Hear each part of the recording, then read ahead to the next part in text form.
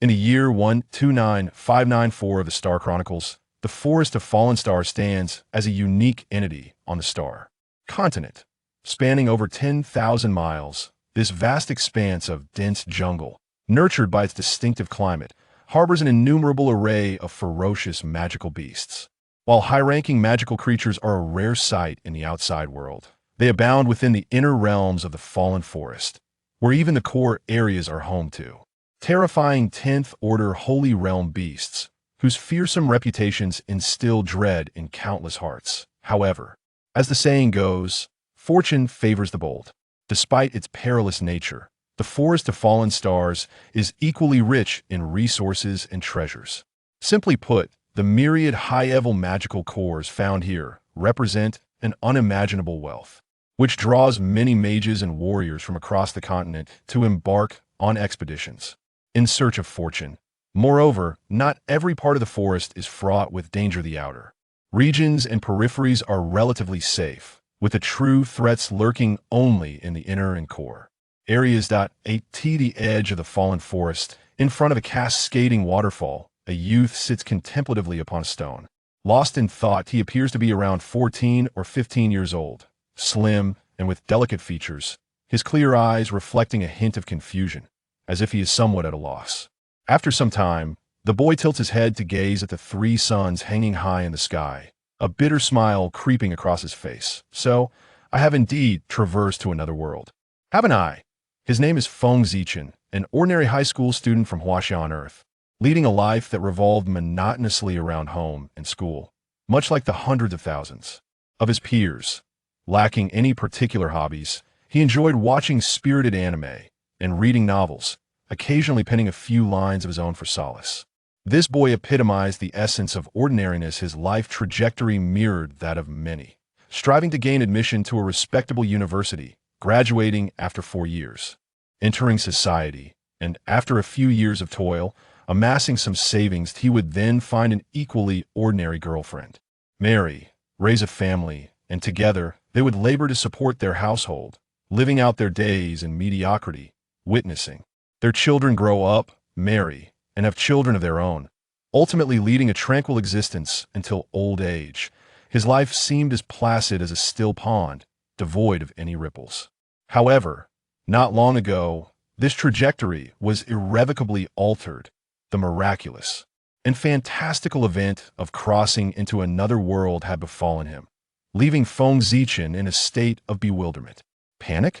Surely anyone would feel a deep-seated fear when thrust into an entirely unfamiliar realm. Excitement, perhaps a touch, yet predominantly, he felt lost, uncertain of the path that lay ahead. This otherworldly realm, as depicted in the novels Feng Zichen had read back on Earth, was undoubtedly filled with powerful beings, governed by the ruthless law of the jungle where the weak are devoured by the strong. Could an ordinary person like him survive? Feng Zichen dared not hope for the protagonist's halo, where one could simply tremble and have the greatest master bow down in submission, allowing him to roam unchallenged in this new world, living a carefree life that was fiction, not reality. And now, Feng Zichen found himself amidst the harshness of this new existence. With a sigh, he muttered in discontent, "As a traverser, shouldn't I have some sort of golden finger? Surely, novels are not devoid of truth." Just then, a sudden, excruciating pain surged through his mind, as if something was rampaging within. Caught off guard, Feng Zichen cried out and collapsed to the ground, trembling uncontrollably, the agony truly terrifying. Yet, as swiftly as it had come, the pain subsided after a few seconds. Feng Zichen, still pale, struggled to regain his composure. A series of mysterious prompt sounds echoed in his mind. Successfully traversed to another world star continent. System rebooting. System reboot complete. Matching host Feng Zichen's system binding in progress. System binding successful. Commencing loading of Naruto world data. Loading complete. Initiating system initialization. Initialization complete. Naruto exchange system officially operational. Ding. The system is running for the first time. A beginner's gift pack has been automatically added to your inventory. Please collect it promptly. A cascade of prompts left Feng Zichen, who had just regained his senses, in a state of astonishment. What did I just hear? A system? A gift pack? Could this be the long-awaited golden finger for traversers finally awakening? Suppressing his inner excitement, Feng Zichen cautiously closed his eyes, repeatedly chanting Naruto exchange system in his mind just as described in the novels. One should be able to see the system simply by focusing his immense anticipation. The mysterious golden finger Naruto exchange system indeed manifested before him. As he gazed at the virtual screen that appeared abruptly in his view, tears streamed down his face surely. The heavens would not forsake him, as he had always believed. Every traverser in the novels possessed a golden finger, whether it be a system or a serendipitous encounter, or at the very least an old man hiding. Within a trinket there was no reason for him to be devoid of such fortune. Beholding the 6 gilded characters, spelling Naruto exchange system on the screen, Feng Zichen brimmed with anticipation, knowing this would be his lifeline in this realm where the strong abound, that he wondered just how powerful it could be. Given the system's name, it must relate to the anime. Naruto from Earth. Feng Zichen was no stranger to Naruto. In fact, he was intimately familiar with it. For a devoted otaku, spirited anime was an indispensable part of his studies. Among them, Naruto stood out as a quintessential work, and Feng Zichen had once been utterly captivated by it. The dazzling ninjutsu, formidable taijutsu, and mysterious genjutsu enthralled him. The various bloodline limits were simply irresistible, their might unparalleled. Wait a moment, Feng Zichen suddenly pondered the implications of the system being called the Naruto exchange system. Did it mean he could exchange for abilities from the Naruto world, ninjutsu, or perhaps bloodline limits? As this thought ignited his excitement, he gazed at the screen and eagerly inquired, System, could you please tell me what functions the Naruto exchange system possesses? Can I exchange for ninjutsu from the Naruto world, or something else? What must I do? Overwhelmed with exhilaration, Feng Zichen posed several questions in rapid succession, yet the system patiently provided its responses. The primary function of this system is exchange. You can exchange for everything from the Naruto world, excluding characters, including ninjutsu, genjutsu, taijutsu, various ninja tools, divine weapons, bloodline limits, summoning beasts, and much more, as long as you possess sufficient exchange points. Everything is available for exchange. The operation is quite simple. The host may control it through thought, manual operation, or even voice commands, with all choices left to the host. Astonishment, pure astonishment. Feng Zichen had initially thought that the Naruto exchange system would only allow him to exchange for ninjutsu or bloodline limits, but he was utterly amazed to discover its vast capabilities, able to exchange for any ability or item from the Naruto world. This revelation filled him with confidence. Even amidst a plethora of powerful beings, he now had a fighting chance. After all, the prowess of the Naruto world was not to be underestimated when considering the likes of the peak powerhouses such as Kaguya and Madara, who could obliterate the world. How could he falter with such a formidable system at his disposal? With such an extraordinary advantage, he felt assured that survival in this other world was within reach. Emboldened, Feng Zichen tentatively tapped the floating screen before him, which then shimmered and divided into 7 distinct sections. Ninjutsu Zone, Genjutsu Zone, Taijutsu Zone, Ninja Tools Zone, Bloodline Zone, Summoning Zone, and Miscellaneous Zone. The division is indeed meticulous. Feng Zichen's initial excitement began to subside as he marveled at the intricate details. He then clicked into the ninjutsu section, and a dazzling array of techniques materialized before him, their sheer abundance rendering him speechless. Shadow Clone Technique, Drank Ninjutsu, Exchange Points. 50 Substitution Technique, Drank Ninjutsu, Exchange Points. 50 Fire Style, Fireball Technique, Drank Ninjutsu, Exchange Points. 100. Fire Style, Great Fireball Technique, Crank Ninjutsu, Exchange Points. 500 Wind Style, Beast Wave Palm, Crank Ninjutsu, Exchange Points. 600 Lightning Style, Earth Walk Crank Ninjutsu, Exchange Points. 800 Wind Style, Great Breakthrough, Crank Ninjutsu, Exchange Points. 1000. Earth Style, Earth Dragon Spear Technique, Brank Ninjutsu, Exchange Points. 5000 Shadow Clone Technique, Brank Ninjutsu, Exchange Points. 8000 Water Style, Water Barrier Technique, Brank Ninjutsu, Exchange Points. 10,000 with countless ninjutsu techniques at his disposal. Feng Zichen felt overwhelmed. Gazing at the familiar techniques from his memories, he yearned to master them all. However, the exchange points required for each technique, accompanied by an eye-catching zero indicating his current balance, made his heart sink, was utterly impoverished. While ninjutsu was indeed impressive, it came at an exorbitant cost. Techniques of slightly greater power demanded thousands or even tens of thousands of exchange points, with Naruto's signature move, the Rasengan, requiring a staggering 100,000 points, and the requirements for even more formidable strength and super strength forbidden. Techniques were astronomical. Feng Zichen's initial exhilaration swiftly faded, for it became clear to him that there was no such thing as a free lunch in this world. To attain more, one must be willing to sacrifice more, even with a system at his disposal. Without diligent effort on his part, he risked perishing in this perilous alternate realm, potentially meeting his demise in the treacherous depths. In the Forest of the Fallen, near a cascading waterfall, Feng Zichen gazed at the myriad of ninjutsu illuminated on the screen before him, alongside their exorbitant prices. Overwhelmed by the sight, he could not help but close his eyes in despair. It felt as though a mountain of gold lay tantalizingly within reach, yet secured behind an impenetrable lock. Truly, it was a most tempting prospect. System, he lamented, how does one acquire these exchange points? I yearn for these ninjutsu. Beep. This system is capable of converting all forms of energy into corresponding exchange points. As long as the host submits any item containing energy, the system will transmute it into exchange points. The more energy and superior the quality, the greater the conversion yield. This is the primary means for the host to obtain exchange points.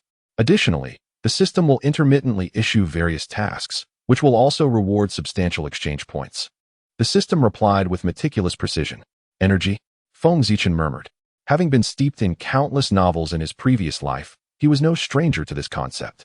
In this otherworldly realm, warriors and mages alike cultivated their powers through diverse forms of energy. Now, in this unfamiliar territory, he assumed that energy would not be difficult to procure, yet he desired clarification. Could you elaborate? Is there accessible energy within this otherworld? For instance, is there any energy nearby that can be exchanged? After a brief silence, the system responded. Following a thorough scan, this continent is identified as the Starry Continent, where the energy of heaven and earth is exceptionally abundant, having birthed countless formidable beings. The cultivation systems of magic and martial prowess have evolved over millions of years, reaching their zenith. However, the energy of this continent cannot be directly converted into exchange points. Therefore, the host must procure crystallized forms of this energy for conversion. Fortunately, there are ample energy clusters scattered across this land. The host need not worry about a lack of energy for exchange. Feng Zichen nodded in understanding, realizing the implications. So, magic and martial prowess were indeed the keys to alleviating his concerns regarding exchange points. However, the system continued. To swiftly acquire energy clusters, the host must possess sufficiently formidable strength. For instance, the Forest of the Fallen is an excellent locale for obtaining such energy clusters. It is inhabited by countless magical beasts, whose cores contain pure energy. The more powerful the beast, the more energy its core harbors, leading to a greater conversion into exchange points, albeit with increasingly stringent requirements for the host's strength. Feng Zichen's initial excitement was doused by the system's unyielding reality check. His expression soured. Strength? What strength did he possess? In this world where everyone trained from childhood, his combat prowess likely fell short even compared to an average 6-year-old child. Sensing Feng Zichen's discontent, the system finally exhibited a touch of empathy. Beep.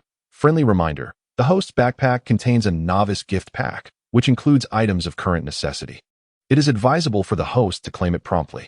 This revelation struck Feng Zichen like a ray of hope piercing through the darkness, illuminating his previously clouded thoughts. Indeed, it was customary for systems to provide benefits at the outset. He fervently hoped for something valuable. System, I wish to open the novice gift pack, he exclaimed urgently. The system responded in its customary tone. Ding successfully received a novice gift pack, officially commencing now. Ding, congratulations, host, on acquiring a chakra refinement manual, a ninja tool pouch, a basic transformation technique, along with an additional 100 exchange points generously provided by the system. Is that all? Feng Zichen felt a tinge of disappointment. He had hoped for something like the Rinnegan or Sharingan, which would certainly alleviate any concerns regarding survival. After all, those are the most coveted ocular jutsu in the Naruto world, immensely powerful beyond compare. However, now he was left with nothing resembling a significant bloodline limit, nor even a decent jutsu. The chakra refinement manual? Quite useful, indeed. The basic transformation technique. Please, that is the most common and mundane jutsu in the Naruto universe. A ninja tool pouch? It barely contained a few kunai and shurikens, which might prove somewhat useful.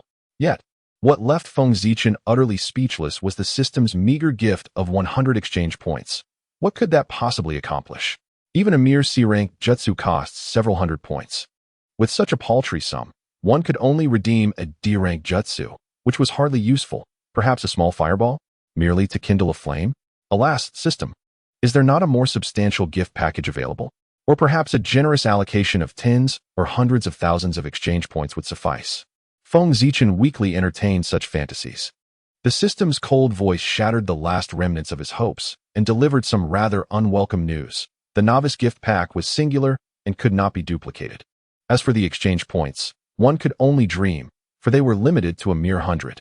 Furthermore, a friendly reminder to the host, you currently find yourself in the infamous fallen forest of the Starry Continent, a perilous location.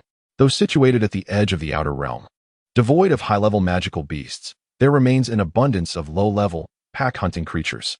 Given your current strength, encountering them would lead only to a dead end.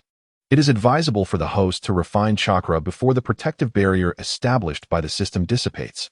Feng Zichen's face, previously adorned with complaints, froze in disbelief. He turned to survey his surroundings, met only with towering trees and dense foliage, while distant roars of beasts sent shivers down his spine. Unsettled, Feng Zichen feigned calm and inquired of the system, how long will this protective barrier last? Additionally, how long will it take to refine chakra using the manual? The system replied, the protective barrier will dissipate in 24 hours. As for how long it will take to refine chakra, that depends solely on your innate talent. If your talent is exceptional, you may be able to refine chakra in a few hours. If lacking, it could take several days. The system's succinct words sent a wave of anxiety coursing through Feng Zichen. What was his true talent? Would he be able to swiftly refine chakra? He fervently hoped he wouldn't share the same misfortune as Rock Lee from the Naruto world, who possessed no ninjutsu talent whatsoever. As thoughts of uncertainty plagued his mind, Feng Zichen ultimately steeled himself. He resolved not to dwell on it further and to devote his time to training, leaving his fate to chance. With newfound determination, Feng Zichen raised his head and declared to the system, please provide me with the chakra refinement manual. The rest can remain in the pouch for now. A flash of light vanished in the sky, and a small booklet mysteriously descended from the void. Feng Zichen reached out to catch it and scrutinized it closely, discovering that although the booklet had few pages, it was densely filled with text and illustrations. Just as Feng Zichen pondered where to begin, the system promptly chimed in. Ding, would you like to quickly learn the chakra refinement technique? Startled, Feng Zichen instinctively nodded, and in an instant, the booklet transformed into a white light that merged into his mind. A surge of information flooded into his consciousness, indelibly etched in his memory. As if it would never be forgotten, this was the chakra refinement technique. As he absorbed the knowledge of the chakra refinement technique, Feng Zichen was astonished. Could it really be this simple? With just a thought, he comprehended the means of cultivation. Overjoyed, he wondered if he could learn ninjutsu in such a manner as well. It was well known that mastering advanced ninjutsu could be exceedingly challenging. Without sufficient talent, one might not even be able to learn them at all. If all ninjutsu could be acquired in this fashion, his worries would vanish. Responding to Feng Zichen's eager anticipation, the system affirmed, indeed, all ninjutsu, genjutsu, and taijutsu can be learned rapidly. However, proficiency and certain nuances must be discerned by the host. Indeed, this was remarkable. Feng Zichen was elated. This Naruto exchange system was truly extraordinary and immensely powerful. With a buoyant spirit, he confidently began his first cultivation session in this alternate realm, guided by the method outlined in his mind for the chakra refinement technique. This moment would determine the course of his life, and soon he would discover the extent of his chakra talent. However, the outcome left him utterly astonished. After less than half an hour of meditative practice, Feng Zichen opened his eyes with a perplexed expression. What was happening? Before the waterfall, He had barely begun his practice of the chakra refinement technique when he found himself bewildered. Initially, he feared that his talent might be inadequate to refine chakra, yet, astonishingly, within just a few minutes, he had successfully refined the first trace of chakra within his body. The speed was so remarkable that he could hardly believe it. Everything was proceeding too smoothly. Feng Zichen cautiously sensed the delicate force coursing through his meridians, bringing him subtle warmth. Indeed, this was the characteristic of chakra. But how could it have been refined so swiftly? Puzzled, he turned once more to the all-knowing system. System, what is happening? How could this be so effortless? The system replied calmly, there is nothing peculiar about this. This system selects only the individual with the strongest chakra talent in a given world as its host. Since the Naruto exchange system has chosen you, it follows that you are indeed the one with the greatest chakra talent in the earth dimension. Thus, smooth cultivation is entirely expected. So it was. He was the individual with the strongest chakra talent on earth? Feng Zichen was taken aback. In his previous life, he had been an utterly ordinary high school student, without any remarkable qualities. Now aware of his unparalleled talent in chakra manipulation, Feng Zichen found himself at a loss for the emotions stirring within him, shaking his head to dispel the inexplicable melancholy clouding his thoughts. He closed his eyes and resumed the refinement of his chakra. After all, even with extraordinary talent, one cannot achieve greatness without diligent effort. As time passed, Feng Zichen gradually became enraptured by the world of cultivation. Unbeknownst to him, he had entered a state of ideal immersion in his training, a realm of self-forgetfulness. The speed at which he refined his chakra surged dramatically, transforming what was already an astonishing pace into something truly terrifying. The chakra within him grew at a remarkable rate, evolving from mere wisps into a warm current the size of a soybean, coursing steadily through his meridians in a continuous cycle. The euphoric sensation of witnessing his strength incrementally increase was intoxicating, leaving Feng Zichen almost entranced. He lost track of time, and before he knew it, the chakra he had refined had thickened to the width of a finger, instilling within him a profound sense of fullness. Abruptly emerging from his state of self-forgetfulness, he sensed a wave of joy wash over him. He had unknowingly reached the threshold of a genin. With continued accumulation of chakra and the establishment of a chakra vortex in his energy center, he would officially attain genin status. Feng Zichen couldn't help but marvel at the advantages of possessing such talent. Typically, ninjas in the world of Naruto required 2 to 3 years to amass the chakra of a genin, excluding those with naturally exceptional physiques.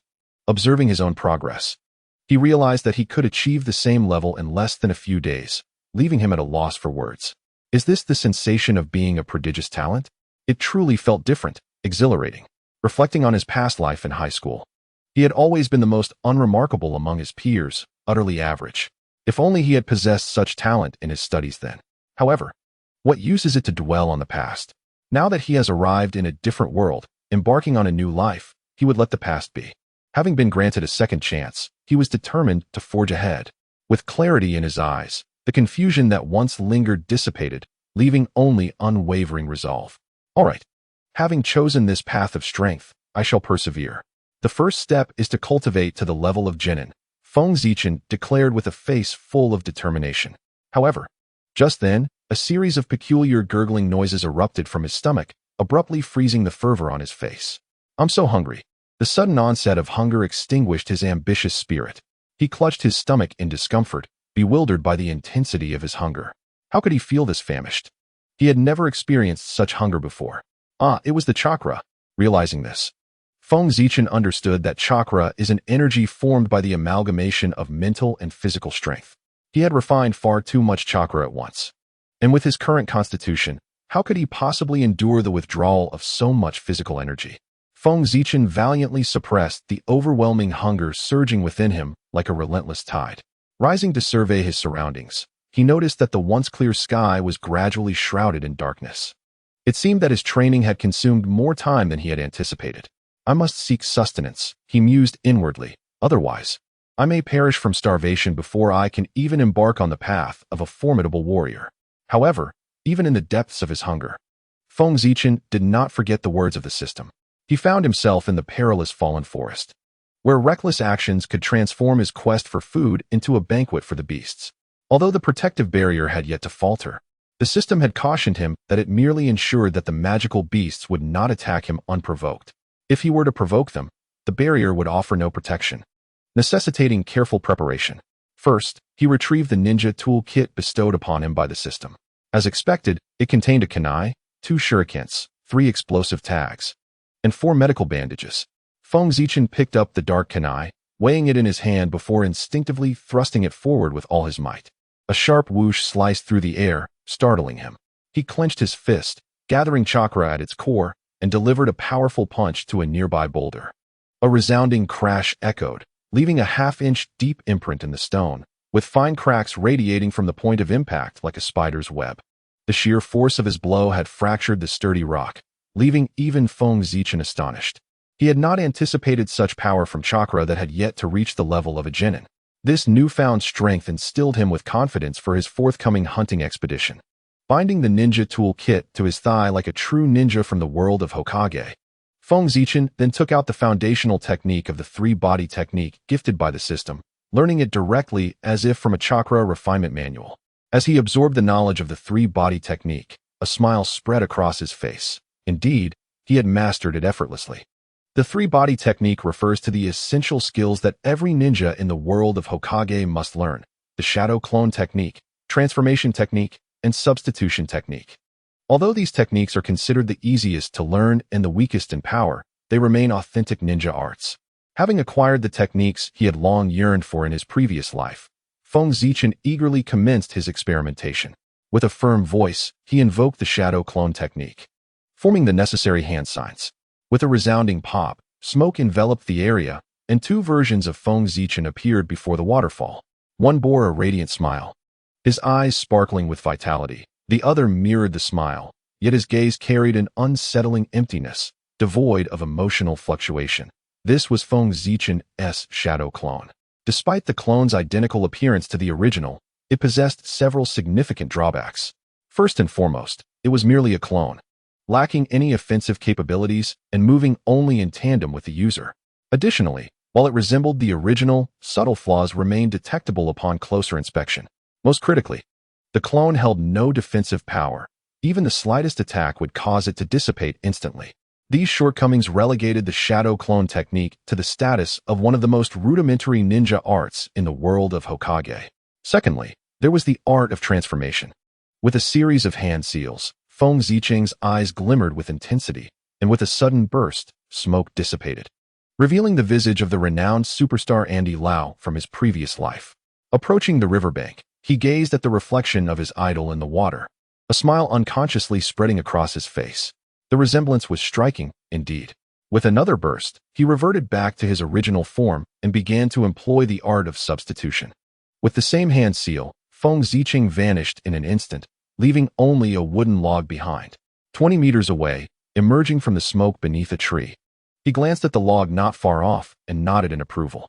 This substitution technique proved quite useful, allowing him to swiftly swap places with an object within a certain range, thus evading a potentially fatal blow. The chakra consumption was minimal, and the casting was quick, requiring only a single hand seal, which elevated the substitution technique above both the shadow clone and transformation jutsu. Even elite shinobi frequently employed it, making it the most practical among the foundational 3-body techniques. Returning to the main topic. Having successfully employed the 3-body techniques for the first time in 2 lifetimes, Feng Zichen truly felt the power reminiscent of a fantasy realm. This realization filled him with exhilaration, though the increasingly intense pangs of hunger in his stomach reminded him of his pressing needs, perhaps prolonging his excitement. With newfound confidence, gripping a dark kunai, he cautiously ventured into the primordial jungle to seek sustenance for his protesting belly. According to the system, this area lay on the outskirts of the fallen forest, devoid of high-tier magical beasts, inhabited instead by numerous 2nd and 3rd tier, as well as 4th and 5th tier beasts. Nonetheless, even these creatures possessed the strength equivalent to that of a low-ranking shinobi, and he was far from being their match. Not to mention that these lower-tier beasts often traveled in packs of dozens, or even hundreds. Feng Zichen, akin to a famished lone wolf, infused his legs with chakra, moving agilely and cautiously through the thicket. His keen eyes scanned the surroundings vigilantly in search of suitable prey. After an extensive search, he found no appropriate targets. Those encountered were either too powerful or too numerous to tackle. As his hunger intensified, impatience began to set in, prompting a resolute decision. If he could not find a suitable magical beast, he would have to confront those formidable targets. Fortunately, luck was on Feng Zicheng's side. Just as he was on the verge of despair, he finally spotted a solitary magical beast, a fourth-tier creature known as the Fireboar. With relatively low attack power but high defense, and a singular attack method that included a gifted magical ability, Fireball, it was an ideal target for many low-ranked magicians or warriors. However, Feng Zicheng was unaware of this. He chose the Fireboar purely for its plump, succulent meat, weighing several hundred pounds. Observing the large Fireboar leisurely rooting around a tree, Feng Zicheng swallowed hard, his eyes ablaze with a fierce longing. Cautiously approaching, he felt a twinge of nervousness. For this was his first face-to-face encounter with such a formidable beast. The persistent growling of his stomach was a source of dismay for Feng Zicheng, who feared that getting any closer would alert the beast. Consequently, he halted over 50 meters away from the unicorn Fireboar, concealing himself behind a large tree.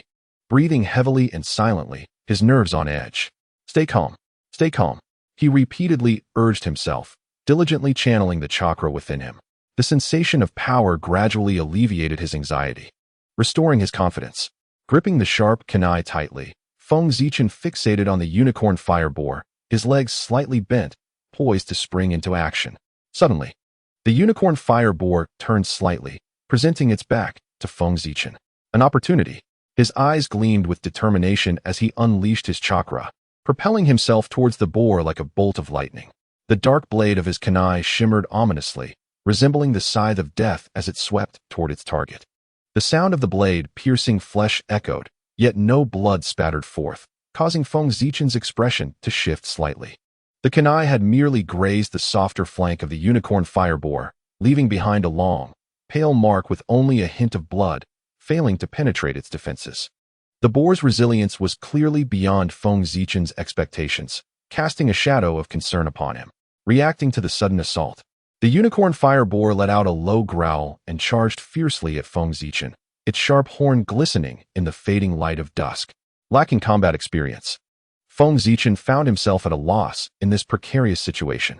Instinctively, he leaped backward with all his might, soaring 7 or 8 meters high, landing directly on the sturdy branch of a tree.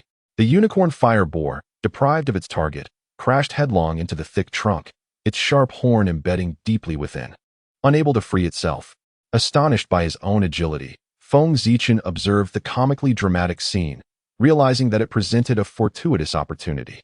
He swiftly channeled chakra to his kunai and leaped from the tree, driving the weapon toward the boar's neck with all his strength.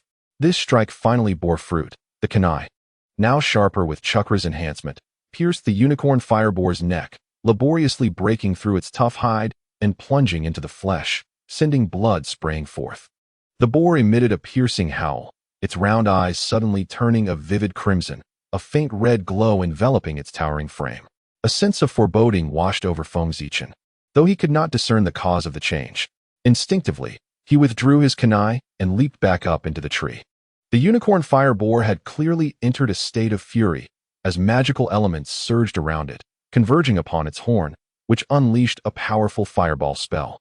With a deafening roar, the massive tree, 2 meters in diameter, was blasted outwards, creating a 1 square meter hole.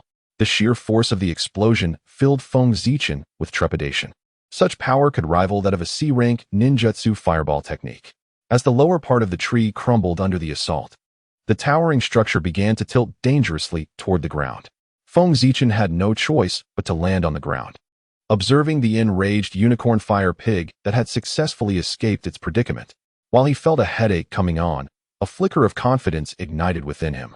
The enhancement of his physical prowess through chakra was evidently significant. His strength, speed, and reflexes vastly surpassed those of an ordinary person.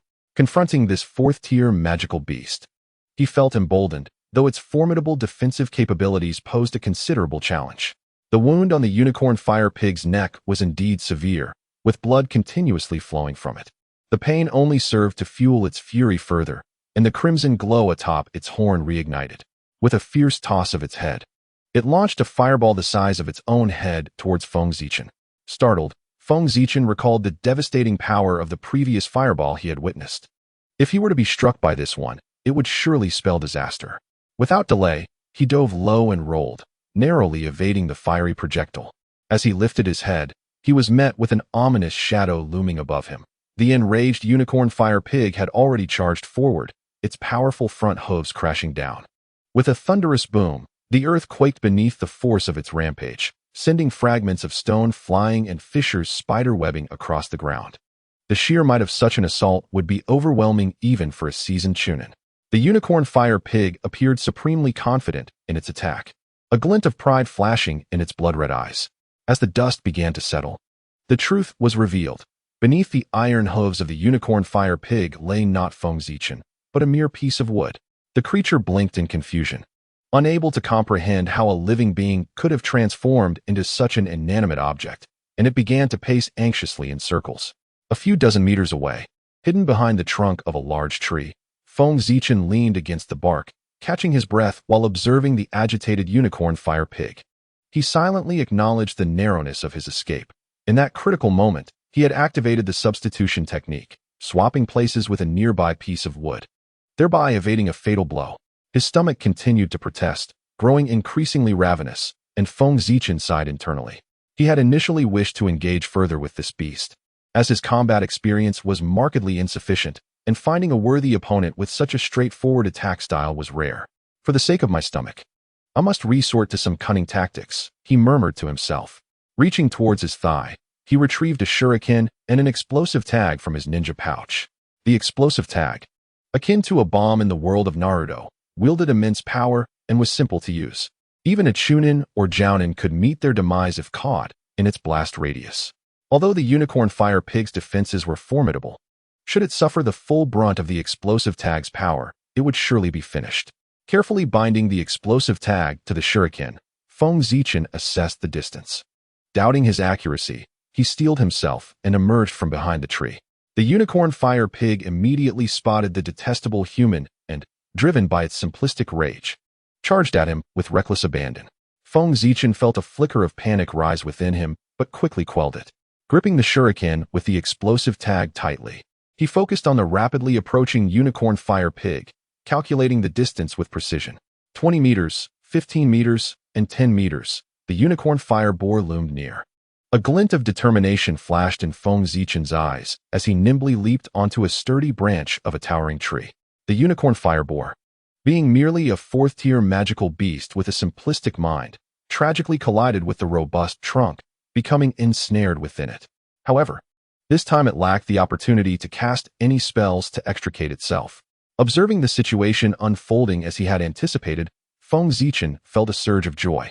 He hurled a shuriken, affixed with an explosive talisman, aiming directly at the already injured neck of the beast. Simultaneously, he deftly sprang toward another tree in the distance, hastily retreating, for he had ignited the explosive talisman as he launched the shuriken. The shuriken struck the unicorn fireboar's neck, and the attached talisman detonated with a resounding boom. The immense force propelled the creature, weighing several hundred pounds, several meters away, shattering a tree trunk of 1 to 2 meters in diameter and creating a half-meter deep crater in the ground. Rushing over, Feng Zichen surveyed the devastation and couldn't help but marvel at the explosive talisman's formidable power. The fact that it required 100 exchange points in the system was indeed justified. The unicorn fire boar was left in a pitiful state, with not a single unscathed spot on its body. Its neck had been blasted open, gushing blood profusely. Noticing something glimmering within the beast's head, Feng Zichen approached and extracted it with his kunai, revealing a brilliant red crystal. He mused, could this be the so-called magic core? It bears a resemblance. The system confirmed. Indeed, this is a fourth-tier fire attribute magic core, convertible for 600 exchange points. Would you like to proceed with the conversion? Without hesitation, he responded affirmatively. Overjoyed at the discovery of the magic core, realizing its potential to yield such a substantial number of exchange points. Why not convert it? This acquisition granted him an A-level ninjutsu. He pondered how much more a 5th or 6th tier magic core might yield. Yet, Feng Zichen understood that higher tier magic cores were not easily obtained. He had faced numerous life-threatening situations to bring down this 4th tier beast, relying on the explosive talisman for a swift victory. Higher-tier magical beasts would likely prove far more formidable, making the efficacy of the explosive talisman increasingly uncertain. Ultimately, success hinged upon his true strength. But those concerns were for another day. Gazing at the hefty carcass of the unicorn fire boar, he swallowed hard. Approaching, he grasped its forelegs and tested his strength. Fortunately, with his chakra-enhanced power, he could drag it to the waterfall. Without further ado, he seized both legs and, exerting his effort, gradually pulled it toward the cascading water. Before long, Feng Zichen dropped the unicorn fire boar and sat before the waterfall. Catching his breath, it had indeed been a strenuous endeavor. After a brief respite, excitement surged through him as he set about preparing the several hundred pounds of meat. Starving and lacking any pretenses, he kindled a fire and began roasting. He sliced the meat into several chunks with his kekkei, laying them over the flames. After more than an hour, the tantalizing aroma of roasted boar legs filled the air, signaling that they were ready. Feng Zichen swore that this was undoubtedly the most arduous hour he had ever endured. Once the meat was roasted, he devoured it with the fervor of a starving ghost reborn. Ah, how delightful it was! Truly, the meat of the magical beasts from this other world was exquisite. His eyes sparkled with delight, prompting him to eat even more voraciously. Within moments, he had consumed several hefty pig legs. And though he would have been stuffed under normal circumstances, his stomach now felt only half full. Feng Zichen roasted several more substantial pieces of pork, nearly finishing the entire boar, and only then did he feel a semblance of satisfaction in his belly. At last, he was satiated. Feng Zichen sprawled on the ground, a contented smile gracing his face. This meat was indeed extraordinary. Even though it was pork, it bore no comparison to the swine of his previous world. The texture was succulent, undeniably pure, devoid of any additives or preservatives. Having relished his meal, Feng Zichen did not forget his earlier ambitions. After tidying up, he settled into a cross-legged position and resumed his practice of the chakra refinement technique. The recent battle had imparted a profound understanding of the potency of chakra, fueling his determination to train even harder. The exhilaration of possessing power thrilled him, since fate had bestowed upon him the opportunity to transcend the ordinary and become strong. It would be a disservice to his identity as a transmigrator not to exert himself to the utmost. Feng Zichen resolved that, uncertain of the specific strength of individuals on this starry continent, he must cultivate sufficient power to avoid being bullied. Recklessly entering human society without strength was not a wise course of action. Therefore, he decided to remain in the Fallen Forest for a few years. Here, with its sparse population and countless magical beasts, he could enhance his strength while accumulating some exchange points. After all, once he ventured into the outside world, he could not be certain of the ease of obtaining energy blocks. It was prudent to gather some in the Fallen Forest first. Moreover, this place offered numerous free sparring partners, allowing him to sharpen his combat awareness and enhance his experience. Given that he had been a mere homebody in his previous life, having barely engaged in any fights, he possessed little to no experience. With all these advantages, why would Feng Zichen not choose to stay here? He resolutely decided that he would not leave the Fallen Forest until he reached a certain level of strength. When he finally stepped out of the Fallen Forest, he would ensure that the starry continent trembled before him. A newfound brilliance shone in Feng Zichen's eyes, his unwavering conviction almost palpable, ready to burst forth. Starry continent. Await my arrival. In the year 129597 of the starry calendar, time slipped by like an unspooled thread, and 3 years had swiftly passed. For an individual, 3 years might seem considerable, yet for the starry continent, which had remained tranquil for over 100,000 years, it was but a mere blink. The entire land remained under the governance of the 3 great empires, the Fales Empire, the Xingyue Empire, and the Huanyu Empire, continuing in an apparent state of peace and stability. The Fallen Forest, renowned as a lair of ferocious magical beasts, was never short of adventurers. Each day, countless mages and warriors from across the continent flocked here to hunt magical beasts, some in pursuit of treasures, others for wealth, and yet others to hone their skills and fortify their resolve. Various purposes abound, yet regardless of the intent that brings one to the Fallen Forest, it has undeniably fostered an extraordinary popularity across the starry continent. However, there exists a tacit rule that all who venture into the Fallen Forest heed never attempt to trespass into its core region, a forbidden zone inhabited by numerous Tier 10 sacred domain beasts. Whispers abound of a legendary divine domain beast residing in the deepest, most perilous part of this core area, an entity so rare that few exist across the entire starry continent. To provoke such an unparalleled beast is to invite certain doom. Thus, even the most renowned sacred domain powerhouses are loath to enter the heart of the fallen forest without compelling reason. For the chasm between divine and sacred domains is akin to the divide between heaven and earth. Even a cadre of 10 or 20 sacred domain warriors would likely falter against a divine domain champion, underscoring the formidable presence of divine beings upon the continent. Consequently, the outer regions of the fallen forest attract numerous adventurers, while the inner domain remains largely deserted. This is primarily due to the inner domain's population of formidable beasts, predominantly Tier 7 and Tier 8 creatures, with several Tier 9 beasts lurking as well, equivalent to the might of human archmages and martial sovereigns. It is no wonder that ordinary adventurer teams would hesitate to venture into the inner domain and court death. However, the Tyre team is no ordinary band of adventurers. This seasoned and formidable group possesses a wealth of experience. Their leader, Tyre, is a middle-aged man in his 40s, a master of combat energy who has reached the pinnacle of martial sovereignty. The team comprises another martial sovereign, albeit at the initial stage, alongside 9 martial disciples, most of whom are at the late or peak stages, with one having only recently achieved this rank. Additionally, the team includes 2 formidable mages, both of whom are grand mages. In the Starry Continent, mages hold a status slightly superior to that of warriors, as they can unleash devastating area of effect forbidden spells during large-scale conflicts, wielding immense power capable of swaying the tides of battle. Thus, empires tend to favor mages. Overall, the Tyre team boasts considerable strength, enabling them to navigate the treacherous inner domain of the fallen forest.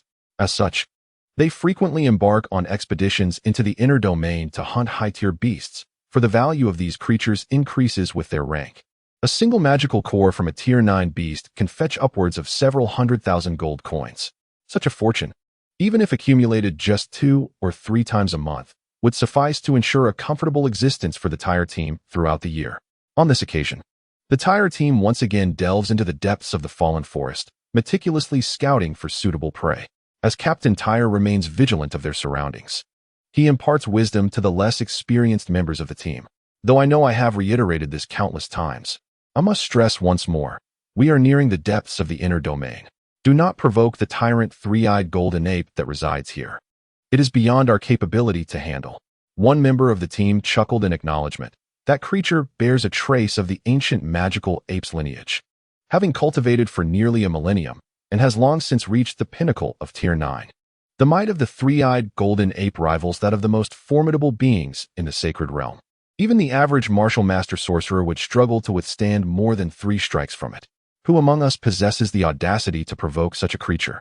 It is wise to understand that the 3-eyed beast is not to be trifled with. Not only we, but even a combined force of 10 or 20 sorcerers would find it perilous to engage.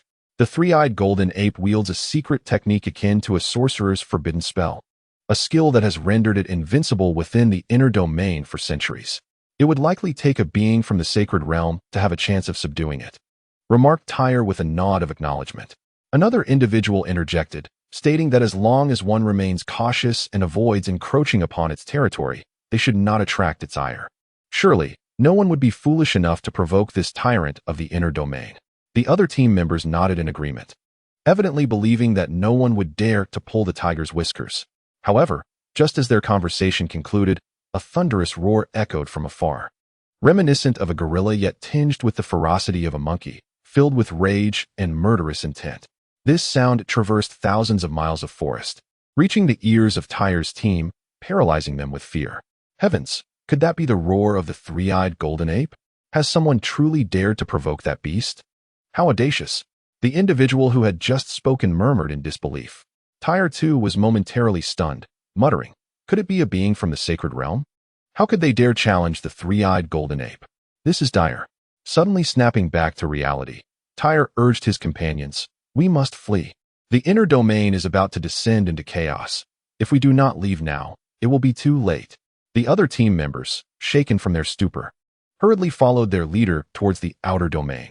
Deep within the fallen forest's inner domain, in a secluded valley, a colossal ape towering over 10 feet stood howling toward the heavens, its fearsome visage radiating a palpable aura of menace. Its fiery red fur and the tightly shut third eye on its forehead revealed its identity as the absolute sovereign of this territory for centuries, the three-eyed golden ape. Today, however, the once unchallenged ruler of the fallen forest was in a foul mood, its displeasure stemming from the sight of a lone human daring to confront it. This human appeared to be merely a child of 17 or 18, yet he had the audacity to intrude upon the ape's domain and issue a challenge. It had been hundreds of years since anyone had dared to defy the three-eyed golden ape, provoking a sense of indignation and fury within it. Had it been too low-key these past centuries, allowing even a mere child to challenge its authority? With this thought, the rage of the three-eyed golden ape intensified, and it spoke with an unsettling calmness that belied the lethal intent underlying its words. Human, challenging me is the gravest mistake of your life. Yet you shall not have the opportunity to regret it.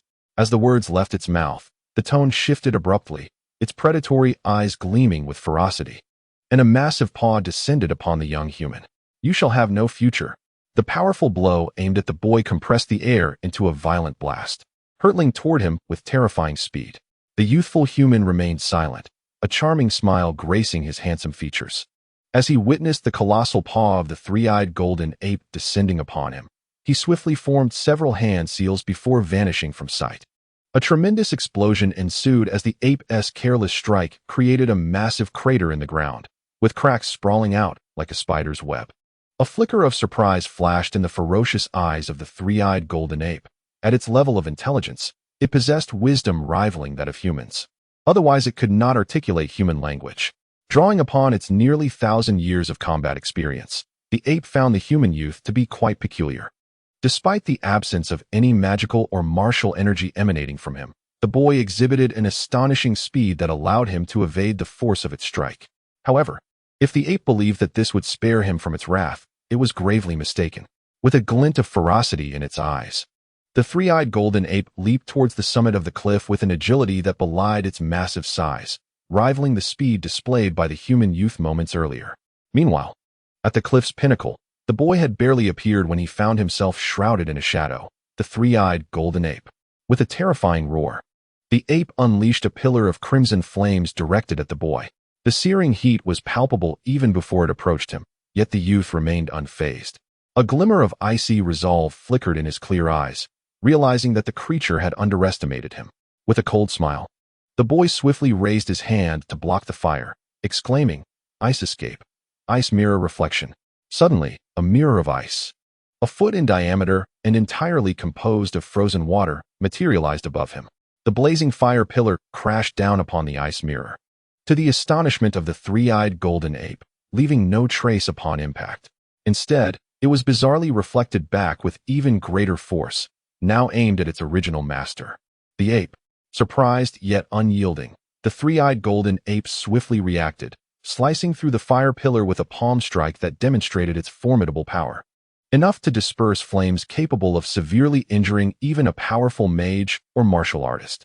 Although the flames were dissipated, the torrent of rage within the ape subsided slightly as it turned its gaze toward the boy, now imbued with a hint of seriousness. "Human lad, what is your name?" After a moment of silence, the three-eyed golden ape inquired. The shift from arrogance to calm inquiry indicated its acknowledgement of the youth's strength. The boy smiled, finally receiving the recognition he sought.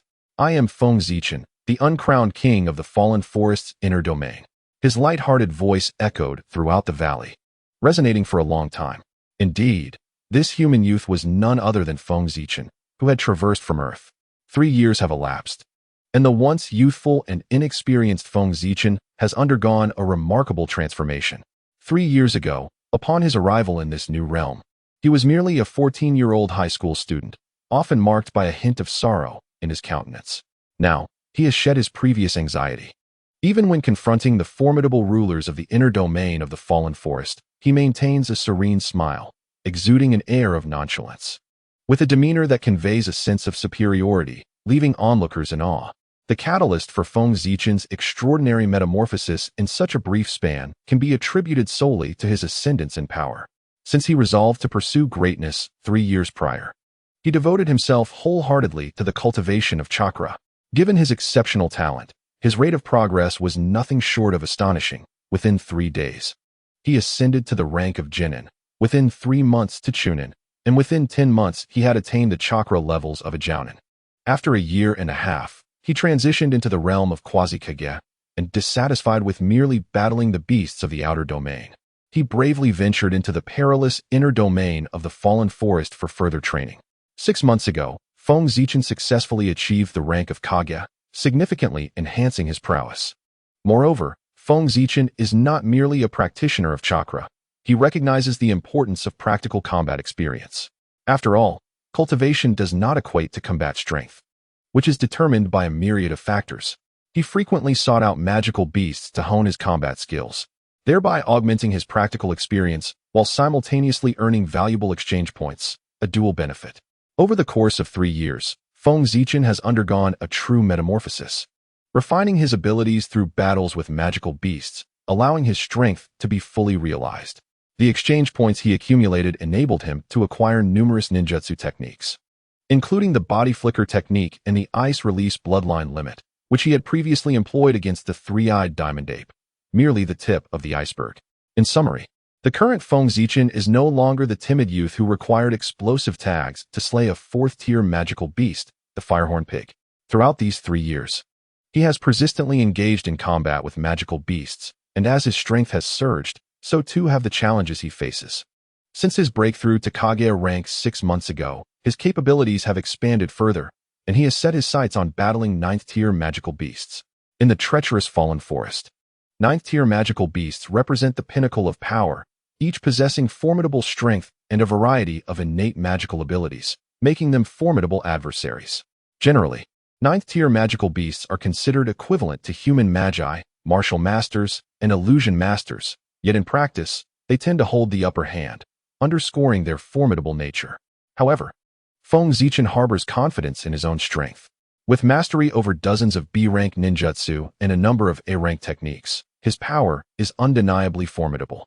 Over the past 6 months, he has grown increasingly stronger, and his battles against 9th-tier magical beasts have evolved from initially being at a disadvantage to achieving parity, and eventually, he has emerged victorious in every encounter. The magical cores of 9th-tier beasts are rich in energy, translating to at least 100,000 points in exchange value, and it is not uncommon for prolonged cultivation to yield 200 or even 300,000 exchange points. Abundant exchange points are utilized to acquire more formidable ninjutsu and bloodline limits, further enhancing one's strength, which leads to a virtuous cycle. This rapid advancement in power has allowed Feng Zichen to recently vanquish a coalition of 5 9th-tier magical beasts, yet he felt a lingering dissatisfaction. It dawned upon him that his prowess had reached a level where he was nearly unmatched within the inner domain of the fallen forest. Finally, Feng Zichen gained confidence in his current abilities, realizing that the time to depart from the fallen forest and return to human society was approaching. After all, he was still but a human, scarcely 17 or 18 years of age, at the most splendid phase of life. Remaining in this desolate forest inhabited by magical beasts was hardly conducive to his growth. Moreover, he had reached a bottleneck in his strength. Without a substantial amount of exchange points or a moment of epiphany, further enhancement would be exceedingly difficult. It was indeed time to make his exit. However, before leaving the fallen forest, Feng Zichen desired to undertake one final endeavor, to challenge the crownless king of the inner domain, the three-eyed diamond ape. Thus, he sought out the slumbering creature, rudely awakening it despite the unfriendly manner of his approach. "Feng Zichen, I remember you," the three-eyed diamond ape roared, its voice resonating like the thunderous roar of a tiger or leopard, deafening in its intensity. "Indeed, I have been cultivating here in the fallen forest for several years and have achieved a modest level of progress. I have come to request your esteemed assistance in testing my cultivation results," Feng Zichen replied politely, pausing momentarily before adding with a hint of arrogance. "I am particularly intrigued by the magic core of a 9th-tier magical beast that is cultivated for a millennium. I wonder how its contained energy differs from that of ordinary 9th-tier beasts." The three-eyed diamond ape was taken aback, but rage swiftly followed. It was not known for its amiable disposition, and its inherent ferocity surged forth. Initially, it had asked a question due to Feng Zichen's display of strength. But this audacious proclamation was utterly intolerable. "Interested in my magic core? That is akin to a human saying, 'I wish to kill you. Please clean your neck and await your fate.'" How could the inherently brutal and domineering three-eyed diamond ape possibly endure such provocation? Furiously pounding its robust chest, the three-eyed diamond ape was genuinely enraged, its fiery red eyes flashing with a savage flame. "Vile human, you are courting death," it bellowed, unleashing a thunderous roar as it leaped into the air, delivering a powerful punch towards Feng Zichen. The overwhelming force exuded a palpable pressure, starkly contrasting with its previous strikes, clearly indicating that the three-eyed diamond ape was employing its full strength. Despite maintaining a smile, Feng Zichen's eyes betrayed a hint of caution. With a swift motion, he activated his instantaneous movement technique to evade the scene. The colossal punch struck the cliffside with the force of a cannon, obliterating the rock into dust. The three-eyed diamond ape's gaze swept across the area, instantly realizing that Feng Zichen had evaded using that peculiar technique once again. A flicker of disdain crossed its eyes. Did he truly believe he could deceive it with such tactics? Without hesitation, the three-eyed diamond ape pivoted, swinging its lengthy tail in a sweeping arc towards the top of a nearby large tree. Almost simultaneously, the figure of Feng Zichen appeared atop the treetops, as if he had deliberately ascended to meet the challenge. A moment of alarm surged within him, yet his hands moved swiftly, forming seals to unleash an ice release technique. Ice shield. A formidable barrier of glacial ice abruptly manifested before him, erecting a defensive wall. The tail, as sturdy as iron, swept against the ice shield, the tremendous force propelling it several dozen meters away. Feng Zichen endured the impact, swiftly leaping to another large tree, while his hands hastily formed seals once more. He puffed up his cheeks and unleashed the fire release. Great fireball technique at the three-eyed King Kong monkey. A massive, dark red fireball erupted from his mouth, swelling in size as it soared toward the three-eyed creature. The three-eyed King Kong monkey sneered, extending its hand to effortlessly shatter the enormous fireball. The ease with which it did so was utterly blinding to Feng Zichen. Could it be? Although his technique was merely a C-rank ninjutsu, the amount of chakra he had infused was substantial. By all accounts, its power should have reached at least B rank. Even if it couldn't inflict harm, it shouldn't have been so easily obliterated. The three-eyed King Kong monkey, seemingly discerning Feng Zichen's bewilderment, taunted, "So, you are a fire element mage? Did you not realize I am a fire attribute beast? My innate ability renders me immune to most fire-based attacks. None of your magic can harm me in the slightest. Now, let us see how you respond to my 8th level magic, Scorching Fist." A fist imbued with the terrifying power of the three-eyed King Kong monkey erupted forth, hurtling toward Feng Zichen. So that was it. Immune to fire attribute attacks? It seemed he could no longer rely on fire techniques. Enlightenment dawned upon Feng Zichen. Accompanied by a smirk, the creature assumed he was limited to fire release techniques. It appeared he had a lesson to impart. As the fiery fist soared toward him like an arrow, Feng Zichen swiftly formed seals once again, invoking water release. Water surge wave. With a resounding crash, a column of water erupted from his mouth with the force of a high-pressure hose, surging directly toward the blazing fist. The two assaults collided fiercely in midair, dissipating into nothingness. The three-eyed King Kong monkey stared in astonishment as Feng Zichen suddenly employed water magic. Was this individual a dual-element magician? It was a grave miscalculation on its part. Little did it know that Feng Zichen was not merely adept in water and fire. He was a prodigious talent proficient in the mastery of 5 elemental magics: water, fire, wind, lightning, and earth. It was far too early for astonishment. Having countered the Scorching Fist with a B-rank ninjutsu, Feng Zichen was far from the type to evade without retaliating. His hands moved with remarkable speed, forming over 40 seals in an instant. Suddenly pausing, he took a deep breath and unleashed a colossal torrent of water, invoking water release. Great waterfall technique. An overwhelming deluge cascaded forth as if the Milky Way had descended from the heavens, crashing toward the three-eyed King Kong monkey. Startled, the three-eyed creature leapt to grasp a sturdy branch, swinging away with alarming speed. The torrent was unexpectedly immense, swiftly engulfing the entire valley. Feng Zichen looked out to see nothing but a vast expanse of water. A colossal lake, spanning 1,000 meters in circumference, had been formed in that instant. In an astonishing display, Feng Zichen found himself nearly depleted of chakra, yet he marveled at the vast expanse of the water surrounding him. Truly, the great waterfall technique, which he had executed with all his might, was indeed formidable. As for the chakra he had expended, he harbored no concerns. From his ninja tool pouch, he retrieved a pitch-black elixir and swallowed it with an air of composure. Instantly, his chakra replenished at a terrifying pace, recovering to 30% of its peak within mere seconds, and it appeared that he would be fully restored in under a minute. This military supply pill, a product of the system, was specifically designed for chakra recovery, and its effects were nothing short of astounding. Feng Zichen mused with satisfaction. Though lamented its exorbitant cost, 10,000 exchange points for a single pill, equivalent to an A-ranked ninjutsu. Nevertheless, having obtained a pinnacle 9th-tier magic core made it worthwhile. He cast a glance towards the distant San Yin King Kong ape, whose expression was a mix of astonishment and uncertainty, and smiled. Deep within the fallen forest, the once dominant lair of the San Yin King Kong ape had transformed into a vast lake, all thanks to the figure standing atop the water, Feng Zichen. The San Yin King Kong ape, grasping a towering tree trunk that emerged from the water, gazed in disbelief at the immense body of water before him. The magnitude of such magical prowess was nearly comparable to a forbidden spell, albeit slightly less powerful. Who was this human, endowed with such formidable magical talent at such a tender age?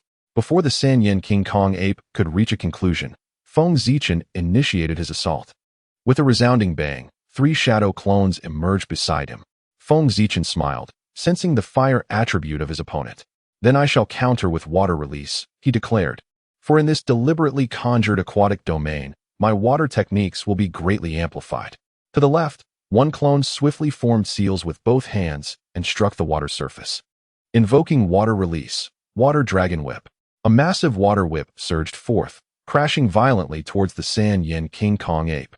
Another clone, with a stoic expression, executed intricate hand seals and called out, water release, water surface slash.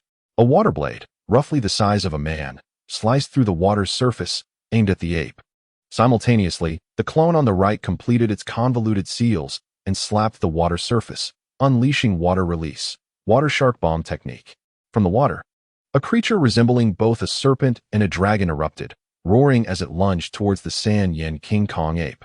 In an instant, a trio of formidable techniques, water whip, water blade, and water beast, assaulted the San Yin King Kong ape, stirring the water into a frenzy. The San Yin King Kong ape felt a throbbing headache. Although it was a fire attribute beast, it was not entirely immune to water magic, and its natural aversion to water added to its discomfort. However, the pride of being the ruler of the fallen forest for centuries left no room for retreat.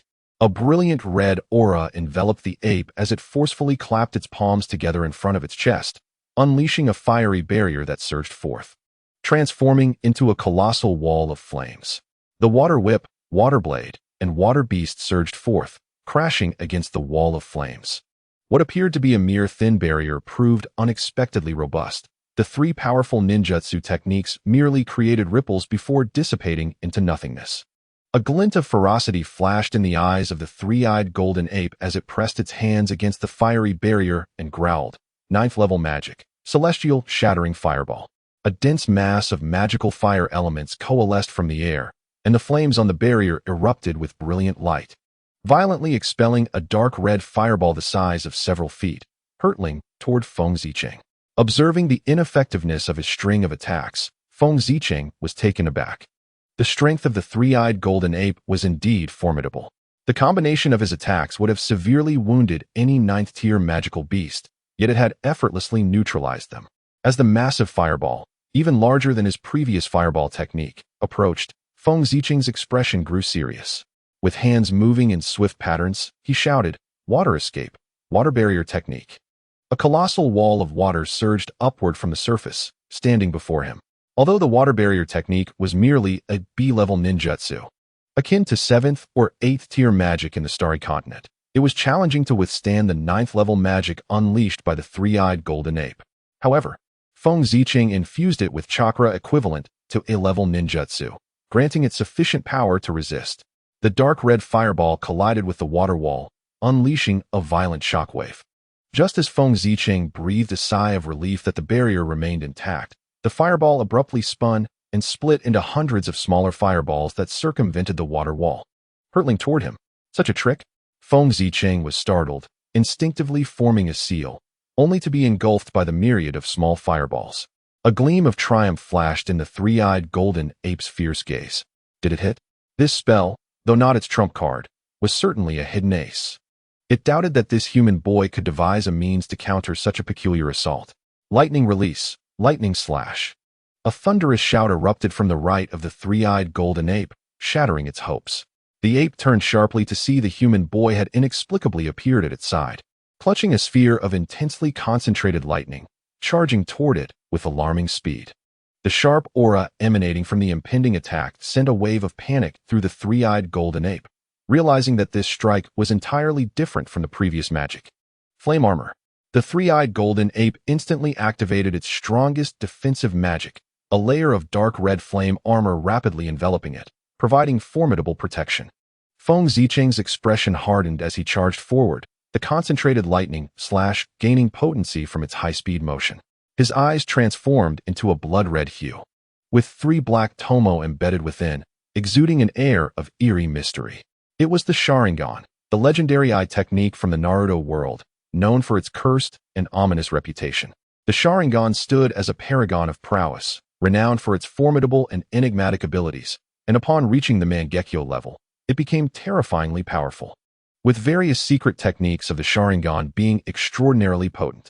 In a previous life on Earth, there existed a notion that the world of Naruto could be aptly termed the realm of ocular techniques, as the formidable powers of the Sharingan and Rinnegan permeated the entirety of its narrative. While such a claim may seem somewhat exaggerated, it nonetheless underscores the remarkable prowess of the Sharingan, a bloodline limit of ocular techniques. As a seasoned aficionado of Naruto, Feng Zichen could hardly overlook this potent bloodline limit. Thus, he eagerly exchanged for it, and progressively elevated it to the level of 3 tomo. Moreover, the piercing A-rank technique, Raikiri, could only unleash its true potential when paired with the Sharingan, prompting Feng Zichen to finally reveal his prowess. After experiencing a recent setback, he adopted a more cautious approach, determined to confront his adversary with utmost strength and decisiveness. The powerful lightning surged forth as Feng Zichen moved at blinding speed, carving a long gash across the water surface, sending sprays of water into the air. With a fierce shout, he instantaneously appeared beside the three-eyed King Kong monkey, his Raikiri slicing through the fiery armor with a deafening clash. The Raikiri struck the flame-clad armor like a drill, its concentrated power terrifying in its intensity.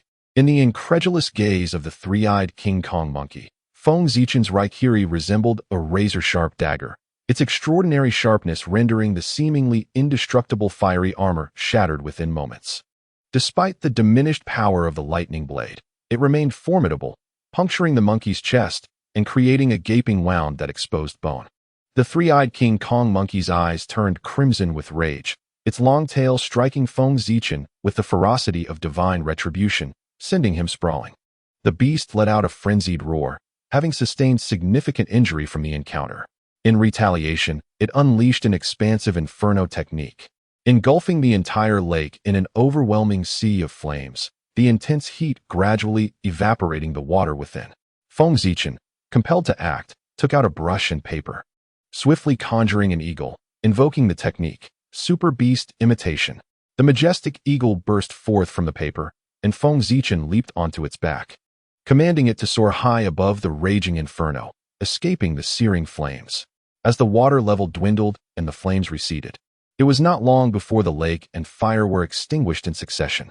The three-eyed King Kong monkey landed heavily, blood oozing from the wound in its chest, further inflaming its fury. "Human, you have truly provoked my wrath. Prepare to embrace death," it declared ominously, closing its eyes, while its third eye, previously sealed in silence, began to tremble ominously. Feng Zichen sensed this anomaly and was taken aback. Could it be a portent of doom? He hastily commanded the eagle to descend urgently. Leaping off its back as he dispelled the artistic creation, his eyes filled with gravity and apprehension. If his intuition was correct, the three-eyed beast was preparing to unleash its fearsome forbidden technique, the destruction divine light, which had instilled terror throughout the fallen forest. In light of this, it seemed he too must resort to his ultimate tactics. The visage of the three-eyed golden ape was a grotesque sight, suffused with a palpable intent to kill. At last, the third eye, nestled in the center of its forehead, opened. What a pair of eyes they were! In its elongated gaze lay golden pupils, And when it fixed its sight upon Feng Zichen, a profound sense of traversing time and space enveloped him. Those were eyes devoid of empathy. Eyes that had witnessed the slaughter of countless beings. Feng Zichen discerned with certainty. The brilliance emanating from the golden pupils of the three-eyed golden ape surged forth, gathering momentum before unleashing a blinding beam of divine light, hurtling towards Feng Zichen. Destructive divine light. A shiver coursed through Feng Zichen, as an unprecedented sense of peril enveloped him. He realized he had been marked, and the notion of evading such an attack with his instant body technique was futile. He could only confront it head-on. With resolute preparation, he unleashed the seals he had long since readied, clapping his hands together as he bellowed, spirit summoning technique. Triple Nether Gate. With a resounding roar, 3 ominous black doors erupted from the ground, towering like mountains before Feng Zichen. This was indeed his most formidable defensive ninjutsu, the Triple Nether Gate. Capable of withstanding all S-rank attacks, save for illusions, this technique was specifically designed for defense, costing Feng Zichen a staggering 150,000 exchange points. He was thoroughly satisfied with its defensive prowess. Until this moment, no attack had ever breached even a single door, let alone the formidable triad that constituted this superlative defense. Yet, a twinge of concern gripped Feng Zichen. While the Triple Nether Gate was undeniably robust, the three-eyed golden ape's signature move, the destructive divine light, boasted a fearsome reputation, having claimed the lives of countless challengers, both human and beast alike. Would the Triple Nether Gate prove sufficient this time? The confrontation between the destructive divine light and the Triple Nether Gate, ultimate offense versus ultimate defense, would soon reveal its outcome. Driven by the agony of its injuries, the three-eyed golden ape unleashed its forbidden technique, the destructive divine light, with unwavering confidence. Though it had witnessed the seemingly formidable defenses of the 3 looming gates, the ape remained steadfast in its belief in the power of its forbidden technique, for it had once felled a 10th-tier Saint Domain beast with this very attack. Indeed, a 10th-tier Saint Domain beast. In the realm of the Starry Continent, such beings held an exalted status. Even members of the imperial families in the 3 great empires, revered for their noble lineage, would bow in deference to a Saint Domain powerhouse. In the world of magical beasts, the hierarchy was starkly defined. With immense disparities between the ranks, the gulf between 9th and 10th tier Saint Domains was particularly vast. Even a severely injured 10th tier Saint Domain beast could not be vanquished by a mere 9th tier beast, yet the three-eyed golden ape had triumphed over one such wounded creature, thereby illustrating the formidable nature of the forbidden technique, the destructive divine light. The resplendent golden radiance, imbued with a chilling aura of death, tore through the void, striking with unwavering ferocity against the Triple Nether Gate. Feng Zichen felt an intensely sharp sound of vibration, and upon gazing intently, he witnessed a scene that made his heart leap. The Triple Rashomon, though formidable in its defense, was ultimately inferior to the might of the Annihilation Divine Light. Golden radiance crashed against the first Rashomon, and its terrifying power directly tore a gaping hole. It then struck the second gate. The Annihilation Divine Light seemed as if it possessed boundless strength, breaching the second gate after merely a fleeting moment of resistance. The third gate, however, withstood the onslaught for a considerable duration, but ultimately succumbed after exhausting most of the Annihilation Divine Light's power. The strength of the Annihilation Divine Light was indeed formidable, instilling genuine shock in Feng Zichen. His invulnerable defensive ninjutsu had been breached. The potency of this Annihilation Divine Light was truly monstrous. Nevertheless, although Feng Zichen's Triple Rashomon did not fully thwart the Annihilation Divine Light, it managed to dissipate over 90% of its force, reducing the once thigh-thick golden beam to a mere finger's width. With a swift incantation, Feng Zichen unleashed the Earth Release, Earth Wall technique. With a series of resounding booms, 5 earthen walls abruptly rose from the ground, standing resolutely before him. Even though the Annihilation Divine Light had dwindled to the size of a finger, it still bore an air of regal authority and sharpness. It thunderously shattered through 4 solid earthen barriers before finally dissipating into nothingness. What a close call! Feng Zichen marveled, shaking his head. Initially, he had contemplated releasing but a single earthen wall to counter the residual force, and now it seemed he had narrowly escaped a grave miscalculation. While Feng Zichen rejoiced, the three-eyed diamond ape was left in a state of bewilderment.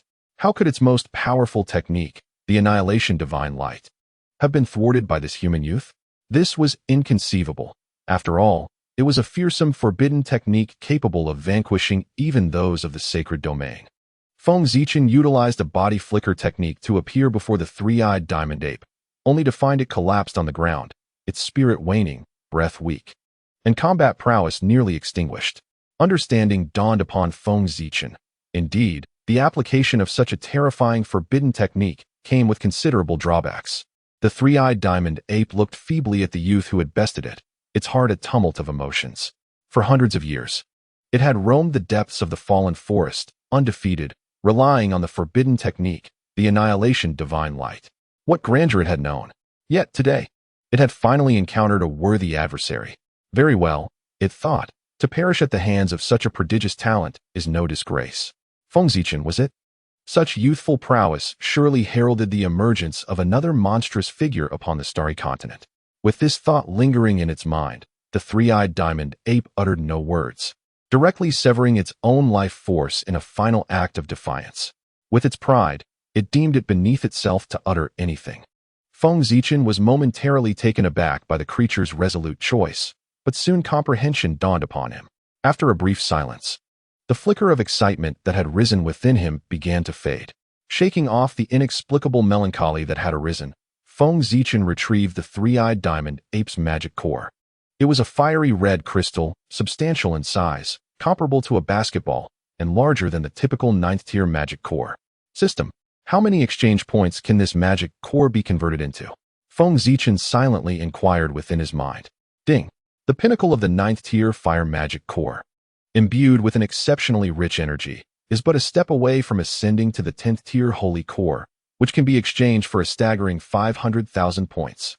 500,000. Feng Zichen gasped in astonishment. He had previously slain 9th-tier peak magical beasts, whose cores were valued at merely 200,000 to 300,000 points. How could the magic core of the three-eyed golden ape be worth 500,000 points? However, upon reflection, Feng Zichen could comprehend this valuation. Although the three-eyed golden ape was indeed a 9th-tier peak magical beast, it could defeat ordinary 9th-tier peak beasts in less than 10 moves, showcasing its profound depth.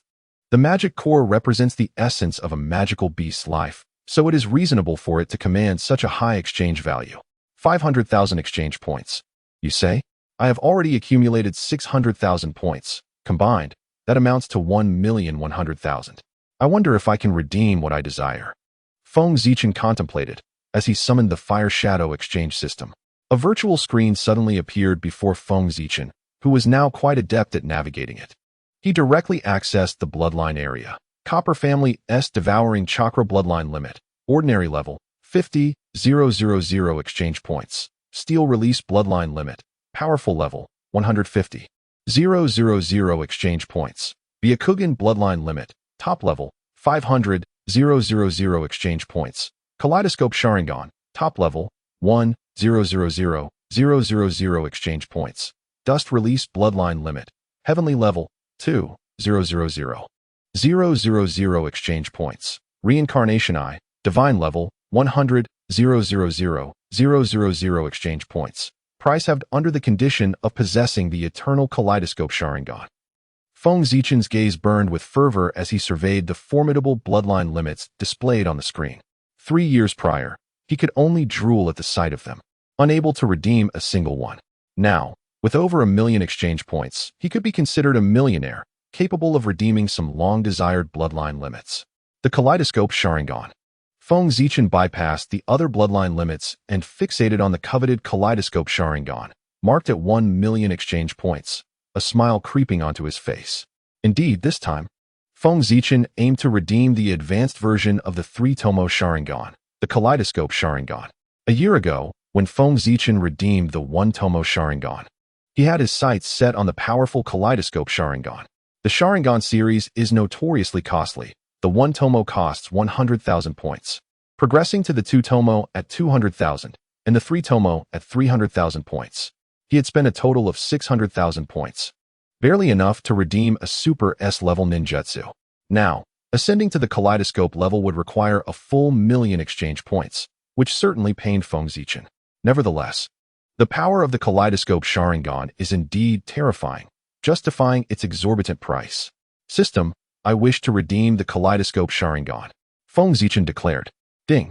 Within the Fire Shadow Exchange system, there are 6 pairs of kaleidoscope Sharingan, belonging to Uchiha Itachi, Uchiha Sasuke, Uchiha Obito, Uchiha Shisui, Uchiha Izuna, and Uchiha Madara.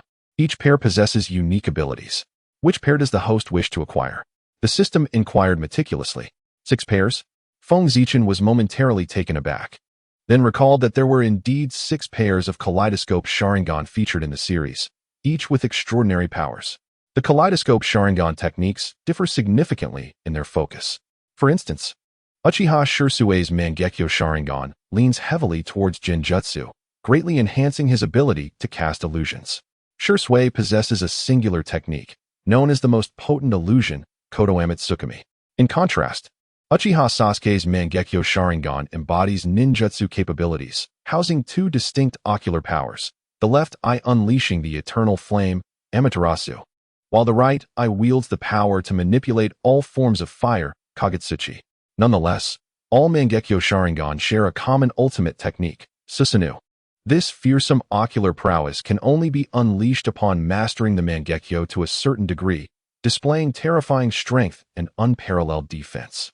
Capable of wielding divine artifacts and manifesting various formidable powers.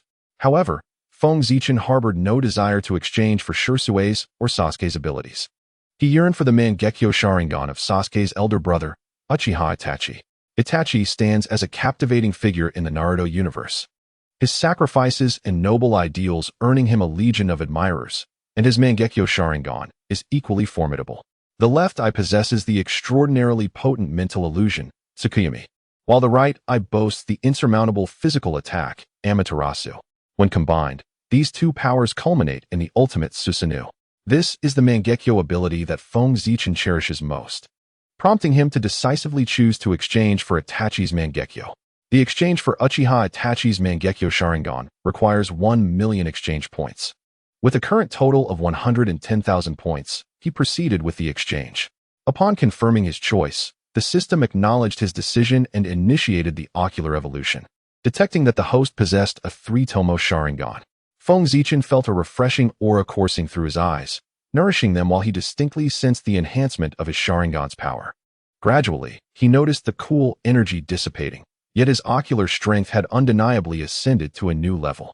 A voice from the system announced the completion of the ocular upgrade, congratulating the host on elevating his Sharingan to the Mangekyo tier. Delighted, Feng Zichen opened his eyes and effortlessly summoned Ice Release to conjure an ice mirror. Gazing into it, he beheld a pair of blood-red eyes. The crimson pupils were no longer adorned with 3 dark tomo. Instead, they were replaced by 3 swirling black tomo, intricately interconnected to form a shuriken-like pattern, both enigmatic and alluring. Indeed, he had attained the Mangekyo Sharingan. Joy surged within him as he realized his ocular power had increased tenfold, allowing him to manipulate both Amaterasu and Tsukuyumi at will. Even the ultimate technique, Susanoo, seemed within his grasp, albeit requiring considerable effort. Was this a boon bestowed by the system? A smile spread across Feng Zichen's face, as this would certainly save him a great deal of effort. With his newfound strength, he felt a significant leap in power. In the face of the 3-eyed Vajra ape, he sensed he could effortlessly manipulate the situation. Now, confronted with the destructive divine light, he would no longer find himself in a precarious position. Unleashing Susanoo would allow him to decisively overpower it. In the heart of the fallen forest, a thunderous roar erupted from a steep peak. Damn it! Has the diamond ape perished? Who dares to slay my kin within my domain? The terrifying echoes reverberated around the mountain, toppling countless trees and sending many beasts fleeing in terror. Boom, boom, boom. The sound of colossal footsteps approached, reminiscent of thunder rumbling in the heavens. A gigantic figure emerged from the shadows, revealing itself to be a majestic and formidable demon ape. Its body was adorned with resplendent golden fur and the bulging muscles, reminiscent of small hills, attested to the immense power it possessed. Its blood-red eyes blazed with fury as they fixated on a certain direction in the east, the valley where the tri-eyed diamond ape resided. In the valley of the inner domain, Feng Zichen felt an increasing elation as he gazed through his kaleidoscope Sharingan. He had finally acquired a true trump card. with the kaleidoscope Sharingan. He believed he could stand against the sacred domain powerhouses of this continent. Although he had grown stronger, facing the myriad of formidable foes outside, especially those of the sacred domain, still left him with a sense of uncertainty. After all, during his years in the Fallen Forest's inner domain, he had gained some insight into the external world. The might of the sacred domain was far beyond his reach, despite having a few hidden cards. Their efficacy against such opponents was uncertain. Now, armed with the kaleidoscope Sharingan, Feng Zichen was confident he could contend with the esteemed sacred domain powerhouses, even if he might not exceed their prowess by much. With the tri-eyed diamond ape vanquished and the kaleidoscope Sharingan in his possession, it was time to depart. As he rose, intending to return to his camp in the inner domain, a sudden voice from the system interrupted him. Ding! A random mission has been issued. Survive for a full incense stick's duration against the pursuing sacred domain peak beast, the rending sky demon ape. Mission background. The host has slain the inner domain overlord, the tri-eyed diamond ape, enraging one of the sacred domain kings in the core area of the Fallen Forest. The rending sky demon ape, who is now in furious pursuit. Mission rewards: 500,000 exchange points, and the divine artifact, the grass-changing sword. Feng Zichen's previously jubilant expression froze in disbelief. The rending sky demon ape at the peak of the sacred domain? Was this some kind of jest? Although he had gained a modicum of confidence to confront the sacred domain powers and yearned for a chance to battle, he did not expect such a formidable adversary to be thrust upon him all at once. The disparity between the peak of the sacred domain and an initial entry was several levels apart. While it might not lead to an instant defeat, surviving even half an incense stick against a peak sacred domain opponent was exceedingly challenging. Yet the system demanded he endure for a full incense stick? The difficulty seemed insurmountable. Just as Feng Zichen pondered whether to flee, a deafening roar resonated, causing his expression to shift. Turning around, he beheld the ferocious demon ape descending from the skies. And with a bitter smile, he resigned himself to the inevitable confrontation. The tear-sky demon ape hovered silently in the air, its blood-red eyes brimming with ferocious murderous intent. As it cast its gaze upon Feng Zichen, an overwhelming aura of terror descended upon the earth, making Feng Zichen feel as though a colossal mountain were crashing down upon him. The sheer might of this oppressive force was staggering. Was this the reason why the Saint Domain experts effortlessly swept aside other martial artists? By unleashing the pressure of the Saint Domain, those whose cultivation fell short would find their strength halved even before engaging in battle. What chance would they have against a Saint Domain expert thereafter? However, despite feeling the astonishing pressure, Feng Zichen's power did not wane significantly. With the system at his disposal, he could disregard all forms of authority and oppression. A flicker of astonishment flashed in the blood-red eyes of the tear-sky demon ape. The youth before it, merely 17 or 18 years of age, remained unfazed beneath the naturally emanating pressure of the Saint Domain, exhibiting no signs of struggle. His talent and strength were indeed remarkable, and it was no wonder that the formidable King Kong had fallen to him.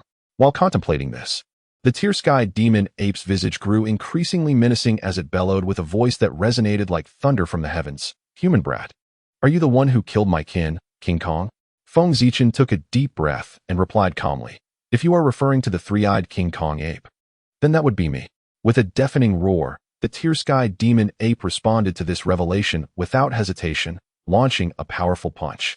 The terrifying force reverberated through the air, compressing all the surrounding atmosphere within 100 meters into an immensely powerful air cannon that hurtled towards Feng Zichen at breakneck speed. Feng Zichen felt a sudden constriction in his breath, as if a harbinger of death were bearing down upon him. The sheer magnitude of the force was overwhelming. Spirit technique. Triple Hell's Gate. He invoked, employing his ultimate defensive jutsu to summon 3 gates of hell as a barrier before him. The air cannon struck with tremendous force, akin to a powerful missile detonating. Instantly, 2 of the gates were shattered, and only when the residual force obliterated the last gate did the overwhelming attack finally dissipate. The might of a single punch was indeed terrifying. Feng Zichen gasped inwardly. The tear-sky demon ape was no doubt a peak Saint Domain beast, capable of effortlessly dismantling his most potent defensive techniques. The strength was truly formidable. Was this the true power of a peak Saint Domain beast? It was indeed a terrifying reality. Yet, Feng Zichen had misjudged the situation. The tear-sky demon ape, true to its name, possessed unparalleled strength. unrivaled among the beasts of the Saint Domain. However, this did not imply that all peak Saint Domain beasts wielded such fearsome power. While the Tear-Sky Demon Ape excelled in raw strength, it lacked magical abilities, suggesting that its might was not as insurmountable as Feng Zichen had imagined. Nonetheless, for Feng Zichen in his current state, the Tear-Sky Demon Ape remained a significant threat. A moment's carelessness could lead to his demise, given the vast disparity in their strengths. Not good. As the Tear-Sky Demon Ape raised its right fist once more, a surge of bloodlight enveloped its robust arm, and a terrifying wave of power radiated outward. It was evident that this punch was delivered with full force. Susanoo. In the depths of his heart, Feng Zichen roared fiercely, his eyes resembling a kaleidoscope in a frenzied whirl.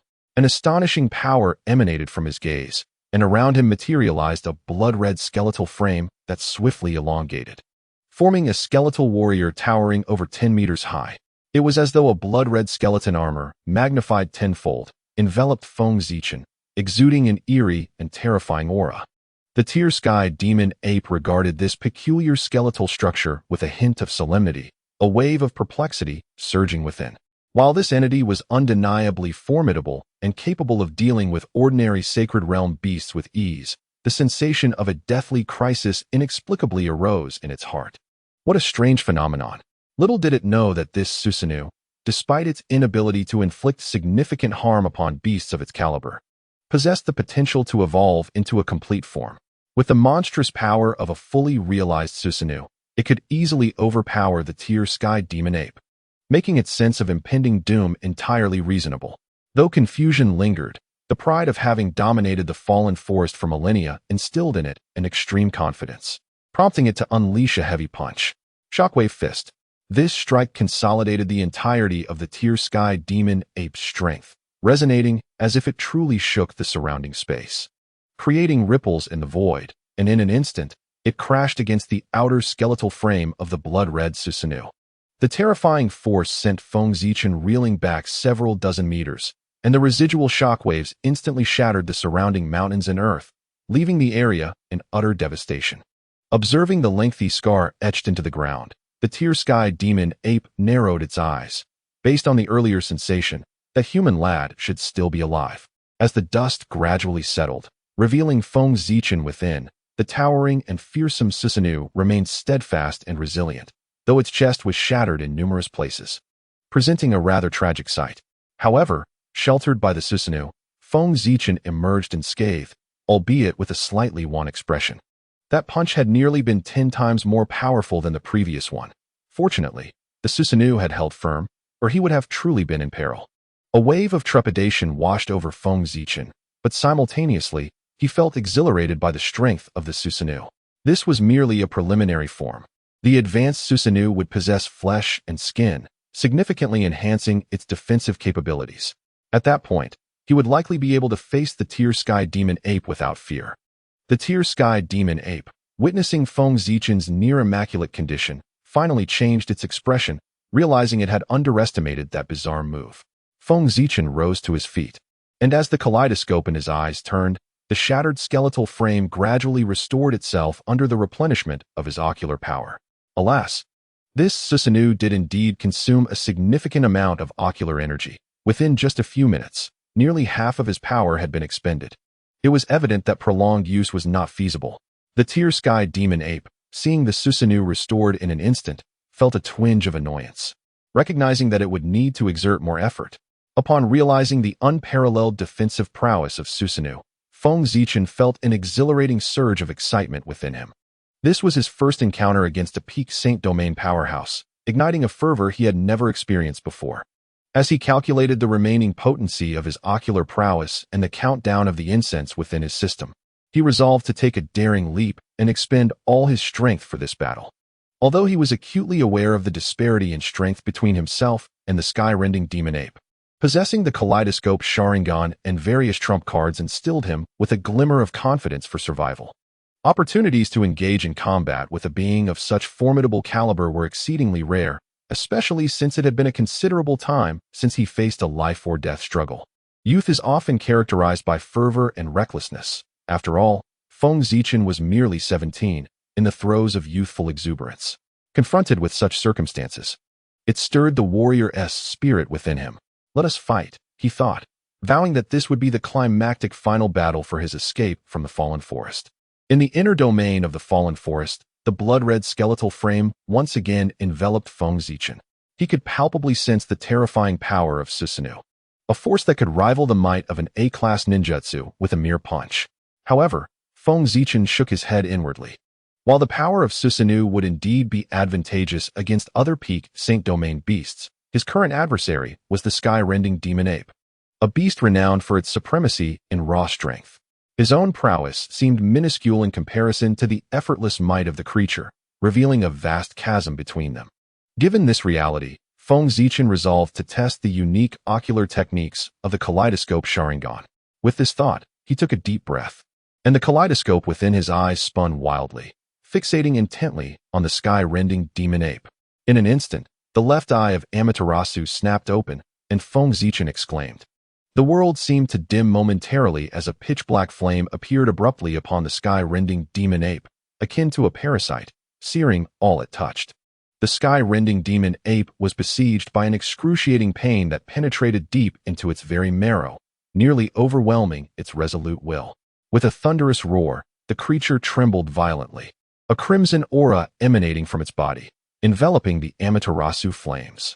Yet, to its astonishment, its innate magical energy proved ineffective against this enigmatic fire, which continued to scorch its skin. It remained oblivious to the fact that the Amaterasu flames were not mere ordinary flames. They were the legendary, indomitable fire extracted from the sun's core, igniting anything they encountered, never to extinguish. The very fact that the sky-rending demon ape's innate magical energy had not ignited in the presence of the Amaterasu flames was a testament to its formidable resilience. However, the sky-rending demon ape had earned its reign in the core region of the fallen forest, amidst countless ferocious beasts, through undeniable prowess. While it may have been revered for its strength and lack of magical understanding, it possessed an extraordinarily high immunity to magic and formidable physical defense. Although the Amaterasu flames inflicted tremendous pain, they failed to inflict any tangible injuries. Feng Zichen discerned this and could not help but inwardly exclaim at the abnormality of it all. The creature's defensive capabilities were nearly on par with those of Susanoo. With a resolute heart, Feng Zichen clenched his teeth and dismissed the towering Susanoo, seizing the opportunity before the heavenly rending demon ape could regain its composure. He conjured a basketball-sized azure chakra sphere, the famed Rasengan. Although the Rasengan boasts remarkable prowess in the world of Naruto, it falls short against a beast of the pinnacle of the sacred domain like the heavenly rending demon ape. Thus, Feng Zichen unleashed his ultimate technique, the wind release Rasen Shuriken. By infusing the Rasengan with the nature transformation of wind, the massive sphere emitted a piercing whistling sound, gradually morphing into the shape of a shuriken. The heavenly rending demon ape felt a surge of frustration. Its formidable power could effortlessly crush this human boy, yet it found itself unable to act, inciting its wrath. Having finally managed to disregard the searing touch of the peculiar flames, it now witnessed the human employing a spell reminiscent of a forbidden technique, the sheer might of which made even the beast wary. Wind release Rasen Shuriken. Feng Zichen gasped slightly, a glimmer of determination shining in his eyes as he hurled the terrifyingly potent ninjutsu forward. The Rasen Shuriken hurtled toward the heavenly rending demon ape, accompanied by a sharp cacophony of slicing winds. The ape, after regaining its composure, chose to trust in its magical immunity, crossing its arms in front of its head, preparing to endure the assault. With a thunderous crash, the Rasen Shuriken collided with the heavenly rending demon ape, unleashing its full might. Countless minuscule wind chakra needles erupted, relentlessly piercing the beast's form. Such a tempest of chakra needles could obliterate even the formidable three-eyed Vajra ape, ensuring the demise of any pinnacle 9th-tier beast. Even mid-stage sacred domain creatures would suffer grievously. Yet, the heavenly rending demon ape truly showcased its extraordinary resilience. As the storm subsided, the ape lowered its arms, revealing an unscathed visage. Feng Zichen's ace, the Rasen Shuriken, had merely stripped away a portion of its golden fur, leaving its protective membrane intact. The creature's defensive capabilities were nothing short of despairing.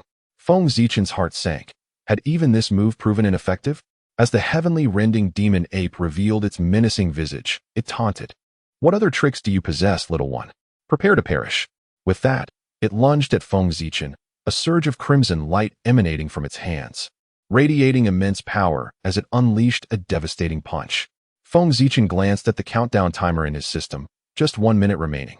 Gritting his teeth, he once again summoned the Susanoo, for it was his sole recourse against such a ferocious blow. The imposing blood-red skeletal figure reappeared, enveloping Feng Zichen within.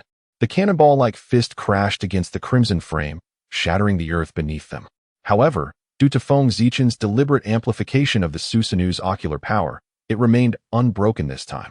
The tear-sky demon ape glared with dissatisfaction at the still intact blood-red skeleton framework, a glimmer of bloodlust flashing in its eyes. It violently struck the bone structure again and again, unleashing terrifying power that reverberated through the air, causing Feng Zichen's complexion to pale and his kaleidoscopic eyes to whirl in extremity, maintaining his Susanoo from shattering. Enduring the pain in his eyes, Feng Zichen fixated on the demon ape's gaze. This was his final move. Should this prove futile, he would be left with no choice but to retreat in disgrace. The tear-sky demon ape appeared intent on unleashing all its pent-up rage and frustration, ferociously assaulting the Susanoo. Its blood-red eyes fixed on Feng Zichen as if it wished to devour him alive. Seizing the opportunity, Feng Zichen abruptly activated the kaleidoscope in his right eye, releasing the formidable illusion technique, Tsukuyami. Instantly, the demon ape froze, its eyes glazing over, evidently ensnared within the illusion. Panting heavily, Feng Zichen felt as though he could scarcely keep his eyes open. The kaleidoscope spun in his right eye, forcibly drawing the demon ape's consciousness into the realm of Tsukuyami. It was a desolate land shrouded in crimson, strewn with countless scattered blades upon the ground, while a blood-red moon hung ominously in the sky. An atmosphere of lethal intent permeating the air.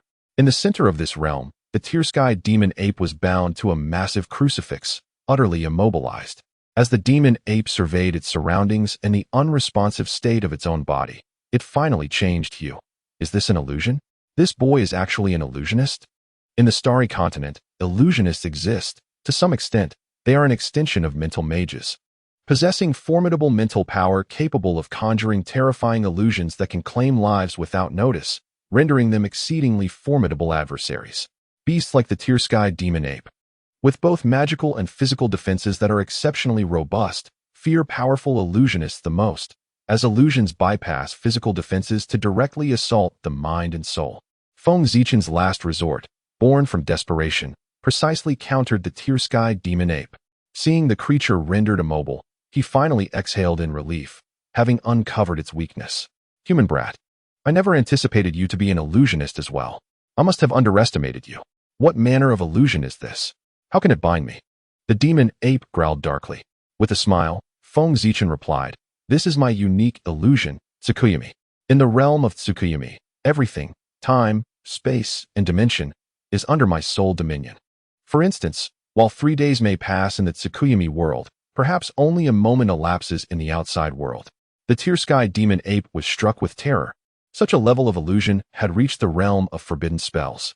Feng Zichen truly wished to laugh heartily at the heavens, after enduring torment for so long. It was finally his turn to unleash his power. However, he knew that binding a being of the demon ape's caliber required a considerable expenditure of ocular energy. Feeling the intense drain on his kaleidoscope's power, Feng Zichen begrudgingly resolved to bring this encounter to a swift conclusion. With a swift motion, countless sharp swords materialized abruptly in the void. Feng Zichen grasped one of them and playfully pressed the tip against the body of the tear-sky demon ape, tauntingly inquiring, How many layers do you think your formidable defenses possess in this moon-reading realm? The tear-sky demon ape's round eyes flared with rage as it desperately unleashed its innate magical power in an attempt to break free from the illusion, but alas. Aside from exacerbating the consumption of Feng Zichen's ocular energy, its efforts bore no fruit. Sensing the intensification of his ocular energy depletion, Feng Zichen hesitated no longer. He plunged the sword into the body of the tear-sky demon ape, delivering a long-forgotten sensation of pain. The ape gasped for breath, its eyes turning crimson, and it exerted itself even more fiercely, realizing that its opponent was clearly overextending itself. One blade after another pierced the tear-sky demon ape's form, driving it to the brink of madness. Feng Zichen, too, felt an increasing agony in his eyes, as if they might bleed at any moment. An ominous sign of his ocular energy nearing its limits. It seemed this was the end. The task's time had elapsed, and continuing further would place him in genuine peril. It was wise to withdraw now. Suppressing the intense pain of his kaleidoscopic Sharingan, he reflected inwardly. Abruptly halting the moon reading, Feng Zichen returned to the real world. Observing the tear-sky demon ape's anguished expression, realizing that only a fleeting moment had passed, a sense of elation surged within him. Indeed, the kaleidoscopic Sharingan was immensely powerful, striking with lethal precision. Suddenly, the tear-sky demon ape broke free from the harrowing moon-reading realm, yet the agonizing pain accompanied it back to reality, rendering it momentarily immobile. If not now, then when? Feng Zichen dispelled his Susanoo, concealing the overexerted kaleidoscopic Sharingan, and swiftly executed the super beast fake painting technique, conjuring a majestic eagle.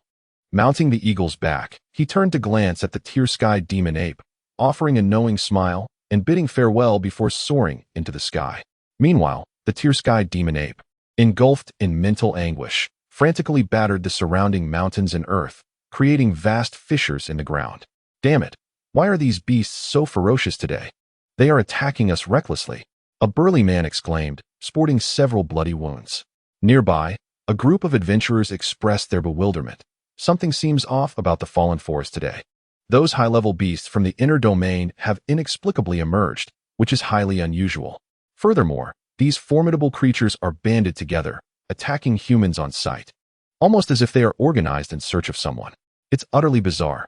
Could it be that someone has provoked the advanced magical beasts of the inner domain, inciting their wrath?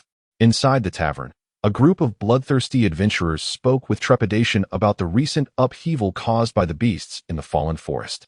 Not far from them sat a strikingly handsome young man, who, upon hearing the complaints of the adventurers, wore an expression tinged with peculiarity. Goodness!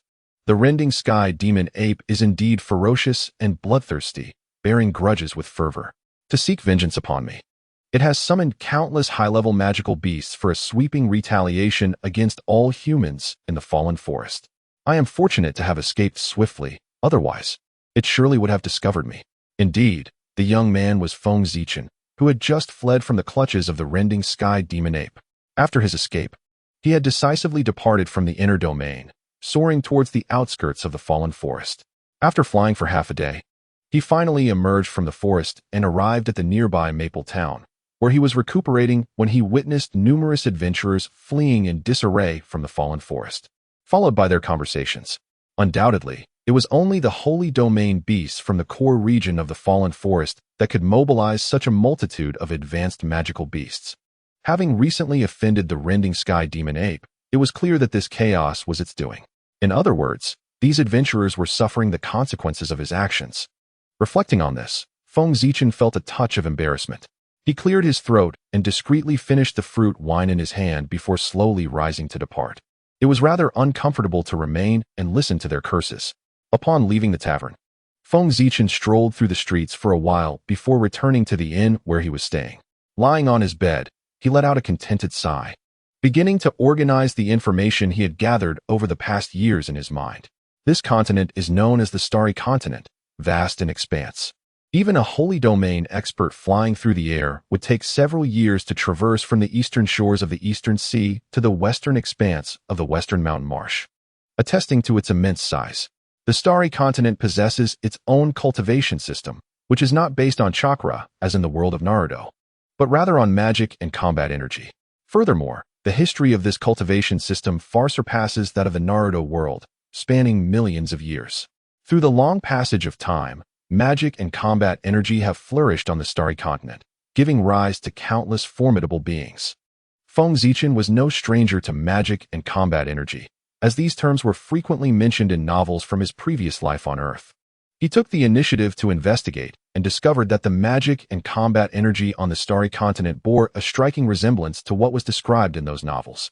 Magicians can be classified from novice to advanced levels, including apprentice magician, low-level magician, intermediate magician, high-level magician, grand magician, magic scholar, magic tutor, and holy magic tutor, also known as holy domain expert or magic sage, culminating in the divine magic tutor, also known as divine domain expert or divine sage. Combat energy practitioners, often referred to as warriors, are categorized into 9 levels as well, ranging from martial apprentice, warrior, combatant, combat master, grand combat master, combat sect master, combat venerable, combat saint, to combat god. These correspond directly to the 9 ranks of magicians. However, in addition to these 2 systems, there exists a unique category known as illusionists. The illusionist possesses formidable mental strength, initially categorized within the realm of sorcerers, specifically as a practitioner of mental magic. However, in the distant epochs of ancient times, a venerable master dedicated to profound research amalgamated various schools of thought, culminating in the establishment of the illusionist discipline. This innovation distinguished illusionists from traditional sorcerers, birthing an entirely new system of cultivation. The enigmatic prowess of illusions, shrouded in mystery, often strikes foes in a fleeting moment, rendering them particularly terrifying to those with robust physical defenses yet weaker mental fortitude. Over the span of millennia, illusionists have gained widespread recognition, their legacy extending over hundreds of thousands of years. Illusionists are classified into 9 distinct tiers: apprentice illusionist, junior illusionist, intermediate illusionist, advanced illusionist, grand illusionist, illusion sect master, illusion sovereign, illusion saint, and illusion god. This classification harmoniously integrates the 2 major systems of sorcery and martial prowess, embodying a clear order. The foundational depth of the Starry Continent indeed surpasses that of the Naruto world. Presently, Feng Zichen's chakra level approximates that of a mid-tier shadow, placing him on par with a mid-tier archmage and a mid-tier martial master, as well as a mid-tier illusion sovereign in the Starry Continent hierarchy. Feng Zichen reflected on his abilities. His ninjutsu included the wind release, spiraling shuriken. He could open the first 5 gates of the 8 gates technique. And his illusion techniques were remarkable.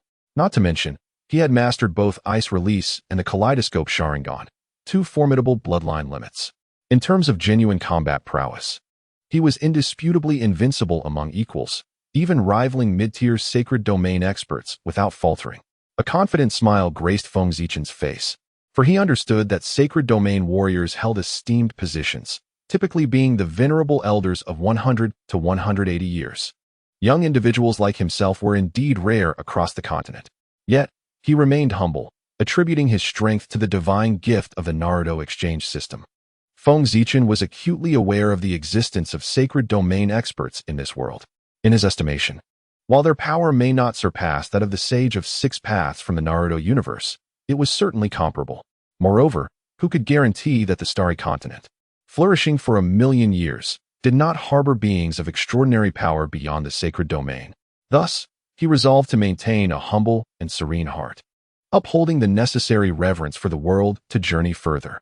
The 3-year ordeal in the fallen forest tempered some of his youthful recklessness, endowing him with a maturity not inferior to that of true adults. This aspect, he mused, was even more crucial than the strength he had amassed over the past 3 years. Putting aside such thoughts, he pondered his next destination. With a swift motion, Feng Zichen leaped from his bed, unfurling a map he had purchased at a steep price upon the table. Gazing at the map, which had cost him 1,000 gold coins, he couldn't help but click his tongue in disbelief. Such a mere piece of parchment commanded an exorbitant sum, enough to sustain a family of 4 comfortably for an entire year. However, for Feng Zichen, who possessed a plethora of magic cores, this expenditure was trivial. Selling just a single 5th or 6th tier magic core could yield thousands of gold coins, let alone the high-tier cores of 7th or 8th rank. Emerging from the fallen forest, Feng Zichen possessed an abundance of magic cores, all of which were of mid to high grade, specifically of the 6th, 7th, and 8th tiers, rendering them quite valuable. The map depicted a landscape of undulating mountains, distinctly divided into 3 major regions, clearly labeled as the 3 great empires. To the north lay the Felice Empire. To the southeast rested the illusory Feather Empire, and to the southwest stood the Starry Universe Empire. The fallen forest sprawled extensively, nearly spanning the entire southern border of the Starry Universe Empire, where Feng Zichen currently found himself. Feng Zichen directed his gaze toward the southern part of the Starry Universe Empire, his finger gradually resting upon a prominent city, the City of Order. The City of Order. Feng Zichen pondered, recognizing it as one of the few significant cities within the Starry Universe Empire. Its economic and military prowess far surpassed that of the quaint Maple Town by a staggering margin, with a population nearing 10 million, making it a premier city on the continent. Moreover, within the City of Order, there existed a place that intrigued Feng Zichen greatly, the Celestial Star Academy. This institution represented the highest seat of learning on the Starry Continent, ranking alongside the Felice Empire's Felice Magic Academy and the Illusory Feather Empire's Illusory Academy as one of the three foremost academies of the continent. Each of these esteemed academies boasted formidable faculty, with past directors being immensely powerful beings from the divine realm. Many instructors were also formidable entities from the sacred realm. The pinnacle of a single academy's strength rivaled that of the superpowers across the continent, and the Celestial Star Academy, with its illustrious faculty, had cultivated numerous sacred realm experts over the years, establishing itself as a revered sanctuary for countless aspirants on the Starry Continent, with no particular aim in mind. Upon discovering the renown of the City of Order and its association with the Celestial Star Academy, one of the continent's three illustrious institutions, Feng Zichen naturally yearned to explore it. Thus, he resolved that his next destination would be the City of Order. The following day, Feng Zichen set forth toward the City of Order, which lay less than 100 miles from the Fallen Forest and merely a few dozen miles from Maple Town. It was said that the City of Order also bore the critical responsibility of monitoring the core sacred realm magical beasts of the Fallen Forest, given the formidable threat posed by the beast tides led by such creatures. Without further ado, considering the short distance, Feng Zichen opted to stroll leisurely toward the City of Order rather than summon a carriage. In just 1 or 2 hours, he caught sight of a magnificent heavy city from afar. Even at a distance, the grandeur of the City of Order was evident. The expansive city seemed endless, with vast stretches of buildings extending for thousands of meters, merely the tip of the iceberg of the City of Order. Long before approaching, Feng Zichen was already enveloped by an overwhelming aura, reminiscent of a colossal prehistoric creature, an invisible yet palpable pressure bearing down upon him, intimidating all those with ill intentions. What a splendid City of Order! Feng Zichen exclaimed in awe, marveling at the majestic city before him. This moment kindled a deep desire within him, as this marked his first step onto the Starry Continent and the true beginning of his journey toward fame and recognition. As Feng Zichen gradually approached the City of Order, a profound sense of awe enveloped him. The grandeur of this city was simply overwhelming. The towering city walls, seemingly forged from steel, shimmered with a silvery black luster under the sun's embrace. Standing beneath those walls felt akin to an ant gazing up at an elephant, leaving him in wonder as to how such a monumental structure could have been constructed. Amidst the throng of people, Feng Zichen arrived at the city gate, lifting his gaze to the awe-inspiring heights of the walls, lost in a prolonged state of astonishment. A fortress of this magnitude was rare even in the world of the Hokage, let alone in the ancient and culturally rich land of China, with its 5,000-year history. While he was immersed in his thoughts, a gentle hand suddenly patted his shoulder, followed by a warm voice. "Is this your first visit to the City of Order, brother? What do you think?" Turning to his side, Feng Zichen saw a boy of similar stature, grinning cheerfully at him, his hand casually resting on Feng's shoulder, exuding a sense of camaraderie. With a smile, Feng replied, "Indeed, this is my first time in the City of Order. To be honest, I am utterly astounded. It is hard to fathom how such an impressive fortress was built." The boy's expression reflected the expected surprise. "It is only natural for newcomers like you to feel this way. The City of Order ranks among the top 3 super fortresses of the Starry Universe Empire, with a history spanning over 10,000 years. Such an accumulation of time naturally yields something extraordinary. By the way, may I ask your name?" Evidently a friendly soul, the boy swiftly inquired about Feng Zichen's name. "I am Feng Zichen," he replied, feeling no aversion towards this boy. And with a keen desire to learn more about the world, he readily shared his name. The boy, being perceptive, responded, "Ah, Feng, it is a pleasure. I am Lin Zichen. Are you here to participate in the annual admission ceremony of the Tianqing Academy?" "Admission ceremony? Tianqing Academy is enrolling students these days?" Feng Zichen questioned, genuinely perplexed, as he was unfamiliar with the happenings of this new environment. "You mean you didn't know?" Lin Zichen expressed his astonishment.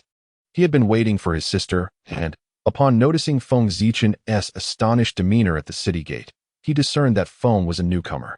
Despite Feng's peak magical prowess, Lin could not gauge his depth, realizing he was in the presence of a young genius. Eager to befriend him, he approached. Assuming Feng was also there for the academy's entrance examination. Could you elaborate, Lin? Feng Zichen inquired, as his interest in Tianqing Academy, one of the 3 great academies of the continent, was piqued. Of course, Lin Zichen began, but just as he was about to speak, a melodious voice resonated from behind. Brother, who are you chatting so animatedly with? At the sound, Feng Zichen turned, his eyes instantly filled with admiration. Not far away stood a beautiful girl, appearing to be around 16 or 17 years old. Her delicate features resembled jade, and her captivating eyes sparkled like stars. Her long hair cascaded down to her slender waist, exuding an enchanting allure, a beauty that could topple nations and a visage unmatched. Such thoughts unconsciously surfaced in Feng Zichen's mind. However, he quickly regained his composure after a brief moment of astonishment. Lin Zichen, observing from the side, couldn't help but nod in approval, raising her esteem for Feng Zichen considerably. Brother Feng, this is my younger sister, Lin Zixuan, Lin Zichen introduced at an opportune moment. Sister, this is a young genius I just met. Feng Zichen, Brother Feng. Lin Zixuan's beautiful eyes sparkled with a hint of surprise, but she soon masked it, gracefully nodding towards Feng Zichen. Brother Feng. Feng Zichen hastily returned the gesture. Lin Zichen laughed heartily, saying, well, now that my sister is here, Brother Feng, this is not the place for conversation. Let us proceed into the city and discuss the admissions of the Tianqing Academy. Feng Zichen nodded in agreement, and the trio immediately joined the throng of people entering the city. As they stepped into the city of order, Feng Zichen was increasingly amazed by its splendor. The bustling streets were filled with people, and towering structures loomed overhead.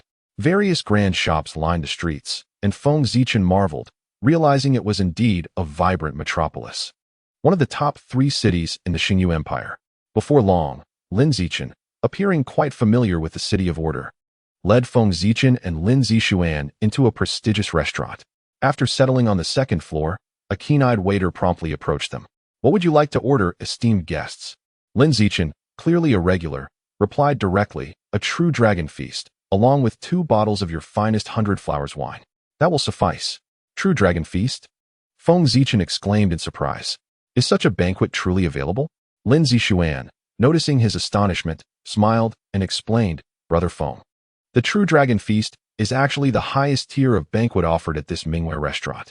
There are also the Jiao Dragon Feast, Golden Snake Feast, and Red Carp Feast. Feng Zichen understood at last. Ah, so it is merely a term used by the restaurant. I thought the true dragon feast was made from an actual dragon. Lin Zichen laughed heartily. How could that be? The dragon clan is the pinnacle of races in the starry continent, with countless powerful beings. The true dragon is the king among dragons, its strength presumably reaching the legendary divine domain. Who in this world could serve a true dragon as a feast? Brother Feng, you are quite amusing. Lin Zixuan also stifled a laugh, her beauty captivating and breathtaking. Feng Zichen felt his heart skip a beat and swiftly redirected the conversation. Brother Lin, may we now discuss the admissions of the Tianqing Academy? Lin Zichen nodded. As one of the 3 major academies, the Tianqing Academy has always been a revered place of learning for countless individuals on the continent. Each year, it holds an admissions event to select exceptional students. Consequently, numerous mages and warriors flock to the City of Order, attempting to gain entry into the Tianqing Academy through rigorous testing, yet only a handful succeed. Today marks the annual admissions examination of the Tianqing Academy, and my sister and I are here to take part. Feng Zichen nodded thoughtfully, contemplating whether he should also consider visiting the Tianqing Academy. It is said that the Celestial Star Academy boasts over 10 esteemed mentors, with the principal being a formidable entity of divine realm strength. If I were to enter the academy, it would surely yield fruitful results. Lin Zichen, observing the contemplative expression on Feng Zichen's face, encouraged him. Brother Feng, I perceive your strength is remarkable and your age is but a trifle. Why not accompany us to the Celestial Star Academy? After a moment of reflection, Feng Zichen nodded and replied, Very well, I have little else to occupy my time, so I shall go and take a look. Lin Zichen's face lit up with joy, exclaiming, That is splendid. It appears we shall have companionship at the academy. Sister, do you not agree? His tone suggested a firm belief that the 3 of them would indeed gain admission to one of the 3 grand academies of the continent, to which Lin Zixuan nodded with a smile. At this juncture, the true dragon feast was served, presenting a table laden with 36 exquisite dishes. each a masterpiece of culinary art, enticing the senses with their aroma and presentation. The trio engaged in lively conversation, deeply resonating with one another, and joyfully indulged in the delectable offerings of the feast. Feng Zichen picked up a piece of meat from an unknown magical beast and savored it, the unparalleled flavor prompting an exclamation of delight within him. After 3 years of subsisting like a wild man in the fallen forest, surviving on roasted beast meat and spring water, he had never encountered such exquisite cuisine. He soon abandoned restraint, relishing the meal wholeheartedly. In contrast, Lin Zichen and Lin Zixuan maintained a more refined demeanor while eating, particularly Lin Zixuan, whose elegance made Feng Zichen feel somewhat bashful. Once they finished their meal, their camaraderie had evidently deepened. As Lin Zichen was a year older than Feng Zichen, the latter casually referred to him as Brother Lin, while Lin Zichen reciprocated by calling him Zichen. Lin Zixuan continued to address him as Brother Feng, though her tone was noticeably more familiar. The trio departed from the Mingyue Tavern, foregoing aimless wandering and heading directly to the Celestial Star Academy. Nestled in the heart of the City of Order, the Academy sprawled across a vast expanse, featuring over 1,000 teaching buildings, not to mention various training facilities. Upon arriving at the entrance, they gazed at the long queue of candidates awaiting their turn to register, exchanging bewildered glances at the sheer number of people present. In the face of this overwhelming situation, Lin Zichen smiled mysteriously, reassuringly saying, "Zichen, fret not. We need not compete with them. We shall take an alternate path." An alternate path? Is registration not conducted there? What other route could there be? Feng Zichen was perplexed. Lin Zixuan chimed in with a light laugh. "Brother Feng, this registration point is merely for ordinary candidates. Even if one passes here, they would only be admitted as a low-level student at the Celestial Star Academy. With our cultivation, we naturally aspire to higher-grade classes." Just as Feng Zichen was about to respond, Lin Zichen anticipated his words, interjecting, "Students at the Celestial Star Academy are also categorized by levels. Typically, they only accept aspiring grand sorcerers, grand martial artists, and grand illusionists under the age of 18, admitting merely 100 each year into the lower classes. Whereas those with superior talent who reach the rank of Magus by 18 are placed in higher grade classes. Moreover, there exists a special class that exclusively recruits 18-year-old magisters, which is exceedingly rare. Often, fewer than a handful are accepted in a year. Feng Zichen understood that it was reasonable for students with varying levels of cultivation and talent to be placed in different classes. Lin Zichen expertly guided Feng Zichen past the long queue of applicants, leading him to a side entrance of the Tianqing Academy, where the registration point was noticeably less crowded, only hosting a dozen or so individuals.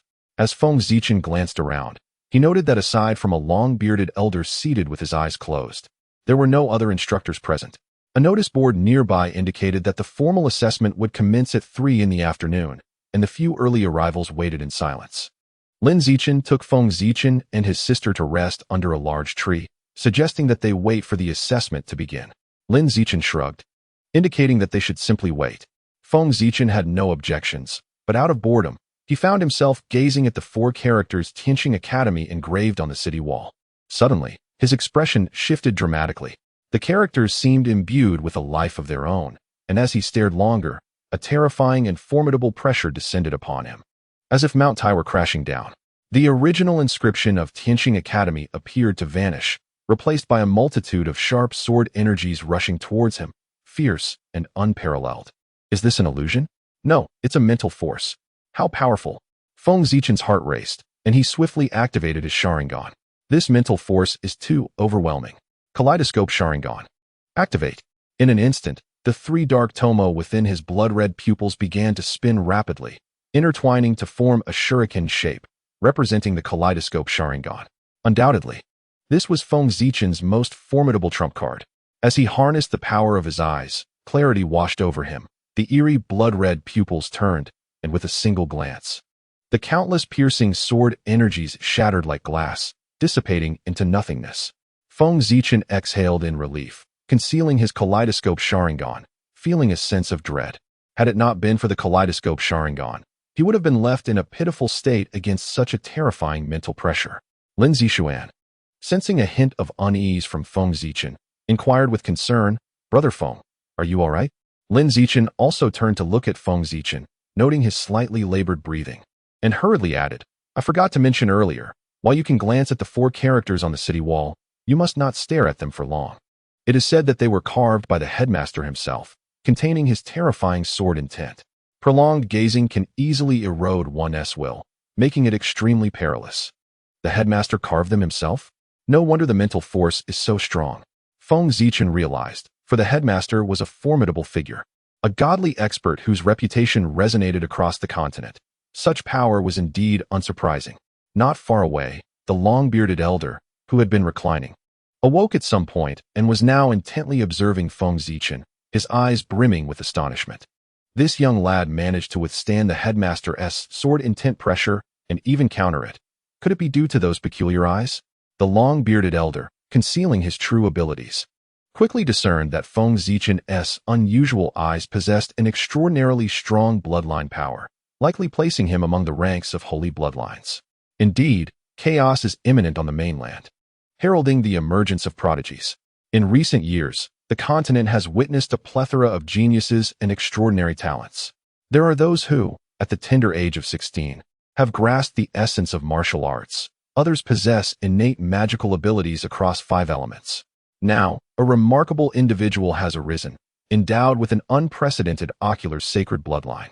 Despite being a mere 18 years of age, this youth exudes an aura that even I perceive as somewhat perilous, his strength unfathomable. Is it truly a harbinger of turbulent times? This young prodigy, blessed with divine potential, must be retained within our Celestial Star Academy. The other 2 academies have already secured their share of extraordinary talents, and while the 4 from our academy are indeed gifted, they fall slightly short in comparison to this exceptional individual. If this continues, our academy risks finishing last in the upcoming inter-academy competition. Such a disgrace is utterly intolerable. With this thought in mind, the elderly man with a long beard lifted his gaze to the heavens and abruptly stood up. As the sole examiner for the Celestial Star Academy present, his every movement naturally attracted the attention of all in attendance. Immediately, a dozen eager students rose in unison. Lin Zichen hastily tugged at Feng Zichen's sleeve, urging him, "It's about to begin." Feng Zichen nodded and glanced at the elderly man, only to find that the old man was also looking at him, causing him to momentarily freeze. However, the old man quickly shifted his gaze to the crowd and spoke in a calm, yet commanding tone. Our Celestial Star Academy's admissions are divided into general and special categories. General admissions will occur at the main entrance, exclusively for students under the age of 18 who are first-level Grand Sorcerers, with only 100 spots available. Here, however, is the site for special admissions, which differ from general ones. The assessment here does not evaluate talent or realm. The sole criterion for special admissions is practical combat. As he concluded, the old man's previously nonchalant tone sharpened significantly. Feng Zichen was taken aback. No evaluation of talent or realm, solely focusing on combat? What a refreshing approach. Observing the others, he noted their calm expressions, clearly indicating they were already aware of this and had great confidence in themselves. The elderly man continued, "Our academy only admits students under 18. Since you are all here, you should be aware of this. Nevertheless, prior to the assessment, I must verify your qualifications. Now, please line up in an orderly fashion to have your bone age assessed." Lin Zichen whispered, "This first stage is the bone age assessment, where experienced examiners will examine your hand bones to determine if you meet the age requirement. The examiners are powerful beings of the holy domain, capable of accurately inferring a person's age from their bones, with precision down to the very day. Even exceeding by a single day disqualifies one from the assessment. It is quite stringent." Feng Zichen expressed mild astonishment. "So that elderly man is a being of the holy domain?" Lin Zixuan nodded. "Indeed.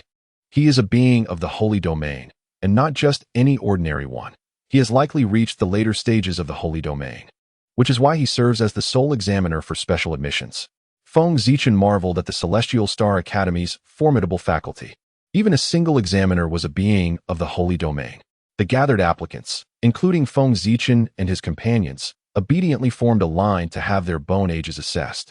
The elderly man with a long beard meticulously assessed the bone age of each individual by examining their right palms. Without exception, they all measured at 18 or 17 years. All deemed qualified. Soon, it was the turn of Feng Zichen and his companions. The first to undergo the examination was Lin Zichen. The elderly man grasped Lin Zichen's outstretched hand, examined it briefly, and stated, "Your bone age is precisely 18, qualified." Next, Feng Zichen stepped forward and extended his right hand. He sensed, perhaps due to a fleeting impression, that the elderly man's eyes sparkled momentarily, and his grip felt notably firm. After a prolonged moment, the man smiled and remarked, 17, quite good. This unexpected praise startled the others. It was the first commendation uttered by the examiner, leaving them to wonder what made this young man different. Feng Zichen himself felt perplexed. Was the compliment referring to his age? Yet, several other candidates of the same age had passed without eliciting such a response from the examiner, an intriguing anomaly. Following this, Lin Zixuan's assessment deepened his bewilderment, as her bone age was determined to be 16. Once the assessments were concluded, all candidates met the requirements. The elderly man did not utter another word and promptly concluded the first phase. In terms of age, Zixuan was even younger than he. Yet the examiner had shown no sign of approval towards her. Feng Zichen found this curious, and the others shared his confusion, remaining silent as they awaited the formal commencement of the evaluation. Yet they took note of Feng Zichen's number. At this juncture, the elderly man began to introduce himself. All present possessed the qualifications for this assessment. I am the sole examiner for your evaluations. You may call me Elder Chen. The 19 candidates respectfully bowed and addressed him, Elder Chen. As a formidable presence in the sacred domain, he commanded their respect, for despite their exceptional talents, the path to transcending the sacred domain was fraught with challenges, and only a few might succeed. Elder Chen expressed his satisfaction, saying, "Excellent. This assessment, like those before it, involves traversing the celestial star path. Those who conquer the first 3 challenges may enter the advanced classes of Tianqing Academy. Those who surpass the 6th challenge will gain entry to the sacred class." The other candidates were well aware of this rule, but Lin Zichen, noticing Feng Zichen's confusion, hurried to clarify. The special assessment entails navigating the celestial star path, as has always been the case. The path comprises numerous trials, each more challenging than the last. To pass the first 3 trials, one must possess at least the strength of a level 1 mage. Succeeding grants access to the advanced classes. The 6th trial, however, requires the strength of a level 1 magus to overcome. To succeed before the age of 18 signifies one possesses the potential to become a sacred domain powerhouse, thus gaining entry into the prestigious sacred class of Tianqing Academy, where you will be nurtured as a future strength. Ah, I see, this is quite intriguing. Feng Zichen pondered, filled with anticipation about how many trials he might conquer. Observing the calm crowd, Elder Chen revealed a playful smile and began, "Additionally, this assessment opens the opportunity for the divine class. If your strength is sufficient, you may enter my Tianqing divine class." The mention of the Tianqing divine class sent the previously tranquil crowd into a frenzy, as the training camp for the sacred domain, typically accessible only through recommendation from a mentor and approval from the academy head, was now open to them. It is not just others. Even the typically composed Lin Zichen and Lin Zixuan have become exhilarated. After all, they are speaking of the celestial star class, known as the Divine Realm Training Camp. Historically, those who have entered the divine class, exceeding 8 CD, have become legendary figures of the divine realm. Even if one does not ascend to the divine realm, they would undoubtedly be formidable powers within the sacred domain. This time, the Celestial Star Academy has astonishingly opened up slots for the divine class. Zichen, you must strive with all your might to seize this opportunity. Gaining entry into the divine class is akin to obtaining a passport to the pinnacle of power on the continent. It is an opportunity that must not be missed. The Divine Realm Training Camp? Over 80% of students become divine realm powers? How outrageous. Feng Zichen is equally astonished. The Celestial Star Academy truly lives up to its reputation as one of the continent's foremost institutions, unfathomable in its depth. Upon learning that those with sufficient strength could enter the legendary Divine Realm Training Camp, the group of over a dozen individuals preparing for the assessment were eager and full of excitement. Feng Zichen found himself intrigued, not merely because entering the Divine Realm Training Camp could significantly increase his chances of becoming a divine realm power. With the Hokage exchange system and his unparalleled chakra talent, he possesses absolute confidence in achieving divine status. What piqued his interest was the camp's claim of cultivating divine realm powers. There must be some secrets involved. Moreover, the Celestial Star Academy, possessing vast resources for cultivation, should be able to provide an abundance of energy blocks, granting Zichen numerous exchange points. For him, these points represent strength, everything. Elder Chun, having successfully ignited the fighting spirit of the crowd, felt quite satisfied, his gaze shifting to Feng Zichen, who appeared equally stirred. A sense of pride swelled within him. For whom did he mention the Divine Realm training camp slots? Surely, it was for this young lad. Among the 19 present, Elder Chun could discern their qualifications. Only 5 or 6 could qualify for the Sacred Realm training camp, and only Zichen was eligible for the Divine Realm training camp. Unbeknownst to Feng Zichen, this precious slot in the Divine Realm training camp had been specially reserved for him by Elder Chun. At that moment, he was solemnly observing a young man with a sword on his back, who had just approached. This individual was no ordinary person. The sword-bearing youth appeared to be here for the special admissions, his demeanor cold and his presence akin to the icy grip of winter, instilling a sense of dread. Upon reaching the entrance, he lifted his gaze to the towering walls inscribed with the characters of Celestial Star Academy, a flicker of eagerness igniting within his eyes. Elder Chun also noticed this youth. Observing him fixate on the characters carved by the esteemed headmaster, he sighed. Another headstrong individual, he mused. Did the headmaster's beautifully inscribed words seem so enticing? Those beneath the sacred realm could lose their will if they gazed too long, with little possibility of advancement. It seems I must intervene once more, as not everyone can break free through their own power. Before he could finish his thought, Elder Chin's eyes widened in astonishment, unable to suppress an exclamation of disbelief. Damn, this lad is too quick to face the consequences. Before him, the sword-bearing youth stood undaunted against the oppressive sword intent left by the headmaster, emanating a breathtaking sword aura that surged forth like a dragon breaking free, colliding fiercely with the overwhelming pressure of the headmaster's sword intent. Between heaven and earth, a muffled sound reverberated, causing the sword-bearing youth to involuntarily retreat a few steps, his expression shifting subtly. The esteemed president of the Tianqing Academy, renowned throughout the continent as the sword god, indeed possessed an unfathomable mastery of the sword. Merely the residual sword intent exuded an overwhelming pressure, compelling me to exert my utmost effort. However, despite finding himself at a disadvantage, a boundless fighting spirit surged within the sword-bearing youth. A fleeting glimmer of golden sword light flickered in his eyes. Instead of retreating, he advanced, taking a resolute step forward as a brilliant golden aura erupted from his entire being. The manifestation of his dazzling fighting spirit awakened the bloodline of the sword god. The youth silently proclaimed within, as his ebony irises gradually transformed into a resplendent gold.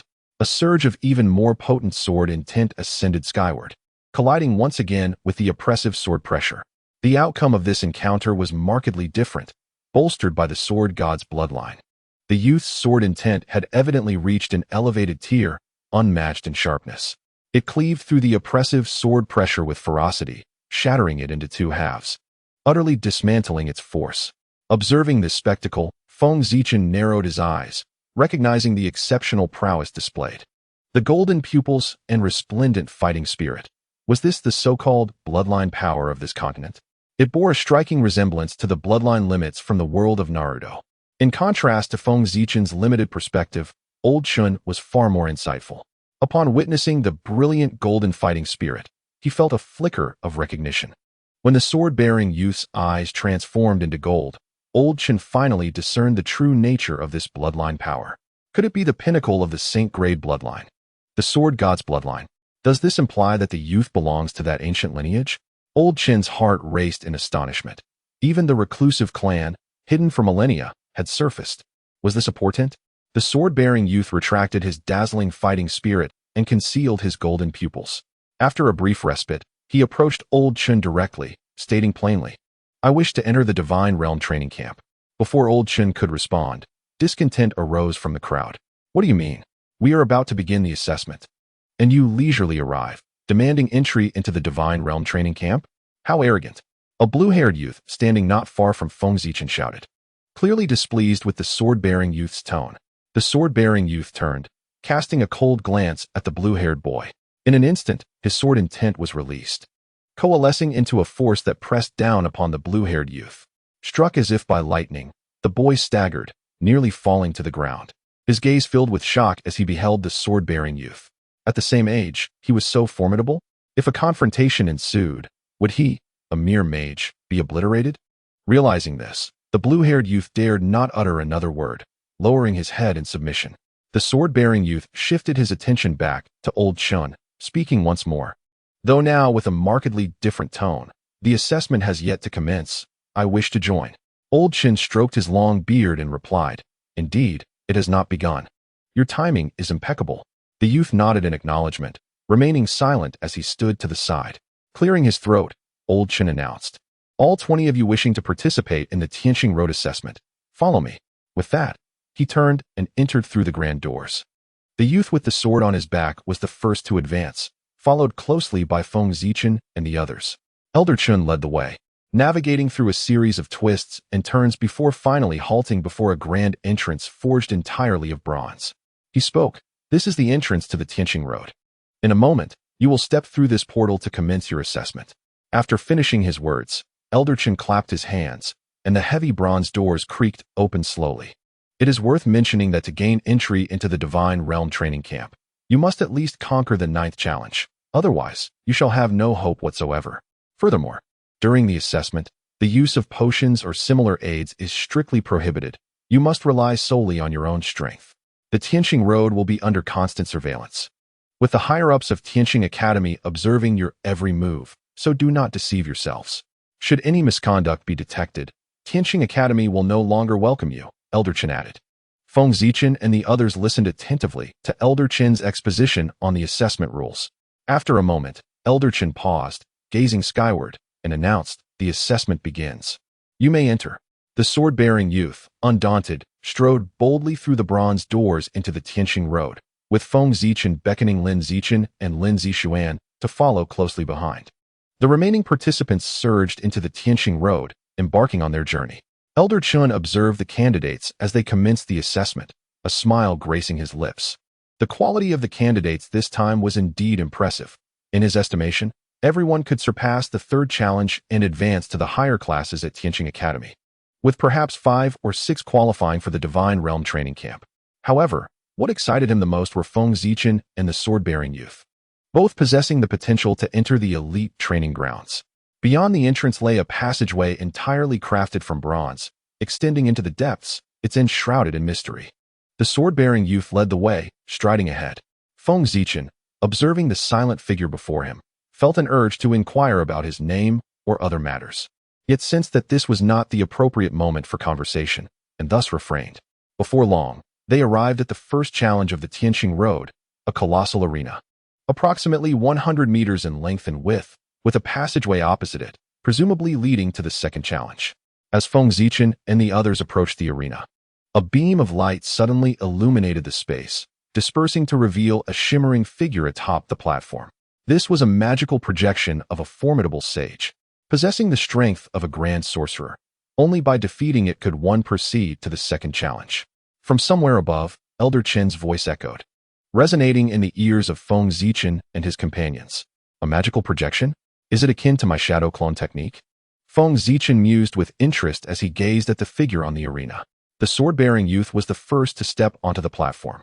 The projection began to chant incantations, abruptly conjuring a massive boulder to hurl at the youth.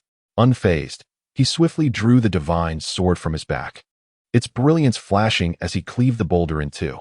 The residual force was formidable, instantly shattering the projection and securing an effortless victory. The onlookers felt a wave of pressure as they beheld the sword-bearing youth. His prowess likely reached the realm of a sword sovereign. The boy with the sword on his back paid no heed to the opinions of others. After triumphing over the shadow, he strode directly into the passage leading to the 2nd stage, exhibiting no desire to linger and observe the remaining contestants' battles. It seemed to him that none of these individuals were worthy adversaries, thought Feng Zichen, as he anticipated the astonished expression that would adorn the boy's face once he caught up to him. Lin Zichen chuckled and remarked, "That lad is truly infuriating." He simply walked away. It appears we must hasten our pace, lest his formidable abilities allow him to outstrip us by too wide a margin, which would be rather unseemly. Feng Zichen and Lin Zixuan nodded in agreement and commenced their own assessments. Once more, the shadow materialized. Feng Zichen ascended the stage, and faced with a mere shadow of a grand mage's power, he deemed it unnecessary to employ any ninjutsu. Instead, he unleashed a powerful leaf-great whirlwind to vanquish it. This decisive victory with a single technique altered the way the other candidates regarded him. Although the Grand Mage's strength was superior to all present, defeating it in one move was no simple feat. Even Lin Zichen, a peak sorcerer, required 3 fire spells to conquer it, and the others took considerable time as well.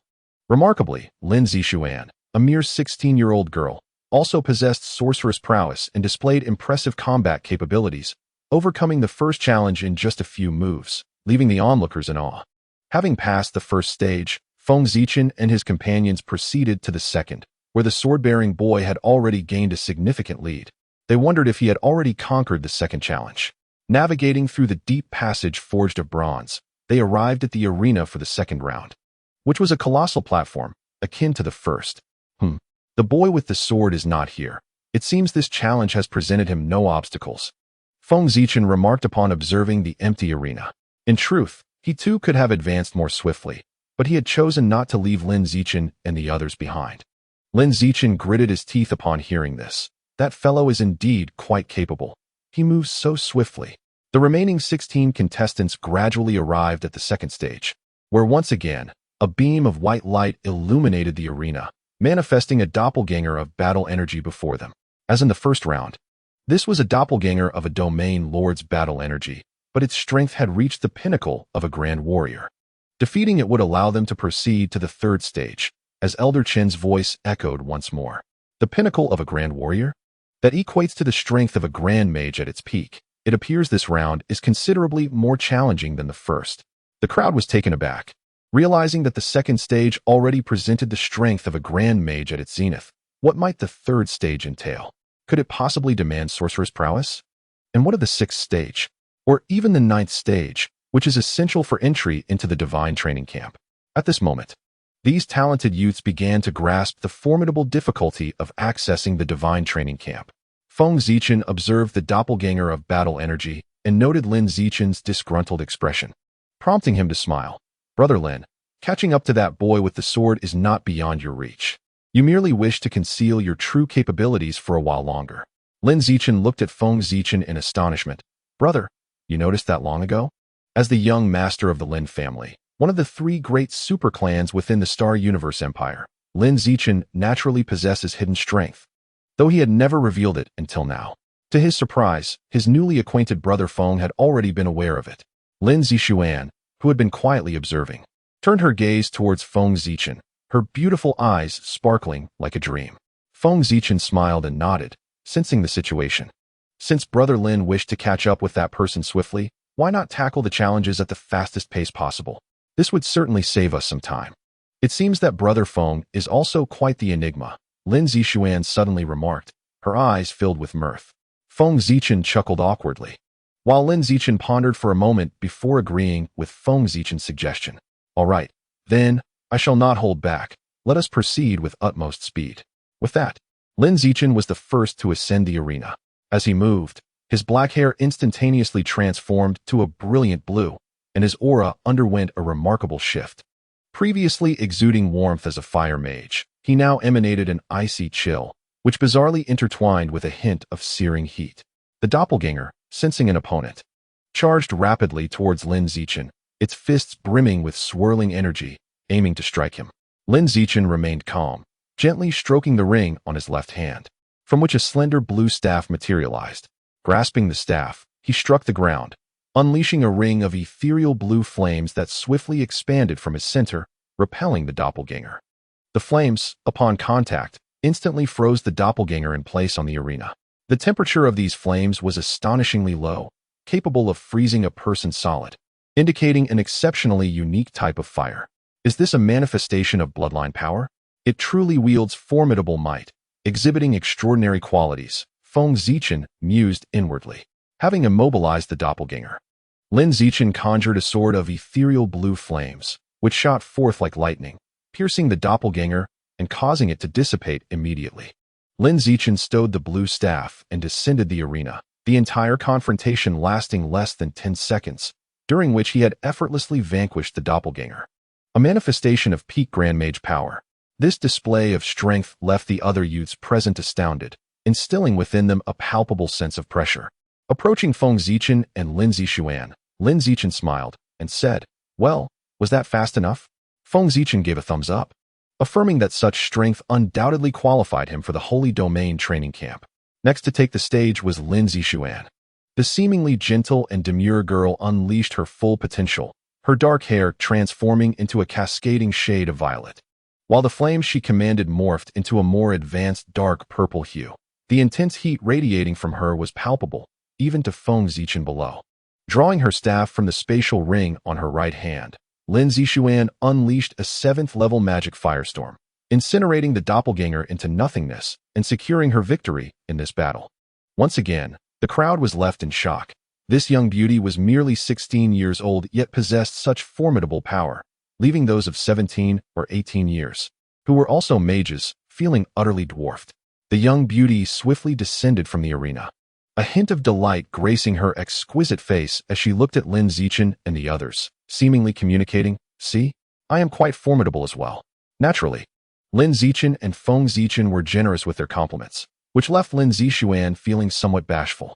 Among the trio, only Feng Zichen had yet to pass, prompting Lin Zichen to mischievously remark, "Zichen, if you take more than 10 seconds to return, you shall face a penalty." Feng Zichen chuckled, 10 seconds? That shouldn't take long at all. He confidently stepped onto the stage, where his doppelganger rushed toward him with mechanical precision. Feng Zichen formed a series of hand seals, unleashing the lightning release. Thousand birds, sharp spear. With a swift motion, he brought his 2 fingers together, transforming them into a sword-like gesture. In a flash of brilliance, a long bolt of lightning surged forward, piercing through the chest of the doppelganger. With a violent shock, it shattered into countless glowing particles that dissipated into the air. As he descended from the platform, he couldn't help but laugh at the astonished expressions of Lin Zichen and Lin Zixuan. Nudging Lin Zichen playfully, he inquired, "So, was that 10 seconds?" Internally, Lin Zichen was lamenting, there was no way that was 10 seconds. It barely even took 5. This guy's strength is indeed unfathomable. Faced with 3 prodigies who completed their tasks in record time, the others were left in a state of numb disbelief. Among boys of 17 or 18, the disparity in power was simply staggering. After a bout of laughter, the trio made their way toward the passage leading to the 3rd challenge, leaving the 16 other youths grappling with their doppelgangers in arduous combat. At the sight of the 3rd challenge, on yet another grand arena, the sword-bearing youth stood against a transparent specter, eyes closed as he defended against illusions. A surge of sword intent erupted forth, swiftly obliterating the illusionary doppelganger that had reached the level of the illusionary realm. For martial artists, illusionists indeed posed the greatest challenge. Even this early-stage doppelganger could momentarily impede him. It was clear that he mustn't underestimate the subsequent trials. He mused silently as he proceeded toward the 4th passage. However, just as the sword-bearing youth was about to step into the passage, he was taken aback by the sound of hurried footsteps echoing from the entrance of the 2nd challenge. Surprised, he halted. Someone had managed to keep pace with him, indicating considerable strength among this cohort of examinees. On the opposite side, Feng Zichen and his companions hastened through the passage in pursuit of the sword-bearing youth. The moment they emerged, they spotted a figure standing at the entrance to the 4th challenge, the very sword-bearing youth they sought. Lin Zichen rejoiced, "At last, we have caught up. It seems my use of bloodline power was not in vain." The sword-bearing youth paused briefly before resuming his steps into the 4th passage.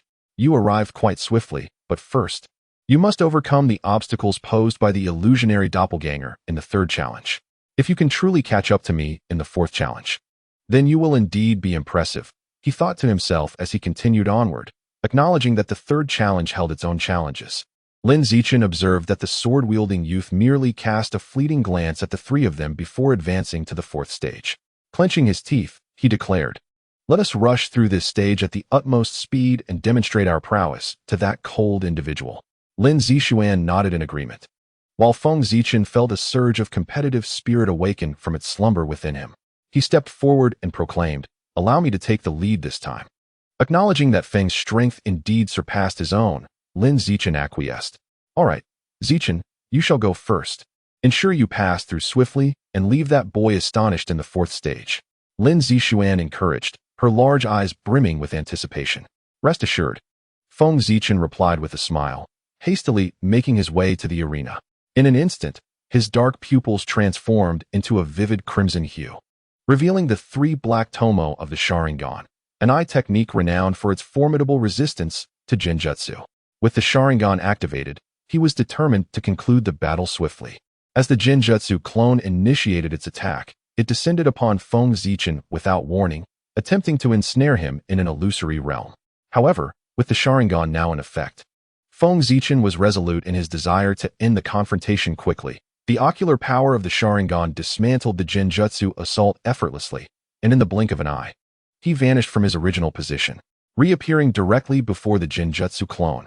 He swiftly conjured a brilliant azure chakra sphere in his hand and forcefully struck it against the clone's chest. The overwhelming force shattered the clone into countless fragments that scattered in all directions. Third stage cleared. The entire sequence unfolded with fluidity, taking no more than 10 seconds. As Feng Zichen decisively vanquished a genjutsu clone of formidable strength, equivalent to the early stages of the illusion realm. The astonishing speed left Lin Zichen and his sister momentarily speechless. How ruthlessly fierce, Lin Zichen remarked, watching Feng Zichen approach with an air of ease. It seems I have underestimated your strength, Brother Feng. That genjutsu clone was likely of illusion realm caliber, yet you dispatched it with such dominance. Well done. Feng Zichen pointed to his Sharingan and chuckled. The credit truly lies with my bloodline power, which possesses certain abilities related to genjutsu, thus providing resistance against less potent illusions. Given the existence of numerous bloodline powers in this world, Feng Zichen casually referred to his ocular technique as a bloodline ability, as they bear striking similarities. Lin Zichen and Lin Zixuan had indeed noticed the peculiar transformation in Feng Zichen's eyes and speculated it was related to bloodline power. However, discussing an individual's bloodline was often considered taboo, making them hesitant to inquire. Now that Feng Zichen had openly acknowledged it, their reservations dissipated. Lin Zixuan gazed curiously at the mesmerizing crimson pupils, exuding an almost ethereal beauty, and inquired, Brother Feng, this ocular bloodline power of yours is quite rare, isn't it? Are you the only one who possesses it? Feng Zichen paused briefly before responding. I believe it is unlikely. There are many eyes like mine in distant places, though few are aware of their existence. Lin Zixuan's beautiful eyes flickered with contemplation. She refrained from further inquiries, for the power of bloodline was a person's greatest trump card, and pressing further would be rather imprudent. Lin Zichen clapped Feng Zichen on the shoulder, exclaiming, Brother, it hasn't even been half a minute yet. That arrogant fellow must still be struggling at the 4th level. Go on, catch up to him and surpass him. Feng Zichen hesitated slightly. When Lin Zixuan's agile voice chimed in, Brother Feng, do not worry about us. Although my brother and I may not resolve battles as swiftly as you, we are more than capable of dealing with a mere illusory sect. Lin Zichen added with a smile.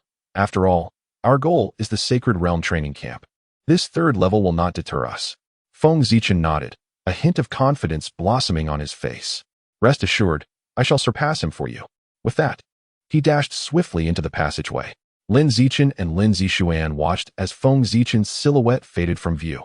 An involuntary surge of confidence swelling within them, not only in Feng Zichen but also in themselves. Inside the passage, Feng Zichen unleashed his speed toward the 4th level. With his shadow-level prowess, he moved with extraordinary swiftness, akin to a gust of wind. Suddenly, he spotted a sword mark, starkly engraved upon the bronze wall. This mark appeared freshly made. Had the sword-wielding youth left it? The presence of his battle trace meant, in Feng Zichen's mind, that the passage was no longer safe. Almost as soon as this realization struck him, 2 razor-sharp arrows shot out from the wall with a sharp click, hurtling toward Feng Zichen. Already in motion, he felt momentarily flustered by the sudden assault. However, having seen the sword mark left by the youth earlier, he was somewhat prepared and managed to respond swiftly. In a moment of crisis, Feng Zichen showcased his exceptional physical skills, the 3 years of training manifesting in perfect coordination. He tilted his head just in time to evade one arrow, while simultaneously bracing his abdomen against the other, which was aimed with formidable force. The arrow grazed his abdominal muscles, tearing through his shirt in the process. With 2 crisp sounds, the arrows continued their relentless trajectory, embedding themselves into the bronze wall with tremendous force. Having narrowly escaped disaster, Feng Zichen came to a halt, gazing at the black arrows lodged in the wall, a shiver of fear coursing through him.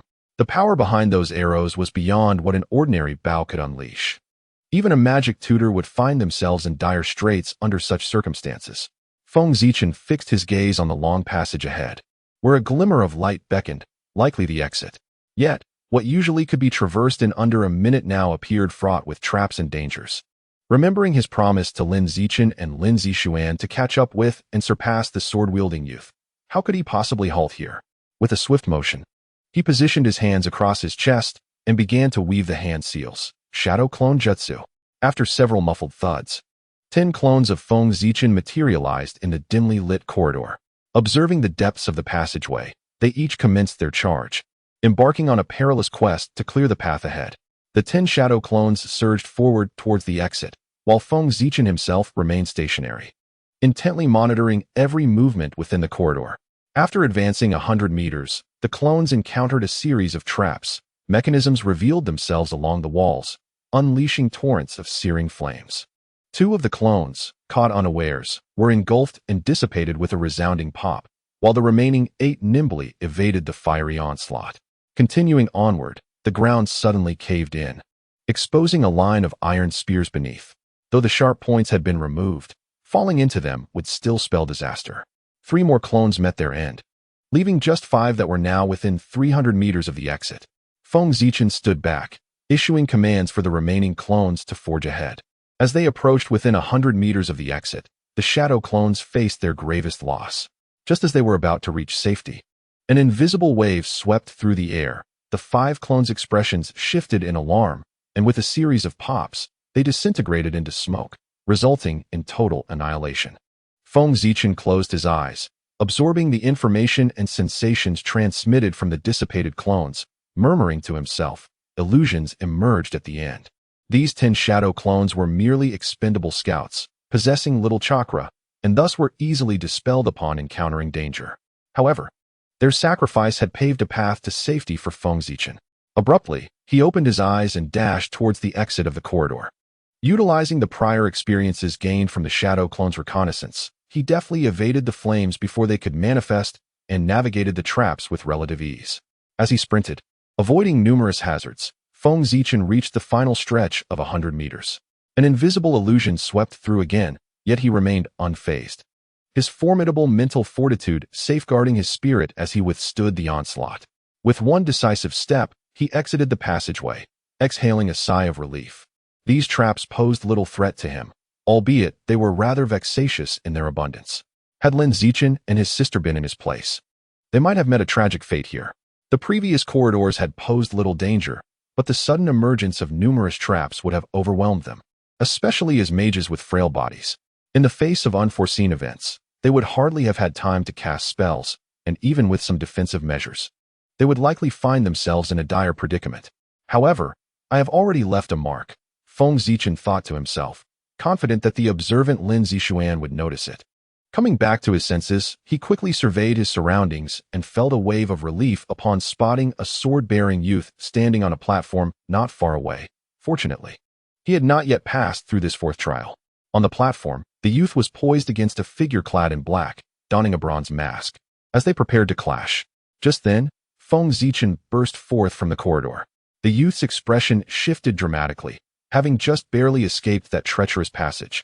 He had not even been out for 2 minutes. And yet this individual had already conquered the 3rd trial's illusionary clones. It appears I have indeed underestimated the world around me. With this thought in mind, the young swordsman cast a grave glance towards Feng Zichen, no longer perceiving him as a mere passerby, but rather as a formidable rival of equal strength. The voice of the old master once again resonated, congratulating the participants on reaching the 4th challenge.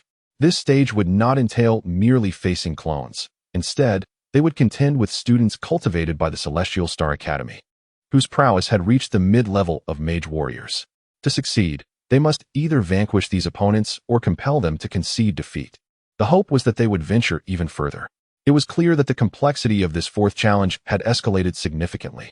After all, those admitted into the Celestial Star Academy were no ordinary individuals. They were all prodigies, adept in various forms of magic, with a keen grasp of the rhythm of battle that prevented them from being completely overwhelmed.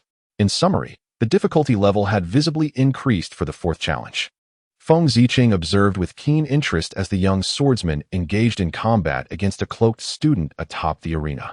The young swordsman seemed aware of Feng Ziqing's scrutiny and, without hesitation, drew his sword, launching a fierce strike at the cloaked student. A torrent of golden energy enveloped his blade, unleashing a razor-sharp wave of sword intent that locked onto the cloaked student, leaving him no avenue for escape.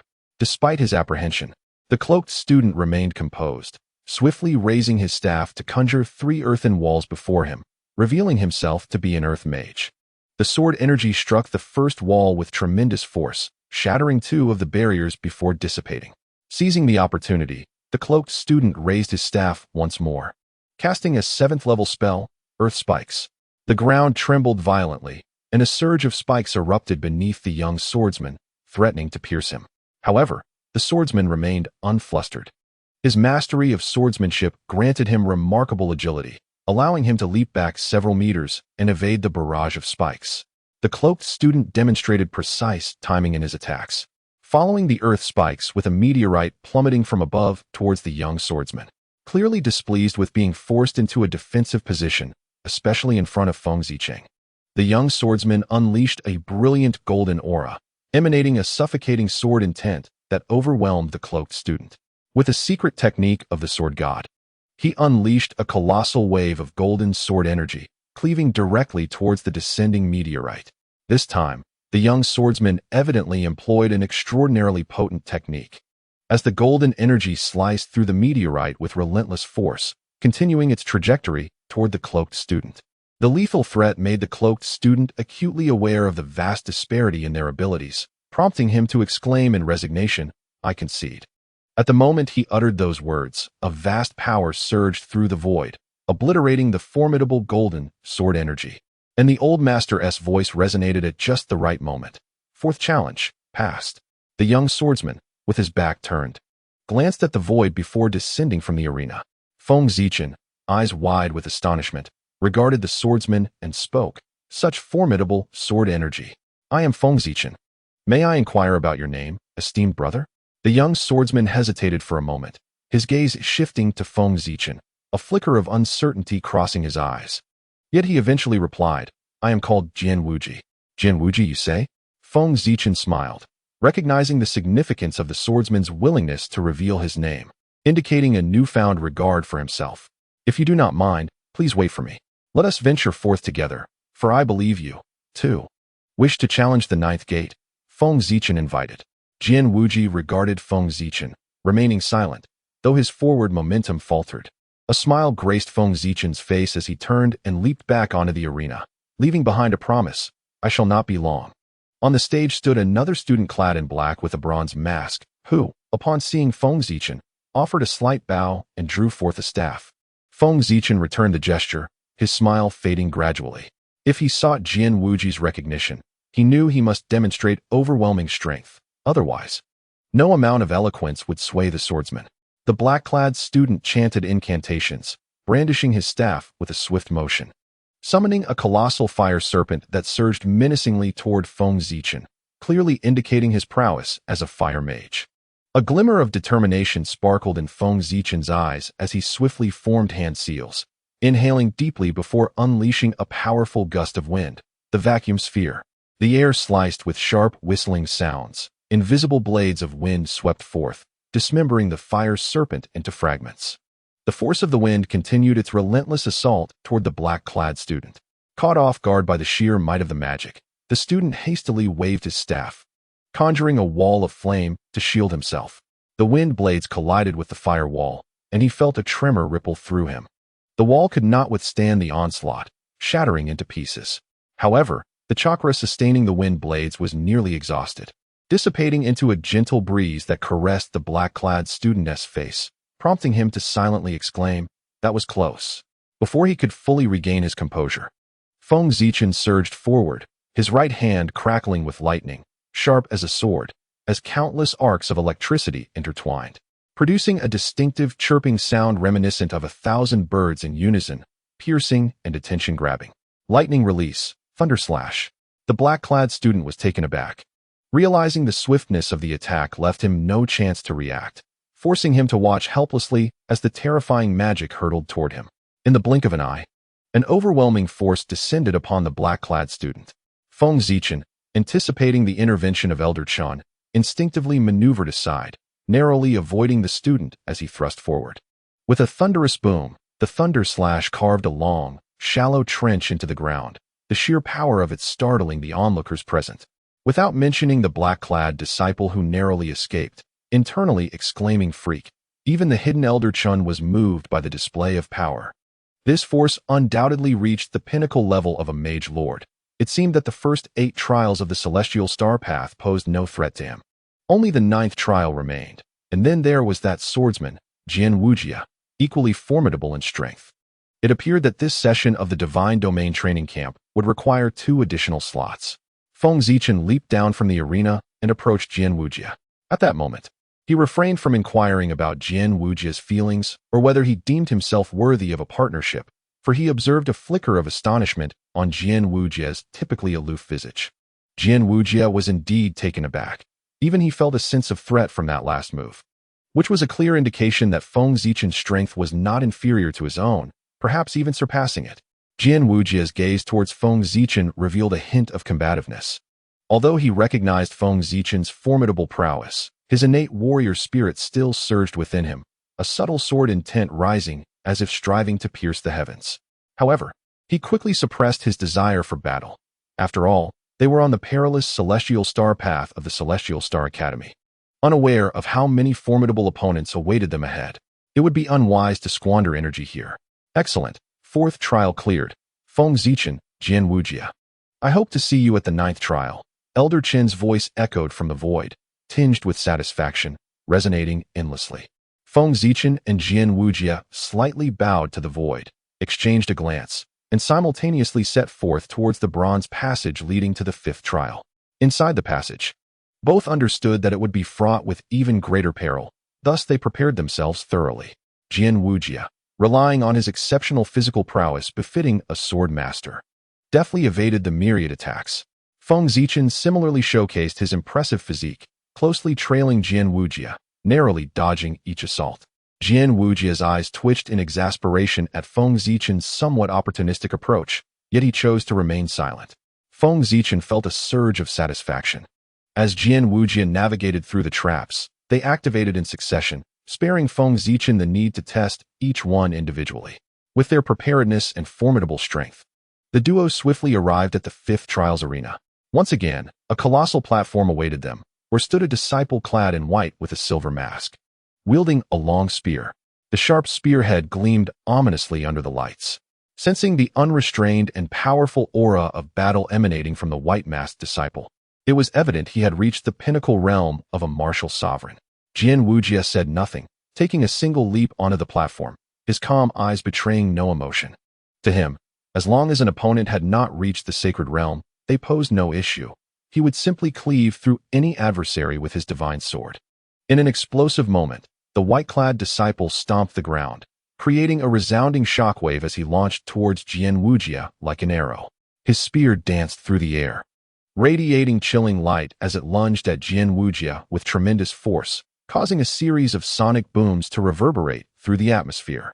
Feng Zichen nodded from the sidelines, observing the remarkable prowess of the students from the Tianqing Academy. This particular student had mastered the art of marksmanship to an extraordinary degree, showcasing formidable combat strength, rendering him invincible among peers. Regrettably, he was pitted against an opponent of a different caliber, destined for defeat. As Feng Zichen contemplated, Jian Wujia faced the fierce assault of the white-clad student with unwavering resolve. Drawing forth the divine sword from his back, a surge of golden fighting spirit erupted, and with a single, precise thrust, he penetrated the myriad shadows of the spear, successfully intercepting it. The infusion of fighting spirit caused the blade to tremble, compelling the white-clad student to involuntarily retreat several paces. Seizing the advantage, Jian Wujia unleashed a dazzling golden sword aura, cleaving towards the white-clad student with immense momentum. The latter's gaze sharpened, and with a sudden explosion of profound fighting spirit, he channeled it entirely into his spear. With a decisive thrust, he aimed at the golden sword aura. Peak spirit tier martial technique, shattering spirit spear. The tip of the spear, enveloped in white fighting spirit, radiated a formidable wave of energy. When it struck the golden sword aura, Jian Wujia's unstoppable force was astoundingly shattered by this technique. Oh, is this the unique martial technique of warriors on this continent? Truly, it should not be underestimated, Feng Zichen thought to himself, somewhat surprised as he witnessed the white-clad student obliterate Jian Wujia's sword aura with a single thrust. On the Starry Continent, sorcerers manipulate the omnipresent magical elements of nature to cast various terrifying spells, relying on a limited reservoir of internal magical power. In contrast, warriors cannot harness the energies of the world. They must cultivate their internal fighting spirit through relentless training to grow stronger. This fundamental difference results in warriors possessing a fighting spirit that is far superior in both quality and quantity compared to sorcerers. Although they cannot wield magic, they employ equally powerful martial techniques, which have been developed and refined by ancient masters over millennia. These formidable martial skills ensure that warriors maintain parity with sorcerers, with highly skilled warriors able to instill fear even in esteemed sorcerers. Martial techniques are classified into several tiers: mortal, profound, spirit, heaven, saint, and divine. Each tier further subdivided into 4 realms: beginner, intermediate, advanced, and peak, in a clearly defined hierarchy. The technique employed by the white-clad student was indeed a unique spirit tier martial skill, attainable only by those who have reached the Grand Martial Master realm. With the peak of spirit tier techniques requiring the prowess of a martial sovereign to execute, exhibiting immense power. Jian Wujia was taken aback, though only slightly, for with his background, what martial technique was beyond his grasp? He possessed a plethora of heaven-tier techniques, not to mention his even more formidable bloodline secret arts. With a renewed seriousness, Jian Wujia gripped the divine sword firmly, his demeanor solemn as he slowly and powerfully executed a downward strike. In tandem with this, he employed the step technique, appearing instantaneously before the white-clad student. The weight of his strike descended like a mountain, imposing and formidable. Spirit tier sword technique, heaven's collapse. The sword technique, heavenly collapse, resembles the very tilt of the heavens, as an overwhelming pressure firmly ensnared the white-clad disciple, compelling him to exert every ounce of strength to raise his spear in an attempt to deflect the impending strike. Yet, could the swordsmanship intentionally employed by Jian Wujia be so easily thwarted? The answer is abundantly clear. The blade descended weightlessly, and the disciple's countenance shifted dramatically as a force of insurmountable magnitude surged through his spear, threatening to shatter it outright. The terrifying technique of heavenly collapse forced the white-clad disciple to the ground, gritting his teeth as fissures erupted across the arena beneath him. Moments later, he succumbed, being violently propelled away, blood spurting from his mouth, clearly gravely wounded. Struggling to rise, the disciple cast a glance at Jian Wujia, a flicker of envy glimmering in his eyes, despite being 5 years his senior. "Thank you," the white-clad disciple uttered, fully aware that his opponent had held back at the last moment. Had it not been so, he would have surely met his demise. Jian Wujia nodded indifferently and turned to descend from the stage.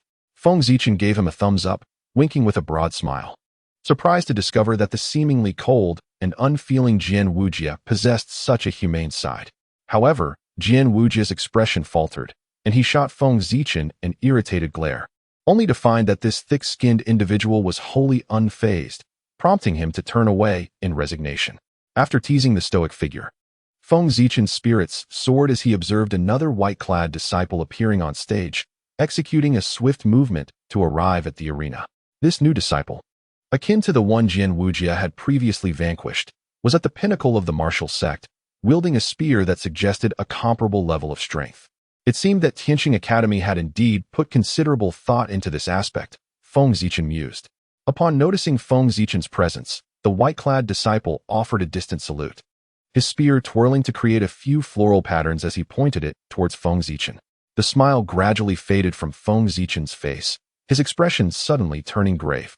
3 years of arduous training in the Forest of Fallen Stars had taught him never to underestimate any opponent. Even if his demeanor suggested nonchalance, he remained thoroughly vigilant within. A moment of contemplation washed over Feng Zichen, as he recalled something that brought a smile to his lips. He had almost forgotten it.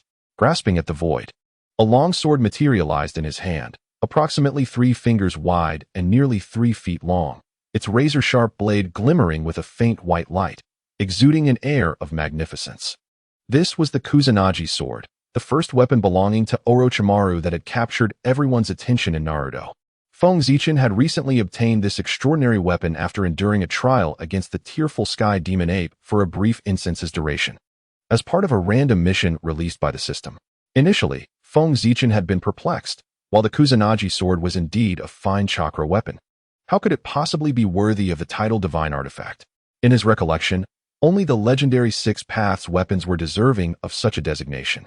Moreover, the Kusanagi sword was astonishingly priced at a staggering 200,000 exchange points in the ninja tools market, rivaling the cost of typical S-rank ninjutsu, further deepening his confusion.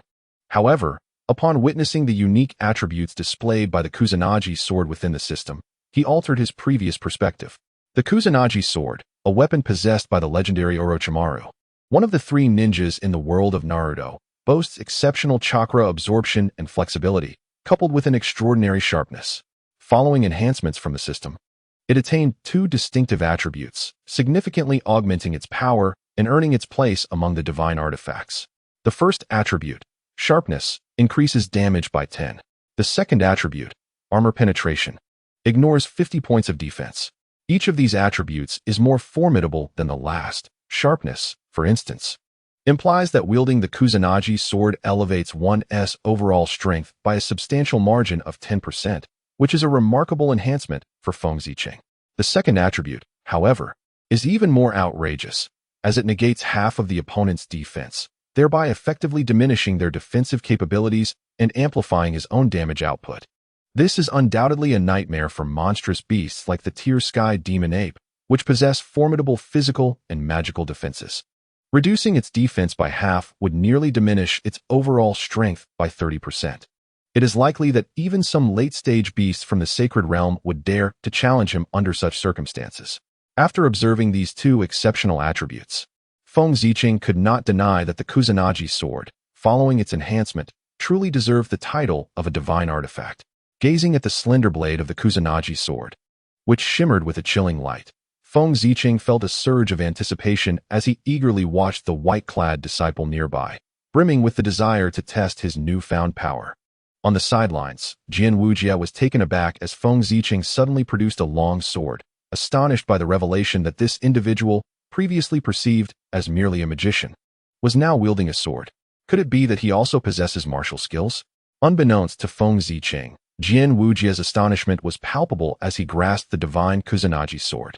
With a swift motion, he charged towards the white-clad disciple. His physique, honed to the level of a shadow, endowed him with remarkable speed that startled the disciple into alertness. Before he even arrived, Feng Zichin raised the Kusanagi sword, channeling chakra into it.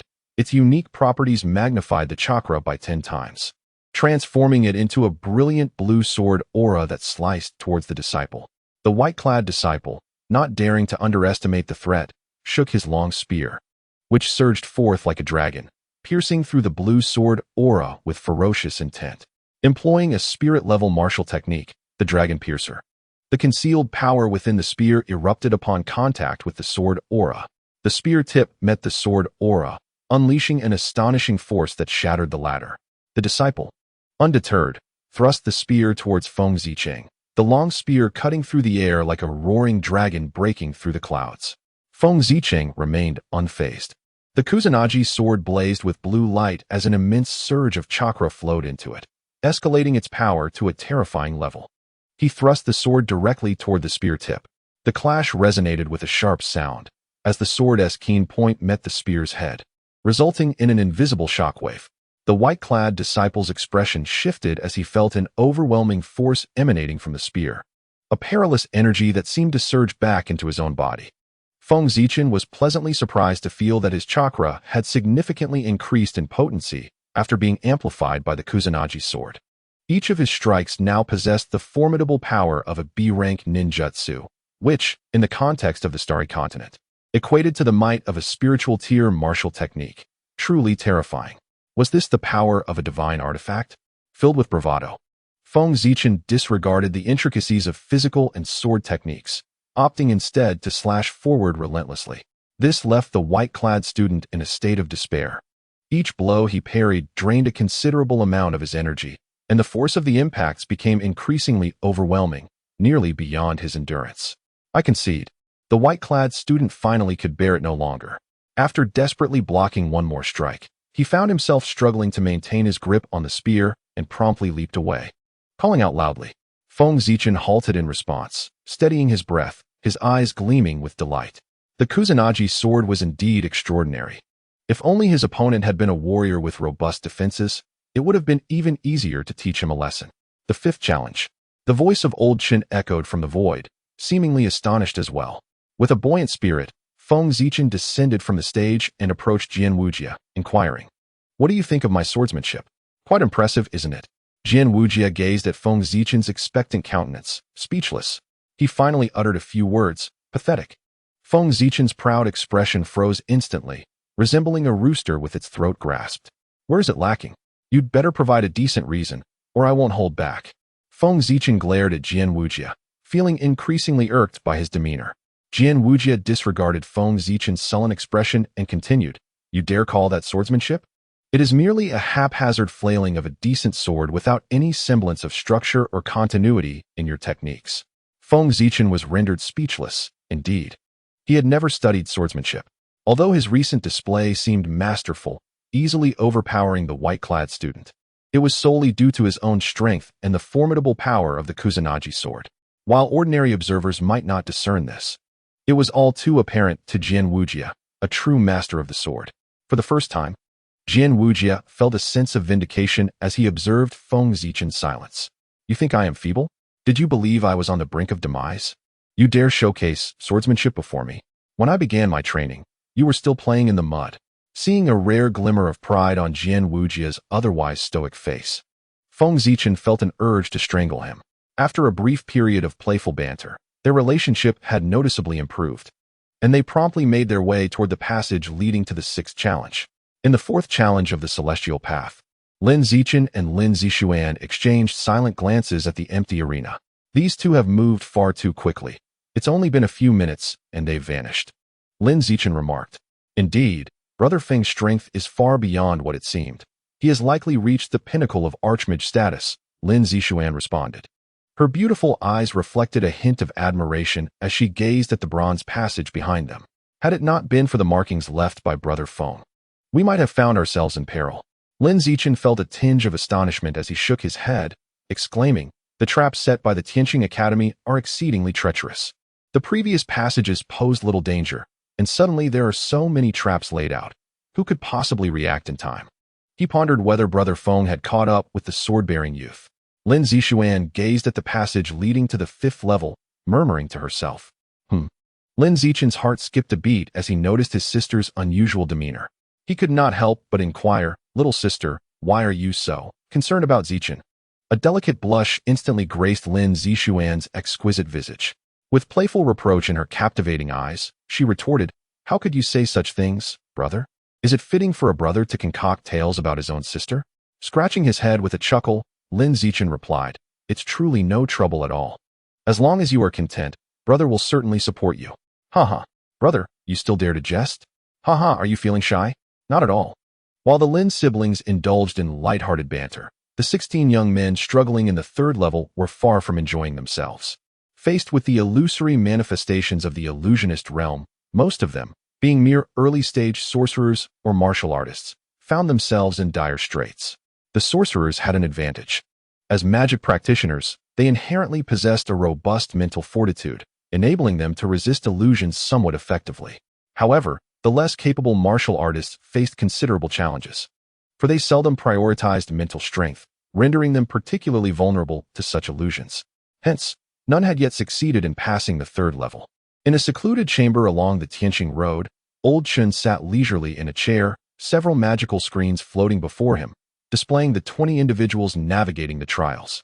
The first screen showcased Feng Zichen and Jian Wujia, who were leading the charge. The second revealed the Lin siblings, while the final screen displayed a group of 16, still grappling with the third level. 3 tiers, 3 outcomes. It appears that only that pair of youngsters is poised to enter the sacred domain training camp. Old Chen observed silently. As Feng Zichen and Jian Wujia approached the 6th level, he finally rose, a satisfied smile gracing his lips. "The 6th level, you say?" It seems the time has come to summon those old fellows. Within the confines of a towering structure at Tianqing Academy, a stern middle-aged man clad in a blue magic robe floated in meditation, his eyes closed. The stern man suddenly opened his eyes, revealing a pair of pitch-black orbs that flickered with the fury of a tempestuous vortex, vanishing almost instantaneously. Why would old Chun take the time to send me a message? Is he not preoccupied with this year's enrollment affairs? The middle-aged man retrieved a luminous jade stone, somewhat astonished. In a blink, with a flash of azure light, he disappeared from sight. In a training camp of Tianqing Academy, a burly man, who had been vociferously reprimanding the senior martial artists, abruptly halted. He cast a glance at the gleaming communication jade pendant at his waist, muttering a few words before turning and vanishing from the sight of the relieved students, who collectively exhaled in relief. Within a hidden chamber deep along Tianqing Road, a once empty stone table was now occupied by many. At the head of the table sat two elderly men, both with hair white as snow, yet faces youthful. On the left was a kindly grandfather with a warm smile, attired in a scarlet magical robe, emblazoned with four golden flames upon his chest. The other elder was an elderly woman, appearing to be in her late 80s or 90s. Yet her eyes sparkled with clarity, reminiscent of rippling water. She wore a water blue magical robe, adorned on her left breast with four golden droplets, emanating an indescribable aura of authority that rendered all present respectful and cautious. To the right of the stone table sat three high-ranking officials of Tianqing Academy. One was Leng Chun, who managed the lower-year classes, garbed in a light azure magical robe, with two small golden whirlwinds on his chest, indicating his mid-stage saint-level prowess. Another was Zhang Tian, overseeing the senior classes, his robust physique and bold demeanor complemented by an elegant black martial attire intricately embroidered with golden threads, signifying his late-stage martial saint strength through the depiction of three golden swords on his chest. Lastly, there was a captivating woman of mature elegance, clad in a fire-red gown that hugged her voluptuous form. Her enchanting countenance radiated joy, and her mesmerizing eyes seemed to hold an irresistible allure that captivated onlookers. She was Mei Xin, the overseer of the Sacred Domain Training Camp, a master illusionist at the pinnacle of the Illusion Saint realm. Across the stone table sat Elder Chun and a stoic middle-aged man, the latter possessing formidable strength, having reached the late-stage martial saint realm, and commanding the enforcement team within Tianqing Academy, holding considerable power. At the very head of the table were the two vice presidents of Tianqing Academy, Yan Wen and Shui Yi, both formidable figures at the peak of the sacred domain, merely a step away from the divine domain. This assembly represented nearly all the high-ranking combatants of Tianqing Academy, akin to a council of elders. In the dim chamber, Zhang Tian was the first to rise, addressing Elder Chun. Is there something that cannot be conveyed through the communication jade? Must we all be summoned here? This situation could easily be mistaken for an elder meeting. I was in the midst of crucial training. To be called here in such haste without a reason. Do not blame me if I unleash a dimensional blade upon you.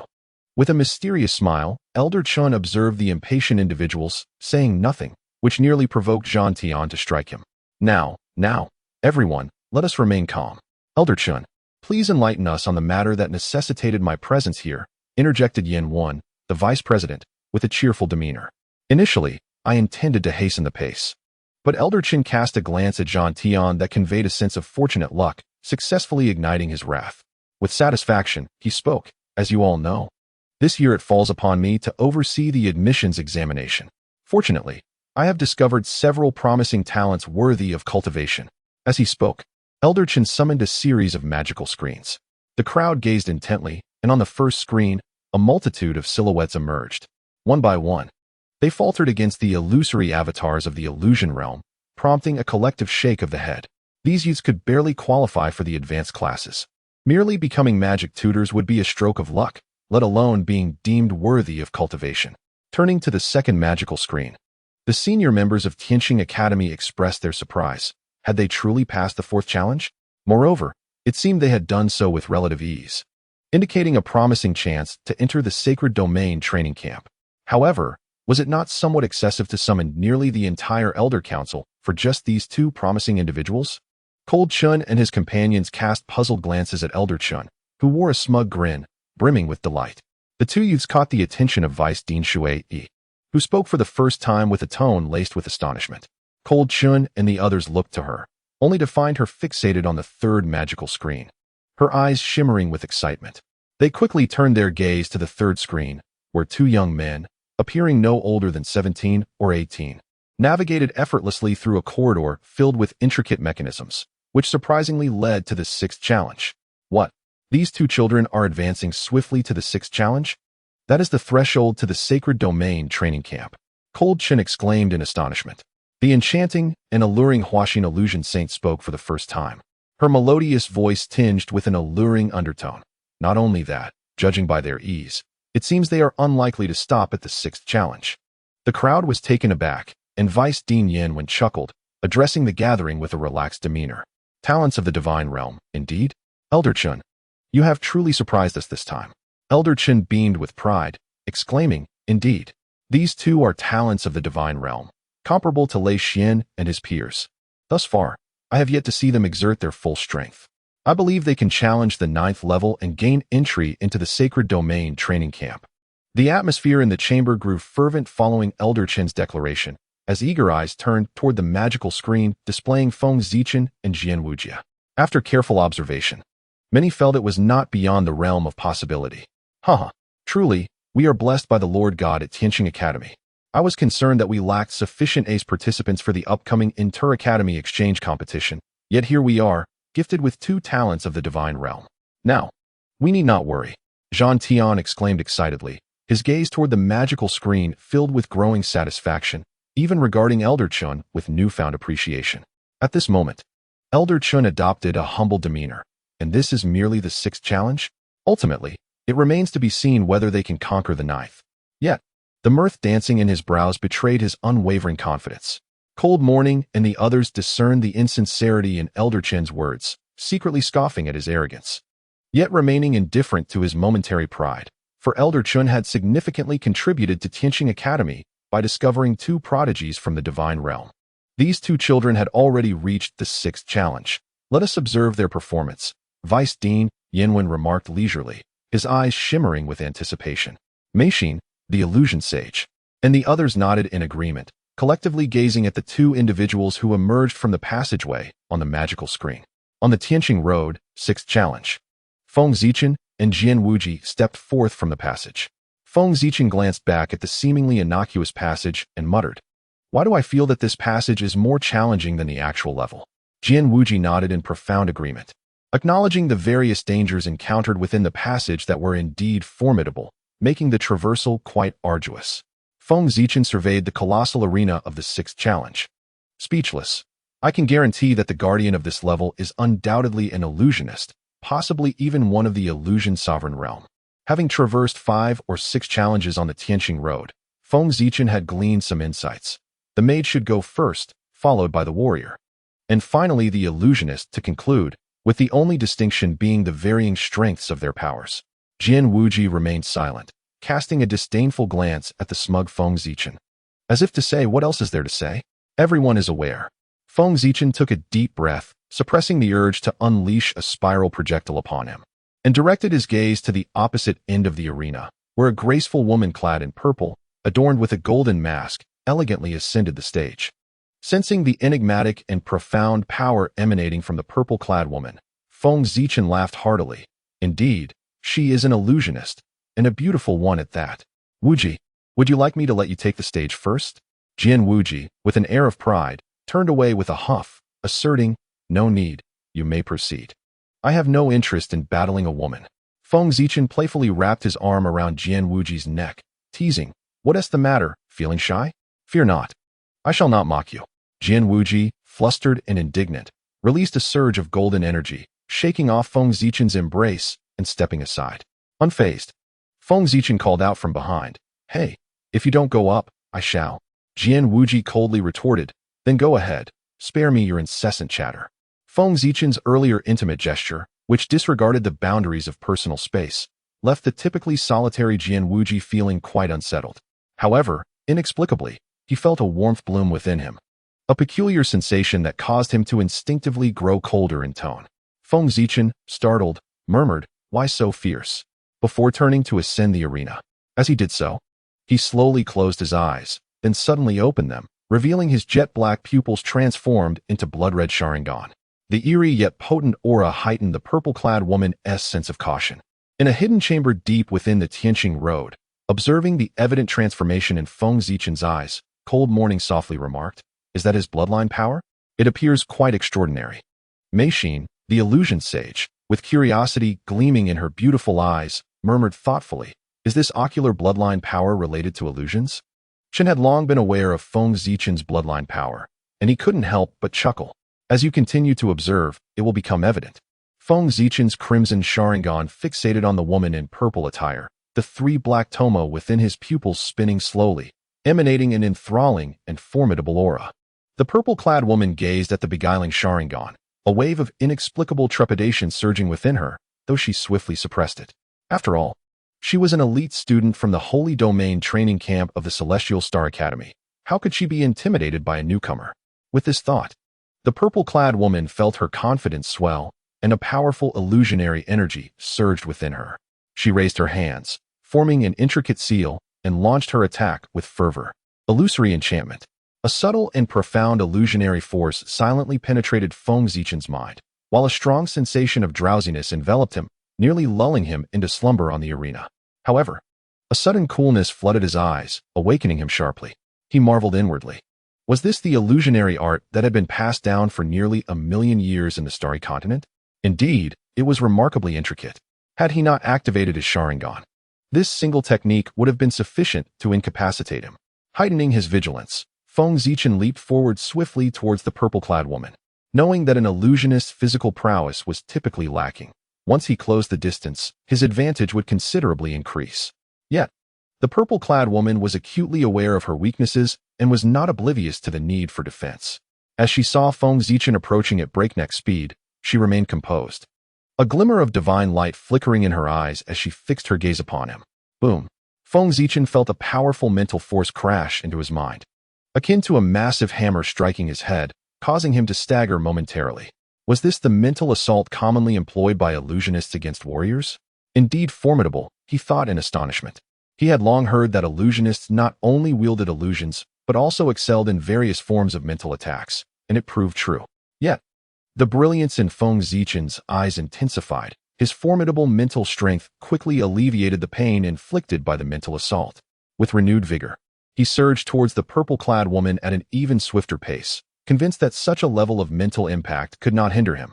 Feng Zichen was no ordinary warrior from the continent, reliant solely on physical prowess. He was the only ninja of the Starry Continent, proficient in ninjutsu, physical techniques, and illusions. He was an unprecedented genius, mastering the trifecta of magical combat arts, and his mental prowess was certainly no trivial matter. How could he be subdued by such rudimentary mental strikes? The purple-clad woman appeared slightly taken aback, but she quickly dismissed the concern. Having gained this moment of preparation, her most adept illusion was ready. She altered her hand seals and declared, "Chaos of the Mind." Chaos of the Mind was a true 9th-level illusion. Far beyond the previous enchantment, 9th-level illusions could pose a challenge even to peak warriors, making it one of the purple-clad woman's significant trump cards. The formidable 9th-level illusion technique surged towards Feng Zichen, who suddenly looked up, his mesmerizing Sharingan fixated on the woman clad in purple. A faint smile graced his lips, for he had finally awaited the moment of illusion rebound.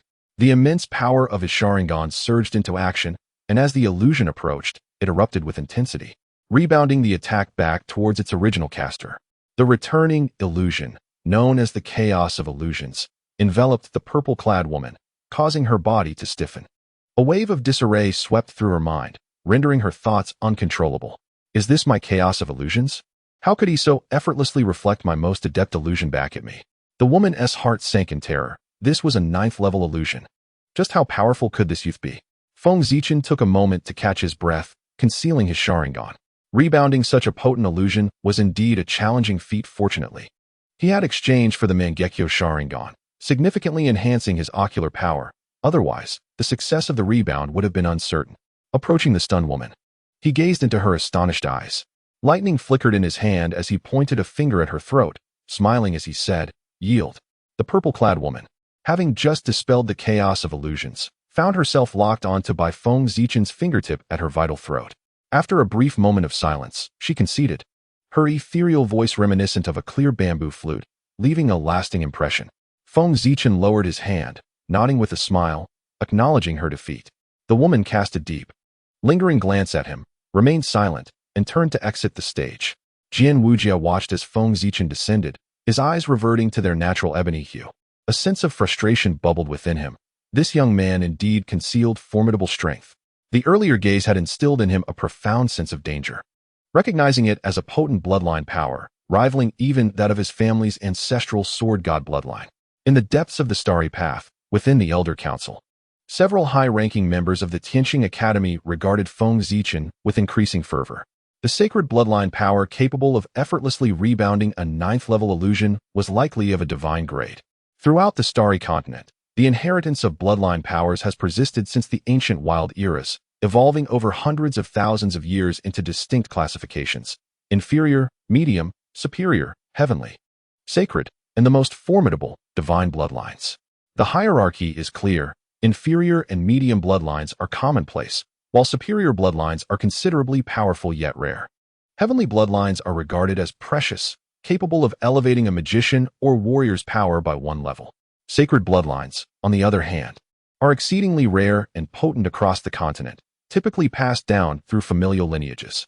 Their abilities are diverse and formidable, akin to the sword god bloodline possessed by the Jian Wujia family, an exceptionally powerful sacred lineage. The true cultivation of Jian Wujia merely reaches the early stage of sword sovereign.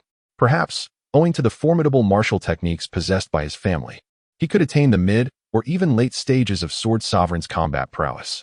However, once he unlocks the bloodline of the sword god, his strength will undergo a qualitative leap, rendering even the pinnacle warriors of ordinary martial sovereigns as mere challengers in his presence. This exemplifies the terrifying power of a sacred bloodline. As for the most powerful divine bloodline, it resides solely in the realm of legend. Said to be potent enough to enable a sacred domain powerhouse to vanquish those who stand atop the continent's pyramid, the divine domain experts. This underscores the immense might it possesses. Vice Dean Yinwen beamed with delight, casting an approving glance at Elder Chun. My dear Elder Chun, you have indeed unearthed a prodigious talent for our Tianqing Academy. The dean would surely be elated to learn of this. Elder Chun chuckled heartily. Such trivial matters would hardly concern the dean. I merely chanced upon this opportunity.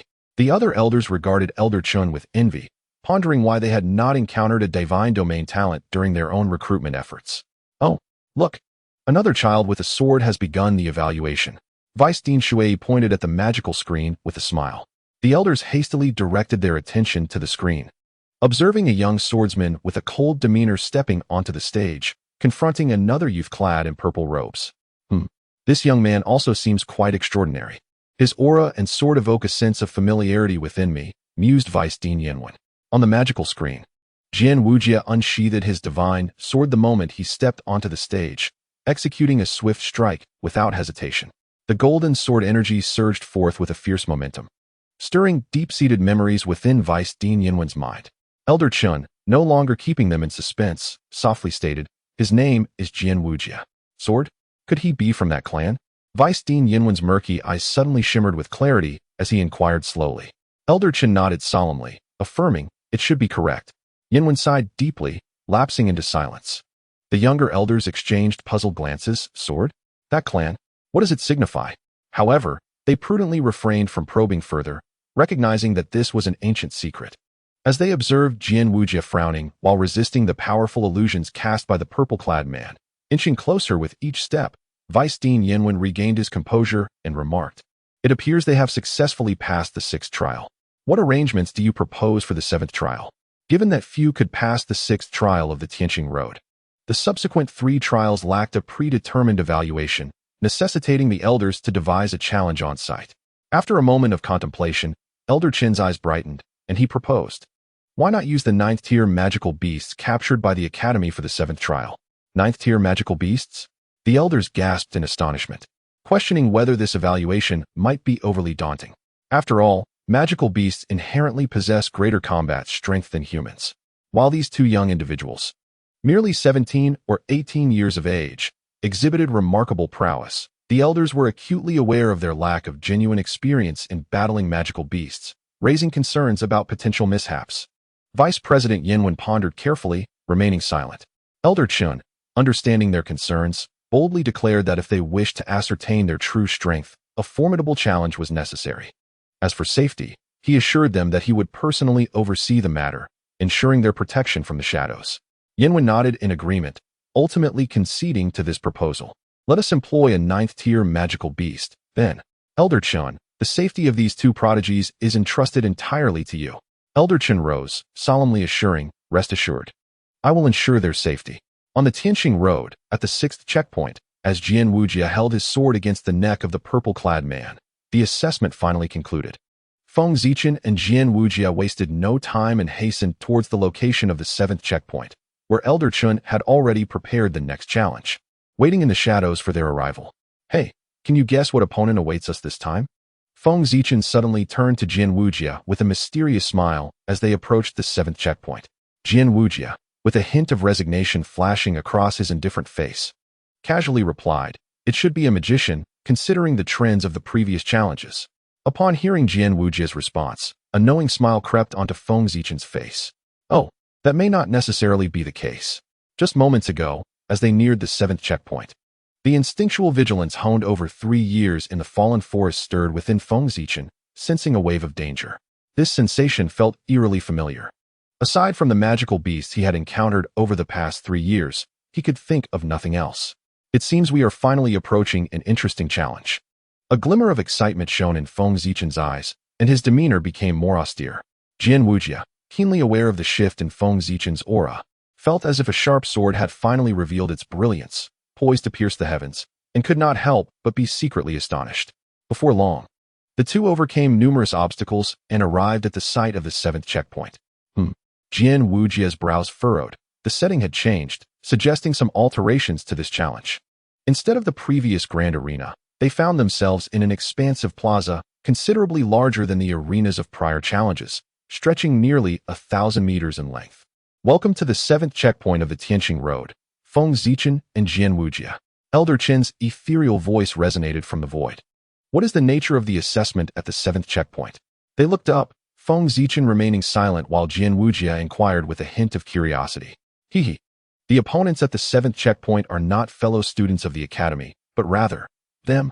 A thunderous roar echoed from the opposite end of the plaza, as two massive, ferocious figures leaped forth, advancing towards Feng Zichen and Jian Wujia, their eyes gleaming with malevolence. Are these 9th-tier magical beasts? Jian Wujia's pupils constricted slightly, his tone revealing a trace of astonishment.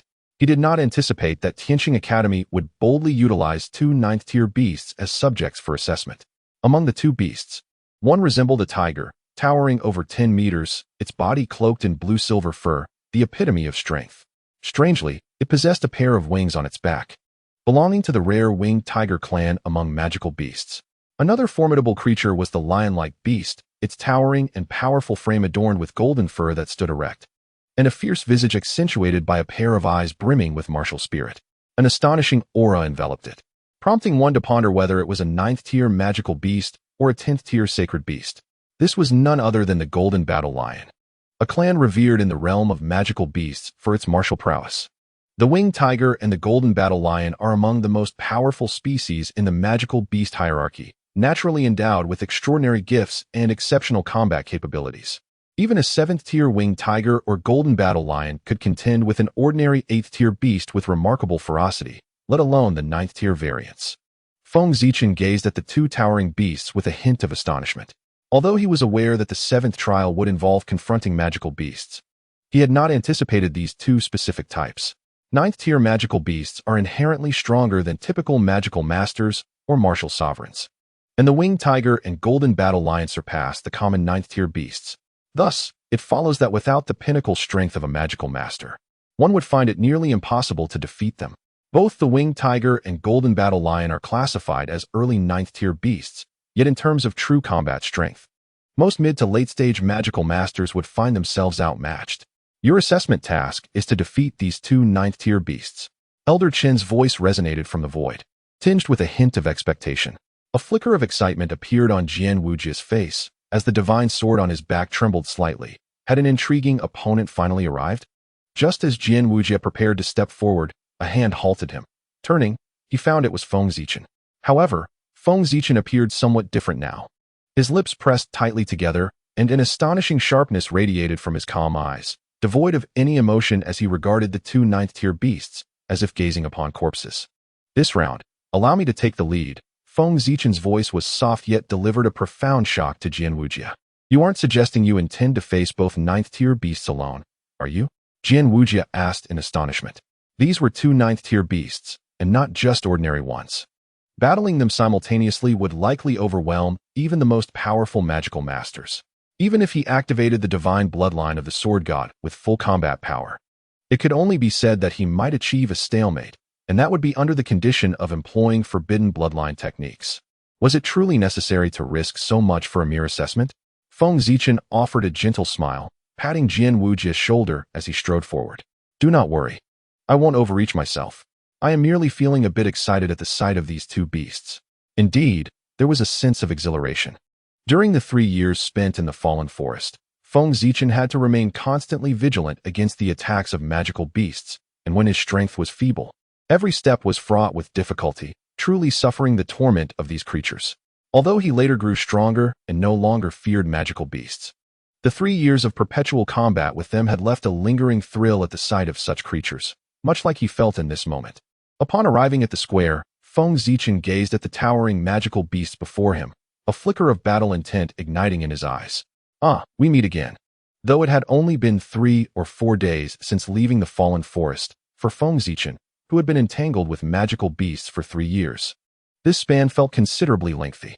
The winged tiger and the golden battle lion regarded this human with disdainful eyes, their roars echoing with indignation at the audacity of a mere human daring to look down upon the noble lineage of the winged tiger clan and the golden battle lion clan.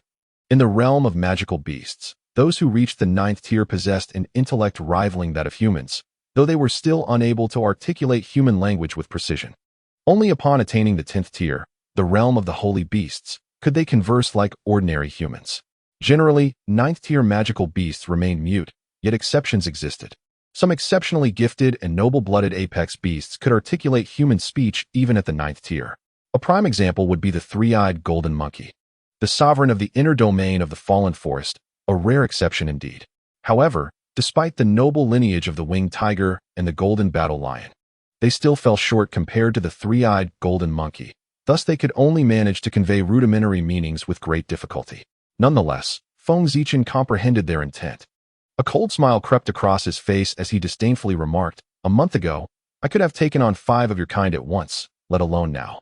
The winged tiger and the golden battle lion, both possessing intelligence on par with humans, readily grasped the contempt in Feng Zichen's tone. Naturally ill-tempered, the two magical beasts erupted in fury, launching themselves towards him with the force of thunder. With swift hand seals, Feng Zichen's eyes gleamed with determination as he struck the ground, invoking the Earth Escape technique, summoning 2 colossal earth dragons that surged forth with ferocity towards the winged tiger and the golden battle lion. Startled, the winged tiger unleashed a torrent of blue-silver lightning from its jaws, hurling it towards the earth dragon, while the golden battle lion, with a flash of brilliance in its eyes, unleashed a powerful roar, its sound waves coalescing into a missile-like force directed at the earth dragon. The clash of the earth dragons and the formidable attacks resulted in a thunderous explosion, sending shockwaves rippling through the air. Unfazed, Feng Zichen executed a body flicker technique, appearing before the winged tiger, conjuring a brilliant azure chakra sphere that he hurled towards the beast's head. In a moment of peril, the winged tiger, without a backward glance, dropped to the ground, narrowly evading the attack. Simultaneously, the golden battle lion launched a counterattack, its razor-sharp claws slashing towards Feng Zichen with wild ferocity. In response, Feng Zichen conjured a long sword from thin air, deftly parrying the golden battle lion's frenzied assault. It was the grass-cutting sword. In the blink of an eye, Feng Zichen formed a single-handed seal with his left hand, unleashing a massive dark red fireball, which raced towards the golden battle lion. Concurrently, his right hand swung the sword towards the winged tiger, a brilliant blue sword aura shooting forth, aimed directly at the relatively vulnerable flank of the winged tiger. This relentless barrage of attacks left the winged tiger and the golden battle lion in utter disarray, struggling to maintain their composure. However, they are formidable 9th-tier magical beasts that have honed their skills for nearly a century. At that moment, the winged tiger suddenly flapped its thunderous wings, soaring swiftly into the sky. Although the golden battle lion could not fly, Its innate combat prowess was astonishing. It glared furiously, its sharp forepaws slicing through a massive fireball like blades. Wen Zichen's expression remained unchanged as he landed and skidded a distance before abruptly turning, his eyes transforming into the blood-red Sharingan.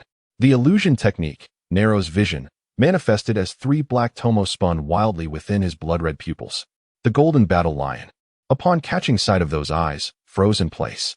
To it, Wen Zichen had suddenly morphed into a 10th-tier holy domain magical beast, exuding an aura of fearsome authority with every movement. This overwhelming pressure from a higher tier rendered the golden battle lion utterly paralyzed with fear. This was precisely the effect of Naro's vision. It could reflect the deepest fears within one's heart, magnifying them 100-fold. Success. A glimmer of triumph sparkled in Wen Zichen's eyes as he cast a glance at the anxious winged tiger rushing from above, a peculiar smile curling at the corner of his mouth as he surged towards the immobilized golden battle lion. Roar the winged tiger, realizing the gravity of the situation, understood that it could not defeat the human before it on its own. Witnessing the golden battle lion rendered immobile by some trickery, it flapped its thunderous wings, diving toward Wen Zichen. Yet, despite having acquired human-like intelligence, it still lacked tactical understanding. Wen Zichen, initially advancing toward the golden battle lion, suddenly halted, retreating instead. He leaped high into the air, the azure glow of his chakra illuminating the Kusanagi sword in his hand, which he thrust rapidly toward the winged tiger's head. The unexpected strike startled the winged tiger, which desperately flapped its wings to twist its body in an attempt to evade the attack. However, this was a meticulously calculated lethal blow by Wen Zichen, not easily dodged. The sharp Kusanagi sword sliced through the winged tiger's head, creating a massive gash and splattering blood. The winged tiger, feeling the brush of death, was struck with terror. Had it not narrowly avoided a fatal blow, it would likely have met its demise.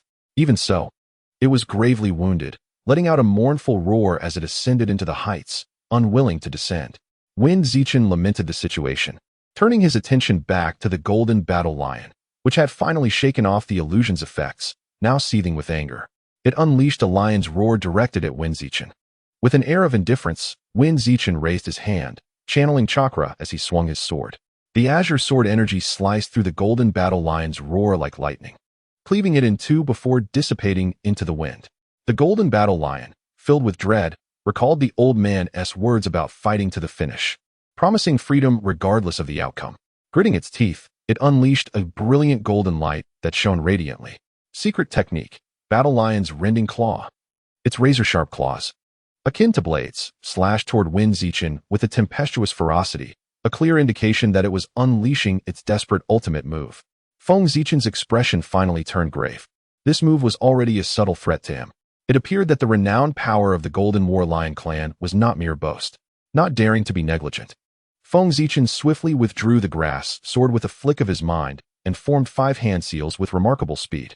Lightning surged from his right hand, and countless electric currents violently clashed, producing a cacophony akin to the chorus of 1,000 birds. Lightning escape, lightning slash, Feng Zichen proclaimed inwardly, his crimson Sharingan intently focused on the Golden War Lion. With a sudden burst of extreme speed, he surged forward like a raging bolt of lightning, the lightning slash in his right hand carving a long shallow trench into the ground. A multitude of claw shadows, brimming with lethal sharpness, relentlessly slashed toward Feng Zichen. He abruptly looked up, thrusting the lightning slash forward, aimed directly at the Golden War Lion. The clash resounded like thunder as the lightning slash collided with the lion's claws, creating a fierce noise. The lion's sky-tearing claw indeed possessed great power, managing to withstand one of Feng Zichen's ultimate techniques for a moment. Feng Zichen admired this inwardly, yet his eyes ignited with astonishing battle intent. The lightning slash in his hand erupted with blinding radiance, its might intensely coalescing, and suddenly shattered the Golden War Lion's sky-tearing claw. In the creature's incredulous gaze, it struck like a bolt of lightning, piercing through its skull and slaying it on the spot. Jian Wujia, watching from below the stage, felt a jolt of surprise. He increasingly recognized Feng Zichen's extraordinary prowess. To defeat 2 9th-tier magical beasts single-handedly, without sustaining a scratch, was a feat that astonished even this remarkable youth. Chen Lao, who had been lurking in the shadows, initially intending to rescue Feng Zichen at a critical moment, was now utterly flabbergasted. What was there to save? The battle had concluded in less than 10 minutes, with the boy unscathed while one beast lay dead and the other gravely wounded. Feng Zichen's strength was indeed exceptional. He hadn't even employed the other form of his ocular bloodline power that Chun Lao had previously witnessed. In the Celestial Star's secret chamber, the elders watched in astonishment, not expecting this youth to be not only immensely powerful, but also remarkably experienced in combat. In my opinion, there is no need to proceed with the 8th and 9th trials. This lad should be directly recruited into the Divine Realm training camp, Jean Tian exclaimed. His eyes filled with satisfaction as he slammed his hand on the table. The Celestial Star Road was originally designed to assess the comprehensive qualities of students, evaluating their eligibility for the Academy's rigorous training. Now, with Feng Zichen showcasing his extraordinary strength, abundant combat experience, and various outstanding qualities, Jean Tian's seemingly unreasonable proposal caused the elders to flutter their eyelids, stirred by the suggestion. Vice Dean Yinwen pondered for a moment, then looked up at the imposing figure of Feng Zichen on the magical screen, slowly nodding. Although it seemed somewhat against protocol, this young man indeed warranted such an opportunity. Let us directly recruit him into the Divine Realm training camp, Vice Dean Yinwen declared emphatically. The elders naturally complied, yet the sage of magic, Lung Chun, hesitated and spoke up. What about Jian Wujia? Should we let him continue alone? Upon the utterance of these words, the atmosphere fell into a profound silence. Jean Tian and Mei Xian cast their gazes towards Vice Dean Yin and Shui Yi, remaining reticent. It was evident to all that Jian Wuji possessed an extraordinary background. For the power of a sacred bloodline has always resided within the dominion of formidable factions and illustrious families. Vice Dean Yinwen undoubtedly knew of his origins. After a moment of contemplative silence, Yinwen spoke, suggesting that allowing Jian Wuji to venture alone was unwise, and instead proposed that Feng Zichen be directly admitted into the Divine Domain training camp, with a challenge of battling 2 9th-tier magical beasts arranged for him. Should he triumph, he would join Jian Wuji in the esteemed training facility. It appeared that the Vice Dean harbored great confidence in Jian Wuji's prowess, leaving the elders to ponder the nature of his background. Indeed, Vice Dean Yinwen's confidence was well-founded, as the bloodline of that lineage was renowned for its unparalleled combat strength, with their various bloodline techniques being terrifyingly potent. It was reasonable to surmise that Jian Wuji could handle 2 9th-tier magical beasts with his full might. At the 7th gate of the Tianqing Road, the reclusive Elder Chun received word from the Council of Elders and nodded in affirmation. This strength indeed required no further testing. Upon Feng Zichen's successful passage through the 7th gate, and given his remarkable display of strength, the Tianqing Academy resolved to directly enroll him into the Divine Domain training camp. Elder Chen's ethereal voice echoed, startling both Feng Zichen and Jian Wuji. Feng Zichen's brow furrowed momentarily. Direct admission? It seemed his capabilities had garnered the Academy's recognition. Simultaneously, Jian Wuji was informed that, per the Council's decision, should he also vanquish 2 9th-tier magical beasts, he too would gain direct access to the Divine Domain training camp, bypassing further trials. At the opposite end of the passage, 2 thunderous roars reverberated as 2 towering shadows approached, accompanied by an overwhelming sense of pressure. 2 9th-tier magical beasts. On the left stood a formidable earth bear, while on the right was a lithe and swift wind wolf. Though their bloodlines ranked lower than that of the winged tiger and golden war lion, their combined combat capabilities were nonetheless formidable. Jian Wuji narrowed his eyes at the fierce-eyed 9th-tier beasts before him. It seemed the moment for him to unleash his full power had arrived. Feng Zichen, glancing at the 2 menacing magical beasts, suppressed his surging battle spirit and turned to Jian Wuji with a smile, remarking, "At last, I shall witness your full strength. Surely your bloodline abilities extend beyond what you have shown thus far?" Jian Wuji, maintaining a neutral expression, glanced at Feng Zichen and replied nonchalantly, "The same could be said for you. Your ocular bloodline abilities have likely yet to be fully unleashed, correct?" His subtle retort elicited an awkward smile from Feng Zichen, who chose not to pursue the matter further. After all, the Kaleidoscope Sharingan was his greatest trump card, not to be wielded lightly. Moreover, its overwhelming power would be too unfair in this assessment, rendering it devoid of challenge. Without further ado, Jian Wuji approached with a cold gaze, his right hand reaching behind him to gently unsheath the divine sword. With the sword in hand, an overwhelming aura of sword intent erupted from his entire being. Golden fighting spirit surged forth, transforming into a golden flame that soared into the sky, exuding an impressive momentum. There was nothing more to say. The 2 fierce 9th-tier magical beasts had received the Academy's assurance that if they fought with all their might, they would earn their freedom. With a furious roar, they lunged at Jian Wuji. The Galewind Swift Wolf, renowned for its speed among 9th-tier beasts, outpaced the Earth Bear by a considerable margin. Like a gust of wind, it swiftly closed the distance to Jian Wujia, its green, menacing eyes gleaming with ferocity, its razor-sharp claws silently poised to strike at Jian Wujia's neck. Jian Wujia caught a fleeting glimpse of a shadow before him and his heart raced. What incredible speed! However, with his wealth of battle experience, he remained acutely aware. Retreating a half-step without hesitation, while simultaneously raising his divine sword in a lightning-fast motion, deflecting the treacherous claw with a swift maneuver. The Galewind Swift Wolf, possessing a certain assassin's instinct, retreated swiftly upon missing its strike, not hesitating as it darted away a great distance, circling around Jian Wujia, waiting for the opportune moment to attack. Only then did the Earth Bear arrive, lumbering towards Jian Wujia. Its massive paw came crashing down with tremendous force, and Jian Wujia, recognizing the violent power behind it, dared not confront it head-on. With a swift movement, he evaded, his body flowing like a willow in the breeze, gracefully retreating. Employing his agility to evade the Earth Bear's ferocious strike, Jian Wujia's eyes gleamed with determination. He suddenly swung his divine sword, unleashing a brilliant golden sword aura that sliced toward the Earth Bear's relatively soft underbelly.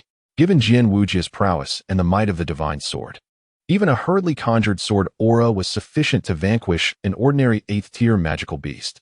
However, the Earth Bear was a formidable 9th-tier creature, its power extraordinary. A flicker of earthy light flashed in its round eyes as it rapidly channeled its magical energy, enveloping itself in a layer of earthy armor that effectively shielded it from the sword aura. An Earth-type beast? Its defensive capabilities are astonishing. Jian Wujia's pupils constricted. Although his sword aura was hastily unleashed, its power was not to be underestimated, rivaling that of typical spiritual tier martial techniques. Yet, it was effortlessly blocked by the Earth Bear. It seemed that quickly resolving this battle would prove challenging. In light of this, he decided to fight with all his strength. Jian Wujia's eyes burned with martial fervor as he activated his sword god bloodline, unleashing a torrent of golden fighting spirit. His once dark eyes transformed into a radiant gold, the sharpness of his sword intent magnifying, akin to a dragon breaking free, soaring to the heavens. On the celestial star path, confronted by the two 9th-tier magical beasts, Jian Wujia was filled with unyielding resolve as he fully unleashed the power of his sword god bloodline. The sheer intensity of his sword intent made the two 9th-tier beasts instinctively wary, their hearts trembling in trepidation. With the activation of his sword god bloodline, Jian Wujia surged with boundless courage, feeling as though even facing two more 9th-tier beasts would pose no challenge. A faint golden glow emanated from the divine sword in his hand as he swung it horizontally, directly targeting the Earth Bear. The intent of the sword was so piercing that it caused the Earth Bear to flinch, prompting it to swiftly unleash its most formidable defensive magic, the Earth Armor. A layer of earthen-hued armor enveloped the Earth Bear, shielding it from all assaults. Bolstered by the protection of the Earth Armor, the Earth Bear finally mustered the courage to meet Jian Wujia's gaze, which now glimmered with a savage ferocity.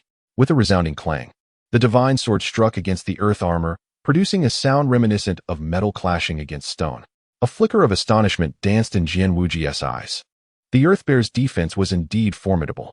Observing from below, Feng Zichen couldn't help but chuckle inwardly. Were he to face the Earth Bear, it would certainly be a different story, for his grass bud sword possessed a second special attribute that could penetrate defenses, rendering the beast's formidable protection ineffective. Finding his initial strike unfruitful, Jian Wujia swiftly adjusted his strategy, his swordmaster-level physique, granting him exceptional coordination and agility. He delivered a powerful kick to the Earth Bear, infusing it with fighting spirit, sending the creature stumbling back several paces. Seizing the momentum, he executed a backflip and lunged toward the waiting Gale Wolf. With the celestial-level martial technique, 10,000 swords kill, Jian Wujia's expression remained impassive as his divine sword radiated a brilliant light, transforming with a mere flick of his wrist into a veritable storm of sword shadows that surged toward the Gale Wolf. To the observer, it appeared as though a torrent of countless sword energies was hurtling forth, an awe-inspiring sight.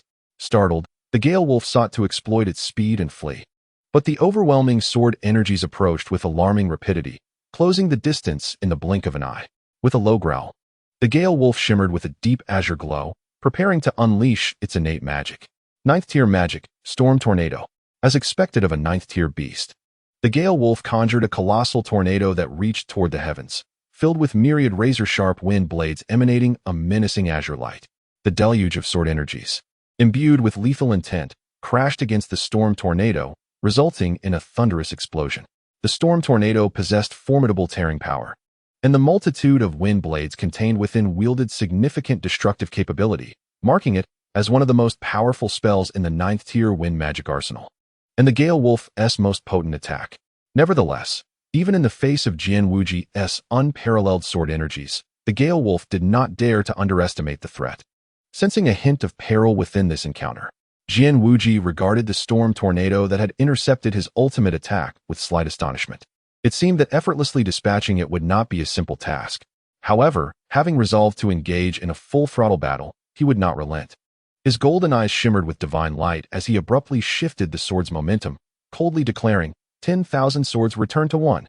The vast sword energies that entwined with the storm tornado seemed to heed his call, rapidly coalescing and merging.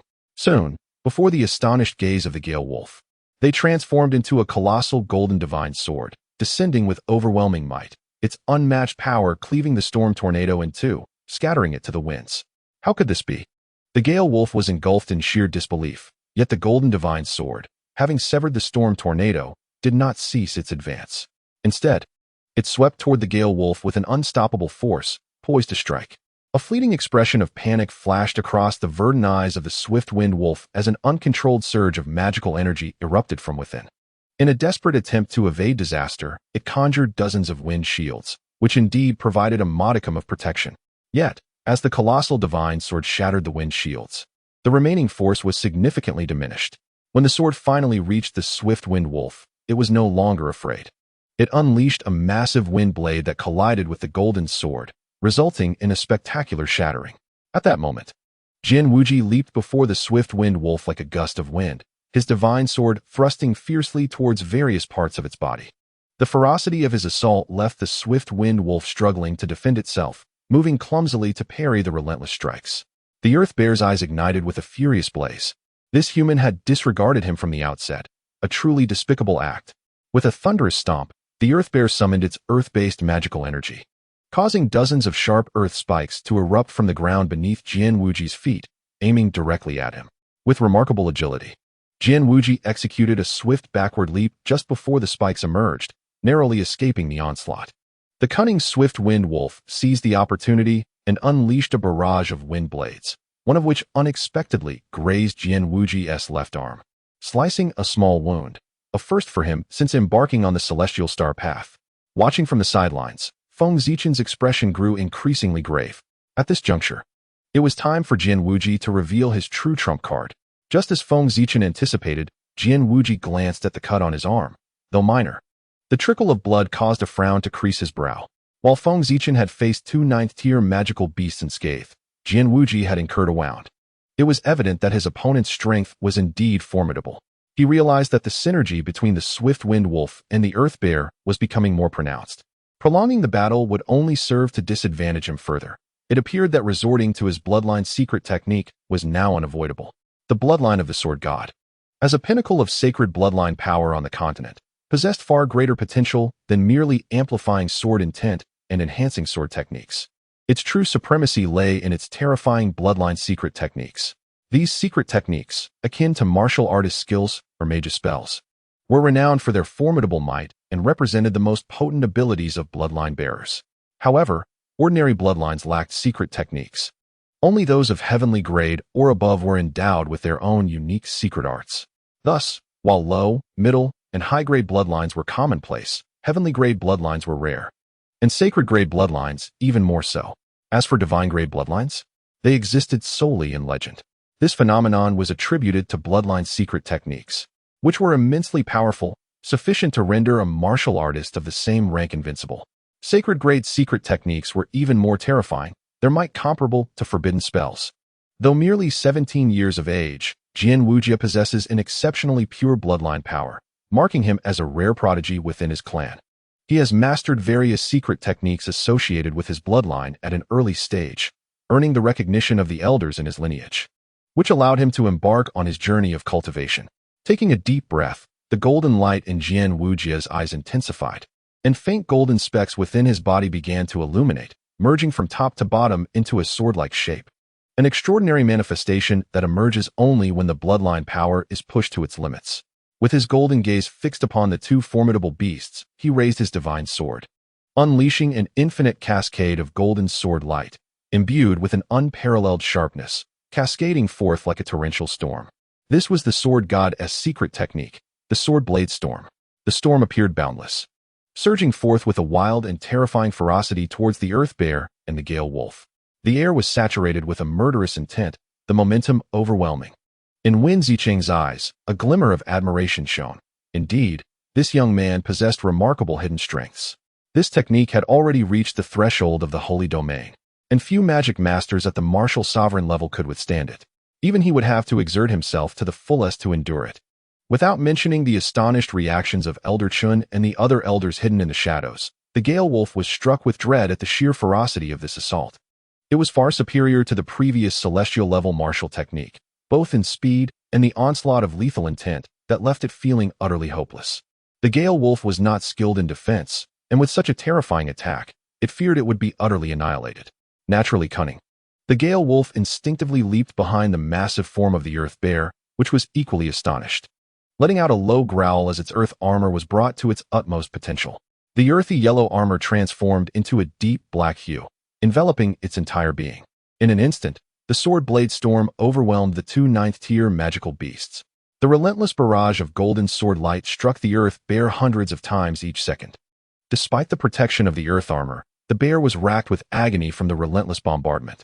After 3 seconds of frenzied assault, the earth bear, in shock, heard the sound of its sturdy armor straining under the pressure, a small crack forming and quickly expanding. Jian Wujia's form trembled slightly. Upon hearing the cracking of the armor, he gritted his teeth and intensified the strikes of the sword blade storm.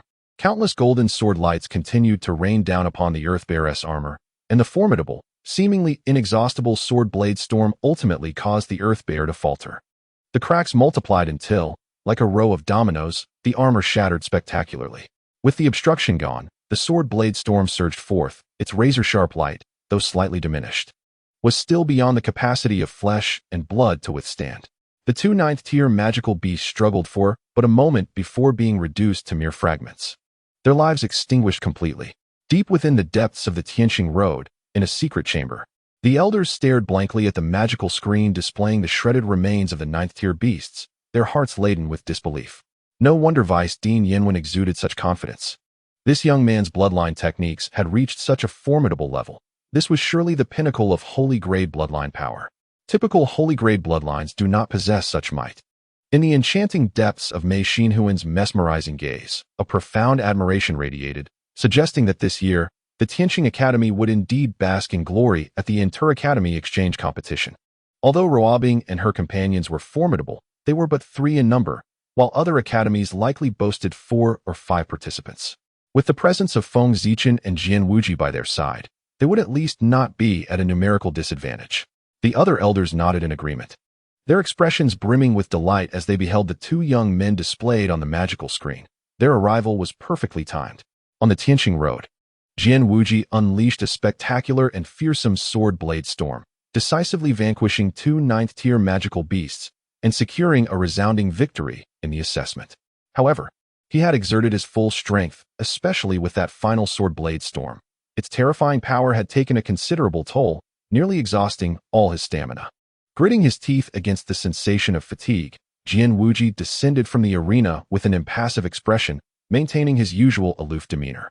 Yet, the slight tremor of his body and the pallor of his face betrayed his weakness. Feng Zichen, perceptive as ever, noticed Jian Wuji's condition but chose not to address it. Instead, he approached with a grin, lightly punching Jian Wuji's shoulder. "You've done well. Winning so swiftly. When shall we have a contest ourselves?" Weakened, Jian Wuji stumbled slightly from the playful jab, irritably swatting Feng Zichen's hand away. "I wouldn't dare compete with you. You haven't even exerted your full strength yet. Have you?" Feng Zichen's playful expression faded, replaced with a hint of seriousness. "It's not that I don't wish to unleash my full power. Rather, I simply haven't encountered a worthy opponent. However," he continued, casting a meaningful glance at Jian Wuji, "if you were to transcend to the pinnacle of Sword Master, you would indeed become a formidable adversary. At that point, I would surely give my all."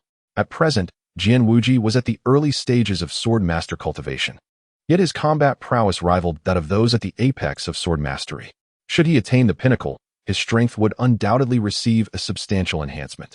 With the might of a peak divine bloodline, he could potentially contend with those of the holy domain, thus becoming a worthy challenger for Feng Zichen. A glimmer of determination sparked in Jian Wuji's eyes as he regarded Feng Zichen. "Are you so certain that I would not be your match at this moment?"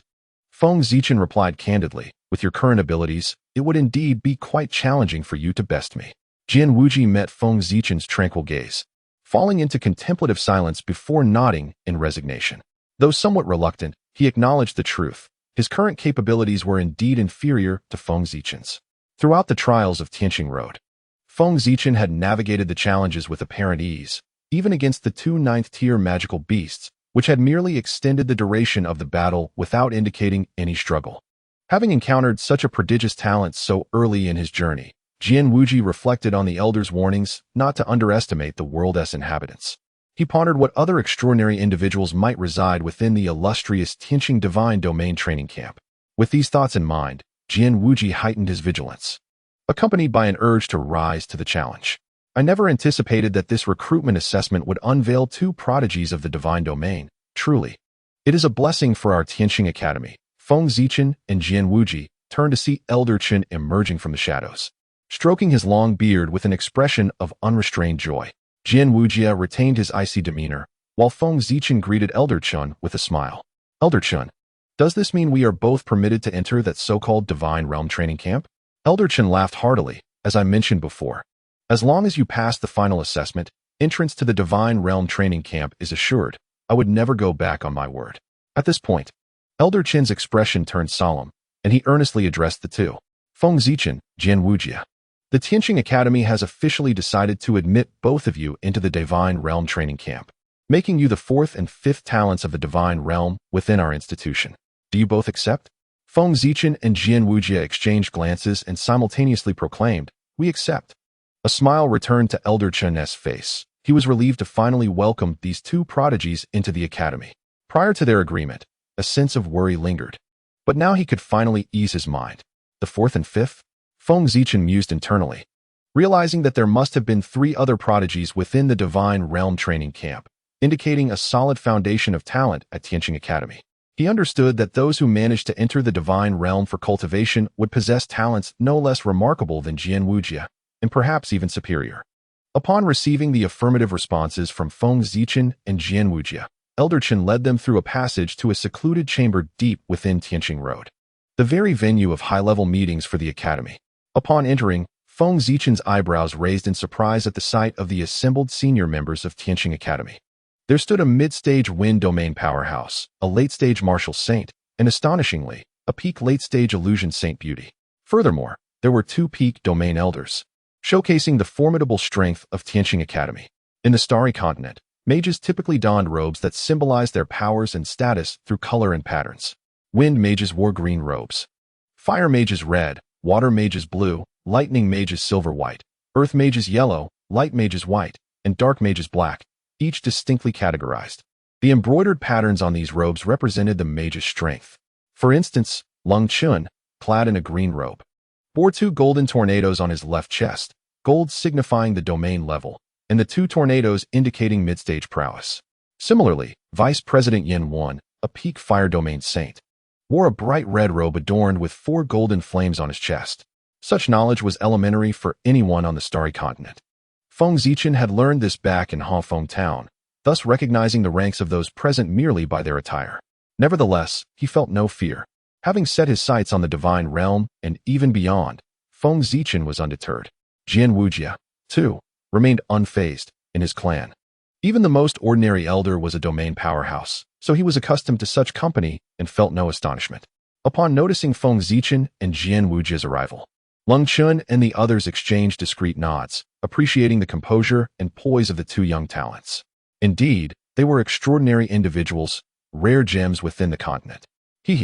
These individuals are all senior officials of the Tianqing Academy. Seated at the prominent position is Vice President Yin, alongside Vice President Shui, with Elder Chen introducing them one by one. It turns out they are both vice presidents. No wonder their cultivation levels are so high. Feng Zichen mused inwardly, while outwardly, he and Jian Wuji slightly bowed in a gesture of respect. Vice President Yin and Vice President Shui both nodded with cheerful smiles in their eyes. Elder Qin glanced at the three individuals beside him, curled his lips slightly, and spoke. These three are the heads of the lower and upper grades of Tianqing Academy, as well as the leaders of the Sacred Domain training camp, Lung Chun, Zhan Tian, and Mei Xian. Pausing for a moment, Elder Qin looked at Feng Zichin and Jian Wujia, revealing a hint of a smile. They will also be your future mentors. Mentors? Both Feng Zichin and Jian Wujia were taken aback. Could it be that these absolute high-ranking officials of Tianqing Academy, the formidable beings of the Sacred Domain, would serve as instructors within the Divine Domain training camp? Vice President Yin seemed to perceive the astonishment in their hearts and chuckled. There is no need for surprise. The Divine Domain training camp is the most vital core of Tianqing Academy. You five prodigies of the Divine Domain are our most treasured assets. All resources of Tianqing Academy will be at your disposal. Not only will the Sacred Domain mentors teach, but even the esteemed president himself will occasionally impart lessons, sharing the ways of the Divine Domain. The esteemed president? A fierce gleam ignited in Feng Zichin's eyes. The pinnacle of the continent, the legendary sword god, who reigned supreme on the battlefield over a century ago, has rarely encountered rivals. He is truly the unparalleled powerhouse of the starry continent. No wonder the Divine Domain training camp enjoys such a stellar reputation across the continent, drawing countless talented individuals to enroll. It indeed has this underlying reason. Feng Zichin began to comprehend that while the rigorous cultivation of Tianqing Academy, one of the three major academies of the continent, is certainly significant, the guidance from formidable beings of the Divine Domain is even more enticing for prospective students. After all, achieving the Divine Domain is the aspiration of countless individuals on the continent. Even some of the continent's top forces may lack the presence of a Sacred Domain powerhouse. The insights from such beings evidently enhance the chances of entering the Divine Domain, presenting an irresistible allure for any practitioner. Upon hearing Vice President Yan's words, Jian Wujia was also jolted to attention, a hint of joy flickering in his eyes. If it were another Sacred Domain powerhouse, he might not have been so surprised, given his own mysterious and powerful background. However, this was the president of Tianqing Academy, the continent's foremost sword god, whose mastery of the sword is unfathomable, even within his clan. Several of his great-grandfathers held the president in high regard. This was also a primary reason why Jian Wujia chose to embark on his journey of experience at Tianqing Academy rather than the other two major academies. After Feng Zichin and Jian Wujia respectfully saluted the senior members of the Tianqing Academy, Vice President Yinwen cheerfully began to speak.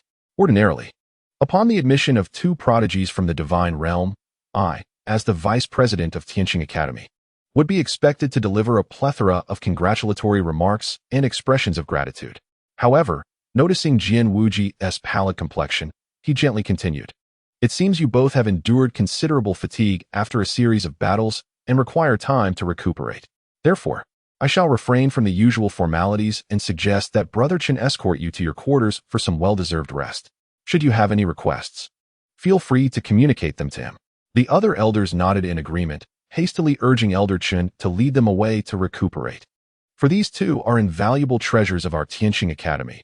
We cannot have them overexerted. Feng Zichin, having no objections, performed another bow alongside Jian Wujia before following Elder Chen out. In the secluded chamber, observing the retreating figures of Feng Zichin and Jian Wujia, Vice President Yinwen turned with interest to the several Sacred Realm mentors, asking, "My esteemed colleagues, after such close observation, have you discerned anything?" Cold Morning furrowed his brow and replied slowly, "As for Jian Wujia, there is little to remark. His combat prowess at the early stages of Sword Sovereign, combined with a formidable pinnacle bloodline, grants him strength akin to a Sword Sovereign at its peak, which, while remarkable, is still understandable." However, Mei Xian Huanxing interjected, her voice alluring yet laced with curiosity. "What is truly perplexing is Feng Zichin. His cultivation remains indistinct, resembling that of a mage, yet at times akin to a martial sovereign, making it exceedingly difficult to ascertain his true capabilities." War Tian also nodded, murmuring, "That lad indeed possesses an air of mystery, and his strength is undeniably formidable. To this day, we remain unaware of the full extent of his abilities." Listening to the words of the Sacred Realm mentors, Vice President Yinwen merely smiled in silence. Vice President Shui then spoke leisurely. "Regardless of the circumstances, Feng Zichin has already become a member of our Divine Realm training camp, and he does not appear to be of malevolent nature, so there is no need for excessive concern. As for his true strength, her eyes twinkling with amusement, once we take them to the Divine Realm training camp in a couple of days, will we not be able to ascertain it? Those three little monsters are not to be underestimated, certainly not comparable to the trials on the Tianqing path. The elders, realizing the extraordinary strength of those three prodigies, felt a wave of relief wash over them. Vice President Yin Wen surveyed the room, noting no dissent among the gathered members, and solemnly declared, "Thus it shall be. The arrival of these two prodigies is a boon for Tianqing Academy, but if we fail to nurture their exceptional talents, that would reflect our own inadequacies. Therefore, esteemed colleagues, let us invigorate our spirits." The elders rose in unison, responding with a resolute, "Yes." As one of the three major academies on the continent, Tianqing Academy boasts an extensive teaching area. It is divided into three main sections: the lower grade area, the upper grade area, and the Divine Realm training camp, each sprawling expansively with towering spires that evoke a sense of grandeur. Deep within Tianqing Academy lies a region akin to a forbidden zone, where ordinary students and even mentors are forbidden to tread. This is the illustrious Divine Realm training camp, renowned across the continent. After Elder Chen led Feng Zichen and Jian Wuji away from the Tianqing Road, they arrived directly at the site of the Divine Domain training camp. Feng Zichen gazed at the magnificent and imposing spires towering before him, a hint of astonishment flickering in his eyes. Is this truly the Divine Domain training camp? It is far more grand than I expected. Elder Chen chuckled. As the most vital base of our Tianqing Academy, the Divine Domain training camp must indeed be impressive. Moreover, it is not only you five prodigies of the Divine Domain who reside here, but also our esteemed mentors from the Sacred Domain and various logistical staff. The training grounds are plentiful, and thus, it ought to be rather magnificent. As they spoke, Elder Chen led Feng Zichen and Jian Wuji to a towering structure. Observing the ancient yet elegant spires, he remarked, "This will be your residence. Each tower has been meticulously prepared for you, the prodigies of the Divine Domain." Since the establishment of the Divine Domain training camp, every exceptional talent entering has been granted a tower as their domain within the Tianqing Academy. Without the owner's permission, even the esteemed dean cannot enter at will. Feng Zichen, taken aback, looked towards the forest of towers before him and keenly discerned the peculiarities among them. Among the many spires, three stood out distinctly. One tower shimmered with a faint silver light, echoing with the distant rumble of thunder, emanating an unparalleled aura of destruction accompanied by an inexplicable majesty. Another tower radiated a blue-white glow, and a mere touch of perception revealed a terrifying chill enveloping it, as if one had plunged into an abyss of ice, chilling the heart. The third tower soared into the clouds, resembling a sharp sword thrusting skyward, radiating a subtle sword intent that exuded an air of extreme sharpness, captivating the soul. Feng Zichen pondered briefly and understood the significance. Elder Chen had previously mentioned that beyond the two of them, there were three other prodigies who had entered the training camp a year earlier. It appeared that these three seemingly sentient towers belonged to them. These auras are quite formidable. It seems the other three prodigies indeed possess terrifying strength. Feng Zichen mused silently, feeling a surge of excitement, while sensing that his forthcoming days would likely be anything but dull. Jian Wuji also noted the three distinct towers, sensing their emanating auras, especially the sharp sword intent radiating from the sword tower. A spark ignited in his eyes, and the divine sword behind him quivered faintly, as if yearning to soar and challenge its might. Elder Chen, observing the unusual expressions on Feng Zichen and Jian Wuji's faces, understood they had grasped the situation. He smiled and said, "You are correct. Those are indeed the towers of the three current students of the Divine Domain training camp. However, they are currently away on a training mission and will likely return in a few days. You too may choose one of these towers as your domain. Once you acknowledge the tower's spirit, you may take residence there. Even the dean will not dare to intrude. The tower will be under your absolute control." Old Chen elucidated to Feng Zichen, who began to comprehend the concept of absolute control. These tall towers were not mere structures. They were cultivation towers meticulously crafted by the Celestial Star Academy, imbued with numerous magical arrays beneficial for the Tower Master's training, as well as protective enchantments. Once the tower pearls were refined, one could command these magical formations, repelling all unwelcome visitors. Does this mean we can choose any of these unclaimed towers to refine and make our own residence? Feng Zichen inquired. Old Chen nodded, gesturing towards a cluster of towers slightly further back. Do you see those? Aside from the 26 towers at the back, you may select any of the others. Feng Zichen, somewhat perplexed, gazed at the 26 towers, each enveloped in a myriad of vibrant lights, resplendent, and striking.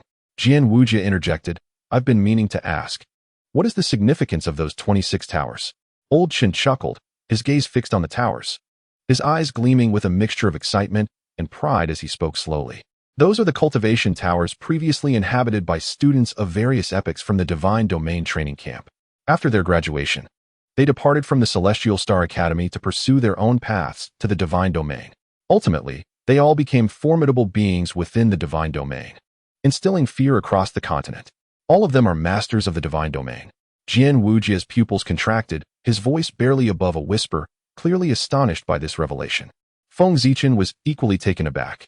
It is essential to note that although the Celestial Star Academy was established over 10,000 years ago, the Divine Domain training camp was only initiated a millennium ago. Furthermore, despite this year's cohort boasting 5 prodigies of the Divine Domain, it was not uncommon for several years to pass without discovering even a single talent of such caliber. Hence, the elders' astonishment at the simultaneous admission of 2 prodigies today was entirely warranted, as such occurrences were exceedingly rare. At the age of 18, the majority of individuals on the continent merely attained the rank of senior mage, with very few reaching the status of grand mage. To break through to the ranks of a magister or martial sovereign at this age was an extraordinary feat. Only those who transcended the ordinary and reached realms unattainable by most could aspire to enter the legendary Divine Domain. Thus, only those who achieved the rank of magister or even half-step Saint Domain combatants by the age of 18 could be regarded as prodigies of the Divine Domain. The fact that the Celestial Star Academy had consecutively nurtured 26 masters of the Divine Domain over the past millennium was indeed a remarkable achievement. Old Chun, somewhat smug, glanced at Feng Zichen and remarked, "Now do you understand the significance of the Divine Domain training camp? As long as you do not forsake your own potential, there exists over an 80% chance of stepping into the Divine Domain. This is not mere boasting. These towers stand as testament to that." Observing Old Chen's proud demeanor, Feng Zichen felt no irritation, for the statistics were undeniably staggering, reflecting on the countless years within the world of Naruto, where demigod-level ninjas were exceedingly rare, countable on 2 hands. This paled in comparison to the number nurtured by a single academy on the Star Continent. Jian Wujie remained silent, fully aware that his clan was shrouded in mystery and formidable strength. However, he also recognized that individuals of Divine Domain, who stood atop the pinnacle of power on the continent, were exceedingly rare. Elder Chun, having successfully impressed the 2 prodigies of Divine Domain, wore a satisfied smile. He understood that every prodigious talent inherently possessed a spirit of pride, and a firm demonstration of authority was essential to avoid complications in future instruction. Subsequently, Elder Chun guided Feng Zichen and Jian Wujie to select their respective training towers. Jian Wujie naturally chose the tower closest to the Sword Tower, while Feng Zichen surveyed his surroundings before selecting a tall structure opposite the Ice Tower for his future training. Curiously entering his chosen training tower, Feng Zichen was taken aback. What appeared to be a modest exterior belied the vastness within. The interior space was anything but small, equipped with all necessary living amenities. Brilliant magical crystal lamps cast a warm glow, illuminating the surroundings in an extraordinary manner. With awe in his eyes, Feng Zichen admired the furnishings on the first floor before ascending to the second via the magical elevator. As Elder Chen had explained, each training tower comprised 3 levels, the first for rest and living, the second serving as a training ground for experimenting with magical techniques, and the third designated for cultivation, housing the core tower pearl that governed all magical arrays within. Upon reaching the second floor, Feng Zichen encountered a spacious training arena surrounded by a variety of training aids, most of which were unfamiliar to him. Without lingering, he ascended directly to the 3rd level, where the core tower pearl was located. This level was noticeably smaller, roughly 1/3 the size of the second, featuring a central platform upon which rested a radiant crystal sphere, the tower pearl itself. Following Elder Chen's guidance, Feng Zichen summoned a surge of wind chakra in his right hand, forming a delicate wind blade, which he gently traced across his left fingertip. Blood welled forth, dripping onto the crystal sphere, while simultaneously activating the ice release bloodline limit, encasing the wound in ice. The blood seamlessly merged with the crystal sphere, which then radiated a brilliant light. Several strands of energy rapidly extended, connecting with the magical arrays within the tower, transforming the entire atmosphere of the training tower, infusing it with an overwhelming aura that soared skyward. The training tower had successfully recognized its master, as Feng Zichen felt a profound connection with the tower. A glimmer of admiration crossed his face. The starry continent was indeed a mighty world that had flourished for millions of years, showcasing exquisite magical techniques. Such levels of magical arrays were unattainable in the world of Naruto. Having refined the Tower Pearl, Feng Zichen could now command all magical arrays within the training tower. Sitting cross-legged on a black meditation cushion before the platform, he felt a refreshing energy surge within him, sharpening his mind and accelerating his thoughts significantly. Could this cushion also be a rare treasure for cultivation? Feng Zichen could not help but concede that the Celestial Star Academy had undoubtedly invested immense effort into the Divine Domain training camp. This training tower alone was a priceless treasure. Celestial Star Academy, Divine Domain Training Camp. After experiencing the myriad functionalities of the magical formations within the cultivation tower, Feng Zichen felt a mixture of astonishment and regret. The marvel of the magical arrays on this continent was indeed profound. Not only were there arrays that aided in cultivation, such as the Spirit Gathering Array, but there were also various offensive and defensive formations.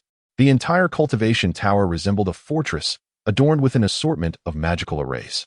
However, his regret primarily stemmed from the Spirit Gathering Array, which could amplify the energy of heaven and earth within the tower to more than 10 times that of the outside world. Activating this array made cultivation within the tower akin to wielding an extraordinary advantage, with a cultivation speed that could increase exponentially. A single day of training inside could arguably equate to 10 days outside. Logically, one would assume that Feng Zichen should be elated by the tower's formidable capabilities. Yet, this was not the case. It is essential to understand that Feng Zichen was cultivating a unique power known as chakra from the world of Naruto, rather than the magic and martial energy prevalent on this continent. Chakra is a powerful force derived from the extraction of bodily energy from approximately 130 trillion cells within the human body, along with the mental energy contained in the brain, resulting in a unique fusion. Unlike the magic and martial energy of the Star Continent, chakra is entirely reliant on the human body itself, independent of any external energies. Consequently, the process of cultivating chakra does not necessitate the absorption of external energy through specialized techniques, as is customary with magic and martial arts. Instead, it involves the continuous exploration of one's own potential, drawing strength from within. This raises a pertinent question: what benefit does the Spirit Gathering Array provide to Feng Zichen, who does not require the absorption of external energy? Even if the concentration of magical elements within the tower were to increase 20-fold or 50-fold, it would be of no use to him. This fleeting sense of regret passed quickly, for Feng Zichen possessed an unparalleled talent for chakra, allowing him to progress at a remarkable pace without the aid of external magical arrays. He had no qualms about his cultivation journey. As he exited the cultivation tower, he spotted Jian Wujia emerging from another nearby tower. The latter's tower, having recognized him as its master, exuded an unparalleled sword intent, sharp enough to ascend to the heavens. Feng Zichen had intended to inquire with Elder Chun about whether Lin Zichen and Lin Zixuan had passed their assessments and to gather with them, as they were his first friends in the Star Continent. Noticing Jian Wujia's appearance, an idea sparked in his mind, since the Lin siblings seemed curious about him. Why not invite the stoic man to join them? With a smile, Feng Zichen extended an invitation to Jian Wujia to accompany him. Yet, for reasons unknown, Jian Wujia felt a chill run down his spine upon seeing Feng Zichen's smile. Stepping back cautiously, he warily questioned, "What are your true intentions in so eagerly inviting me out?" Feng Zichen's smile faltered, and he instantly became displeased, exclaiming, "Hey, what do you mean by calling me an iceberg? I kindly invited you to go out and have some fun, and if you don't want to, that's fine. But to suspect me is utterly outrageous." Jian Wujia remained unfazed, gazing at the indignant Feng Zichen, and leisurely inquired, "Do you truly harbor no other intentions?" Feng Zichen, feeling a twinge of guilt, retorted, "Of course not," while discreetly wiping away sweat. The thought of dragging Jian Wujia out to satiate the curiosity of a beautiful girl was something he dared not voice. Ultimately, Feng Zichen departed alone. No matter how he pleaded, Jian Wujia regarded him with a skeptical eye and, with a nonchalant toss of his head, swiftly departed, leaving behind a dismissive remark. "I would believe you only if I were a ghost, humph." Unperturbed by the failed attempt to rally support, Feng Zichen continued to hum a tune as he sought out Elder Chun. Notably, after instructing both of them on how to refine the Tower Pearl, Elder Chun presented them with a small golden token, adorned with the emblem of the Tianqing Academy on one side and the character Shen engraved on the other. According to Elder Chun, This golden token served as an exclusive emblem for students of the Divine Realm training camp, symbolizing their identity as prodigies of the Divine Realm. With this token in hand, they could traverse any part of the Tianqing Academy without hindrance. Following Elder Chen's directions, Feng Zichen, who had a slight tendency to get lost, managed to find a residence of the esteemed mentors of the Sacred Realm without incident. Upon gazing at the magnificent structure that rivaled the training tower of the Divine Realm, Feng Zichen sighed in relief, grateful that his previous inclination to lose his way did not manifest in a calamity. "Oh, young Feng, you've mastered the training tower so soon? I expected you would meditate inside for a few days before seeking me out," Elder Chen remarked, stepping out and expressing mild surprise. Logically, after witnessing the effects of the spirit-gathering array within the tower, one would assume that geniuses would be ecstatic and dive into meditation, given that the training speed inside the tower was tenfold that of the outside world. In response to Elder Chen's curiosity, Feng Zichen could only respond with an awkward chuckle. "For those in your world, it is indeed a dream come true, but the power I cultivate is entirely different from yours. Ah, well, the training tower is indeed remarkable. But I haven't visited a major city in ages and wish to see the city of order, so I decided to step out," Feng Zichen said with a light-hearted laugh. Internally grumbling that he could hardly confess that he was a traveler from Earth and that the spirit-gathering array held no value for him. To preempt further inquiries from Elder Chen, Feng Zichen quickly asked, "Elder Chen, I came to inquire about the brother and sister duo who joined me for the assessment. How are they faring? Surely they have passed the evaluation?" Elder Chen, not probing further, chuckled and replied, "Are you referring to the two youngsters from the Lin family? They are indeed rare talents, having just passed the 6th gate of the Tianqing Road, successfully entering the Sacred Realm training camp. They are likely being shown around by that charming girl, Mei Xian." "The Sacred Realm training camp?" Indeed, Lin Zichen and Lin Zixuan possess hidden talents. Otherwise, it would be exceedingly difficult for them to pass through the 6th gate with the strength of its guardian.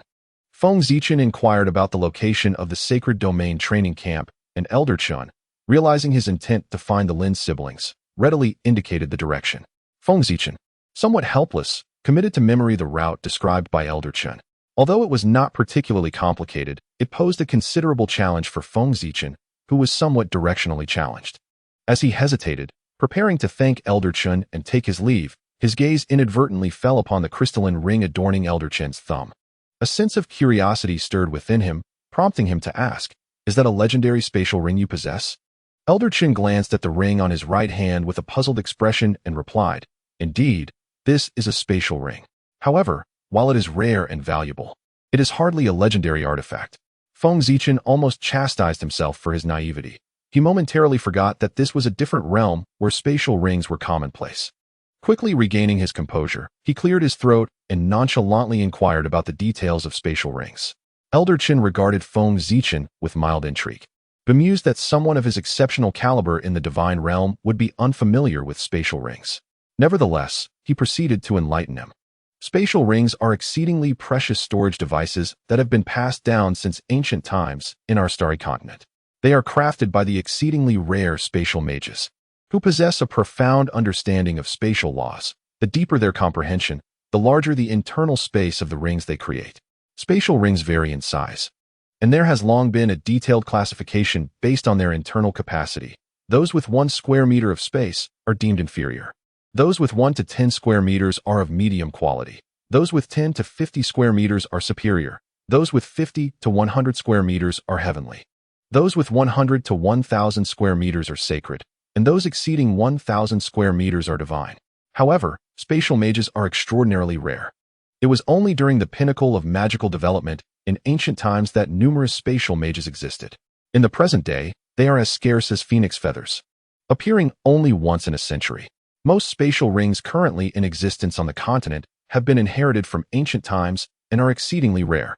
Nevertheless, some major powers on the continent still possess a limited number of spatial rings, making them items that are virtually unseen in lower social strata while regarded as precious among the elite. After elaborating on this topic, Elder Chen paused and observed Feng Zichen deep in contemplation. He continued, "That said, the number of spatial rings currently in existence on the continent is dwindling, and most are of inferior or medium quality. Superior and heavenly spatial rings are exceedingly rare, while sacred spatial rings are even more precious. it is likely that only those powerful in the divine realm may possess them. As for divine rings, in the present day, there has yet to be anyone on the mainland who possesses such a spatial ring. Ultimately, Old Shun seemed to believe that Feng Zichen lacked a spatial ring and desired to acquire one. After a moment of contemplation, he remarked, however, young Feng, if you wish for a spatial ring, it is certainly not an issue. Our Heavenly Star Academy is quite formidable, and we do have some stock of spatial rings. Given your status as a student of the Divine Domain Training Camp, you are naturally qualified to obtain one. Upon hearing this, Feng Zichen realized that Old Shun had misunderstood him. He quickly shook his head to interrupt, saying, No, Old Shun, you have misunderstood. I am merely curious about spatial rings. In fact, I have had storage devices for quite some time. It was no jest. He was indeed the possessor of the extraordinary fire-shadow exchange system. How could he possibly lack a spatial ring or similar storage devices? Ever since Feng Zichen traversed into this realm, a dedicated storage space exclusive to the host had been present within the system to accommodate items. Otherwise, how could he have transported his numerous possessions, such as the grass-hidden sword and magic cores, out of the fallen forest? Moreover, the magnitude of that storage space was astonishing, far exceeding a cubic kilometer. Previously, without any point of comparison, Feng Zichen understood that such dimensions were quite remarkable. Yet he lacked a precise measure. Now, having learned of the size classifications of spatial rings on Starry Continent, he could hardly restrain a laugh at the sky. What of the Saint-grade spatial rings? And what of the Divine-grade spatial rings? None could rival even half of his storage space. Having acquired insight into the classification of spatial rings from Old Shun, Feng Zichen felt an immense sense of pride as he bid farewell to Old Shun and leisurely strolled towards the Divine Domain Training Camp. His nonchalant demeanor left Old Shun feeling somewhat perplexed. Which student, upon entering the Divine Domain Training Camp, would exhibit such idleness? It seemed that this lad would be quite a challenge to teach. Unbeknownst to Feng Zichen, on his very first day, he had already left an impression of being difficult to instruct in Old Shun's mind. However, even if he were aware, it would not alter his approach. For in Feng Zichen's view, cultivation was merely a matter of dedicating some time each day to practice. There was no need to toil endlessly. Otherwise, what meaning would life hold? This young master did not traverse into another world to suffer. With such thoughts in his heart, Feng Zichen felt increasingly at ease, humming a tune as he departed. At the Divine Domain Training Camp, in the square, all of Heavenly Star Academy's prodigies had gathered, totaling 40 individuals. This number indicated that this cohort of Heavenly Star Academy boasted a considerable amount of talent, a rarity in the Academy's history. Standing at the forefront were the enchanting Mei Xian Huansheng and the recently admitted siblings, Lin Zichen and Lin Zixuan, who had just passed the 6th hurdle of the Heavenly Star Road to enter the Divine Domain Training Camp. From today onward, our Divine Domain Training Camp welcomes 2 new classmates, these 2 handsome and beautiful individuals beside me. Please, introduce yourselves, Mei Xian Huansheng said with a charming smile. Turning to Lin Zichen and Lin Zixuan. Lin Zichen, hailing from a prestigious lineage, exuded an exceptional air of composure as he stepped forward, smilingly introducing himself. Greetings. I am Lin Zichen, 18 years of age, a fire mage. I look forward to your guidance in the future. Following closely, Lin Zixuan captivated the attention of many students with her ethereal voice, declaring, I am Lin Zixuan, 16 years old, also a fire mage. Her introduction, though more aloof, was rendered charming by her stunning beauty and refreshing grace, evoking admiration rather than disdain among her peers. Indeed, beauty possesses privileges, transcending realms. As Meishin Huanxing observed the 2 introductions, her enchanting gaze shifted to the 40 prodigies standing in the plaza. Her dulcet tones flowed forth, imbued with a captivating allure that sent shivers through the listeners. Very well, in accordance with tradition, Lin Zichen and Lin Zixuan, having just arrived at our Sacred Domain Training Camp, shall temporarily be ranked 20th and 21st respectively. Their definitive rankings will be determined during the end-of-month assessment. Is there any dissent among you? The Sacred Domain Training Camp is a highly esteemed class within Tianqing Academy, drawing only the continent's most exceptional talents, who stand a considerable chance of becoming formidable figures in the sacred domain. The Academy has invested immense effort in nurturing these students, providing an abundance of resources and comprehensive instruction. While it may not rival the Divine Domain Training Camp, its reputation alone is enough to evoke envy among many. However, such abundant resources are not to be taken for granted. The competition within the Sacred Domain Training Camp is fierce. as the academy deliberately fosters a spirit of healthy rivalry among its students. The distribution of training resources is strictly aligned with each student's strength. Those with greater prowess and potential naturally receive a more generous allocation, while the reverse holds true as well. Thus, the end-of-month assessment system was established, wherein a competition in the form of arena battles is conducted to ascertain the precise rankings of the 40 students, which in turn dictates the allocation of training resources. Kenshin Academy enforces rigorous standards for its sacred domain training camp students. Those who rank in the bottom 3 for 3 consecutive assessments will be compelled to withdraw from the camp, with no further admission. Conversely, students who consistently rank in the top 3 for 3 consecutive assessments are rewarded with a unique opportunity to train in the Divine Domain Training Camp for a week. The Divine Domain Training Camp is the coveted sanctuary of cultivation that all aspire to, and for the proud talents of the Sacred Domain Training Camp. This presents a rare chance to experience the training methods of the elite. Moreover, Kenshin Academy stipulates that any student who secures the first position in the end-of-month assessment for 3 consecutive times is eligible to challenge a student from the Divine Domain Training Camp. A victorious challenge allows them to replace the Divine Domain student and gain entry into that esteemed training ground. This situation has driven the prodigies of the Sacred Domain into a frenzy, for the Divine Domain Training Camp is undeniably superior to the Sacred Domain Training Camp. Consequently, the ranking holds significant importance within the Sacred Domain Training Camp. To maintain fairness, the initial ranking of new entrants is set to the median of all Sacred Domain students, as those who have just begun their training cannot possibly match the prowess of those who have honed their skills for over a year. Now, returning to the matter at hand, the seasoned students expressed no objections. Lin Zichen and the others had been briefed on the camp's regulations by Mei Xi and Huan Sheng before their arrival, thus they had no dissenting opinions. Observing the lack of opposition, Mei Xi and Huan Sheng smiled with satisfaction, ready to continue speaking. However, her peripheral vision caught sight of a figure sauntering leisurely from a distance, causing her to feel perplexed. All the students of the Sacred Domain Training Camp were present, so who could possibly be wandering about? Filled with curiosity, Mei Xi and Huan Sheng turned to look, only to realize that it was this little fellow, which explained how he could freely enter and exit the Sacred Domain Training Camp. Standing at the forefront, her every move was closely observed by the 40 students below. Noticing their enchanting mentor and head teacher gazing oddly elsewhere, the students shifted their attention, only to behold a seemingly 17 or 18-year-old youth leisurely surveying the surroundings of the Sacred Domain Training Camp, which elicited a wave of discontent. Who is this unsophisticated intruder? How dare he stroll about so nonchalantly in our Sacred Domain Training Camp? Lin Zichen and the others also noticed the youth, and Lin Zishuan exclaimed in surprise, "Ah, it's Brother Feng." The newcomer was indeed Feng Zichen. After departing from Old Shun, Feng Zichen began his quest for the Sacred Domain Training Camp. Thanks to the clear route described by Old Shun, he successfully navigated his way and arrived at the camp without getting lost.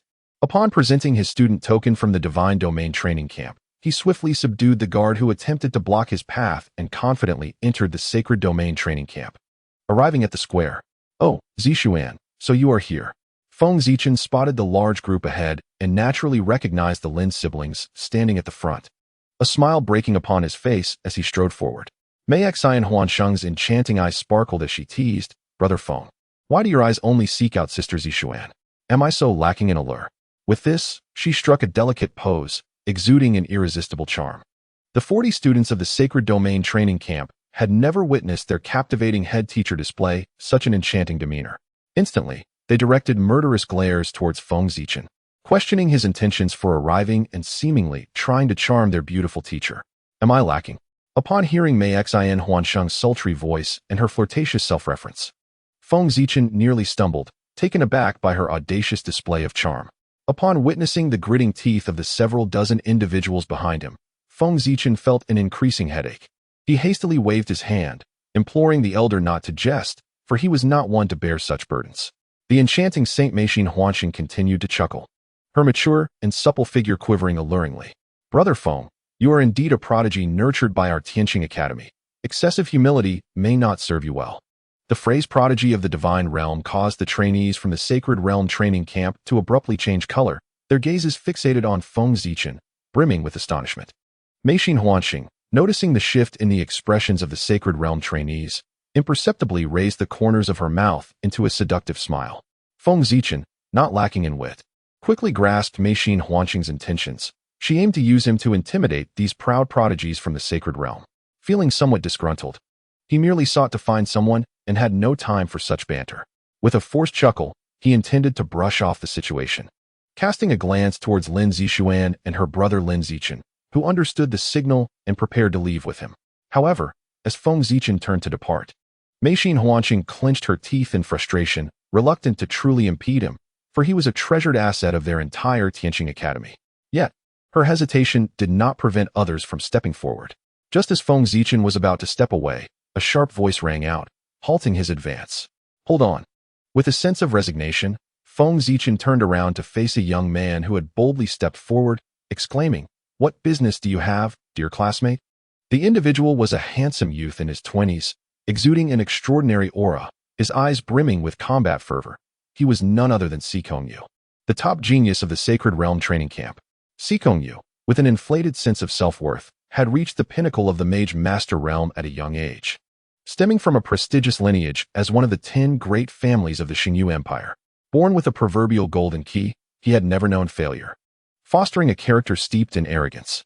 Upon maturing, he unhesitatingly chose Tianqing Academy, proudly believing that only the Divine Realm training camp was worthy of his ambitions, convinced that entry would be a matter of mere desire. Yet, reality dealt him a harsh blow during the Tianqing Road assessment. Despite his utmost efforts, he barely managed to pass the 6th gate, falling woefully short of the 9th gate, the threshold to the Divine Realm training camp. After all, not everyone could garner the recognition of the Academy's higher-ups as a Divine Realm prodigy, securing an exception for admission. Even Feng Zichen and Jian Wujin were granted entry due to their exceptional capabilities and unique backgrounds, while others were required to diligently surpass all 9 gates to qualify for the Divine Realm training camp. Unwilling to accept his relegation to the Sacred Realm training camp, Sikong Yu became increasingly determined, striving diligently in his cultivation. However, the greatest shock came when he discovered he was not the strongest even within the Sacred Realm training camp. A bitter pill for someone who had always held himself in high regard since childhood. After enduring numerous setbacks, Sikong Yu finally grasped an important truth. The world is vast, and he is still far from strong enough. He is not the only genius. With a newfound clarity regarding reality, Sikong Yu calmed himself, began to introspect, and diligently honed his skills. It was only recently that he ascended to the pinnacle of the Mage Master realm, triumphing over all the students of the Sacred Domain training camp, thereby claiming the top rank. Having reclaimed his status as the foremost genius, Sikong Yu emerged from the shadows of his failures, rekindling his ambitions and setting his sights firmly on the Divine Domain training camp. At that moment, Feng Zichen arrived, the newly admitted prodigy of the Divine Domain training camp, instantly igniting a sense of challenge within Sikong Yu. Defeating him would prove his worth to the Academy and grant him entry into the Divine Domain training camp.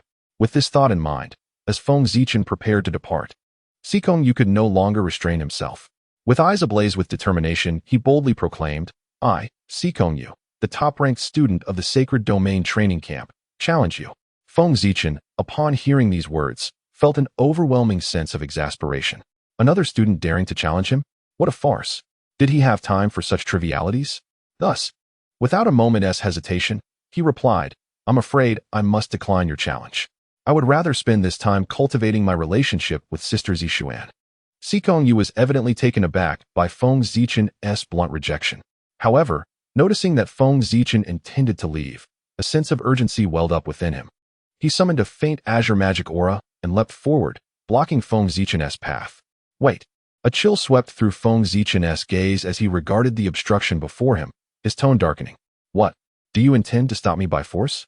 Sikong Yu felt an astonishing pressure envelop him, rendering him momentarily breathless, yet inwardly he rejoiced. This individual indeed possessed remarkable strength. "You are a student of the Divine Domain training camp, are you not? If so, why refuse my challenge? I can sense your formidable power. Are you afraid to compete with me?" Sikong Yu, seldom excited, deliberately provoked Feng Zichen to accept his challenge. Around them, other students watched the scene unfold, their ire directed at Feng Zichen for his cowardice. How can he call himself a student of the Divine Domain training camp if he won't even accept a challenge? One murmured, "He must know he cannot match Sikong Yu's strength. After all, Sikong Yu is the strongest in our Sacred Domain training camp and recently even defeated a special instructor from the Academy, another added. A murmur of discontent rippled through the sacred domain training camp students. They were not easily intimidated. Lin Zixuan furrowed her elegant brows, concern etching her features as she glanced at Feng Zichen.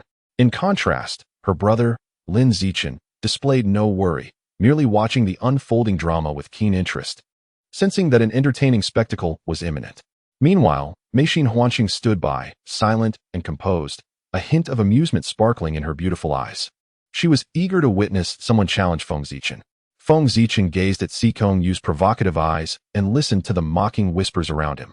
Suddenly, he smiled. Although I am aware you are trying to provoke me, I must admit, it still irks me. Xikong Yu's eyes lit up. So you concede? Feng Zichen remained silent, casting a meaningful glance at Meishin Huanqing, who looked at him with a pitiful expression. He could not help but snort coldly, wondering if they intended to use him as a whetstone to dull Xikong Yu's arrogance. He feared that this blade might not be resilient enough and could become damaged in the process.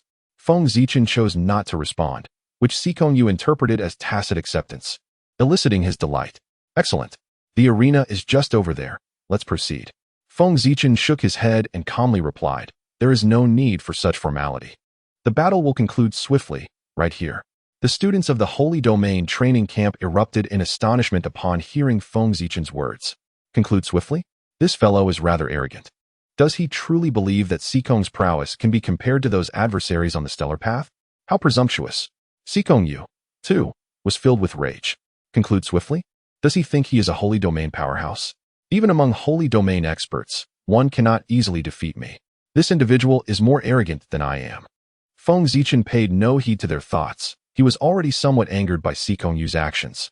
He intended to unleash his ultimate move to swiftly end this farce and demonstrate to Meishin Huanqing the consequences of using him as a whetstone.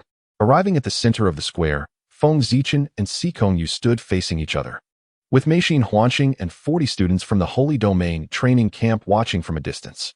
Their expressions were filled with excitement, eager to discover whether the top-ranked Xikong Yu or the newly emerged talent from the divine realm would prevail.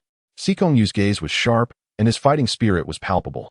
He felt no fear facing Feng Zichen, the prodigy from the divine realm, as he possessed immense confidence in his own abilities. As a pinnacle mage, he had mastered various advanced spells and possessed the bloodline power of the highest caliber. All of these factors contributed to Xikong Yu's formidable strength, leading him to believe that no one beneath the Holy Domain could defeat him. Recently, he had challenged a special grade mentor at the academy and emerged victorious, further solidifying his belief in his invincibility among peers. It is essential to note that the special grade mentors at Tianqing Academy are not mere amateurs. They are all pinnacle mages with extensive combat experience and complete mastery of their craft. Generally, even the most skilled pinnacle mages would find themselves overwhelmed within mere minutes before a special grade mentor. The fact that Xikong Yu managed to defeat one of these mentors speaks volumes about his strength and is the very source of his unwavering confidence. However, Feng Zichen cared little for Xikong Yu's confidence. In his eyes, even a Holy Domain expert must pay the price for provoking him. As Xikong Yu brandished his cherished hurricane staff, the atmosphere in the square grew tense. Apart from Feng Zichen and the Lin siblings, everyone present was acutely aware of the formidable power of the hurricane staff. It seemed that Xikong Yu was indeed provoked by Feng Zichen's arrogant demeanor. Feng Zichen cast a dismissive glance at the striking azure staff in Xikong Yu's grasp, recognizing it as a high-tier magical artifact that significantly enhanced magical potency while minimizing mana expenditure. Yet, he questioned its utility for himself. I have no time to play games with you. Let us settle this with one strike, he declared impatiently, disregarding Xikong Yu's furious glare. With a solemn expression, Feng Zichen slowly raised his right hand, as chakra surged and coalesced into a brilliant azure sphere of chakra, radiating with resplendent light. Initially, Xikong Yu's eyes blazed with fury at Feng Zichen's words, feeling underestimated. However, upon witnessing the peculiar orb conjured by Feng Zichen, he fell silent. From this sphere, he sensed a hint of formidable power. It was evident that this technique would not be trifling. Contemplating this, Xikong Yu's expression turned grave. The blue light of the hurricane staff flickered as it connected with the elemental forces of wind, and he murmured incantations, preparing for a potent spell. Feng Zichen, unfazed, continued to spin his Rasengan at a rapid pace, emanating a powerful wave of energy. A thought sparked within him as he began to alter the properties of the wind element. After the infusion of wind attributes, The once circular Rasengan underwent a dramatic transformation, resembling a shuriken with 4 sharp points. A piercing hum erupted, growing ever louder until it resonated throughout the skies. Wind release, spiraling shuriken. Mei Xianhuanshang, who had been observing the standoff with nonchalance, suddenly found herself alarmed upon witnessing the strange magic in Feng Zichen's hands. The terrifying energy fluctuations of this spell were unmistakable. It was undoubtedly a forbidden spell. A tempest brewed within her mind as she gazed at Feng Zichen in astonishment. Could this individual truly wield a forbidden spell? Such spells were synonymous with terror and strength on the Starry Continent. The reason why those of the sacred domain could surpass both sorcerers and martial masters. Each forbidden spell was exceedingly formidable, typically manageable only by those of the sacred domain.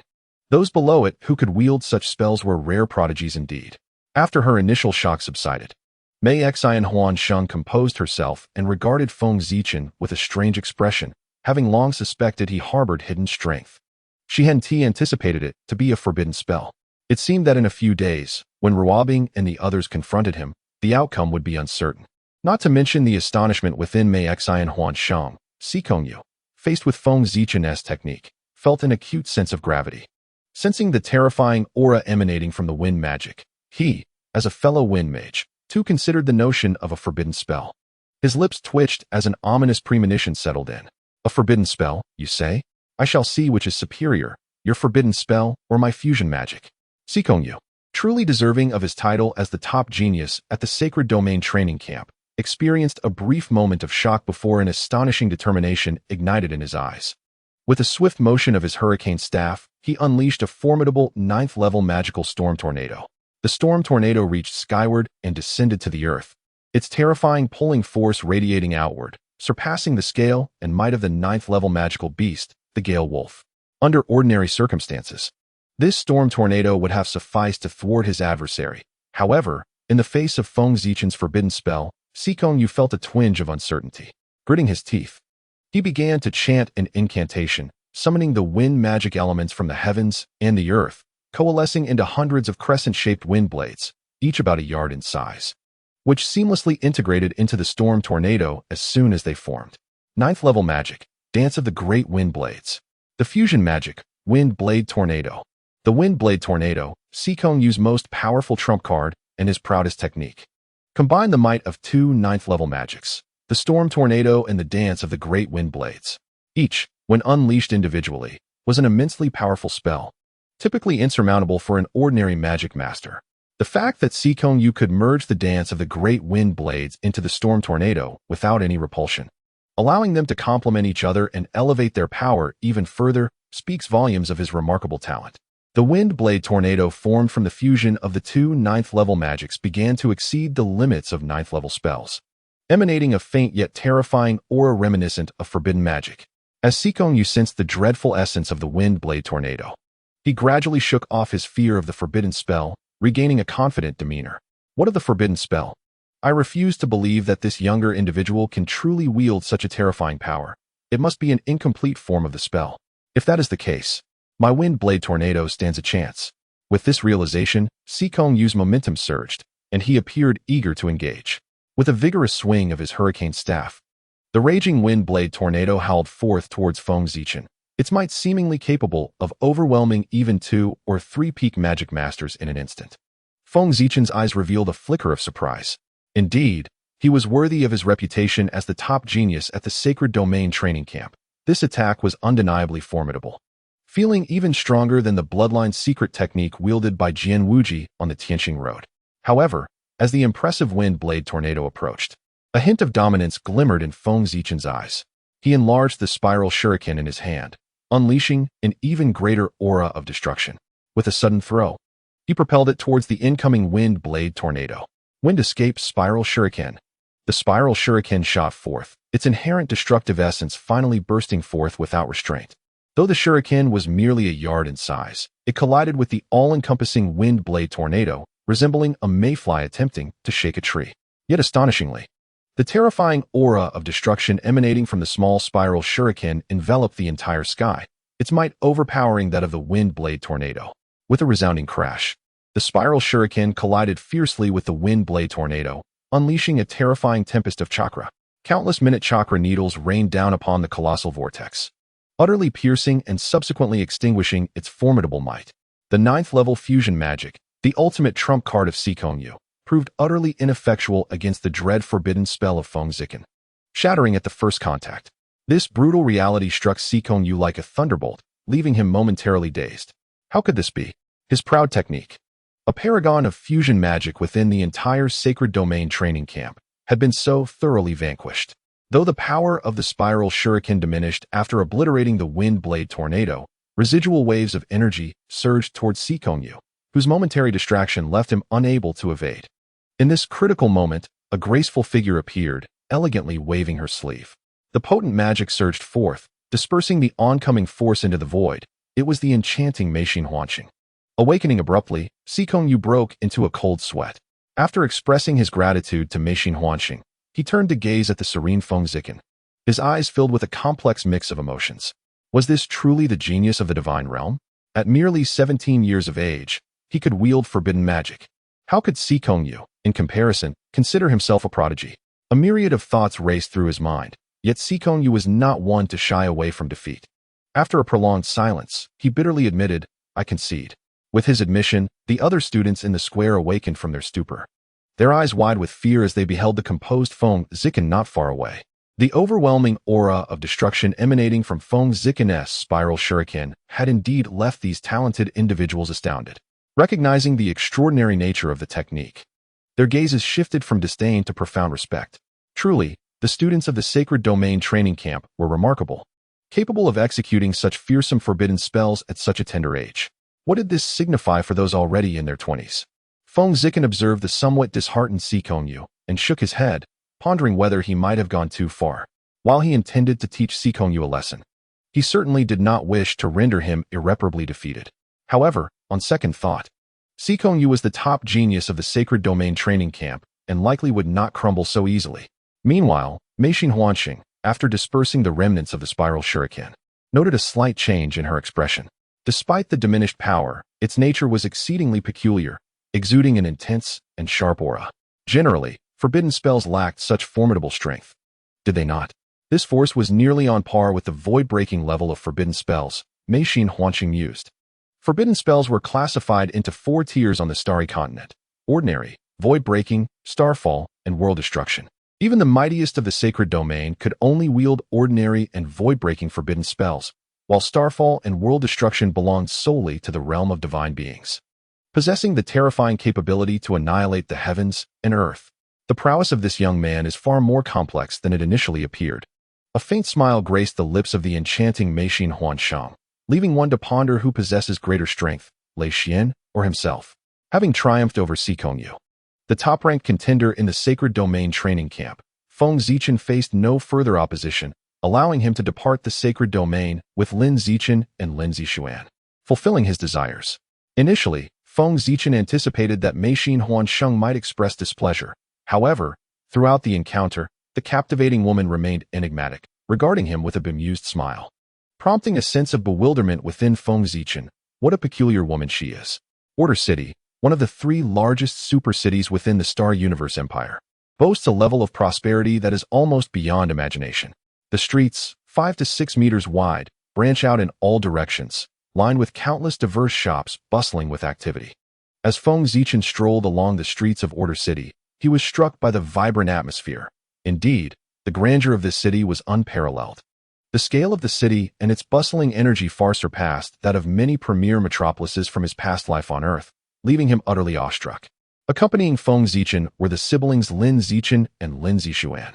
Observing Feng Zichen's astonished expressions, Lin Zixuan covered her mouth and chuckled, surprised to see a different side of her elder brother, one that contrasted starkly with his earlier display of dominance in the plaza. Yet, this version of Feng Zichen appeared even more endearing. A delicate blush crept onto Lin Zixuan's exquisite face, enhancing her already ethereal beauty to an astonishing degree. By the way, Brother Lin, are there any places in Order City that purchase magic cores? Feng Zichen, oblivious to Lin Zixuan's charming demeanor, was suddenly struck by a grave realization. He possessed not a single coin. This was rather awkward. How could one take a lady shopping without money? Surely, he could not expect her to pay for herself. Fortunately, he was not entirely destitute. during his 3 years in the Fallen Forest, while lacking in many things, he had amassed a considerable number of magic cores. Some high-tier cores had been converted into exchange points, but he still retained a fair amount of lower and mid-tier cores, which could be sold for some gold. Lin Zichen remarked, Order City is among the top 10 major cities on the entire continent. It must surely have trading guilds. Look, just ahead is the Violet Commerce Guild. Oh, Feng Zichen followed Lin Zichen's gesture and was immediately struck with awe. Before him stood a magnificent palace-like structure, resplendent in golden hues, as if crafted entirely from gold. The majestic architectural design, combined with the golden facade, imparted an air of grandeur, while the noble violet emblem shimmered with an aura of mystery, evoking a sense of unspoken power. What a remarkable Violet Commerce Guild! This was undoubtedly the most imposing establishment he had ever encountered. Rather, it could not merely be deemed a shop. It was a grand marketplace in its own right. Feng Zichen mused. Lin Zixuan smiled as she spoke. The Violet Chamber of Commerce is one of the 3 major chambers in the Starry Continent. Almost every city on the continent has its branch, with influence spanning the 3 great empires, wealthy enough to rival nations. The City of Order is renowned as a fortified stronghold, thus the Violet Chamber branch here is classified as a premium branch, second only to the headquarters, naturally remarkable. Lin Zichen tugged at Feng Zichen as they approached the Violet Chamber, saying, when it comes to acquiring magic cores, the Violet Chamber is your best bet. They will definitely offer you a fair price. As they drew closer to the Violet Chamber, Feng Zichen felt increasingly awed, setting aside the magnificent architectural design. The mere presence of the 8 guards stationed at the entrance, each a peak-level martial master, left him astounded. One could hardly fathom the strength of this chamber. Upon entering the Violet Chamber, Feng Zichen felt as though he had stepped into another world. His gaze was met with an array of diverse products, an assortment of otherworldly garments, an eclectic collection of magical items, and tantalizing delicacies from foreign realms, leaving him utterly dazzled and unsure where to focus his attention. Lin Zichen, however, remained composed and guided Feng Zichen towards the second floor. Lin Zixuan aptly explained. The first floor is the trading area, bustling with various goods. The second floor, however, is the transaction area, specifically designated for the exchange of treasures, including the acquisition of magic cores. What about the third floor? I believe I saw that the Violet Chamber has 3 floors, Feng Zichen inquired, puzzled. The third floor is where the Violet Chamber holds its auctions. It is generally not open to the public, Lin Zixuan elucidated. Auctions, Feng Zichen remarked, instantly comprehending. Although he had never witnessed an auction in his past life as an ordinary high school student on Earth, he was familiar with them from novels, where genuine treasures were often placed up for bid rather than marked with fixed prices. This was, after all, a marketing strategy employed by merchants. Upon reaching the second floor of the Violet Chamber, Feng Zichen felt a renewed sense of wonder. The decor on this floor was notably more elegant and refined than that on the first, with every decorative item, including the counters and partitions, crafted from the continent's rare and precious spiritual wood, imparting a fresh and graceful ambience. The number of patrons on the second floor was significantly fewer than on the first, leading Feng Zichen to ponder that access to this level was likely restricted. Earlier, he had noticed 2 martial artists stationed at the entrance to the second floor, their cultivation having reached the martial sovereign realm. Had it not been for Lin Zichen presenting a violet card, he doubted he would have been allowed entry. Reflecting on this, Feng Zichen realized that Lin Zichen and Lin Zixuan were not to be underestimated. However, he swiftly dismissed any concerns about their background, contemplating that as long as he possessed undeniable strength, even the continent's most powerful factions would not dare to belittle him. After all, the Starry Continent fundamentally revered strength above all else. Ascending to the second floor, Lin Zichen appeared to be quite familiar with the trading area of the Violet Chamber of Commerce. After a brief pause, he led Feng Zichen into a trading hall. Smiling as he addressed an elderly gentleman in charge of the hall, Old Mo, I have some business for you. The elder, referred to as Old Mo by Lin Zichen, was adorned in splendid violet attire, his demeanor vibrant, exuding a subtle air of authority from his long-standing position. Upon seeing Lin Zichen and his companions, he couldn't help but smile. Ah, Zichen and Miss Lin have arrived. Lin Zixuan also offered a slight smile. Greeting, Old Mo. Feng Zichen raised an eyebrow, realizing that they were acquainted, which explained Lin Zichen's assurance of fair pricing. Lin Zichen explained to Feng Zichen, Old Mo has been a close friend of my grandfather for decades, and is a respected elder who watched us grow up. Despite his appearance, he is the highest authority here. the branch manager of this Violet Chamber of Commerce. The branch manager of the Violet Chamber of Commerce? Feng Zichen was taken aback. How could such a prestigious figure be seated in this ordinary trading hall? He had assumed Old Mo was merely a regular staff member managing this hall. Huh, young man. Are you wondering why a branch manager like me would be here? Old Mo observed Feng Zichen's astonishment and inquired with a chuckle. Feng Zichen, not one to shy away, candidly admitted, Old Mo, I do have that question. Old Mo laughed heartily, saying, there's no special reason. It's merely a little quirk of mine. Alas, being old. Spending all day at a desk dealing with various affairs can be rather stifling. Thus, every month, I come here for a few days to relive the experiences of my youth. Understanding dawned on Feng Zichen. Perhaps Old Mo sought to recapture a glimpse of his younger days. Enough about me, Old Mo continued. Zichen mentioned you were here to discuss business, which must pertain to you, young man. Feng Zichen nodded slightly, responding, I possess a batch of magic cores that I wish to sell. After speaking with Lin Zichen, he brought me here. Oh, magic cores? Old Mo seemed intrigued. What tier are they? How many do you have? Feng Zichen pondered for a moment before replying. They are primarily tier 4 and 5 cores, with a few tier 6 among them. As for the quantity, only tier 4 and 5? Old Mo expressed mild disappointment. Mid-tier magic cores are valued at merely a few thousand gold coins each. Even if Feng Zichen had dozens, it would only amount to 2 or 300,000 gold coins, hardly a significant transaction. There are probably over 1,000, Feng Zichen stated uncertainly. What? Old Mo was not the only one taken aback. Lin Zichen and Lin Zixuan also wore expressions of astonishment. Even though tier 4 and 5 magic cores are not highly valued, a quantity exceeding 1,000 still represented a considerable sum. Regaining his composure, Master Mo chuckled heartily. Thousands of mid-tier magic cores. What a lucrative venture. Come, let us proceed to the trading room for a detailed discussion. With that, Master Mo led Feng Zichen and the others into the trading chamber, a space designed to ensure customer confidentiality. The second-floor trading area typically hosted valuable treasures that could easily attract covetous eyes. To safeguard their clients, the Violet Chamber of Commerce had meticulously crafted these trading rooms, which effectively insulated against both scent and mental probing, facilitating secure transactions. The decor within the trading room mirrored that of the second floor, characterized by an understated elegance. Upon entering, Master Mo produced a magical device resembling a weighing apparatus, eagerly urging Feng Zichen to pour the magic cores into the receptacle. Feng Zichen, equally decisive, waved his hand, and with a resounding clatter, he emptied a plethora of fourth-tier magic cores from his system backpack into the magical container, filling it to the brim with vibrant, multicolored cores. These represent half of my fourth-tier magic cores, Feng Zichen disclosed. Half of this.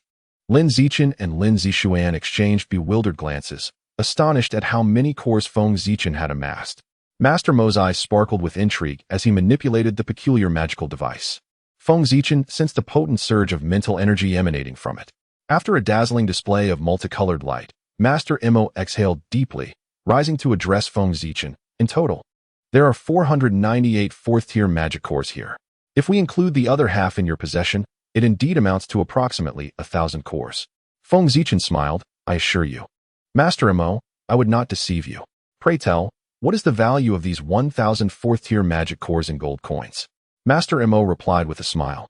At our Violet Chamber of Commerce, a single fourth-tier magic core is valued at 1,000 gold coins. Therefore, your collection of 1,000 fourth-tier magic cores is worth 1,000,000 gold coins. How does that price sit with you? 1,000,000 gold coins. Feng Zichen was taken aback by the worth of the fourth-tier cores he had collected over the years. Responding to Master Mo's inquiry, he promptly stated, I am indeed satisfied. Let us proceed at this price. With another flourish of his hand, he poured the remaining fourth-tier magic cores onto the ground, saying, here is the other half. Please count them. Master Mo, utilizing the spatial ring on his right hand, gathered the 2 piles of magic cores with a hearty laugh. No need to count. I trust you, young friend Feng. Just as Master Mo was about to retrieve the gold coins, Feng Zichen hurriedly stopped him. Master Mo, do not rush. I have more magic cores for trade. More? Master Mo turned in astonishment, only to witness Feng Zichen wave his right hand once more, pouring yet another substantial heap of magic cores into the magical container, filling it yet again. Are these 5th-tier magic cores? Master Mo exclaimed. His curiosity piqued regarding how Feng Zichen had acquired such an impressive quantity of magic cores. After measuring once more, Old Emo nodded and declared that it was a 5th-tier magic core, totaling 400 pieces.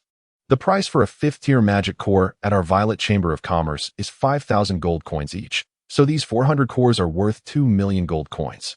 Another 2 million gold coins in hand, Feng Zichen remarked. Indeed, having strength makes earning money effortless. 3 million gold coins here would equate to over 100 million RMB back on Earth.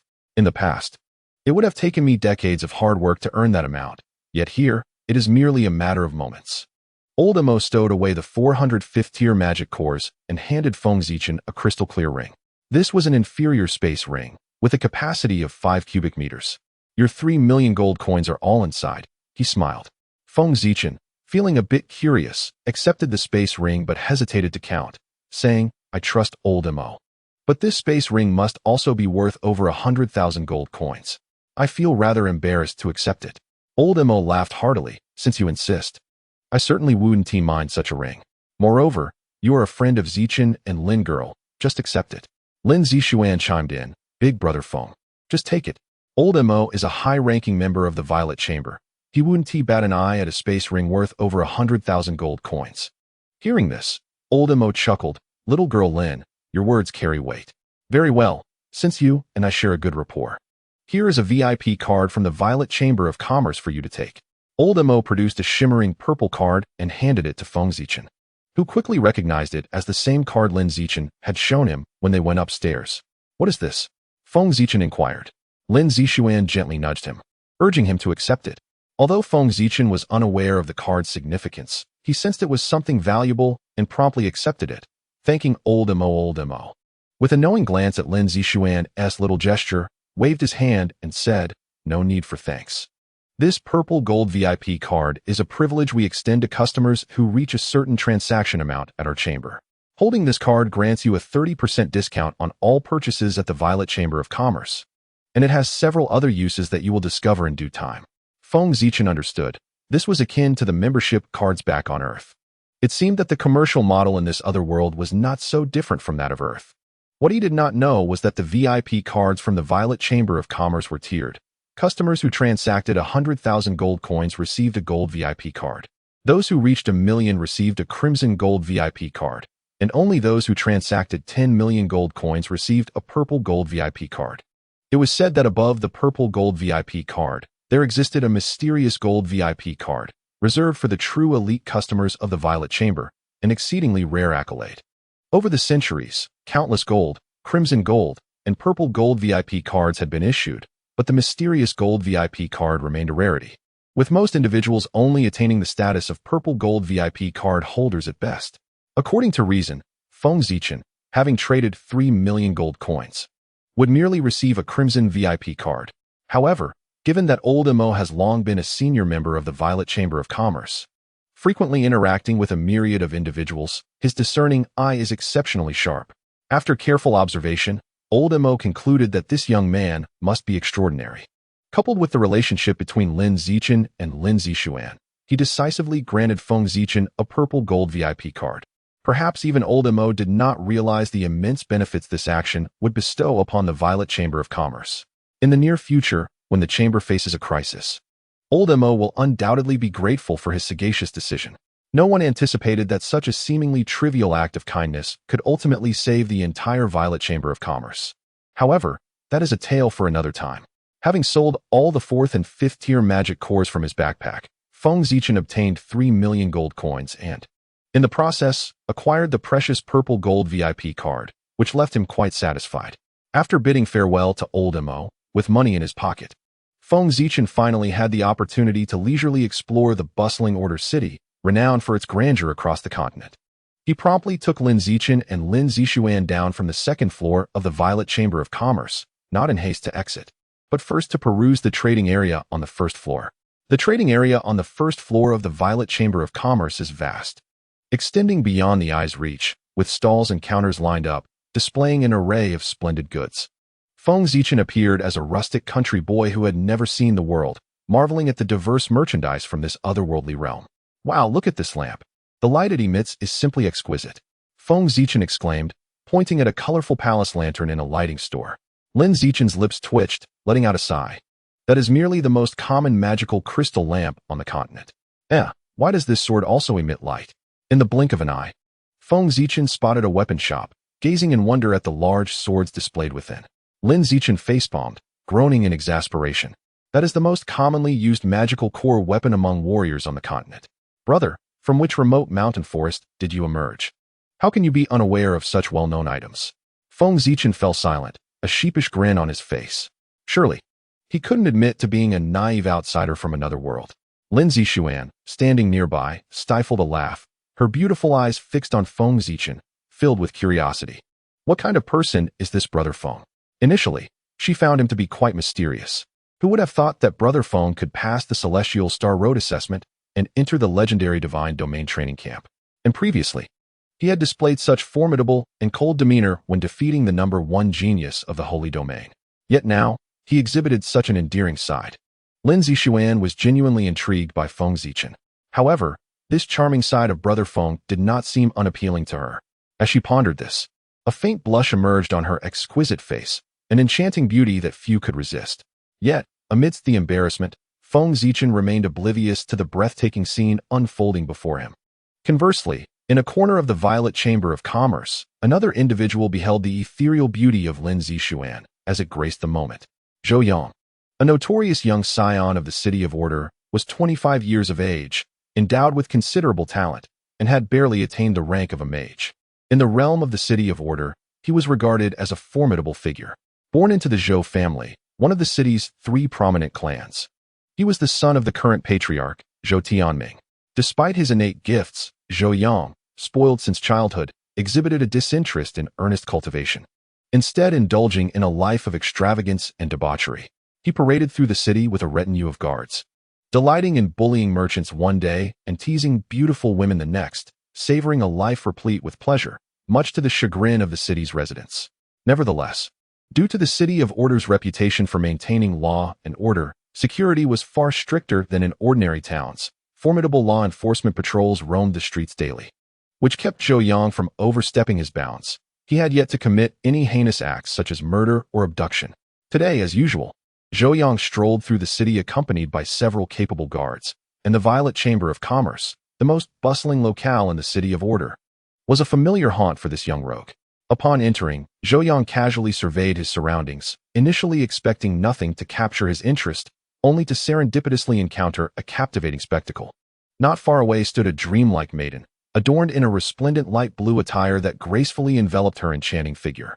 The hem of her gown was draped in a nearly transparent veil of icy gossamer, swirling around her like mist, accentuating her otherworldly beauty, exquisite and unparalleled. A delicate blush subtly graced her flawless visage, exuding an intoxicating allure that could conquer nations. Zhou Yang's face flushed, his gaze fervently fixed upon the goddess-like figure. His heart aflame with desire, as if countless ants were crawling within him. Such a divine beauty was something he simply had to possess. This ethereal maiden was, of course, Lin Zixuan, who, at that moment, was unaware of Zhou Yang's presence. Even if she were to notice him, fear would be the farthest emotion from her. Observing her elder brother, who wore a face of awkwardness, Lin Zixuan felt a surge of compassion and instinctively countered, asserting that Feng Zichen's demeanor made him appear even more endearing. Brother, you exaggerate too much. Feng Zichen straightened his posture, as if bolstered by her affirmation, and confidently declared to Lin Zichen, "This is called authenticity, you see? Not having seen something doesn't diminish its beauty. I want to feign understanding when I clearly do not." With a playful wink towards Lin Zixuan, he thought to himself, "Truly, she is the one I have my eye on. What splendid support she provides." Lin Zichen gazed incredulously at the two, who were clearly in sync with one another, especially at her sister, internally lamenting, "Is this truly my gentle and charming sister? In just a day, she has already turned her elbow outward." Upon this thought, Lin Zichen gazed at Feng Zichen with a hint of indignation, wishing to exclaim, "Monster, return my gentle and affectionate brother's obedient sister." After a playful scuffle, the bond among the three grew ever stronger. Although they had only known each other for a day or two, youth allows for connections akin to that of brothers, provided the personalities align. Cough, cough, dear lady, may I have the honor of inviting you to dinner? Just as the trio was immersed in their lively conversation, an untimely attempt at flirtation interrupted them, causing all three to furrow their brows. Feng Zichen turned at the sound to behold a dapper young man, resplendently dressed, standing before them with a gentlemanly demeanor, slightly bowing in an invitation that exuded politeness. However, Feng Zichen immediately discerned that the young man's roguish gaze had not strayed from Lin Zixuan, which greatly displeased him. How dare he pursue the girl I fancy right in front of me? Lin Zixuan's previously radiant visage instantly turned cold as she cast a brief glance at Zhou Yang, calmly declining, "I'm sorry, but I have no interest." Observing Lin Zixuan's practiced rejection, Feng Zichen realized that such encounters were not a rarity for her. It was only natural.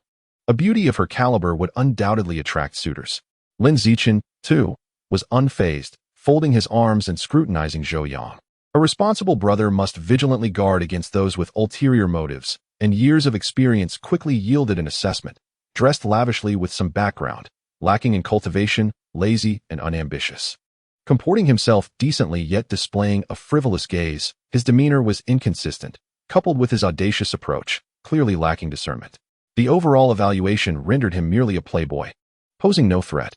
Having reached this conclusion, Lin Zichen promptly lost interest and diverted his gaze. Yet Zhou Yang, who had been entirely dismissed by Lin Zichen, remained undeterred. Feeling quite pleased with himself. "Miss, please do not reject so hastily. I forgot to introduce myself. I am Zhou Yang, the heir of the Zhou family, one of the 3 prominent families in this city of order." With that declaration, Zhou Yang wore a smug expression, never perceiving that invoking his family name might undermine his standing. On the contrary, he took pride in it. In the city of order, the Zhou family wielded considerable influence, being a veritable local powerhouse. Aside from the formidable Tianqing Academy, which they dared not cross, they held no fear of other factions. Past experiences had shown that merely mentioning the Zhou name commanded respect. Thus, he firmly believed that Lin Zixuan, a goddess in her own right, would respond likewise. However, this time, he had miscalculated. Lin Zixuan was far from a superficial girl. Moreover, the Zhou family is but a trifling matter for Lin Zixuan. The princess of the Lin family, one of the 6 great noble clans of the mainland, they are no different from ordinary families. Thus, Lin Zixuan resolutely declined once more, stating, "I am truly uninterested, please do not disturb us." Zhou Yang, evidently taken aback by the audacity of someone who could disregard the Zhou family's rejection not once, but twice, felt a surge of indignation. However, Lin Zixuan's unparalleled beauty compelled him to make one final attempt, exclaiming, "Miss, I am genuinely sincere." Wang Zichen, unable to bear the sight any longer, interjected, "Are you so lacking in self-awareness? Haven't you heard Miss Zixuan express her disinterest? Why persist in this futile pursuit?" At that moment, Lin Zixuan discreetly positioned herself behind Wang Zichen, feeling a sudden sense of security in his presence. The thought of his steadfastness made her cheeks flush once more. Zhou Yang, keenly observant, noticed his beloved goddess looking at the young man before her with a bashful demeanor. Jealousy surged within him, and he glared at Wang Zichen with hostility, bellowing, "Where did this country bumpkin come from? I am conversing with this enchanting lady, and I have no time for you. Get lost." With that, he reached out to shove Wang Zichen aside. Wang Zichen's expression turned frosty as he swiftly grasped Zhou Yang's hand, applying just enough pressure to elicit a pained cry from him. "You lowborn cur dare to strike me? I am the heir of the Zhou family." Zhou Yang's entourage, composed of capable bodyguards, were incensed by this and shouted in unison, "Let go of the young master." The commotion drew the attention of many passers-by in the bustling marketplace of the Violet Commerce Association. "Isn't that the notorious scion of the Zhou family, Zhou Yang? What is this? Being assaulted?" One onlooker remarked. "Good for him. This arrogant fellow has been bullying us merchants and disrupting our businesses. Just the other day, he slapped me for merely blocking his path, and I still feel the sting." Another chimed in. The crowd, largely familiar with Zhou Yang's notorious reputation, murmured approval at his misfortune. Wang Zichen, catching snippets of their conversation, thought to himself that this young man was not as innocuous as he appeared. Releasing Zhou Yang's hand, he coldly stated, "I do not seek trouble. You should leave." Zhou Yang, who had always sailed smoothly through life, found himself at a loss, especially in front of the woman he admired. His face flushed crimson with rage as he glared at Wang Zichen, shouting, "You insolent lowlife! Do you wish to die? How dare you oppose me?" A glint of coldness appeared in Wang Zichen's eyes as he felt a surge of murderous intent towards this arrogant young man, whose words had crossed a line. Zhou Yang, oblivious to the shift in Wang Zichen's demeanor, was nonetheless keenly observed by his bodyguards, who sensed the tension in the air. Zhou Qing, the most formidable guardian accompanying Zhou Yang, ostensibly possesses only the peak prowess of a grand martial artist. However, he is, in truth, a master of illusion with abilities that have reached the realm of illusion sovereign, with his martial skills merely a facade. Possessing considerable strength, Zhou Qing keenly sensed the latent murderous intent within Feng Zichen, causing an involuntary shiver to run down his spine. While it was somewhat understandable that young Master Zhou Yang could not discern the true power of the unassuming youth before him, it was decidedly abnormal for a distinguished illusion sovereign like him to remain oblivious. The thought of facing a genius potentially superior to himself sent a wave of cold sweat cascading down Zhou Qing's back as he observed young Master Zhou Yang, blissfully unaware of the impending danger, continue to provoke Feng Zichen. Hastily, he grasped Zhou Yang, who was on the verge of losing his temper, and whispered a few urgent words into his ear. Zhou Yang, poised to continue his verbal onslaught, froze in disbelief. How could this seemingly unimpressive bumpkin be a force stronger than Zhou Qing? After all, this was a person who did not even know what a magic core weapon was. Noticing Zhou Yang abruptly cease his tirade, Feng Zichen sneered, "Why stop now? Aren't you feeling rather triumphant?" As he mocked Zhou Yang, a flicker of lightning danced in his slightly lowered right hand. He vowed that should this fool dare utter another insult, he would not hesitate to eliminate him. Zhou Yang, sensing an ominous chill in the air, involuntarily shuddered and wisely chose silence. Yet, the thought of relinquishing the chance to win over the stunning Lin Zixuan stirred discontent within him. A sudden idea struck him. He turned to Feng Zichen and boldly proclaimed, "Do not assume I fear you, young man. How about a duel in the arena? The victor shall dine with this lovely lady, while the vanquished must vanish from her side. What say you? Do you dare?" In the City of Order, fierce battles are strictly prohibited. Otherwise, the law enforcement team responsible for maintaining discipline would intervene and apprehend the offenders. Nonetheless, where there are individuals, disputes are inevitable. To address conflicts that necessitate resolution through martial prowess, the City of Order has established an arena specifically for settling disputes. Within the arena, life and death are decreed by fate, and wealth is determined by the heavens. No external interference is permitted. Opposing parties may resolve their grievances here, and bloodshed is expected. Indeed, even resulting in death cannot be reproached. It is an ideal venue for strong individuals to settle their differences. The arena? A flicker of confusion crossed Feng Zichen's eyes. Meanwhile, Lin Zichen, having listened intently to the unfolding drama, leaned closer to Feng Zichen and elucidated the concept of the arena. Enlightened, Feng Zichen observed Zhou Yang, the debauched young master, and pondered how this individual, who appeared to possess merely the strength of a magician, could possibly harbor the confidence to challenge him in the arena. Lin Zixuan, however, understood Zhou Yang's ulterior motives. She quietly remarked to Feng Zichen, "Brother Feng, given Zhou Yang's capabilities, he likely will not participate directly. Instead, he will probably enlist a powerful expert to fight on his behalf." Feng Zichen, taken aback, inquired, "Is that permissible? Aren't only the combatants allowed to enter the arena? Isn't that akin to cheating?" Lin Zixuan patiently explained to Feng Zichen the rules of the combat arena in the City of Order. "It's not like that, Brother Feng. The arena allows the combatants to either participate personally or send a skilled fighter in their stead to determine the victor. Since Zhou Yang has chosen to dispatch a champion, you are also permitted to do so." Feng Zichen began to understand. It seemed this fellow lacked the courage to compete himself and sought a formidable champion instead. What a coward! While Feng Zichen silently mocked Zhou Yang, the latter seethed with anger upon witnessing the closeness between Feng Zichen and his idealized goddess. Gritting his teeth, Zhou Yang thought, "Just wait, you'll regret this. What's the matter? Have you lost your bravado?" Zhou Yang taunted as Feng Zichen remained silent. Just as Feng Zichen was about to respond, a sudden chime echoed in his mind. Ding. Random mission activated. Mission background. The host faced harassment and provocation from the debauched young master Zhou Yang while shopping with a beautiful woman. As the unparalleled traveler of this world, how could the host fail to deliver a profound lesson? Accept the challenge, young man. Mission reward, 100,000 exchange points. Feng Zichen was momentarily taken aback. He hadn't anticipated the system to issue a random task at such a moment. 100,000 points? That seemed rather enticing. Ridiculous. Why would I fear you? I was merely pondering what to have for dinner with Zixuan. Feng Zichen replied sharply, exuding the confidence that he would undoubtedly triumph, regardless of who Zhou Yang sent into the arena. This infuriated Zhou Yang, who shot him a fierce glare before striding toward the combat arena. Wait. As Zhou Yang turned to leave, Feng Zichen suddenly interjected, his tone grave. Zhou Yang, irritated, glanced back. What now? This guy really is bothersome. How could the beauty named Zixuan be interested in him? Feng Zichen fixed Zhou Yang with a rare, serious gaze, articulating each word with precision. I am entering the combat arena solely because I find you displeasing, not because of your ludicrous claim that the victor may dine with Zixuan. She is a person, not an object. She possesses her own thoughts and desires. Winning does not entitle you to treat her as a mere trophy. Please understand this clearly. Feng Zichen had been increasingly displeased with Zhou Yang, who was exceedingly self-important, mistakenly believing Zixuan was his for the taking. Did he ever consider her feelings? Such behavior deserved reprimand. Not only was Zhou Yang taken aback by Feng Zichen's serious words, but even Lin Zichen admired her new friend's boldness, realizing she had not misjudged his character. Meanwhile, Lin Zixuan felt deeply moved.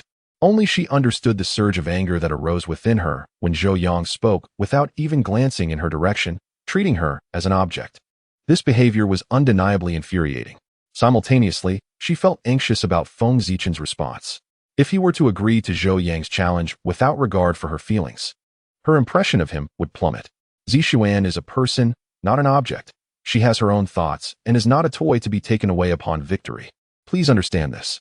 Listening to the resolute words, Lin Zixuan fixed her gaze upon Feng Zichen, her beautiful eyes shimmering with an array of emotions, as for the first time. The image of this youth truly etched itself into her heart. The martial arena, situated at the very heart of the city of order and not far from the Violet Chamber of Commerce, saw Feng Zichen and his companions reach its grounds in less than the time it takes to burn half a stick of incense. Joined by hundreds of onlookers who had rushed over, eager to witness the unfolding spectacle. The martial arena was essentially an expansive platform for combat, where contestants would ascend to settle disputes through direct confrontation. Upon gazing at the arena, Feng Zichen comprehended his course of action. After Lin Zixuan discreetly cautioned him to exercise caution, he leaped onto the stage with spirited enthusiasm, proclaiming loudly, "We have arrived at the martial arena, Zhou Yang. Where are your invited guests? Surely, you don't intend to take the stage yourself, do you? That would certainly afford me a significant advantage." Zhou Yang's face darkened, a stark contrast to the polite demeanor he had previously exhibited. With a slight lift of his chin, one of his guards stepped forward, sending tremors through the ground as his fighting spirit surged towards the arena. It was none other than Zhou Qing. Zhou Qing was the strongest protector dispatched by Zhou Yang's father. While he appeared to be merely a peak martial artist, he secretly possessed the formidable identity of an illusionist who had attained the realm of illusion sovereign. Zhou Qing's prowess as an illusionist was astounding, rendering most sorcerers incapable of matching his strength. Moreover, he wielded a renowned illusionary technique, a skill that had once allowed him to ambush and eliminate a sorcerer of pinnacle strength. Thus, Zhou Yang entrusted the match to Zhou Qing, confident in his abilities, firmly believing that Feng Zichen, a mere novice, could not surpass Zhou Qing's might. As Feng Zichen and Zhou Qing faced each other from a distance, their gazes exchanged a silent intensity. Zhou Qing's eyes brimmed with wariness. Despite the proximity, he found himself unable to gauge Feng Zichen's true depth, which stirred unease within him. Nevertheless, Zhou Qing remained steadfast in his confidence, convinced that even a being of the sacred domain would falter against his illusionary prowess. The martial arena, being the focal point of the city of order, attracted the attention of countless residents, and upon witnessing the imminent duel, throngs gathered in eager anticipation. "Ah, another performance awaits. Let us watch," murmured the crowd. "Isn't that the notorious Zhou Yang? Who is he squaring off against? Surely, it's just another instance of this spoiled young master bullying someone. Isn't there anyone to intervene?" The onlookers whispered amongst themselves, casting disdainful glances at Zhou Yang, while their sympathy naturally leaned towards Feng Zichen.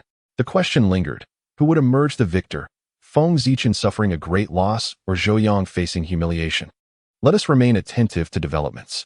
Within the martial arena, as Feng Zichen and Zhou Qing maintained their standoff, the murmurs of the crowd faded into the background, becoming irrelevant.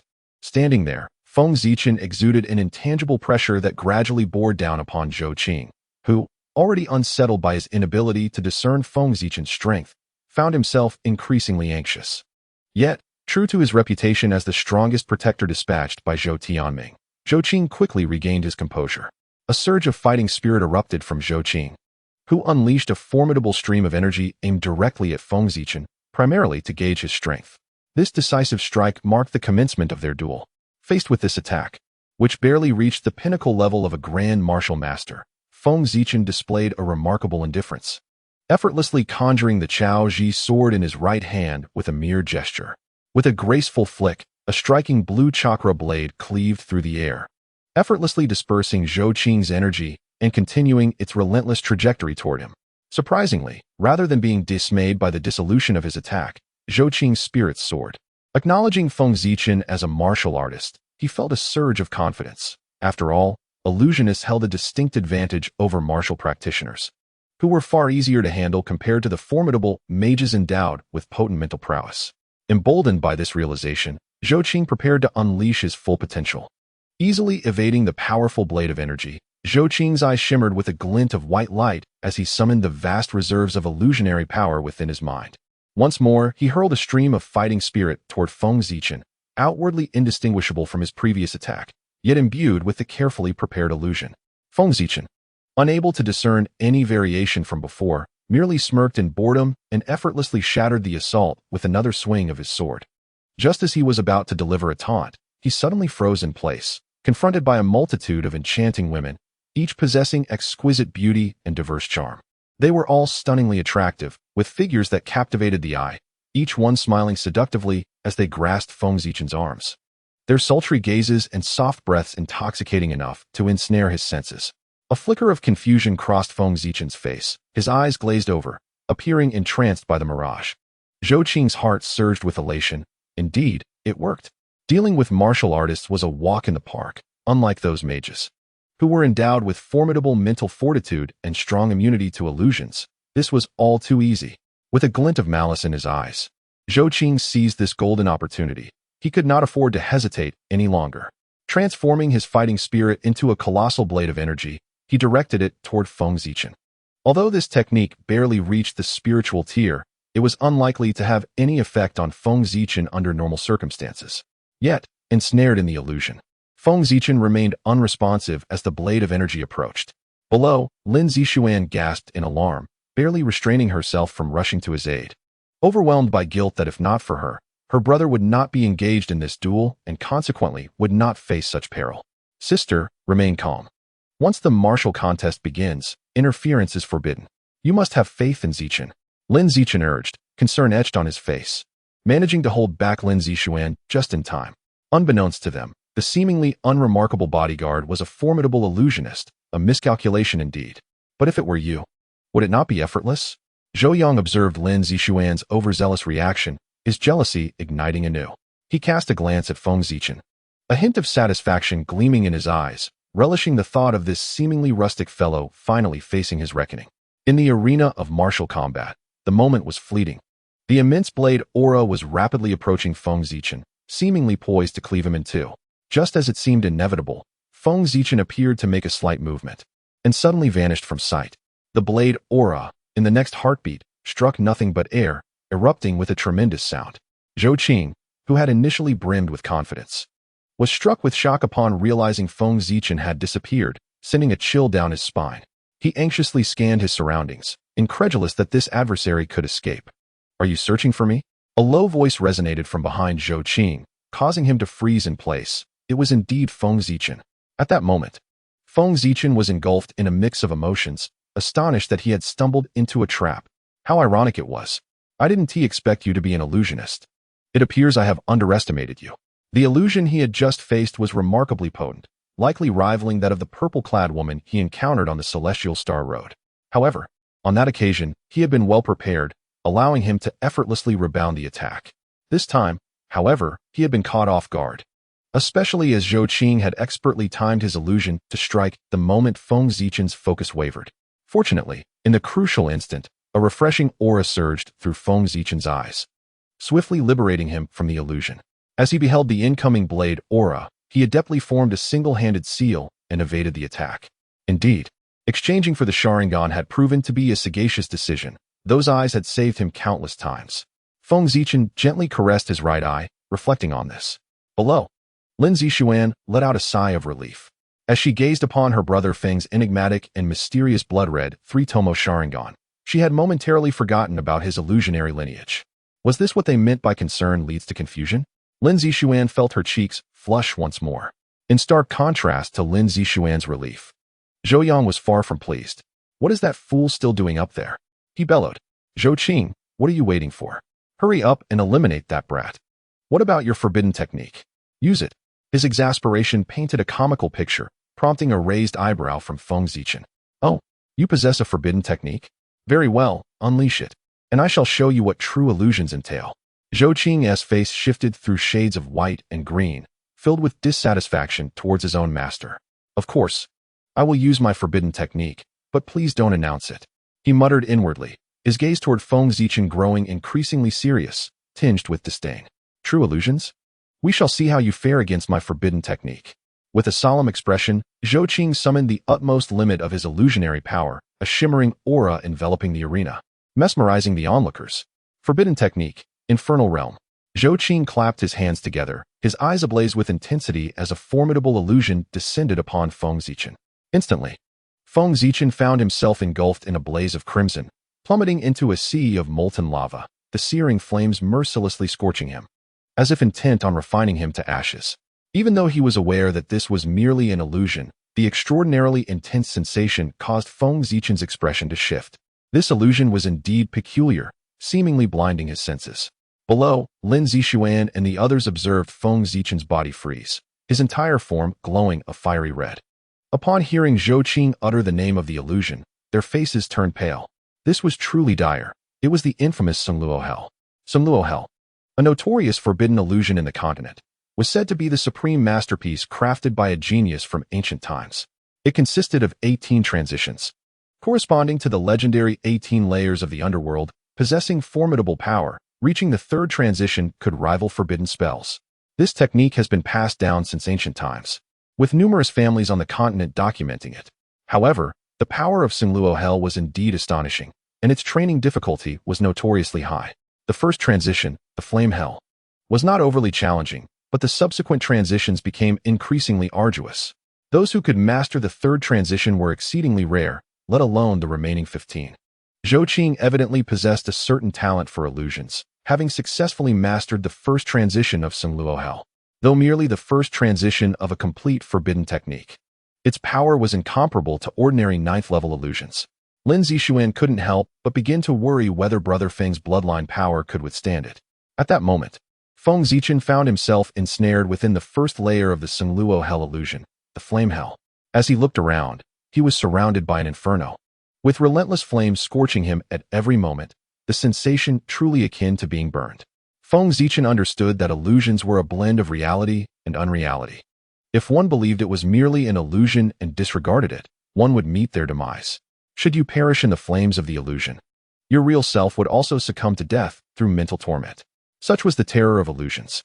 The only solution was to shatter the illusion as swiftly as possible. However, despite scanning with his Sharingan, Feng Zichen could not detect any flaws in this illusion, leaving him astonished. It appeared that this illusion was indeed extraordinary. Nonetheless, to think it could kill him was but a delusion. With a sudden cold laugh, Feng Zichen realized that if he relied solely on his Sharingan, he might indeed be in danger. Yet, the reality was that his Sharingan possessed far greater power. Kaleidoscope Sharingan, activate! Feng Zichen exclaimed, and instantly, his blood-red Sharingan radiated with a brilliant light. The 3 black tomo within his pupils began to rotate rapidly, forming an uncanny shuriken-like pattern, signifying the activation of the Kaleidoscope Sharingan. Upon activating the Kaleidoscope Sharingan, Feng Zichen felt that the entire world had transformed. The previously flawless Sengluo Hell illusion now stood before him with a trace of vulnerability. "I see it clearly," Feng Zichen declared, his Kaleidoscope Sharingan sweeping across the entire Flame Hell. After a prolonged moment, he spoke leisurely. With the utterance of his words, the incredibly lifelike Flame Hell shattered like glass. Before the Kaleidoscope Sharingan, this mere first transition of Sengluo Hell was evidently insufficient. The illusion has shattered, and Feng Zichen's consciousness has finally returned to reality. As he awakens, he scans the arena, ultimately fixing his gaze upon Zhou Qing, whose blood-red eyes appear extraordinarily eerie, instilling a profound sense of dread in Zhou Qing, as if he were face to face with a demon. "Who exactly are you?" In the martial arts arena, Feng Zichen, who had previously been ensnared in the hellish illusion, now opens his blood-red eyes, the mysterious kaleidoscopic patterns vividly visible, accentuating his cold demeanor and rendering him both enchanting and enigmatic. It is evident that the formidable forbidden technique, Hell of Samsara, has been dispelled. Lin Zixuan's mouth slightly agape, her beautiful eyes filled with astonishment, marvels. Brother Feng's bloodline power is astonishing. Lin Zichen, too, displays an expression of admiration, recognizing that this blood-red eye possesses an even more potent second form, suggesting it is a terrifying sacred bloodline power. He is well aware of the immense strength of sacred bloodline powers, as both he and Lin Zixuan possess such lineage. A treasured inheritance passed down through generations in the Lin family. It is this sacred bloodline that has enabled their family to stand out among many clans, becoming one of the 6 major superfamilies in the continent. Upon witnessing Feng Zichen's eye transformation, Lin Zichen quickly associates it with the sacred bloodline, feeling an increasing sense of awe towards Feng Zichen's unfathomable strength. Previously, when defeating the first genius of the sacred domain, Sikong Yu, Feng Zichen had evidently not utilized his sacred bloodline power. Even so, he had decisively triumphed with a single move. The thought of Feng Zichen unleashing his full bloodline power is nothing short of terrifying. Zhou Qing gazes at Feng Zichen's eerie blood-red eyes, overwhelmed with horror. Just moments ago, as Feng Zichen shattered his forbidden technique, he had also experienced a violent backlash. In that fleeting moment, he felt as though countless bloodthirsty demons had surged skyward from Feng Zichen's back, fierce and terrifying. Feng Zichen coldly regards Zhou Qing, the kaleidoscopic patterns in his eyes shimmering with otherworldly light. You attacked me for so long, now it is my turn. Zhou Qing, still reeling from the backlash, appears somewhat dazed, but upon hearing Feng Zichen's words, instinctively feels a surge of trepidation and retreats a few steps. You, Feng Zichen chuckles softly. You seem quite self-satisfied with illusions, so allow me to show you what true illusion is. As he speaks, a broader smile spreads across his face, while the blood-red kaleidoscopic patterns in his eyes whirl with intensity, fixating on Zhou Qing like a demonic gaze. Illusion, Tsukuyami. Feng Zichen silently calls out within his mind, unleashing the super-illusion, Tsukuyami, stored within the left eye of his kaleidoscopic Sharingan. The terrifying ocular power instantly drags Zhou Qing's consciousness into the realm of Tsukuyami.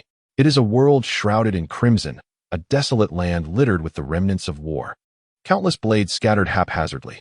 Above, a blood-red moon hangs ominously, casting a faint crimson light that envelopes the entire world in a sanguine hue. An atmosphere of slaughter permeating the air. This is the realm of Tsukuyami. Zhou Qing feels a momentary disorientation, suddenly finding himself in this bizarre place.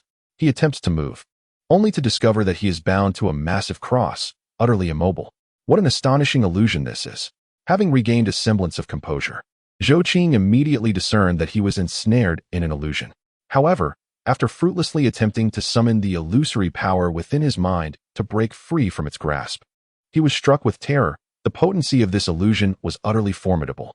Despite exerting all his strength, he found himself unable to shift it even slightly. Suddenly, a flock of black crows swooped down from the sky, circling and lamenting before descending to form a silhouette. It was Feng Zichen. Welcome to the moon-reading world. Here, space, time, and even mass are all under my dominion, Feng Zichen declared with a hint of playful amusement as he spread his arms wide. Zhou Qing's complexion fluctuated between shades of blue and white. As someone well-versed in illusions himself, he understood that Feng Zichen was not deceiving him. This illusion, which he could not even budge with all his might, undoubtedly possessed such formidable power. No wonder my forbidden techniques are ineffective against you. So, you possess such mastery over illusions. This must be a forbidden spell caliber, am I right? Zhou Qing rasped, his tone filled with despair. Feng Zichen approached Zhou Qing, remaining non-committal to his words, and suddenly produced a sharp iron sword that gleamed ominously, pressing its tip against Zhou Qing's chest. Whether it is a forbidden spell-grade illusion, let your body discern for itself. With a swift thrust, Feng Zichen plunged the iron sword into Zhou Qing's body, piercing him to the core. A surge of excruciating pain erupted, akin to being stabbed in reality, prompting Zhou Qing to let out an involuntary scream. With a tone of intrigue, Feng Zichen inquired, "How does it feel? Do not rush. This is merely the beginning. You shall endure 3 days within my moon-reading world, though it will merely be a fleeting moment in reality." Zhou Qing trembled uncontrollably, despair glimmering in his eyes. Such an illusion was undoubtedly of forbidden spell caliber. What sort of monstrosity had he provoked to have mastered such sorcery by the age of 20? Feng Zichen willed forth numerous crosses within the moon-reading world, each bearing a Zhou Qing bound tightly. Following this, countless manifestations of Feng Zichen appeared, each wielding a sharp blade, methodically plunging it into Zhou Qing's form. Indescribable agony surged like a tidal wave, and Zhou Qing's cries echoed pitifully. Although this assault was merely an illusion, the moon-reading world was so perverse that such torment would be transmitted intact to his corporeal form in reality, delivering a devastating psychological blow. This is the superlative illusion of the kaleidoscope Sharingan, moon reading. In the physical realm, at the martial arts arena, Zhou Qing's eyes suddenly froze, his body convulsing violently. Moments later, he tilted and collapsed to the ground, losing consciousness. The spectators below were bewildered, questioning what had transpired. They had only witnessed Feng Zichen declare his intention to demonstrate true illusion, after which Zhou Qing inexplicably fell to the ground, unresponsive. Unbeknownst to them, Zhou Qing had long been ensnared by the moon-reading illusion and had endured 3 days of torment within that realm, leading to his mental collapse. While only a fleeting moment had passed in reality, Lin Zichen and Lin Zixuan exchanged glances, sensing a hint of understanding. Has he fallen victim to an illusion? The prowess of Brother Feng's illusions proved to be astonishing. Zhou Qing, already possessing the realm of illusion sovereign, was unexpectedly vanquished in an instant by this sorcery. Zhou Yang stood in disbelief. How could Zhou Qing have been defeated? It was unfathomable. This was a practitioner of forbidden arts who had triumphed over formidable adversaries at the pinnacle of the mage's realm. As Zhou Yang's expression darkened, glaring at Feng Zichen on the stage with gritted teeth, Feng Zichen seemed to sense his gaze. He turned to look at him, and those blood-red eyes sent a shiver down Zhou Yang's spine. He hastily averted his gaze, not daring to linger any longer, and turned to leave, resembling a frightened dog. Feng Zichen mused to himself that Zhou Yang was fortunate to escape swiftly. Otherwise, he would have surely received a month's worth of reading. He retracted his Mangekyo Sharingan, feeling a twinge of pain in his eyes. Although the ocular techniques of the Mangekyo Sharingan were immensely powerful, they inflicted significant harm upon his eyesight. Henceforth, he would strive to minimize its use. Descending from the martial arena, Feng Zichen approached Lin Zixuan and her companion, smiling as he said, "Ah, I kept you waiting. I did not expect Zhou Yang to have such a formidable protector. It took me a bit of time to deal with him." Lin Zichen looked at Feng Zichen in silent disbelief. After all, he had just defeated someone who had mastered the forbidden art of the underworld. It was already remarkable that he had triumphed so swiftly, yet he appeared dissatisfied, which was quite perplexing. Lin Zixuan, however, refrained from undermining Feng Zichen's moment, maintaining her customary gentle smile. "Not at all. Brother Feng is indeed quite impressive." Feng Zichen chuckled heartily, glanced at the sky, and remarked, "Having been out for so long, it is time for a meal. Let us dine before returning to the academy." Neither Lin Zichen nor Lin Zixuan had any objections, and the three of them promptly departed the martial arena in search of a dining establishment. Meanwhile, in a nearby pavilion, an individual quietly observed the entire duel from beginning to end. Watching Feng Zichen leave the arena for a meal, a glimmer of brilliance sparked in his eyes. To his astonishment, young friend Feng possessed such remarkable strength. It seemed my purple gold VIP card had not been bestowed upon the wrong person after all. This individual was none other than Elder Mo. Elder Mo, a sub-leader of the Violet Rose Chamber of Commerce, was well aware of the dispute between Feng Zichen and Zhou Yang. Upon witnessing Feng Zichen accept Zhou Yang's challenge, he initially intended to intervene and reprimand the young scion. However, he decided to observe how Feng Zichen would manage the situation, leading him to the martial arena, where he was met with an exhilarating display of illusionary combat. The underworld art was no surprise, considering the Zhou family had been a prominent force in the City of Order for a millennium. It was astonishing, however, that this young Feng could dismantle such a technique. Elder Mo stroked his beard, his eyes shimmering with wisdom. That blood-red gaze undoubtedly signified a lineage tied to illusionary powers, capable of countering the underworld. The formidable illusion deployed to incapacitate Zhou Yang's protector, could it be attributed to a sacred bloodline? At such a tender age, coupled with the enigmatic ocular sacred bloodline, the potential of young friend Feng was boundless. This encounter had indeed yielded a treasure. With this newfound connection, future negotiations would be far more favorable. Elder Mo, feeling a sense of pride in his discerning judgment, ambled away with a beaming smile.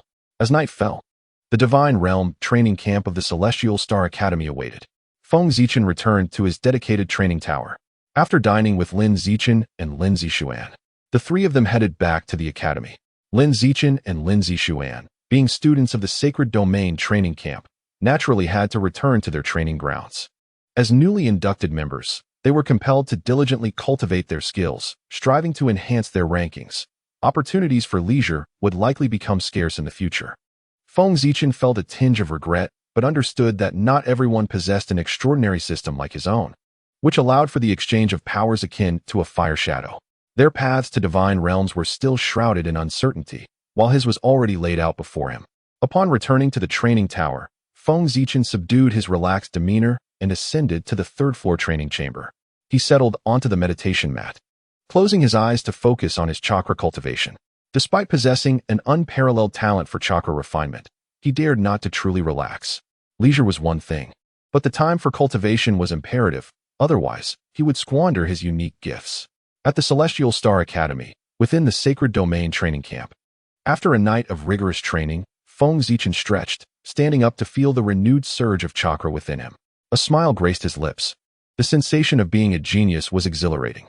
His chakra level had nearly reached the late stage of the shadow tier, and with the various ninjutsu he had mastered, he felt confident that even without the Sharingan, he would have no rivals beneath the Sacred Domain. As he reveled in his formidable chakra, confidence swelled within him.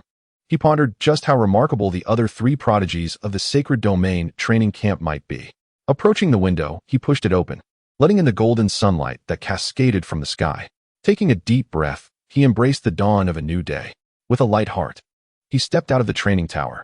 Unlike the uncertainty he had felt 3 years ago upon his arrival, he now possessed strength and confidence.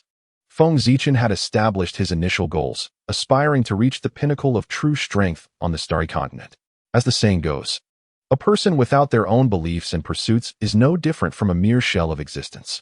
With his ambitions firmly set, Feng Zichen felt an invigorating surge of energy, casting aside any remnants of confusion. Suddenly, he noticed Elder Chen and Jian Wuji standing below the tower. Puzzled, he scratched his head and wondered if they were waiting for him. Jian Wuji maintained his aloof demeanor, while Elder Chen smiled and remarked, "I intended to call for you, but it seems you have emerged on your own. Is there something you require so early in the day?" Feng Zichen inquired. "I recall that Elder Chen mentioned yesterday that these days are our free activity time. I haven't had enough fun yet." Elder Chen nodded and replied, "The 3 students who were initially supposed to return in a few days have arrived early. Today, I specifically brought you here to meet them and to discuss the forthcoming teaching model. I believe you are eager to commence your training at the Divine Realm camp rather than waste time here."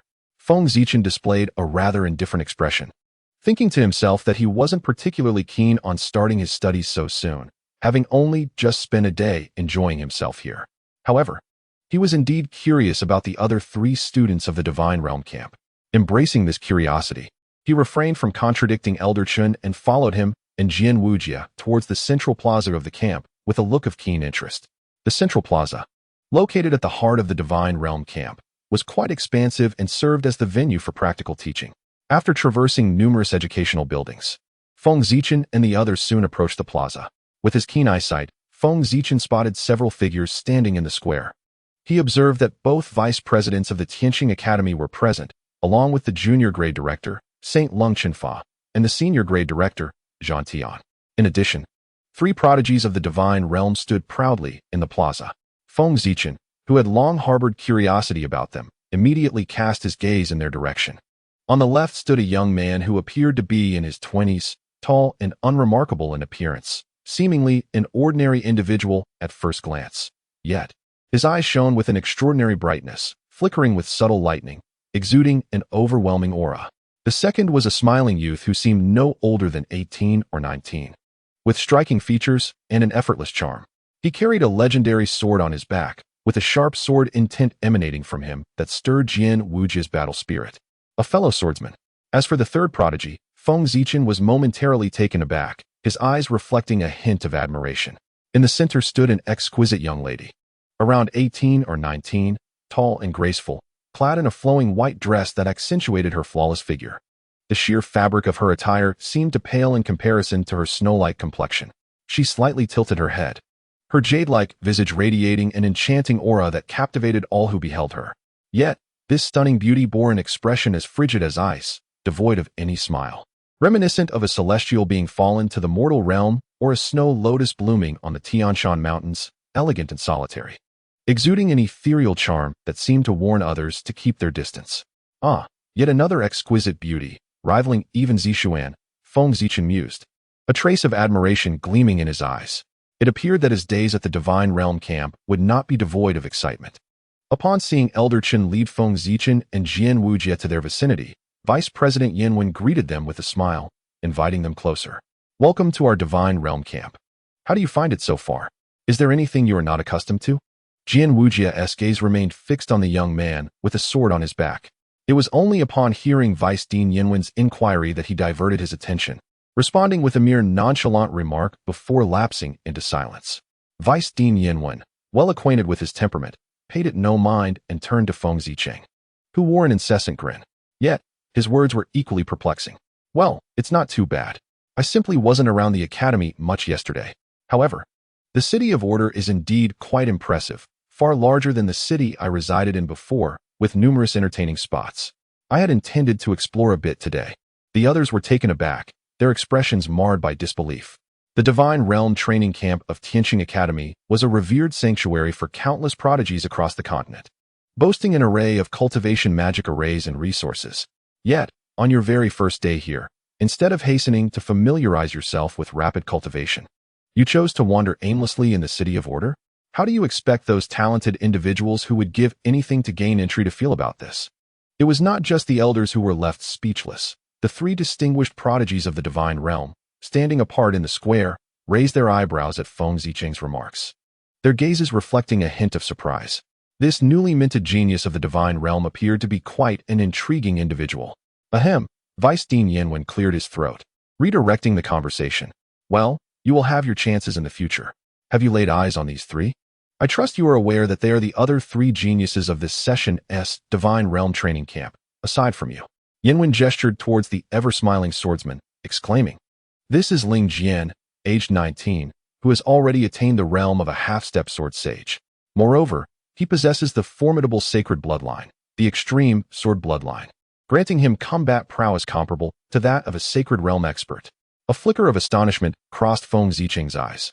Comparable to a sacred realm expert? Such assertions were not made lightly and would require undeniable proof through numerous battles. The confidence with which Vice Dean Yanwen stated this indicated that it had been recognized by many. Indeed, a student of the Divine Realm training camp at merely 19 years old being able to rival a sacred realm expert is a testament to being among the elite prodigies of the entire continent. Feng Zicheng mused. Despite being only 17, capable of defeating average sacred realm experts, it would be a grave mistake to underestimate their prowess. Who exactly was Feng Zicheng? A singular traveler from another realm, endowed with an extraordinary Naruto exchange system, effectively monopolizing the resources of the entire Naruto world. Coupled with the unparalleled chakra cultivation talent from Earth, these factors combined to forge such an extraordinary genius, a rarity indeed. In the Starry Continent, talents like Ling Jian, who could rival average sacred realm experts at the age of 19, were indeed as rare as phoenix feathers. Coughing lightly, returning to the main topic, Jian Wujie's gaze towards Ling Jian sparkled with excitement. The extreme sword bloodline, is it? Within the annals of family lore, there appears to be a record of a lineage possessing a formidable bloodline power, rivaling even that of the sword god. Ling Jian wore a perpetual smile on his face. And after Vice Dean Yanwen concluded his introduction, he took the initiative to greet Feng Zichen and the others, saying, Hello there. Jian Wujie cast a fleeting glance at Ling Jian, merely nodding in acknowledgement without uttering a word. His aloof demeanor rendered Ling Jian somewhat awkward, prompting him to scratch his nose and mutter, Great, another iceberg. How shall we endure the days ahead? No sooner had he spoken than Ling Jian felt a chilling gaze sweep over him, sending a shiver down his spine. He stiffly turned around, only to meet the frosty eyes of the stunningly beautiful girl before him. Immediately, he cleared his throat a couple of times and fell silent. Feng Zichen observed the exquisite girl with a quizzical expression, then glanced at Jian Wujie. Indeed, the aura of coldness surrounding her was palpable. It seemed he would have his hands full in the future. Vice Dean Yanwen cleared his throat and continued with the introductions, saying, This young lady is named Lung Ruobing, a half-step Saint Realm Ice Mage, endowed with the divine bloodline of the Ice God, and her combat prowess has equally reached the Saint Realm level. Lung Ruobing? Feng Zichen was at a loss for words as he looked at the captivating girl, who still maintained an air of icy aloofness despite the Vice Dean's introduction. He couldn't help but think, with a name like that, how fittingly cold it was to match her already frigid demeanor. Vice Dean Yinwen then turned his gaze to a seemingly ordinary young man, smiling as he said, "This is Lei Xian, a youthful 20 years old. Also a half-step Saint Realm mage, possessing the divine bloodline of the Thunder Emperor. His combat capabilities are astonishing. He has even defeated a genuine Saint Realm powerhouse. He is the strongest candidate of our Divine Realm training camp this year." What?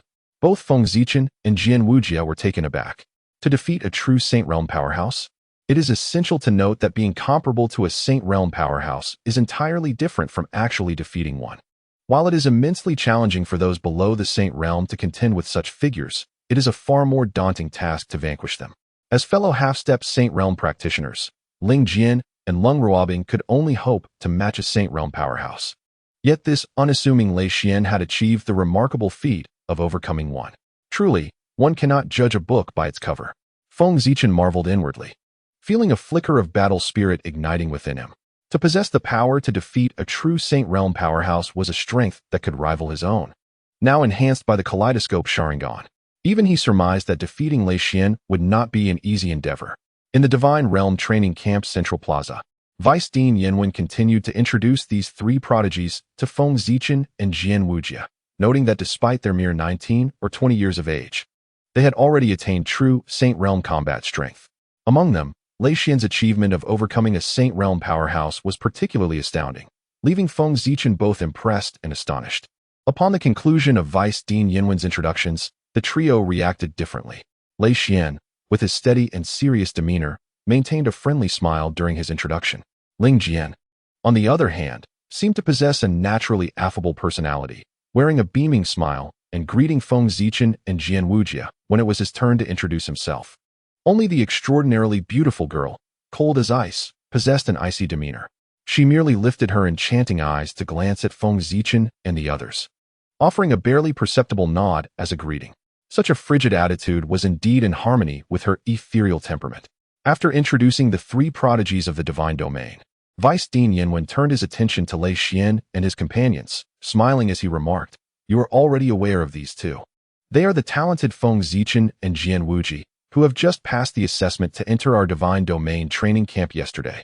Jian Wujia, at the tender age of 17, had attained the realm of Sword Master, possessing the supreme bloodline of the Sword God, which endowed him with formidable combat prowess and the strength of a half-step holy domain, showcasing immense potential.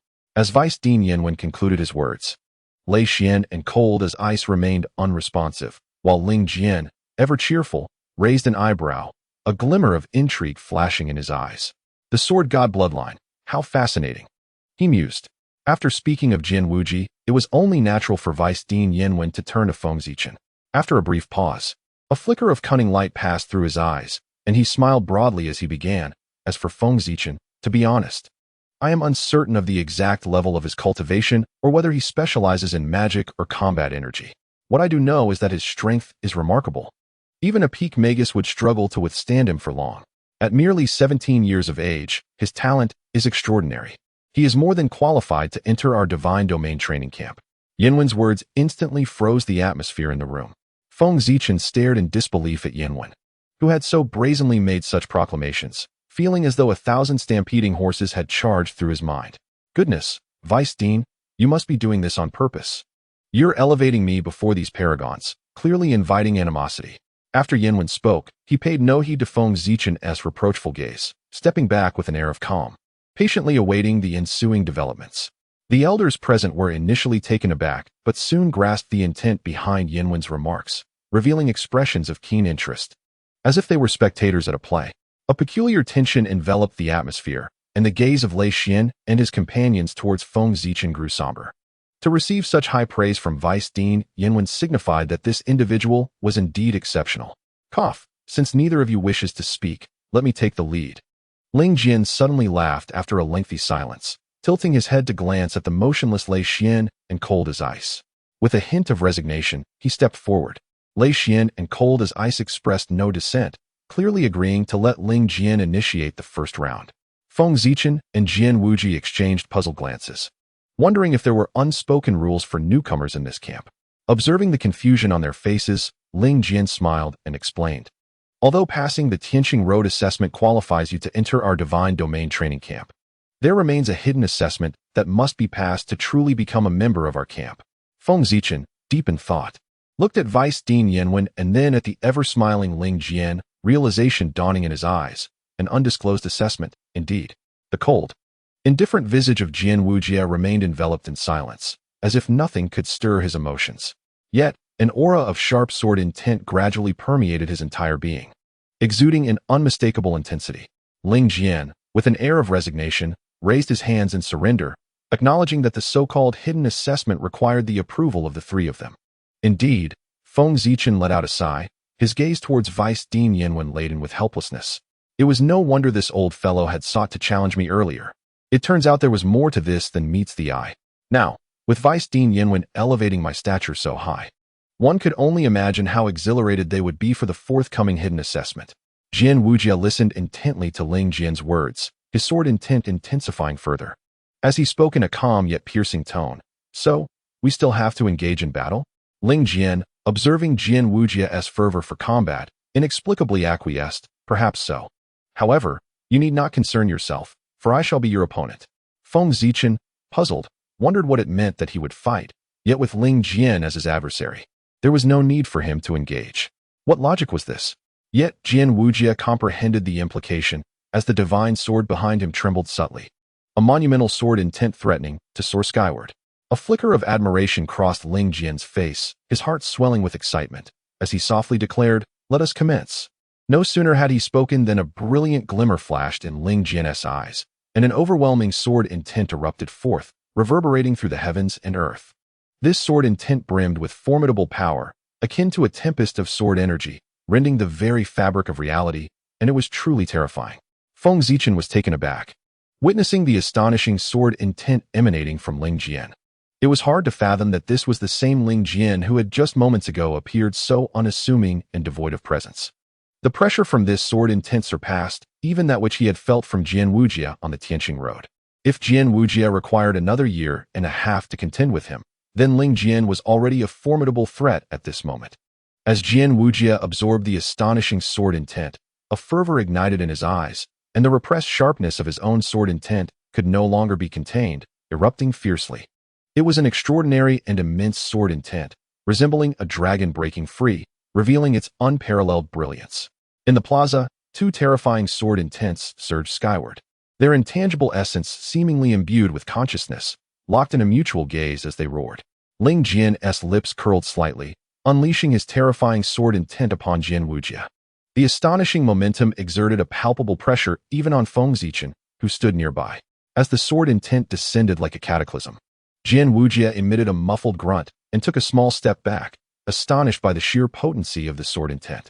One could only truly grasp its strength through direct confrontation. Truly, these students of the Divine Realm training camp were formidable. In a real battle, my chances of victory would scarcely exceed 10%, yet in a contest of sword intent, I, Jian Wujie, shall not concede. With a heart brimming with confidence, Jian Wujie's eyes gleamed with golden light as he instantaneously awakened the sword god bloodline. His already unmatched sword intent surged dramatically, its razor-sharp essence enveloping the vicinity and leaving those present in awe. This sword intent was indeed not inferior to Ling Jian's in the slightest. In Ling Jian's eyes sparkled with brilliance as he gazed at Jian Wujie, a profound sense of mutual respect blossoming between them, akin to two chess masters recognizing their worthy opponents. No one understood better than he the extraordinary realm of sword intent that could stand shoulder to shoulder with his own. This indicated that Jian Wujie, a youth 2 years his junior, had already attained an exceptionally profound comprehension of the sword path. Sword intent, in essence, is the manifestation of a warrior's grasp of the principles governing the sword, combined with an unwavering conviction that coalesces into a formidable aura.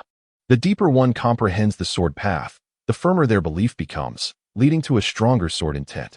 At advanced levels, this intent can even solidify into a tangible form, capable of striking unseen.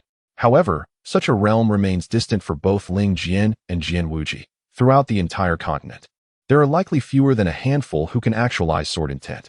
Returning to the matter at hand, upon Jian Wujie awakening the bloodline of the sword god, his sword intent surged with newfound vigor, instantly countering the terrifying pressure exerted by Ling Jian's unrelenting sword intent. Jian Wujie felt a wave of relief wash over him. Moments ago, Ling Jian's intent had felt like a mountain pressing down upon him, rendering him quite uncomfortable. Now, with the awakening of his bloodline, he finally possessed the strength to resist. Yet, just as Jian Wuji prepared to exert all his might against Ling Jian's sword intent, Ling Jian's expression shifted, and he abruptly retracted all his intent. The sudden shift nearly caused Jian Wuji to lose his balance, but he quickly steadied himself, casting a puzzled glance at Ling Jian. Ling Jian's initial jovial demeanor returned as he lazily remarked that this level of sword intent, even 2 years ago, would have been slightly beyond his reach. Regardless of their respective standings, he acknowledged Jian Wuji's prowess. Jian Wuji's face bore little expression, merely turning his gaze towards Lei Xian and Lung Ruobing. A faint smile emerged on Lei Xian's calm visage as he spoke. Since Ling Jian has assessed your abilities, his words naturally reflect our sentiments. Jian Wuji, the Divine Realm Training Camp welcomes you. Lung Ruobing, as ever, remained silent, her beautiful eyes sweeping over Jian Wuji before she subtly nodded in acknowledgement of his inclusion.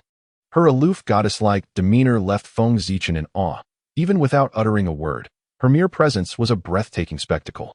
After addressing Jian Wuji, Lei Xian did not withdraw but instead turned his gaze with intrigue towards Feng Zichen, a glimmer of curiosity evident in his eyes.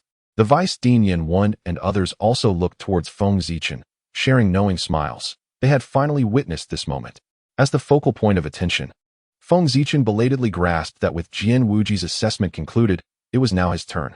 Scratching his head, he looked at Lei Xian and the other two, uneasily inquiring, "So, who will be assessing me?" It would be best if the ethereal beauty known as Lung Ruobing were to serve as my opponent. After all, a beautiful maiden is far more pleasing to the eye than a man perpetually wearing a grumpy expression. Yet, reality seldom aligns with one's desires. As Lei Xian stepped forward, a serene smile graced his calm visage. Your assessment shall be personally conducted by me, and your opponent is, without a doubt, myself. Upon hearing Lei Xian's indifferent words, Feng Zichen's countenance fell. He cast a resentful glance at Vice Dean Yan Wen, realizing that if not for the earlier praises lavished upon him by this individual, he might have conserved some energy. Vice Dean Yan Wen chuckled, observing the dejected expression of Feng Zichen. Young Feng, Lei Xian is no ordinary adversary. If you continue to approach this with the same nonchalant attitude as you did on the Tianqing Road, you shall surely suffer a significant defeat. Feng Zichen curled his lips slightly, his gaze towards Vice Dean Yan Wen imbued with disdain. If it weren't for your earlier flattery, would I be taking him so seriously? You're merely stating the obvious. Nevertheless, despite his words, Feng Zichen felt a surge of excitement. Ever since he acquired the Kaleidoscope Sharingan, he had yet to encounter an opponent of equal caliber. The sky-rending demon ape from the fallen forest was indeed a pinnacle-level sovereign of the sacred domain, and the disparity in strength was insurmountable. The individual before him, the foremost talent of Tianqing Academy's sacred domain training class, radiated an unmistakable aura of threat that Feng Zichen could keenly perceive. His strength was undoubtedly formidable. Exhaling softly, Feng Zichen strolled onto the plaza, gazing at Lei Xian's tranquil face with a faint smile. Let us begin. The numerous elders gathered below observed with keen interest, their eyes alight with anticipation, eager to witness the surprises this confrontation would unveil. Ling Jian and Lung Ruobing had also arrived at the plaza, standing behind Vice Dean Yan Wen. They looked up at Feng Zichen, the young man about to engage in battle with their captain, Lei Xian, and were struck with astonishment. Did the elders truly believe this youth possessed the capability to rival Lei Xian? As fellow prodigies of the Sacred Domain training camp, Ling Jian understood his captain's prowess all too well. He was in no way inferior to true Sacred Domain experts. Even geniuses like themselves held deep respect for Lei Xian's leadership within the training camp. Yet this newcomer had garnered the elders' belief that he could stand shoulder to shoulder with him. Suppressing his astonishment, Ling Jian keenly observed the standoff between the two on stage. Murmuring to himself, this is becoming intriguing. Upon the arena, Feng Zichen and Lei Xian locked eyes, both harboring a flicker of combat fervor. With a swift motion, Lei Xian made the first move, channeling his magical energy to unleash a colossal bolt of lightning, as thick as a man's head, hurtling towards Feng Zichen. 7th-tier magic, lightning pillar. Remarkable. To instantaneously cast a 7th-tier spell, Feng Zichen thought, silently admiring Lei Xian's prowess. It typically requires considerable preparation for a grand sorcerer to invoke such high-level magic, yet Lei Xian executed it with ease. Truly deserving of his title as the foremost in the Sacred Domain training camp. A fleeting thought crossed my mind. Yet Feng Zichen's movements were swift and decisive. In an instant, he formed a series of seals, activating the body flicker technique to evade a bolt of lightning, and appeared at the side of Lei Xian. As the seals transformed once more, he unleashed a colossal dark red fireball from his mouth, the Great Fireball technique. The fireball, of considerable size, hurtled towards Lei Xian, and the surging wave of heat caused Lei Xian's expression to turn grave. A flash of light emanated from the space ring on his right hand, and a silver-white staff materialized in his grasp. With the staff in hand, Lei Xian swung it fiercely, summoning a protective lightning barrier that enveloped him entirely. The great fireball collided with the barrier, resulting in a powerful shockwave that rippled across its surface. Yet, its formidable strength allowed it to withstand the onslaught. Below the stage, the elders nodded in agreement, noting that with the invocation of the Thunder Emperor's staff, Lei Xian's power had surged by at least 50%, enabling him to instantaneously cast the 8th level magic, the Lightning Barrier. The Thunder Emperor's staff, a weapon Lei Xian wielded to vanquish formidable beings of the sacred domain, was strikingly silver, long, and robust, crowned with the head of a roaring dragon, exuding an aura of dominance. In the Starry Continent, each magician possesses a unique staff, an indispensable tool that aids in the swift gathering of magical elements. A high-quality staff not only amplifies the power of spells, but significantly reduces the mana consumption required to cast them, rendering it of utmost importance. The Thunder Emperor's staff was exceptional, crafted from the exceedingly rare 9-fold Thunderstrike wood, adorned with a top-tier thunder gem, the Thunderstone, which exponentially enhanced its capabilities. It boasted a 40% increase in magical prowess while reducing mana expenditure by 50%. Such was the formidable ability of the Thunder Emperor's staff. It was through the staff's immense augmentation of magic and various strategies that Lei Xian had triumphed over a genuine sacred domain powerhouse, earning him fame and glory across the Starry Continent. The fact that he summoned his Thunder Emperor's staff at the very onset of battle underscored the seriousness with which he regarded Feng Zichen. Feng Zichen, too, wore a solemn expression, acutely aware that the sense of threat emanating from Lei Xian had intensified. Taking a deep breath, he swiftly executed a series of seals. His gaze sharp, the Great Dragon Fire technique. A menacing fire dragon erupted from Feng Zichen's mouth, swelling in size as it surged forward, swiftly transforming into a massive fire dragon racing towards Lei Xian. Unlike the Great Fireball technique, this was a bona fide A-class ninjutsu, equivalent to a 9th-level magic on the Starry Continent. Realizing the potency of this technique, Lei Xian raised the Thunder Emperor's staff, slightly condensing his mana to unleash a dragon of similar size, though it was entirely composed of thunder. The 9th-level magic, Wrath of the Thunder Dragon. The Wrath of the Thunder Dragon, a 9th-level magic with considerable might, was a daunting feat for an ordinary mage to cast. However, for Lei Xian, wielding a premier staff, it was merely a matter of a breath.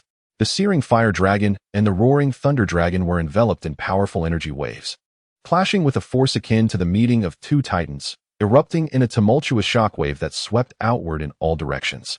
The spectators below were awestruck, feeling the overwhelming clash and growing increasingly eager for the battle. The fire dragon and thunder dragon vanished into thin air. Lei Xian's expression remained tranquil, as if he had anticipated this outcome. He brought down the Thunder Emperor's staff heavily, releasing the long-prepared spell, Fusion, Abyssal Thunder Prison.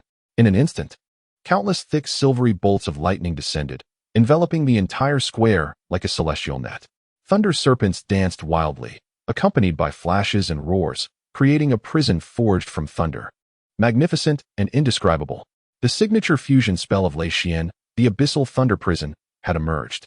Jian Mei's brow furrowed slightly as he remarked gravely, the Abyssal Thunder Prison, a level 9 fusion spell, once unleashed, created a realm of thunder.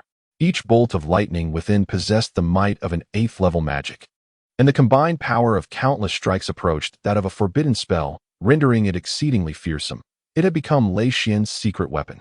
Beside them, the icy beauty, with her mesmerizing gaze, trembled slightly, evidently having suffered significantly from the Abyssal Thunder Prison in the past. The Abyssal Thunder Prison. Lei Xian is truly revealing his true capabilities, remarked Vice Dean Yen 1, stroking his beard with a smile. I wonder how Feng Zichen will respond. This spell is not easily countered. The elders also recognized the formidable nature of Lei Xian's spell, their eyes filled with anticipation as they gazed at the arena. Jian Wujia felt a subtle tremor from the divine sword behind him, a surge of sword intent emanating from it, his eyes alight with excitement. Such an impressive technique, capable of harnessing the already ferocious lightning magic to this extent, truly deserving of a student from the Divine Realm training camp. I wonder if Feng Zichen can surpass him. In the square, Feng Zichen had sensed a dangerous aura emanating from Lei Xin the moment the fire and thunder dragons collided. Prepared for the impending threat, he remained calm upon witnessing the vast abyssal thunder prison descend. With swift hand seals, he struck the ground forcefully. Earth escape. Earth flow city walls. Boom. For massive earthen walls rose from the ground, forming a square that encased Feng Zichen securely, resembling an impregnable fortress. Lei Xian raised the Thunder Emperor's staff, observing Feng Zichen's earth-based defensive spell with a chuckle. Do you truly believe your level 9 defensive spell can withstand my abyssal thunder prison? His expression turning serious. Lei Xian chanted the spell's incantation once more, pointing at Feng Zichen's location, commanding, Abyssal Thunder Prison, gather 10,000 thunders. As the staff struck down, innumerable bolts of lightning surged from the prison, bombarding Feng Zichen with renewed ferocity. Boom. The enormous bolts of thunder struck against the earthen walls, creating waves of vibrations. The heavy walls, as sturdy as mountains, trembled, shedding clouds of dust. Could they withstand another round of 10,000 thunders? Noticing this, Lei Xian raised an eyebrow, secretly admiring the feat, before laughing, but can you endure yet another round of 10,000 thunders? As his words fell, Lei Xian pointed his staff once more, gathering countless bolts of thunder to strike against the earthen walls again. This time, the once impenetrable earthen walls could not withstand the onslaught. Cracks spread like a spider's web, accompanied by faint groans of distress. Beneath the stage, Vice Dean Yanwen and the others observed the unfolding scene with quiet admiration. Although Feng Zichen's defensive magic was formidable, it could not withstand the relentless onslaught of Lei Xian's infinite thunder prison. As anticipated, after struggling to endure the barrage of lightning strikes, the towering earthen walls of the city crumbled under the immense pressure. Amidst the swirling dust, a figure swiftly emerged before the crowd. It was Feng Zichen. As soon as he appeared, he raised his hand and hurled a gleaming shuriken, executing the shadow clone technique. The shuriken multiplied in the air, transforming from 1 into 10, and then from 10 into 100, instantaneously becoming a storm of cold light that surged towards Lei Xian. Observing this peculiar martial skill, Lei Xian remained unfazed. With a mere thought, bolts of lightning descended from the sky, effortlessly striking down the shurikens that fell before him. Futile effort, he declared, a smirk gracing his lips. In this infinite thunder prison, countless bolts of lightning serve as my finest guardians. Without your defensive magic, can you withstand my final surge of thunderstorm? With that, Lei Xian lightly thrust his staff, causing the air to crackle with the sound of thunder as another wave of lightning coalesced, hurtling towards Feng Zichen. The infinite thunder prison was not simply a weapon. Within its confines, Lei Xian could command a multitude of lightning strikes, unleashing the thunderstorm with immense power. And he could do so thrice in succession. Even a half step into the sacred domain would find it unbearable.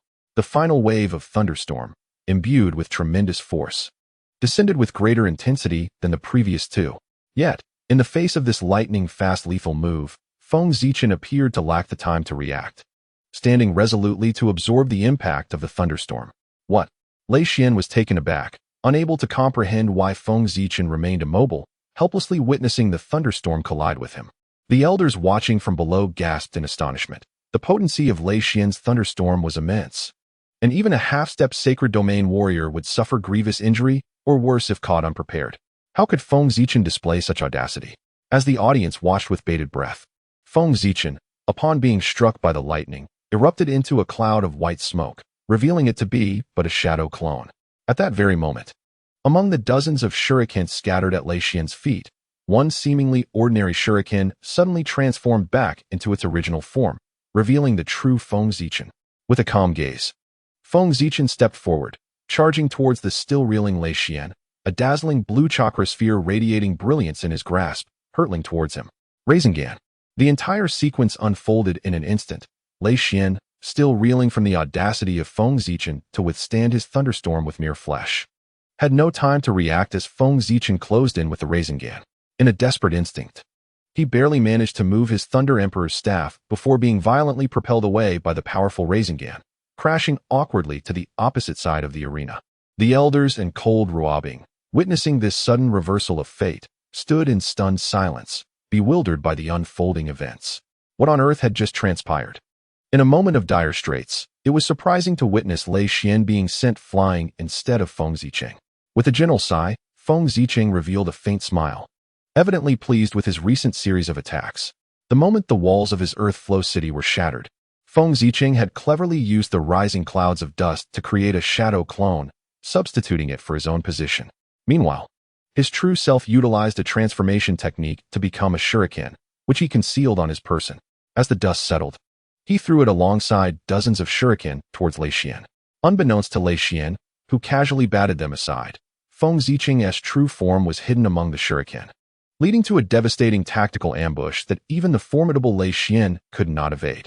With a chuckle, Feng Zicheng mused that his previous life, filled with over 700 episodes of Naruto, had not been for naught. Even Naruto frequently employed tactics during combat, showcasing numerous instances of the weak overcoming the strong. His 3 years in the Fallen Forest had not solely been about training. He had also diligently studied various strategies. The battles of ninjas in Naruto are heavily reliant on strategy, with a plethora of assassination techniques emerging. After all, ninjas are inherently suited for stealthy operations, embodying the essence of covert assassins. Although the narrative in the later stages of Naruto became somewhat disjointed, with a plethora of indiscriminate attacks rendering tactics somewhat futile, the early stages showcased effective strategies that captivated audiences, particularly exemplified in the classic arc of the Land of Waves. Feng Zicheng had attentively observed these elements during his previous life, and upon his reincarnation in this foreign realm, he embraced the powers of a ninja and began to study their tactics.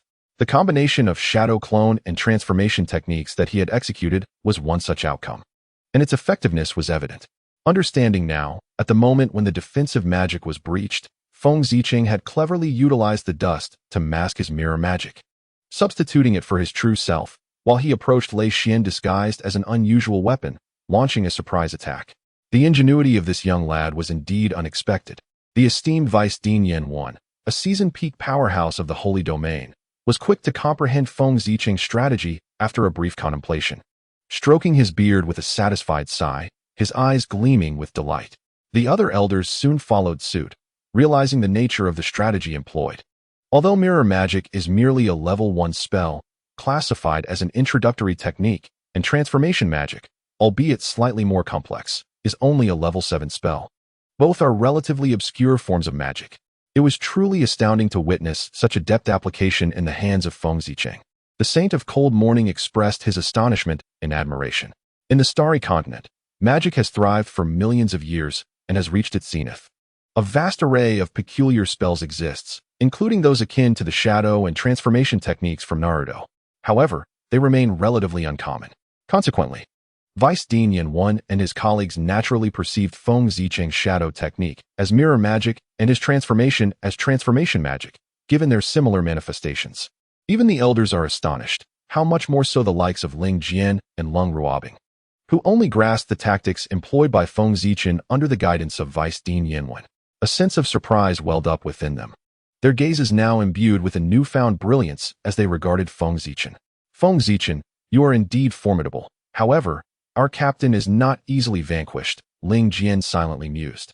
On the stage, Feng Zicheng observed the direction in which Lei Xian had flown, clenching his fists, pondering. This sense of impact feels rather unsettling. Just as doubts stirred within his heart, an unexpected turn of events transpired. A powerful surge of magical energy erupted, akin to a thunderbolt of awakening evolution, radiating boundless, resplendent power. The sound of footsteps echoed, thud, thud, thud, as the overwhelming and tempestuous aura of thunder magic swept through the air, dispersing the mist to reveal the true visage of strength. It was none other than Lei Xian. However, the Lei Xian before him bore a striking transformation. His previously jet-black hair had morphed into a profound shade of violet, electric arcs of purple swirling around him, and a mysterious thunder sigil glimmered upon his brow, exuding an aura of formidable magical energy. Awaken the Thunder Emperor's bloodline. Is this the awakening of the Thunder Emperor's bloodline? Feng Zicheng marveled within, recognizing the pinnacle of sacred bloodline power. The aura emanating from Lei Xian was vastly superior to what it had been before. Lei Xian, with a calm demeanor, regarded Feng Zicheng with his dark violet eyes and declared, "Indeed, this is the power of my bloodline, the Thunder Emperor's bloodline. Ranked 7th on the sacred bloodline list of the Starry Continent. This is my most formidable trump card. Feng Zicheng, You are indeed powerful, worthy of my bloodline's awakening. One could not deny the terrifying might Lei Xian possessed now that he had unleashed the Thunder Emperor's bloodline. Countless minuscule purple lightning bolts danced around him, and an overwhelming pressure enveloped the surroundings, causing Feng Zichen's skin to tingle with discomfort. Taking a deep breath, Feng Zichen surveyed the transformed Lei Xian and understood that he must now unleash his full strength. Lowering his hands, he gently closed his eyes, then suddenly opened them wide, revealing a pair of blood-red orbs. 3 jet-black tomo began to rotate slowly within, emanating an enigmatic aura. Mysterious and otherworldly, they were the 3 tomo Sharingan. Oh, so this is your bloodline power. It seems you were not fighting at full strength earlier, Lei Xian remarked, gazing at those sinister eyes. Feng Zichen, with his blood-red gaze fixed on Lei Xian, softly replied, "Indeed, it appears this battle is only just beginning." For both Feng Zichen and Lei Xian, the previous skirmish had merely served as a warm-up. Now, they were prepared to reveal their true capabilities. One must admit, compared to their peers, they were in an entirely different league. Even prodigies like Ling Jian and Lung Ruobing fell significantly short. Below the stage, Vice Dean Yanwen had unknowingly ceased stroking his beard, his rapt attention fixed upon the scene above, mirrored by the other elders. Ling Jian, with an expression of intrigue, whispered softly, "Are we finally to witness the captain's full strength? I recall the last time he single-handedly defeated both of us during the training match." Lung Ruobing, equally perplexed, never anticipated that Feng Zichen could genuinely compel Lei Xian to exert his full strength. Furthermore, judging by his demeanor, he appeared to be handling it with remarkable ease. It is worth noting that their combined efforts barely equaled Lei Xian at his peak. According to the elders, he is only 17, the same age as I am. Lung Ruobing mused, casting a profound glance at Feng Zichen. At this moment, it seemed that Feng Zichen had truly etched himself into her memory. Unbeknownst to Feng Zichen, who stood on the stage, the thoughts of the spectators below were far removed from his consciousness. He currently felt a surge of fervor. The overwhelming aura of thunder enveloped him, making his entire being feel as if it were rejoicing. He understood that this state of Lei Xian represented the opponent he had long awaited. Lei Xian, too, experienced a similar sentiment. It had been rare for him to encounter a peer who could elicit his full potential. Now, facing the fully unleashed Feng Zichen, he felt a long-forgotten pressure, reminiscent of the one he had encountered half a year ago against a formidable Saint Domain expert, instilling in him a sense of uncertainty regarding victory. "This is precisely what I need," Lei Xian silently affirmed. In truth, he had already reached the pinnacle of the Archmage realm, with only one significant hurdle remaining, to break through to the Saint Domain. Yet, achieving the Saint Domain is no trivial feat. Those who attain such a level are considered the pinnacle of power on the Starry Continent. Even a prodigy like Lei Xian could not hope for a swift breakthrough, and he currently lacked the genuine pressure to catalyze his advancement. Just as fate would have it, Feng Zichen arrived, showcasing a power that rivaled his own. How could this not evoke a sense of exhilarating anticipation? A flicker of purplish-black lightning flashed in Lei Xian's eyes, and a smile graced his lips as he activated the power of his Thunder Emperor bloodline. Instantly, a torrent of lightning enveloped him, as if he donned a formidable armor of thunder, exuding an imposing presence. "Come forth, let the true duel commence." With fervor blazing in his purplish-black eyes, Lei Xian surged forward, encased in crackling purple lightning that resembled a thunderous battle attire, hurtling towards Feng Zichen at an astonishing speed. Feng Zichen's crimson eyes widened in astonishment. This velocity, while perhaps not surpassing that of a martial sovereign, was certainly not far off. It was important to remember that Lei Xian was a magician. "So it is," Feng Zichen mused, realizing that the Thunder Emperor bloodline not only enhanced his magic, but also fortified his physical prowess. Truly formidable indeed. In an instant, this thought crossed his mind, and his body reacted swiftly as a kunai materialized in his grasp, allowing him to counter with a fierce strike. With a resounding clash, the dark kunai met the silvery Thunder Emperor staff, producing sparks that illuminated the air.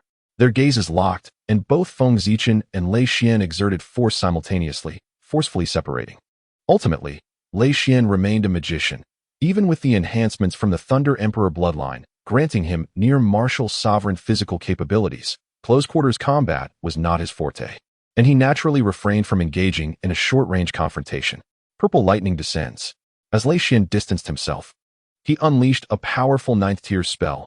A thick bolt of purple lightning descended from the heavens, striking towards Feng Zichen.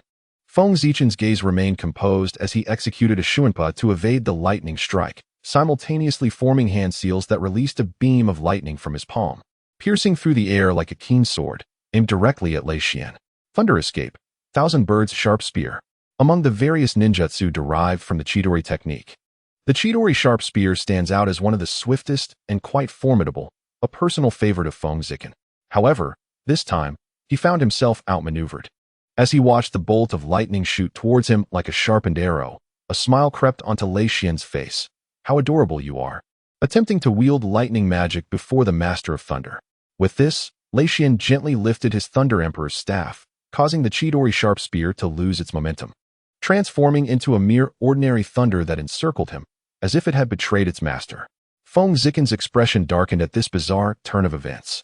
From the sidelines, Vice Dean Yanwen observed Feng Zichen's bewilderment and chuckled. Once Lei Xian awakened his Thunder Emperor bloodline, he gained true mastery over all thunder, becoming the genuine Master of Thunder. Ordinary lightning magic is utterly ineffective against him, and instead, he can manipulate it. Even super magic of forbidden levels is diminished in his presence. If Feng intends to use lightning magic against Lei Xian, he has certainly chosen the wrong path. Seeing his Chidori Sharp Spear become a mere obedient pet, Feng Zichen felt utterly speechless. So this is what it means to be the Master of Thunder? This seems exceedingly unfair. If other lightning mages were to face Lei Xian, they would scarcely be able to cast their spells. Fortunately, I am different. Realizing this, Feng Zichen murmured to himself, it seems my lightning blade is also unusable. Although the lightning blade is an S-rank ninjutsu, powerful enough to rival typical forbidden techniques, it may prove ineffective against this Master of Thunder.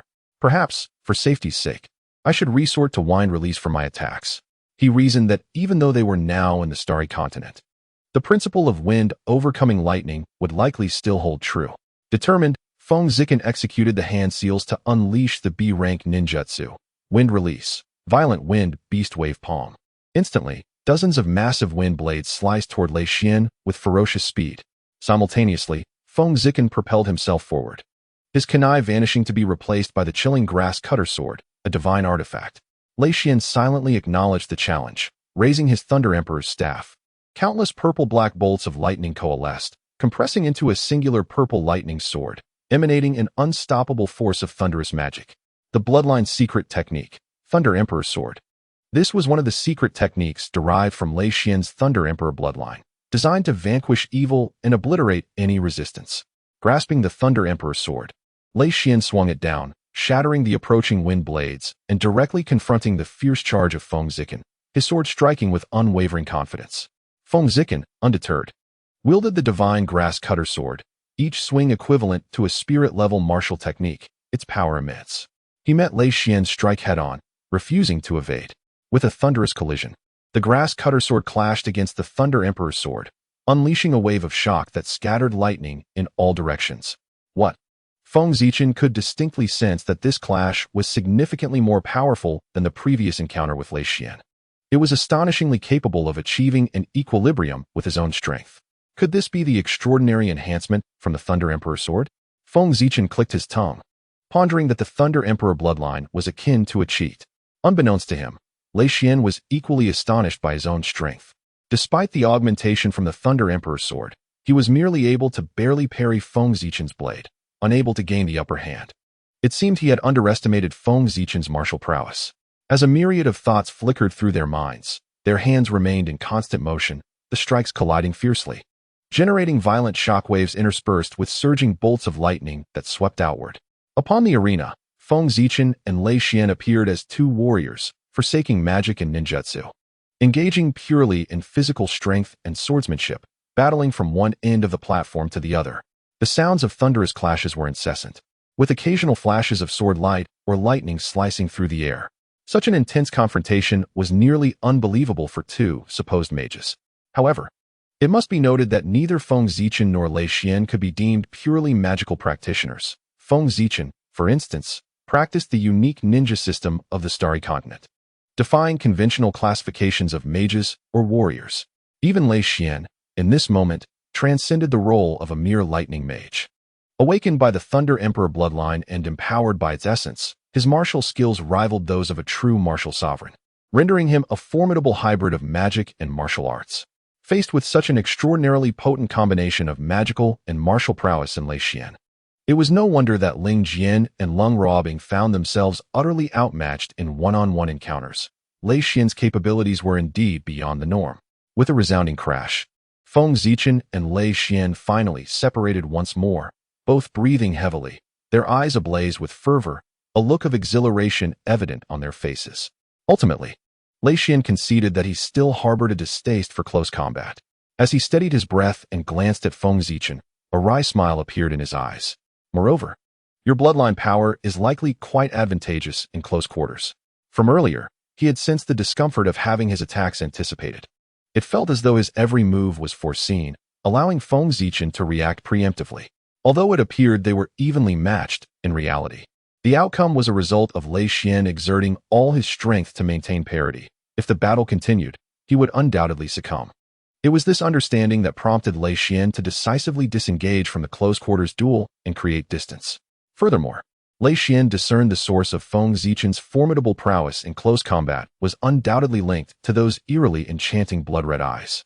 Feng Zichen smiled slightly. These eyes of mine are known as the three-tomo Sharingan. Let us speak plainly. They indeed enhance my dynamic vision and insight. Lei Xian nodded in understanding.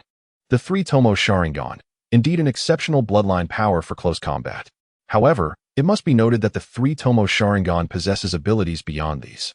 Its most formidable trait lies in its capacity to replicate ninjutsu. In the context of the Starry Continent, this translates to the ability to mimic magic and martial techniques. Provided that the magical level does not exceed forbidden spells, it can replicate them all. This situation is rather unsettling. The formidable magic that others painstakingly master can be effortlessly replicated by Feng Zichen with just a glance from his three-tomo Sharingan. To be frank, this feels akin to possessing a cheat code. However, as I suspected, the Thunder Emperor Sword is a bloodline secret technique that cannot be duplicated. Feng Zichen gazed at the Thunder Emperor Sword in Lei Xian's hand, his crimson eyes reflecting his thoughts. The replication ability of the three-tomo Sharingan is indeed limited. It cannot replicate techniques of bloodline limits, and in the Starry Continent, bloodline power is akin to the bloodline limits in Naruto, which the Sharingan cannot fully reproduce. Lei Xian is unaware of this, yet he understands that Feng Zichen's bloodline power is not merely an enhancement of dynamic vision and insight. There must be other capabilities at play. Lei Xian looked at Feng Zichen and suddenly smiled, saying, in truth, if this competition is about gaining our recognition, you have already achieved that. I believe there would be no objections from them. Indeed, Feng Zichen's earlier display of strength had completely won over Ling Jian and the others. None would oppose his entry into the divine training camp. Feng Zichen raised an eyebrow, non-committally regarding Lei Xian. So what? Lei Xian seemed quite pleased with Feng Zichen's attitude and replied earnestly, I sense that you have not yet unleashed your full potential. There are hidden cards you have yet to play, am I correct? The onlookers reacted with varied expressions. Elder Chun recalled the kaleidoscopic gaze Feng Zichen exhibited when facing the sword intent left by the dean before entering the Celestial Star Road, which transcended the three-tomo Sharingan he demonstrated now. Meanwhile, the alluring Mei Xin Huansheng also reminisced about the wind-based forbidden spell Feng Zichen had cast in the sacred training camp. Those like Ling Jian, who had not witnessed such feats, could hardly conceive that Feng Zichen still had hidden trump cards at this moment. Sensing the diverse looks from the crowd, Feng Zichen's expression grew solemn. After a moment of silence, he spoke softly, in terms of this competition, I indeed exerted my utmost effort. The implication of his words was clear to all. In this contest, Feng Zichen had given his all, but what if it were a battle for life and death? Lei Xian nodded in understanding. Was it merely a competition? I comprehend now. After a brief silence, Lei Xian's demeanor shifted entirely. His expression turned impassive as he regarded Feng Zichen. His calm words echoed through the venue, leaving everyone momentarily stunned. Feng Zichen, from this point onward, I shall no longer view you as a student, but as an adversary that must be defeated. Should you continue to approach this with a competitive mindset, be wary, for I will engage you with the intent to kill. After uttering these words, Lei Xian disregarded the astonished gazes of those present.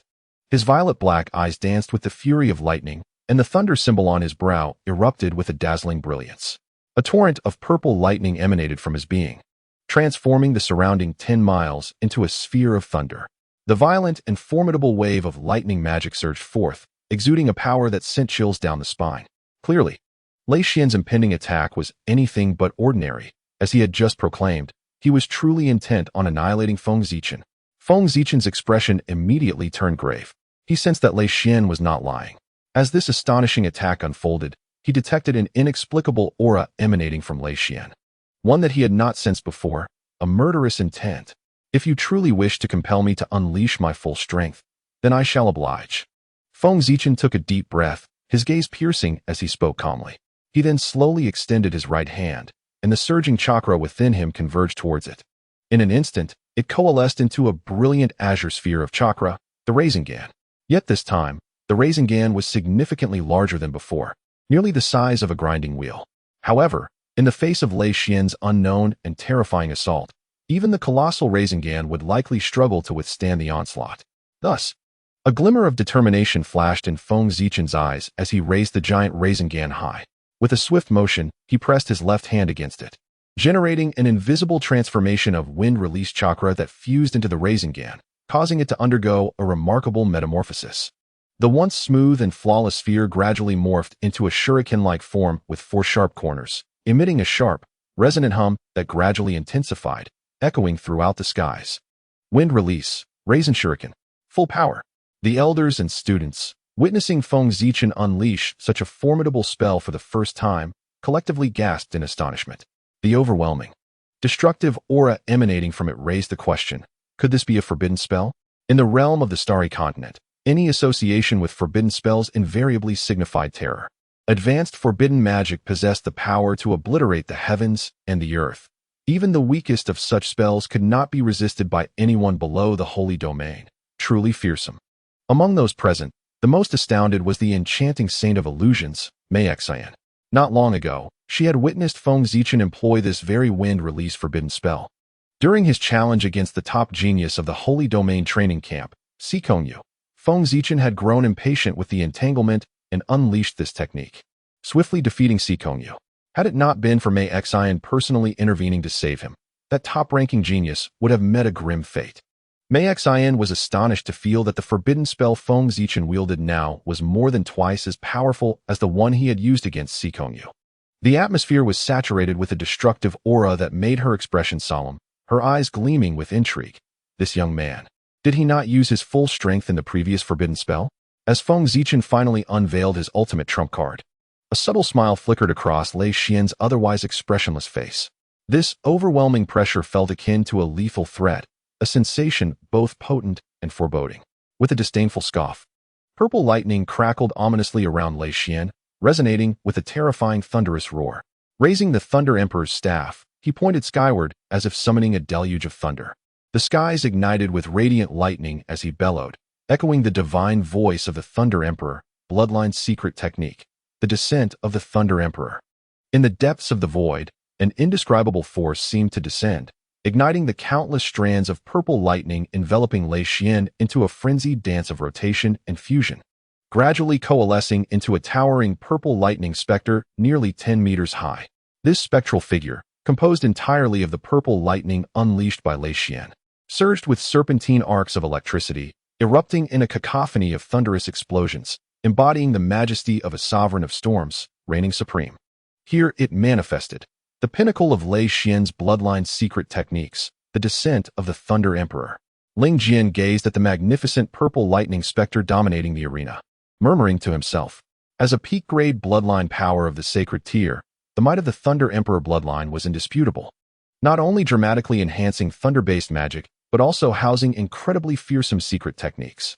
While the Thunder Emperor sword was merely a relatively ordinary technique of the Thunder Emperor bloodline, readily accessible upon initial development, the descent of the Thunder Emperor was an entirely different caliber, ranking among the elite techniques within the bloodline arsenal, its potency rivaling that of forbidden spells. Moreover, as this technique derived from Lei Xian's own bloodline powers, its execution did not pose the same challenges as a forbidden spell, requiring significantly less energy, rendering it even more suitable for Lei Xian.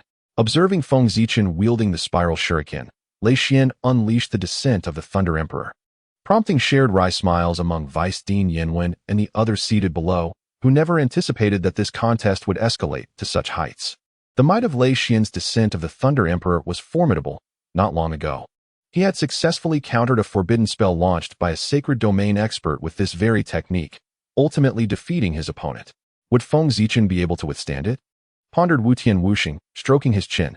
Vice Dean Shui Yi's murky gaze glimmered with a flash of insight as he spoke slowly. That remains to be seen. I perceive that the forbidden spell employed by the young man Feng possesses extraordinary might, and the subtle sharpness emanating from it is reminiscent of an abyss or a prison. It may not be easily countered. Beside him, the enchanting Mei Xin Huan nodded in agreement, her beautiful eyes reflecting understanding. Having faced this technique directly, she was acutely aware of the spiral shuriken's exceptional power. Its remarkable sharpness was indeed extraordinary. Regardless of the outcome, this was truly the final showdown. After this exchange, the victor would likely emerge. Vice Dean Yinwen's gaze remained fixated on the confrontation unfolding on stage, his voice measured as he spoke. The others nodded in concurrence, while Jian Wujia maintained a stoic demeanor, though a fervent light flickered in his sword-like eyes, the divine sword behind him resonating with a low hum, its intent unmistakably revealing the turbulence within its master's heart. So this is your true strength? Indeed, you are formidable. At this moment, I am certainly no match for you. However, rest assured, I, Jian Wujia, shall not allow you to surpass me for long. I shall demand a duel with you when the time comes. Without delving into the astonishment of the onlookers, Feng Zichen gazed at the towering purple lightning figure, feeling an odd sense of familiarity. Doesn't it resemble my Susanoo? Indeed. Feng Zichen's ultimate kaleidoscope eye technique, Susanoo, conjures a grand, crimson skeletal frame that envelopes him, possessing the might to unleash tremendous offensive power and form an impenetrable defense, epitomizing the pinnacle of ninjutsu. At that moment, Lei Xian's Thunder Emperor's descent mirrored this, albeit with a color shift from crimson to a deep purple-black and transforming from a skeletal frame into a manifestation of thunder. Unbeknownst to Lei Xian, who was unaware of Feng Zichen's thoughts, the invocation of his strongest trump card, the Thunder Emperor's descent, brought him a sense of relief. This formidable power imbued him with the confidence to defeat even a being of the sacred domain. Drawing a deep breath, Lei Xian's eyes crackled with electricity as he gently formed his hands into a triangular shape. Above, the purple lightning figure mirrored his movements, its hands coalescing into a triangle. An infinite torrent of thunderous energy continuously gathered, merging and ultimately compressing into a singular point, unleashing an astonishing wave of power that radiated outward with the purple light. Thunder Emperor's demonic light. Lei Xian's voice resonated as if descending from the heavens, and a point-compressed purple-black lightning bolt erupted, hurtling towards Feng Zichen. The air was cleaved apart wherever the lightning traveled, the sheer terror of its might palpable. Feng Zichen, locked onto by this dread assault, felt a spark of clarity in his eyes as he hurled forth the spiraling shuriken he had prepared for so long. It shot forth like a comet, trailing a white tail of flame, unhesitatingly colliding with Lei Xian, the immense sharpness and destructive aura concealed within bursting forth, saturating the arena. The purple-black lightning and the white shuriken, moving with astonishing speed, met in the air, colliding like the sharpest of blades, releasing their full potential. Boom! The deafening explosion reverberated, accompanied by a powerful shockwave that surged outward like a tidal wave, leaving the spectators trembling, instinctively turning away, arms shielding their eyes, incredulous at the astonishing clash unfolding before them. The explosive sound persisted for an extended duration, as if the entire arena had been stripped of a layer. The once impenetrable tiles shattered into fragments. At the periphery of the square, a faint golden barrier formed a semicircle, encompassing the entire area, ensuring that the explosion did not threaten other regions. Indeed, the arena's automatic protective magic array was activated. These two individuals, Vice Dean Yinwen sighed and shook his head. The automatic protective magic array is a defensive enchantment inscribed by Tianqing Academy on all its arenas. It triggers automatically upon detecting a force of sacred domain level, safeguarding the student's safety. Clearly, the final clash between Feng Zichen and Lei Xian had reached the threshold to activate this magical array, indicating that both their attacks had attained the caliber of sacred domain practitioners. The two peculiar figures, Ling Jian and Lung Ruo Bing, exchanged silent glances, inwardly cursing in unison. At long last, it seemed that a victor would emerge from this contest. The aftermath of the explosion lingered for quite some time, and only gradually did the golden protective magic array dissipate. Ling Jian and his companions anxiously surveyed the smoke-enshrouded arena, their hearts stirring with a long-buried impatience. Who, in this fierce competition, would ultimately claim victory? Vice Dean Yen observed the eager expressions of the crowd and couldn't help but chuckle. He raised his hand, and a surge of magical energy swept across the arena, dispersing the thick clouds of dust and revealing two figures within. The scene was chaotic. The ground, paved with exceptionally hard lapis lazuli tiles, had been shattered into fragments by the explosion.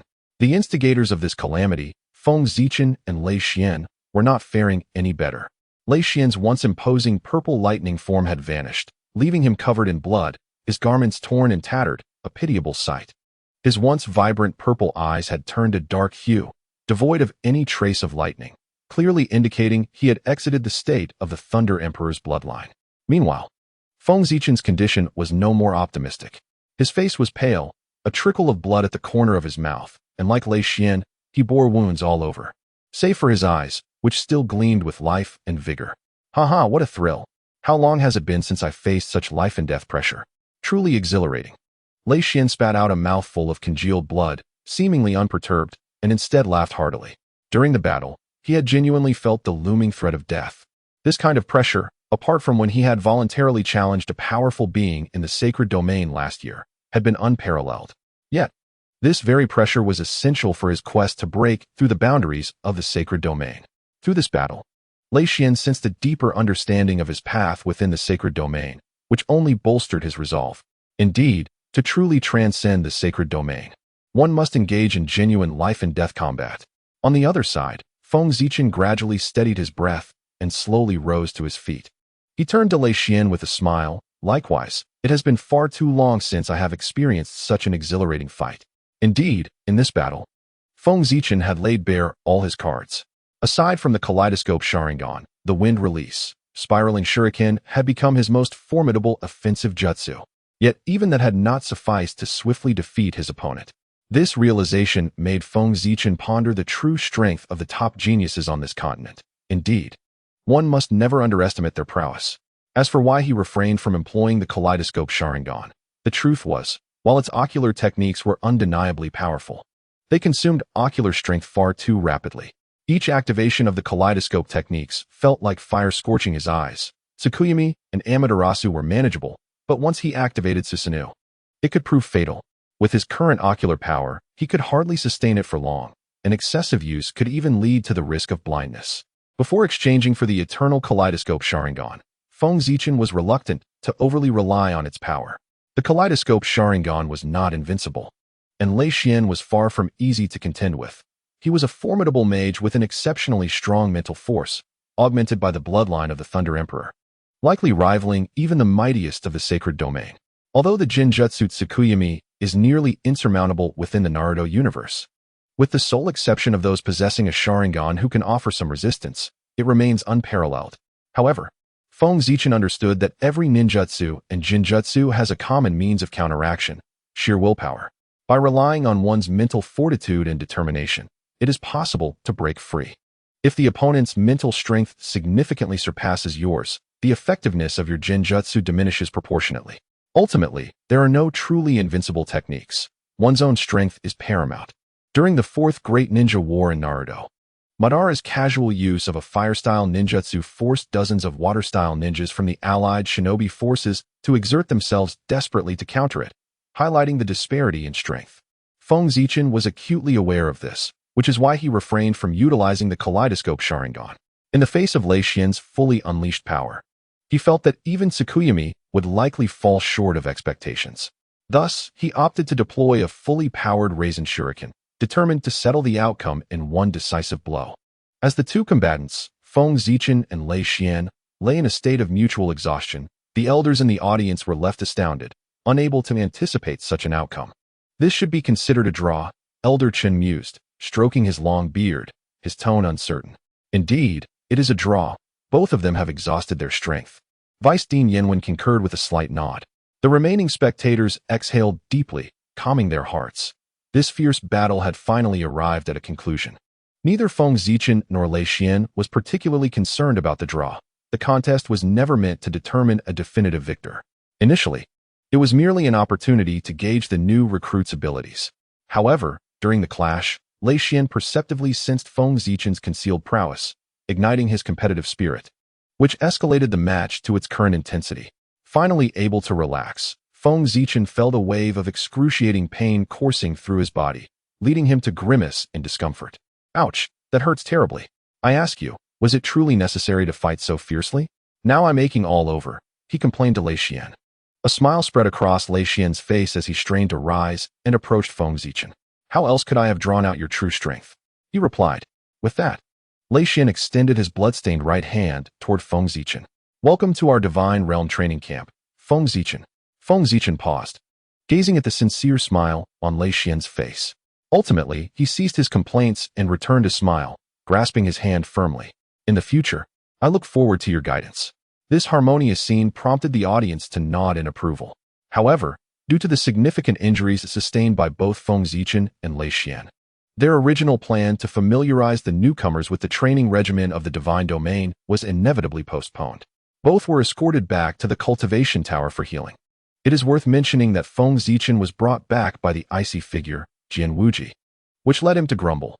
Even if I must be escorted by the ice mountain, I would much prefer to be embraced by another ice mountain instead.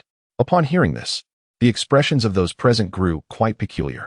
Another icy beauty in attendance, with her frosty gaze, caused the temperature in the room to plummet several degrees, emanating an aura of chill from her exquisite form.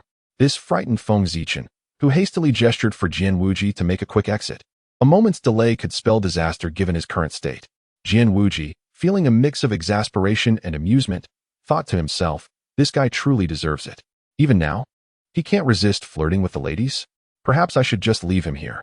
A glint of mischief flickered in his eyes as he regarded Feng Zichen, who felt an unsettling chill run down his spine.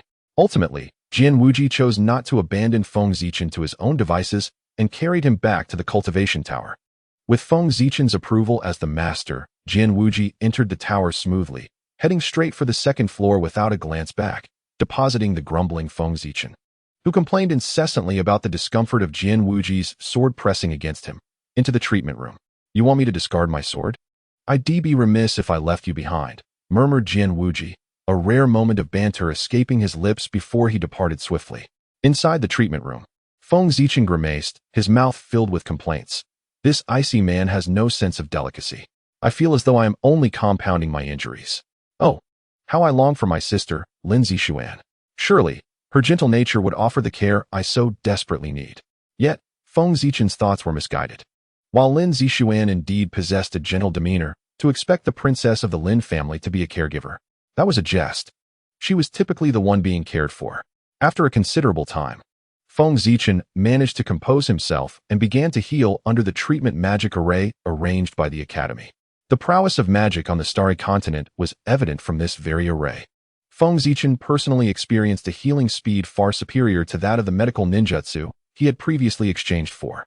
It is noteworthy that the medical ninjutsu from the Naruto world is considered among the top-tier techniques, achieving remarkable healing speeds that can mend ordinary cuts and burns in mere minutes. However, given the nature of Feng Zichen's injuries, even the best medical ninjutsu would face considerable challenges in treating him, and the process would likely prove quite arduous. In stark contrast, the healing magical array within the treatment room is capable of expediting his recovery remarkably, with Feng Zichen estimating that, after merely 2 days of rest, he would be completely healed. Such an astonishing pace is indeed hard to fathom. However, it is not surprising considering that Tianqing Academy is the pinnacle of institutions on the continent, equipped with unparalleled facilities. Furthermore, the Divine Domain training camp represents the core class of Tianqing Academy, endowed with the finest resources in the entire academy. This implies that the healing magical array employed by Feng Zichen and his peers can rightfully be deemed the finest on the continent, rendering its efficacy entirely reasonable. Having come to this realization, Feng Zichen silently acknowledged that he had arrived at the right place. As he felt the magical array automatically mending his injuries, he found no need to exert further effort, thus choosing to relinquish his concerns. After pondering for a moment, Feng Zichen closed his eyes, awakening the long-dormant Hokage exchange system within his mind, his greatest asset in this otherworldly realm. Seizing the opportunity of a moment's respite, he began to contemplate his future path.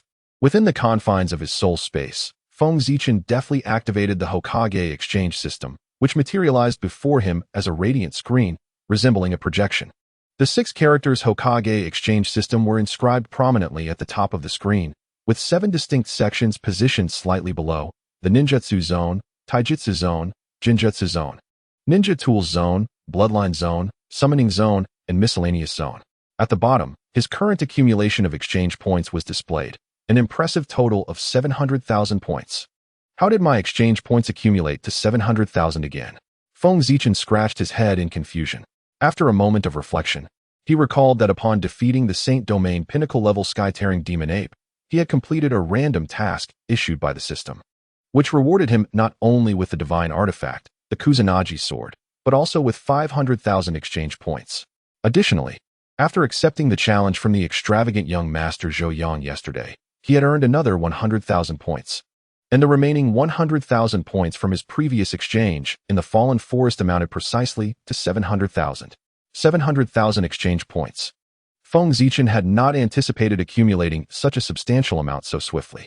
This sum was sufficient for him to exchange for another Super S-level ninjutsu. Currently, Feng Zichen had mastered a considerable array of ninjutsu, possessing dozens of C-level and B-level techniques, as well as over a dozen A-level ones, ample for general combat. Moreover, with his 3-tomo Sharingan as a trump card, he could stealthily replicate others' magical techniques. A 9th-level magic is equivalent in power to an A-level ninjutsu. Thus, he lacked no ordinary means to confront adversaries. However, regarding his genuine trump cards, aside from the Mangekyo Sharingan, Feng Zichen had only the Wind Release, Raisin Shuriken, and Lightning Release, Chidori at his disposal, rendering the rest rather inadequate. In truth, the Ice Release Bloodline boundary is also formidable. It was simply that he had not dedicated time to develop it previously, Feng Zichen mused internally. The Ice Release Bloodline boundary, categorized as powerful within the system S hierarchy, holds a value of 200,000 exchange points, marking it as the first bloodline boundary Feng Zichen exchanged for during his time in the Fallen Forest. It is somewhat amusing to recount that Feng Zichen initially had no intention of exchanging for Ice Release. After a fierce battle against several level 8 magical beasts, he had joyfully accumulated a remarkable 100,000 exchange points and was contemplating a visit to the Bloodline Zone to see if he could finally acquire the long-desired Sharingan. It is worth noting that at that moment, Feng Zichen was operating the system in touchscreen mode, indulging in a fleeting thrill reminiscent of a smartphone experience, a luxury he had been deprived of in his past life on Earth. However, an unexpected incident nearly led him to slap himself in frustration.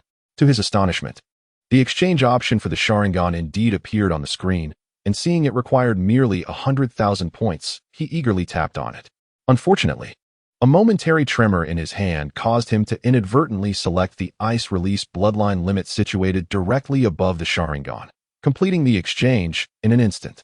As he heard the system announce the successful exchange for Ice Release, Feng Zichen was almost overwhelmed with exasperation, vehemently demanding a refund from the system. The aloof system, however, chose to remain silent, leaving Feng Zichen in a state of utter confusion. From that day forth, Feng Zichen decisively switched to a thought-based operating system, resolutely vowing to avoid any similar calamities in the future and swearing never to touch the system screen again. Due to his lingering discomfort, he did not place much importance on Ice Release after the exchange, nor did he expend any effort in developing it. He merely relied on the proficiency benefits granted by the system. Consequently, his Ice Release abilities never manifested great power and gradually faded into obscurity, becoming a pitiful aspect of his existence that he nearly forgot. Were Ice Release capable of speech, it would likely lament its unfortunate fate under such a master. In the world of Naruto, Ice Release originates from the Mizukage clan of the Land of Water and holds a notable reputation within the ninja realm. The first appearance of Ice Release in the anime occurs during the Land of Waves arc, featuring a character named Mizukage Haku, who possesses the Ice Release bloodline limit. This duo, consisting of the protagonist's first enemy, Zabuza Momochi, and Haku, is well known among countless Naruto fans. During this confrontation, Haku's Ice Release bloodline limit demonstrated exceptional power, leaving the protagonist Naruto and his rival Sasuke in a state of distress, while he himself sustained minimal injuries, showcasing remarkable prowess. Haku, being averse to combat, likely did not seriously develop the full potential of his Ice Release abilities. Nonetheless, he wielded the strength of a Jonin, equivalent to a mage level in the Starry Continent. This indicates the formidable nature of Ice Release, which, when contextualized within the Starry Continent, represents a supreme bloodline power. Although the Celestial Academy's Divine Realm training camp is filled with sacred bloodline powers, one must understand the significance of this place. It aims to cultivate formidable beings in the Divine Realm, serving as the continent's premier sanctum for cultivation, often going years without admitting a single student, thus defying conventional understanding. In the realm of the Starry Continent, a student endowed with the exceptional bloodline of heavenly quality would receive unparalleled attention and nurturing from any academy. Aside from the three major ones, treated like a precious asset, akin to a prized jewel. The sheer rarity of saintly bloodlines has rendered the recent recruitment of two talents possessing such powers in the Divine Domain training camp a marvel, leaving even Vice Dean Yenwen Chun and his peers in disbelief, speculating that it might herald an extraordinary transformation. Returning to the main subject, it is evident that if the Ice Escape bloodline limit can be developed effectively, it could undoubtedly become another formidable asset for Feng Zichen. Thanks to the system, I am now able to utilize Ice Escape at a preliminary level and have also mastered two formidable secret techniques, the Mirror Ice Crystal and the 1000 Kill Water Soar. Both of these secret techniques possess extraordinary power, surpassing the usual A-class ninjutsu in strength and peculiarity. However, they may still be insufficient against the caliber of opponents I currently face. Feng Zichen has now entered the Divine Domain training camp, where he will inevitably engage in combat with other students, potentially even confronting the esteemed Saint Domain mentors directly. It is likely that conventional A-class ninjutsu will prove ineffective in such encounters. Thus, mastering S-class Ice Escape techniques appears to be the most prudent course of action. Feng Zichen mused. S-class ninjutsu can be considered nearly on par with forbidden techniques. Even a Saint Domain expert would suffer grievous injuries from an S-class technique, rendering it akin to a quasi-forbidden jutsu. Take for instance the Abyssal Thunder Prison utilized by Lei Xian, whose power far exceeds that of a 9th-tier magic spell yet falls short of being classified as a forbidden technique, thus relegating it to the status of a quasi-forbidden jutsu. Similarly, the foremost student of the Divine Domain training camp, Sikongyu, employs fusion magic that can also be categorized as quasi-forbidden.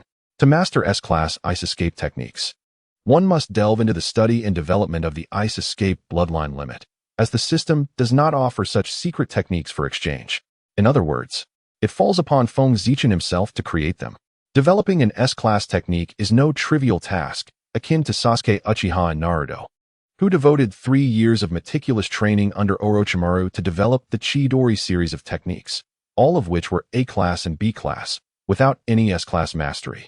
Conversely, it can also be relatively simple. Our protagonist Naruto, based on the A-class technique of the Rasengan, innovated the Wind Release Rasen Shuriken, a true S-class forbidden technique, in just a few days, underscoring that the creation of forbidden techniques relies not solely on talent, but also on inspiration and a touch of luck. With inspiration ignited, it is indeed plausible for Feng Zichen, with his aptitude for ninjutsu, to conceive an S-class Ice Escape technique. Perhaps I should explore the diverse array of ice-related magic compiled at the Tianqing Academy, which might provide significant inspiration, Feng Zichen contemplated. As the premier academy of the continent, Tianqing Academy boasts a wealth of magical combat techniques that surpass what other institutions can offer, and given Feng Zichen's current status, he is permitted unrestricted access. Thus, he resolved, once my injuries have healed, I shall commence the development of the Ice Escape bloodline limit. For the moment, I will set this matter aside and turn my attention to the ninjutsu exchange system. Skipping over the physical and illusionary technique sections, Feng Zichen clicked into the summoning category. Feng Zichen gazed at the plethora of summoned beasts displayed before him, intrigued by the extensive array that nearly encompassed all the summoned creatures featured in the Naruto series. Among them were those of combat and support types, showcasing a diverse assortment. Perhaps I could exchange for one of these summoned beasts to entertain myself? Feng Zichen pondered, reflecting on his earlier visit to the Fallen Forest, where he had not considered this option. Now, it seemed rather affordable. He stroked his chin thoughtfully. In the world of Naruto, summoned beasts are indeed a distinctive feature. If one forges a contract with a powerful summoned beast while still weak, it can prove invaluable in critical moments, especially as some of these formidable creatures can contend with shadow-level experts in battle. Feng Zichen found himself puzzled, questioning the absence of the most renowned summoned beasts. With a mere thought, he scrolled down the screen, revealing another lineup of summoned beasts, albeit different from the previous ones. The Summoning Scroll of Mayaboka Mountain. Upon signing a contract, one can summon beasts belonging to the Mayaboka Mountain lineage, requiring 500,000 exchange points. The Summoning Scroll of Ryuchi Cave. Upon signing a contract, one can summon beasts belonging to the Ryuchi Cave lineage, requiring 500,000 exchange points. The Summoning Scroll of Wetbone Forest. Upon signing a contract, one can summon beasts belonging to the Wetbone Forest lineage, requiring 500,000 exchange points. Feng Zichen observed the sudden escalation in the system's costs, remaining silent for a moment before retracting his earlier statement. Wiping his brow, he internally criticized the situation. How could these prices be deemed reasonable? 500,000 exchange points? Why not just rob a bank? How could the prices skyrocket so dramatically? Feng Zichen questioned the system. 500,000 exchange points? Until now, his total accumulated points barely surpassed 300,000. Such a staggering amount could easily afford him the eternal Mangekyo Sharingan. These three summoning scrolls differed from other summoned beasts in three significant ways. Firstly, Miyaboka Mountain, Ryuchi Cave, and Wetbone Forest are the three great sacred places within the Naruto universe, each possessing a unique legacy of sage arts unmatched by other summoned creatures. Secondly, the summoning scrolls of these three sacred places not only allow the summoning of a single beast, but, upon signing the scroll, the host gains the privilege to summon all beasts from the three sacred places, offering both quantity and quality beyond that of typical summoned beasts. Finally, after the system conducted a thorough assessment of the magical beast rankings across the Starry Continent, it adjusted the strength of all summoned beasts from the three great sacred places. The specifics of their power would become evident once the host made an exchange. The usually aloof system took this rare opportunity to elucidate the value of the summoning scrolls, emphasizing 3 points that underscored their exceptional worth. Upon hearing the system's explanation, Feng Zichen was taken aback. Sage Art's legacy? Power enhancement? Each point struck at the very essence of his desires. As a seasoned fan of Naruto, Feng Zichen is undoubtedly aware of the significance of sage techniques. They are akin to an official cheat code. By harnessing the natural energies of the world and perfectly blending them with one's own chakra, one can form Sage Chakra, thereby entering Sage Mode, which grants a power increase of several times, if not dozens, compared to normal. This augmentation enhances ninjutsu, taijutsu, and genjutsu significantly, becoming Naruto's ultimate weapon. Feng Zichen, filled with envy, reminisces about the moment Naruto mastered Sage Mode to battle Pain of the Six Paths, originally possessing strength comparable to an ordinary Kage. Upon entering Sage Mode, Naruto was able to overpower Pain, who was far superior. Such a disparity in power could be likened to a mage vanquishing a peak holy domain expert in the Starry Continent. Indeed, the official cheat code is formidable. Does this mean that by exchanging for the summoning scrolls of the three great holy lands, I can learn Sage Mode? Feng Zichen inquired, his face alight with excitement. The Naruto exchange system indeed offers the complete version of Sage Mode for redemption, akin to learning ninjutsu, allowing one to acquire Sage Mode without the arduous process of self-cultivation. However, the only drawback for Feng Zichen was that Sage Mode required a staggering 10 million exchange points. Such an astronomical sum promptly dashed his hopes. Now, upon discovering the extraordinary capabilities of the three great Holy Land summoning scrolls, he felt a surge of exhilaration. Theoretically, it is possible, the system calmly declared, a statement that filled Feng Zichen with joy. Although this method necessitates a gradual process of learning and cultivation, it is still a viable path. After all, accumulating 10 million exchange points would take an eternity. Relying on my own cultivation seems more realistic, Feng Zichen murmured, rubbing his hands together. Yet, the three great Holy Land summoning scrolls still demanded 5 million exchange points. He scratched his head in frustration, pondering the difference between 5 million and 10 million points. Both are astronomical figures. However, the system had mentioned that the summoning beasts from the three great Holy Lands would possess enhanced strength to align with the monster levels of the Starry Continent. He wondered if they could stand against the Holy Domain monsters. In the Naruto universe, while the summoning beasts from the three great Holy Lands are indeed powerful, even the most elite among them, such as Fukasaku and Shima, could only contend with Kage-level fighters and were ineffective against a truly super Kage-like Pain. When viewed through the lens of the Starry Continent, these beasts would equate to level 9 monsters, which, while still considered high tier, would be of little assistance to Feng Zichen, who could effortlessly defeat even a coalition of 6 or 7 level 9 monsters. Given such strength, how could summoning an entire clan be worth 5 million exchange points? Thus, an enhancement in their power was indeed necessary. Yet, one could only speculate to what extent the system would augment them. After all, Even the Kusakabe sword system could bestow additional special attributes, elevating it to the status of a true artifact. Therefore, Feng Zichen harbored no doubts regarding the system's enhancement capabilities. As I contemplate the situation, it appears that the 3 great sacred places summoning scrolls are worth exchanging for, aren't they? Gazing at the 700,000 exchange points I currently possess, Feng Zichen let out a resigned sigh, realizing that he must gradually accumulate more exchange points in the future. After reviewing the 3 sacred places summoning scrolls, Feng Zichen initially intended to exit the summoning area. However, a fleeting glance revealed an additional page beneath the scrolls, piquing his curiosity. Upon clicking, a series of question marks materialized above his head. What is this? Displayed on the screen was a list following the 3 sacred places summoning scrolls, featuring a few scattered options. Special Summoning Scroll 1, sealed, unlocking conditions unknown. Special Summoning Scroll 2, sealed, unlocking conditions unknown. How peculiar, there are still 2 special summoning scrolls. And they are sealed? What is going on? Feng Zichen scratched his head, pondering whether there was some hidden difficulty involved. The system's voice echoed, stating that the special summoning scrolls remain locked and no answers could be provided. This only deepened Feng Zichen's confusion. Yet, since even the omnipotent system offered no clarification, he could only dismiss it for the time being. Subsequently, Feng Zichen browsed through the ninja tools and miscellaneous sections, but found nothing of significance worth acquiring at present, leading him to exit the Naruto exchange system page. Inside the training tower's healing room, Feng Zichen opened his eyes and stretched, discovering that the pain from his injuries had considerably diminished, with the wounds on his skin beginning to heal. This healing magic circle truly works wonders. Its efficacy is remarkable, and I don't even have to exert myself. It seems my recovery will be swifter than I anticipated. He chuckled softly, feeling a sense of relief. In the following hours, Feng Zichen remained within the healing magic circle, recuperating while simultaneously refining his chakra.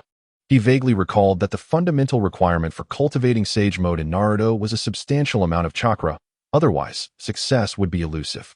Thus, he did not neglect the refinement of his chakra, fully aware that although his current chakra levels were considerable, they paled in comparison to Naruto's during his Sage Mode training. Especially given that Naruto possessed the chakra of the 9 tails. Time slipped away as Feng Zichen immersed himself in healing and training. Those engrossed in cultivation often lose track of time. Many novels portray characters meditating for centuries. However, for Feng Zichen, the refinement of chakra still required physical stamina, preventing his experience from becoming so exaggerated. After 5 or 6 hours of training, he was compelled to awaken due to the overwhelming hunger resulting from his depleted energy. While other transmigrators often found their hunger diminishing with further cultivation, ultimately reaching a state where they no longer required sustenance. Why did I find myself increasingly in need of food? Feng Zichen stood up, shaking his head in mild exasperation. Nevertheless, feeling the improvement in his injuries and the slight augmentation of his chakra, he ultimately smiled with satisfaction. Let us pause for a moment. It is time to indulge in some nourishment. The Divine Domain Training Camp undoubtedly stands as the most prestigious class within the Celestial Star Academy. Within the camp, one can find an array of training facilities, complemented by the finest cuisine offered free of charge. After concluding his cultivation and recuperation, Feng Zichen descended from the training tower and made his way directly to the exclusive dining hall of the Divine Domain Training Camp. Although referred to as a dining hall, its opulent decor and the culinary expertise of the chefs are tantamount to the highest standards on the continent. To liken it to a Michelin-starred restaurant of the Star Continent would not be an exaggeration. This was Feng Zichen's inaugural visit to this establishment, and he was once again astounded by the affluence of the Celestial Star Academy.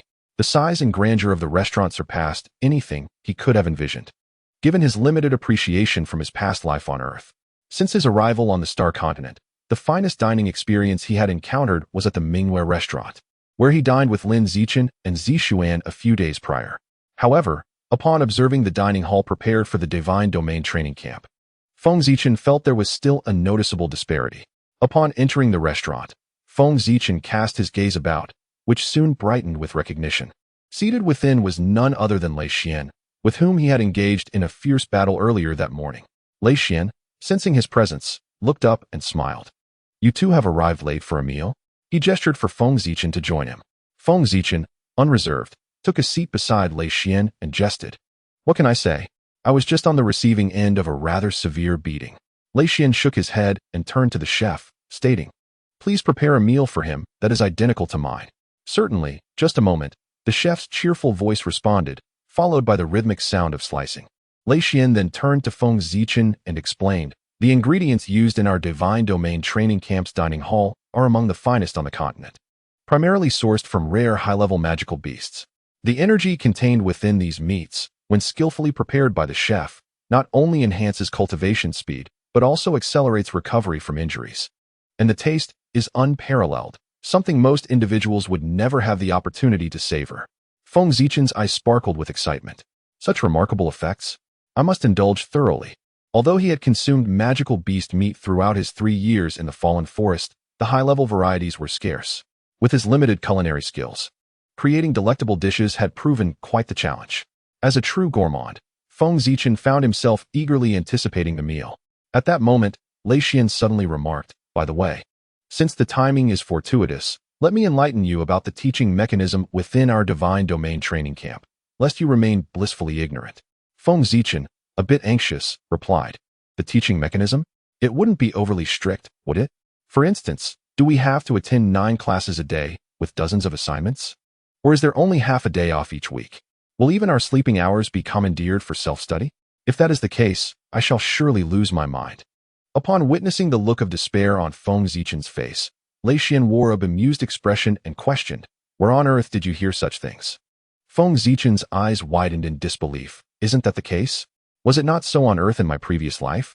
The more elite the class, the stricter the standards for achieving excellent results, with an overwhelming amount of homework. However, that is not the case." Lei Xian replied with irritation. "We are students of the Divine Realm training camp. How can we possibly follow the same teaching methods as other students? It is likely that your previous residence was quite remote, lacking in quality instruction. For talents like us from the Divine Realm, conventional methods are nearly ineffective. In other words, your rote learning approach is outdated. Contemporary education primarily embraces a free learning model." Lei Xian continued his lengthy critique, while Feng Zichen blinked in surprise at the mention of being remote and outdated. It would be enlightening for those on Earth to hear the perspectives of individuals from another world. "So, what does our teaching method entail?" Feng Zichen interjected, his face brimming with excitement. Lei Xian glanced at Feng Zichen and simply uttered 2 words, "Self-study." The atmosphere in the dining hall fell abruptly silent. Feng Zichen, astonished by Lei Xian's apparent unwillingness to elaborate, exclaimed in disbelief, "That's it?" "Indeed. The primary teaching mechanism at our Divine Realm training camp revolves around self-study," Lei Xian stated matter-of-factly. "Self-study? The legendary Divine Realm training camp educates prodigies solely through self-study? This must be a joke." Feng Zichen nearly leaped from his seat, incredulous.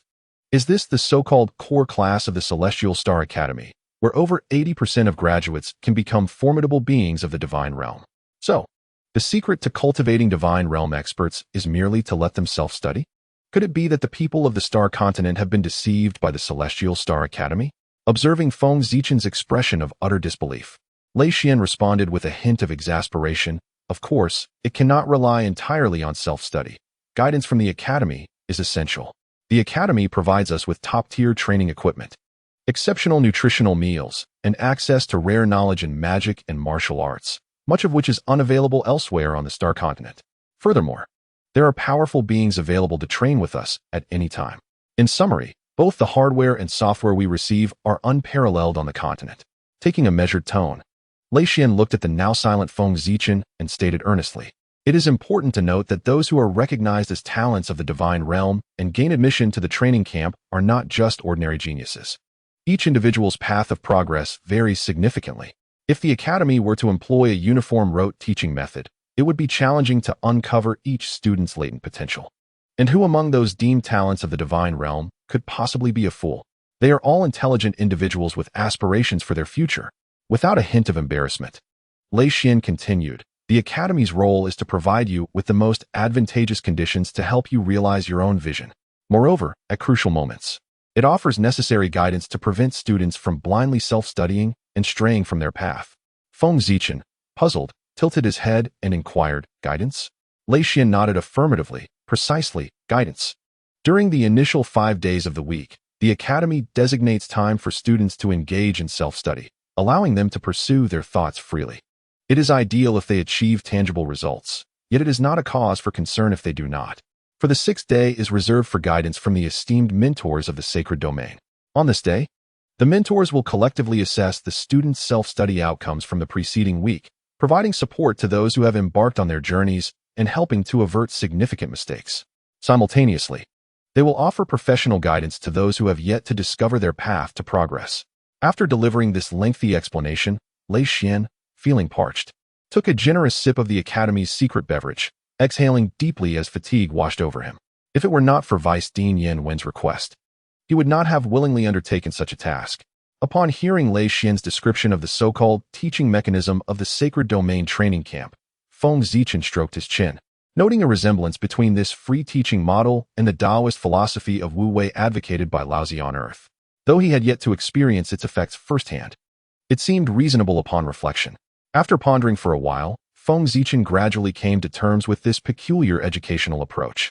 At that moment, his nutritious meal was served, the enticing aroma successfully capturing his attention. Wow, this meal seems perfectly suited to my palate.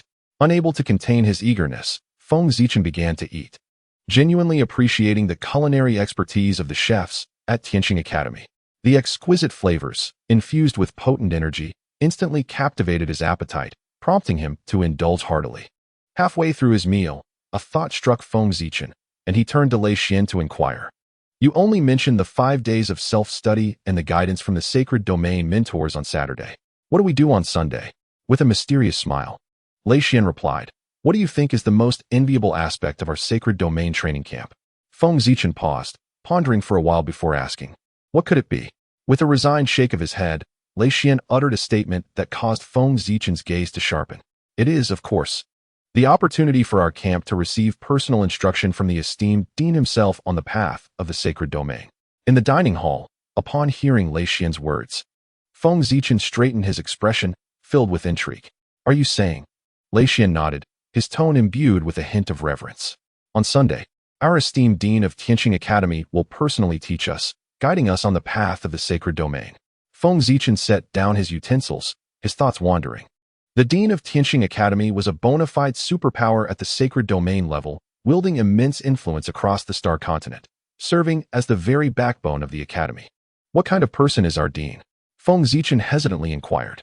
After a moment of silence, Lei Xian gazed into the distance, seemingly contemplating how best to convey this to Feng Zichen.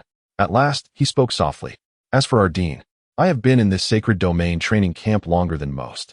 I have encountered him numerous times, yet each occasion leaves me with a sense of elusiveness. His appearance seems to oscillate between the ages of 20 and 30, and his overall demeanor exudes an ethereal quality. The esteemed Dean commands immense respect on the mainland, possessing an unfathomable strength that ranks him among the foremost of all divine realm experts. The world reverently refers to him as the celestial star sword god, whose swordsmanship is nothing short of extraordinary and may be deemed flawless. A decade ago, in the supreme divine ranking revised by the continent's superpowers, our esteemed Dean stood proudly in 4th place, a position universally acknowledged and respected, evoking both admiration and awe. He is undoubtedly the most formidable emblem of our Celestial Star Academy. Lei Xian exuberantly recounted, his tone imbued with profound admiration for the Celestial Star Sword God, leaving Feng Zichen utterly astonished. Is the Dean of the Celestial Star Academy truly such a powerful figure? No wonder the Academy attracts countless applicants. It is indeed a living gold standard.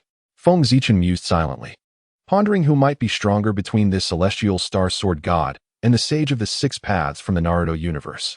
Within the Naruto realm, the most formidable force is undoubtedly Kaguya Otsutsuki, the progenitor of Chakra, followed closely by her eldest son, Hagoromo Otsutsuki, commonly known as the Sage of the Six Paths. Each of these terrifying beings at the Six Paths level wields enough power to annihilate the entire Naruto world, rendering the very concept of death somewhat nebulous among these non-human entities. Their might is simply unimaginable before the overwhelming presence of Six Paths level experts. Even shadow-level ninjas appear as mere cannon fodder, truly the apex of the ninja world. Feng Zichen had yet to witness the true extent of the divine realm experts on the Star Continent, but he harbored vivid impressions of the Six Paths level from Naruto. Thus, he remained skeptical about whether this celestial star sword god could hold his own against a Six Paths level adversary. However, until he encounters the man himself, All speculations remain mere figments of imagination and cannot serve as reliable references. After a prolonged period of contemplation, Feng Zichen ultimately shook his head and decided to dismiss such thoughts. He then remarked, "You seem a bit different today than yesterday." As he resumed his consumption of the nutritional meal, he glanced at Rei Xian, who appeared notably revitalized. Rei Xian could not suppress a smile at this observation. "After our life-and-death battle yesterday, I finally feel ready to take that next step." "What? You mean you are about to break through to the sacred realm?" Feng Zichen abruptly halted his actions, astonished. Rei Xian replied with a smile, "Not quite yet. But I have discovered the correct path. If I devote myself to seclusion for a month, I believe I will achieve my breakthrough." His words resonated with immense confidence, indicating that their battle had indeed provided Rei Xian with the impetus for advancement. It was no wonder he was so amiable towards Feng Zichen today. Feng Zichen felt a pang of frustration. Rei Xian was on the verge of breaking through to the sacred realm. This placed considerable pressure on him, for even before this breakthrough, Rei Xian had compelled Feng Zichen to exhaust all his skills. If Rei Xian were to become a genuine sacred realm expert, would Feng Zichen need to resort to his Mangekyo Sharingan to stand a chance against him? Observing Feng Zichen's fluctuating expression, Rei Xian surmised his thoughts and could not help but display a hint of teasing amusement. "Feng Zichen, upon exiting my seclusion, I must engage in another contest with you. Having recently achieved a breakthrough, I require the guidance of a formidable adversary to solidify my newfound realm. After all, your prowess is indeed formidable. I dare say that by the time I attain my next level, you should be capable of withstanding the wrath of my divine thunder, correct?" Feng Zichen regarded the first individual of the now-crumbled divine training camp with a clenched jaw, yet his words dripped with sarcasm as he provocatively remarked, "Oh dear. If you wish to compete, by all means, do so. Just be wary, my whetstone may very well shatter someone's teeth. Do not say I did not forewarn you. For yesterday's maneuver was not even my strongest." Listening to Feng Zichen's taunt, Lei Xian chuckled dismissively. "Are you insinuating that yesterday's forbidden spell was not your ultimate technique? Are you suggesting that amidst such life-and-death turmoil, you still possess hidden cards? Do you truly expect me to believe that?" His series of retorts underscored his skepticism. After all, concealing a trump card once is sufficient. Could one truly conceal it a second time? Does he truly regard such cards as mere cabbages? In response, Feng Zichen remained unperturbed, merely offering a mysterious smile as he savored the last morsel of delectable beast meat. Rising with a leisurely demeanor, he stated, "Whether or not you believe me, it matters not. You should inquire with Elder Chun. Ask him if my eyes truly possess only this level of capability." With that, Feng Zichen disregarded Lei Xian's uncertain gaze and departed with a hearty laugh, thinking to himself, "You think you can compete with me? You must still be dreaming." In the dining hall, Lei Xian pondered Feng Zichen's final words, a surge of unease washing over him. Could it be that this fellow still harbors hidden cards? No. It is imperative that I seek out Elder Chun for clarity. Without further ado, Lei Xian hastily exited the dining hall, determined to consult Elder Chun, while Feng Zichen, having successfully vexed him, swiftly made his way towards his training tower. Alas, though I jest, what if a month hence Lei Xian achieves the pinnacle of the sacred domain and seeks me for a duel? Must I truly unveil my kaleidoscopic Sharingan? The thought is most disheartening. Feng Zichen wore a mournful expression, sighing heavily. With only a month remaining, he questioned whether he could truly surpass the shadow level, estimating the odds to be slim. It seems he must intensify his training. The development of the ice release bloodline limit must be expedited, alongside the acquisition of exchange points, for they are crucial to enhancing his strength. If fortune were to smile upon him during this period, and he could amass 5 million exchange points overnight, it would be nothing short of perfection, not to mention the 3 great sacred land summoning scrolls he had coveted, but also his kaleidoscopic Sharingan could once again ascend, transforming into the eternal kaleidoscope. The eternal kaleidoscopic Sharingan not only promises a significant amplification of ocular power, but also mitigates the peril of blindness from excessive use, allowing for the unfettered employment of its techniques. Even the ultimate ocular art, Susanoo, could reach its complete form, resulting in an enhancement of power that is not to be trifled with. Even in the face of the peak sacred domain's tear, Sky Demon Ape, Feng Zichen would prevail effortlessly. At that juncture, who would concern themselves with Lei Xian, whose strength barely grazes the mid-tier of the sacred domain? As Feng Zichen found himself exhilarated, he regrettably acknowledged that such excitement hinged upon the prospect of acquiring 5 million exchange points. 5 million. The mere thought of it brought him crashing back to reality with a heavy sigh, realizing the improbability of such a feat upon returning to the cultivation tower. Feng Zichen cast aside those unrealistic fantasies and plunged himself into the treatment room, activating the healing magic array to mend his wounds.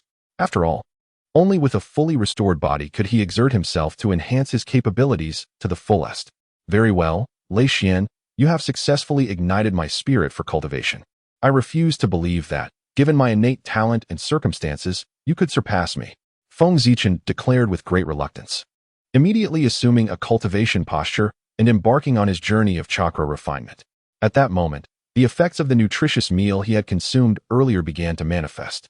As Feng Zichen cultivated, the high-intensity energy he had absorbed surged forth, significantly accelerating his chakra refining process. During his practice, Feng Zichen distinctly sensed this transformation and, after a moment of contemplation, attributed it to the Academy's nutritional package, a faint smile gracing his lips. At this rate, even if he did not break through to the super shadow level within a month, he would surely attain the pinnacle of the shadow level. Witnessing a substantial increase in his chakra, what a splendid beginning. On a serene morning in the cultivation tower, Feng Zichen abruptly opened his eyes. A glimmer of brilliance flashing in his clear gaze, full of vitality. Having practiced throughout the night, he felt invigorated rather than fatigued. Especially after a night of treatment that had nearly healed his internal injuries, posing no hindrance to his normal cultivation. Stepping out of the treatment room, Feng Zichen approached the window, basking in the sunlight streaming in, tilting his head back and inhaling deeply, a look of contentment adorning his face. What a beautiful day! If only a lovely lady could grace my sight at this moment, it would be perfect.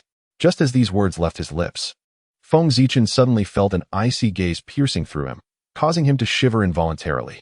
Not far away, atop another frigid cultivation tower, stood a stunningly exquisite young woman, as resplendent as a sacred snow lotus atop an icy peak, emanating an aura of eternal cold.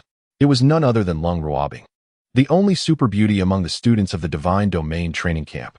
At that moment, Lung Ruobing's starry, radiant eyes were fixed upon Feng Zichen, who had just uttered a thoughtless remark.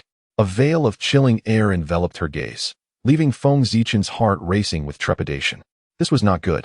Realizing the gravity of the situation, Feng Zichen cursed his impulsiveness, for he had not anticipated that this frosty beauty's cultivation tower was so close to his own. Surely, she had overheard his reckless words. A myriad of thoughts swiftly flickered through Feng Zichen's mind, yet his expression remained unchanged, with calm composure. He raised his hand and waved towards Lung Ruobing, greeting her with a casual hi. Lung Ruobing's exquisite eyes subtly shifted, as if she had heard Feng Zichen's voice. Gracefully lifting her delicate hand, she abruptly shut the window amidst Feng Zichen's enthusiastic demeanor, leaving him in a state of disarray, hands still raised in the wind.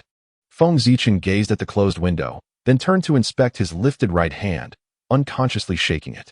At that moment, he felt as if a mystical crow flew overhead, mocking him with a chorus of fool, fool, fool. It was over. His initial goodwill had plummeted into the negatives, and the days ahead promised to be arduous. His previously buoyant spirits sank immediately. After a considerable pause, Feng Zichen regained his composure and glanced at the imposing cultivation tower radiating an astonishing chill. With a resigned shrug, he descended the stairs. Today was devoid of classes, a time allocated for student self-study. Seizing the opportunity, Feng Zichen intended to diligently train his ice escape bloodline limit, hoping to glean some insights into S-rank secret techniques. However, before commencing his training, he wished to visit the Hall of Wonders. This hall, located not far from the Divine Realm training camp, housed an extensive collection of magical scrolls, martial arts tomes, and illusions profound mysteries, accessible to all official students of Tianqing Academy. As the palace with the most esoteric techniques in the academy, Feng Zichen was eager to explore the possibility of discovering unique ice-related magic or martial skills, which, despite differing from his chakra system, could still prove beneficial. Thanks to the complete map of Tianqing Academy located within the cultivation tower, Feng Zichen navigated without error and soon arrived at the Hall of Wonders. Situated outside the Divine Realm training camp, the area around it was bustling with students, who traversed the pathways in small groups, entering the hall. Feng Zichen, absorbing the vibrant atmosphere, marveled at the lively spirit that a true academy should possess. After all, the Divine Realm training camp was designed to nurture extraordinary talents, aside from Lei Xian and a few others. Only the domain mentors and a handful of logistical staff were present. After several days, Feng Zichen had yet to truly feel the academy's ambience. The Hall of Wonders was remarkably grand and magnificent, comprising 4 levels. The first level housed various accounts of the customs and cultures of the Starry Continent, detailed analyses of power distributions, and an abundance of mid to low-level magical and martial scrolls, all accessible to students without restriction. The second level, however, was distinct. It contained advanced magical scrolls, martial arts, and illusion mysteries, viewable only by upperclassmen. The third level, even more exclusive, forbade entry to any students outside the Divine Realm and Sacred Realm training camps, as it housed precious materials, including 9th-level magical illusion scrolls and celestial-grade martial arts secrets. Generally, students lacking the rank of a mage would find such knowledge futile, as they would be unable to comprehend or learn from it. As for the 4th level, it is a domain where even the most gifted students of the Sacred Realm training camp are not permitted to enter. Only the prodigies of the Divine Realm training camp and the esteemed mentors of the academy possess the privilege to peruse its contents freely. This level is sealed with a plethora of rare magical techniques and certain forbidden spells, in addition to housing the ultimate esoteric incantations. Indeed, within the enigmatic 4th level of the Hall of Myriad Manifestations, which is revered by countless students of the Celestial Star Academy, lie the forbidden spells, more than just a handful. The significance of this 4th level alone places the Hall of Myriad Manifestations firmly among the top 3 most critical locations within the Academy. Naturally, such an important edifice is a focal point of protection by the Academy. According to Feng Zichen's hearsay from Lei Xian, the Guardian of the Hall is a formidable entity, a peak-level powerhouse on par with the Vice President of the Academy, who has long been stationed there without ever venturing outside, an invaluable hidden card of the Celestial Star Academy. As a student of the Divine Realm training camp, Feng Zichen enjoys unrestricted access to all 4 levels of the hall. However, he did not rush to the 4th level, but instead chose to explore the 1st level at a leisurely pace. The 1st level, which houses the greatest quantity of mid to low-level magical techniques and detailed accounts of various wonders from across the continent, boasts an expansive area filled with endless rows of scrolls and texts. Feng Zichen ambled through the 1st level like an ordinary student, his curiosity piqued by the vast collection of tomes at the Celestial Star Academy. Most visitors to this level are lower-year students, their cultivation not exceeding that of a magus, predominantly comprising great sorcerers and great warriors. Fortunately, as Feng Zichen had only recently joined the Divine Realm training camp, the Academy had yet to launch a grand publicity campaign, allowing him to remain unrecognized. Had it been the well-known prodigies like Lei Xian and Lung Ruobing, it would undoubtedly have stirred considerable excitement. For the Divine Realm training camp has always been the dream destination for aspiring students, and figures like Lei Xian are akin to national idols, immensely popular. Particularly, Lung Ruobing, with her extraordinary beauty and ethereal demeanor, is undoubtedly the epitome of grace on the continent. Her remarkable talent, having gained fame at merely 17, has led many to refer to her as the Ice Goddess. As a saintess of the Ice God Palace, one of the 5 great sects on the continent, her noble status is unparalleled. Thus, it is easy to imagine her overwhelming popularity at the Celestial Star Academy, making her the dream goddess of all students. Should Lung Ruobing ever appear in the Hall of Myriad Manifestations, it would likely incite a frenzy among the crowd. However, today, it is Feng Zichen, an unheralded newcomer to the Divine Realm, who graces the hall. Thus, he enjoys a quieter experience. Fortunately, Feng Zichen is not one to seek the limelight, and his anonymity suited him just fine. With a lightened spirit, he made his way to a section of bookshelves labeled with basic continental information, admiring the neatly arranged volumes with a sense of wonder. The detailed map of the continent's terrain, basic introduction to the continental nations, in-depth analysis of the 3 major commercial guilds, and overview of the 3 prominent academies are all meticulously cataloged on the shelves. These texts provide foundational knowledge about the Starry Continent, proving invaluable for students hailing from smaller towns who seek to comprehend the continent's circumstances. Coincidentally, Feng Zichen, an absolute newcomer from another world, possesses only the most rudimentary understanding of this continent, leaving him unaware of its intricate dynamics. Thus, this first layer of information proves immensely beneficial to him. With a spark of interest igniting within, Feng Zichen eagerly picks up a volume titled Comprehensive Guide to the Basic Regions of the Continent. After enduring ancient calamities, The starry continent has thrived for over 100,000 years, resulting in significant alterations to the distribution of its territories compared to ancient times. Through the collaborative efforts of the continent's prominent superpowers, a comprehensive exploration of the various regional layouts was conducted over several decades, culminating in the creation of a detailed map of the continent's terrain, which serves as the foundation of this book. Upon opening the detailed map of the continent's terrain, the first words that greet Feng Zichen are those above, prompting him to furrow his brow before delving deeper. The vast expanse of the starry continent is such that even the swiftest of flying beasts, the rainbow bird, would require several years to traverse its entirety, assuming uninterrupted flight. The four cardinal points of the continent are the eastern seashore, the western desolate plains, the frigid northern domain, and the southern wilderness. Each of these extreme regions is sparsely populated and fraught with peril, where magical elements and combat energy are nearly imperceptible, rendering them the desolate corners of the starry continent.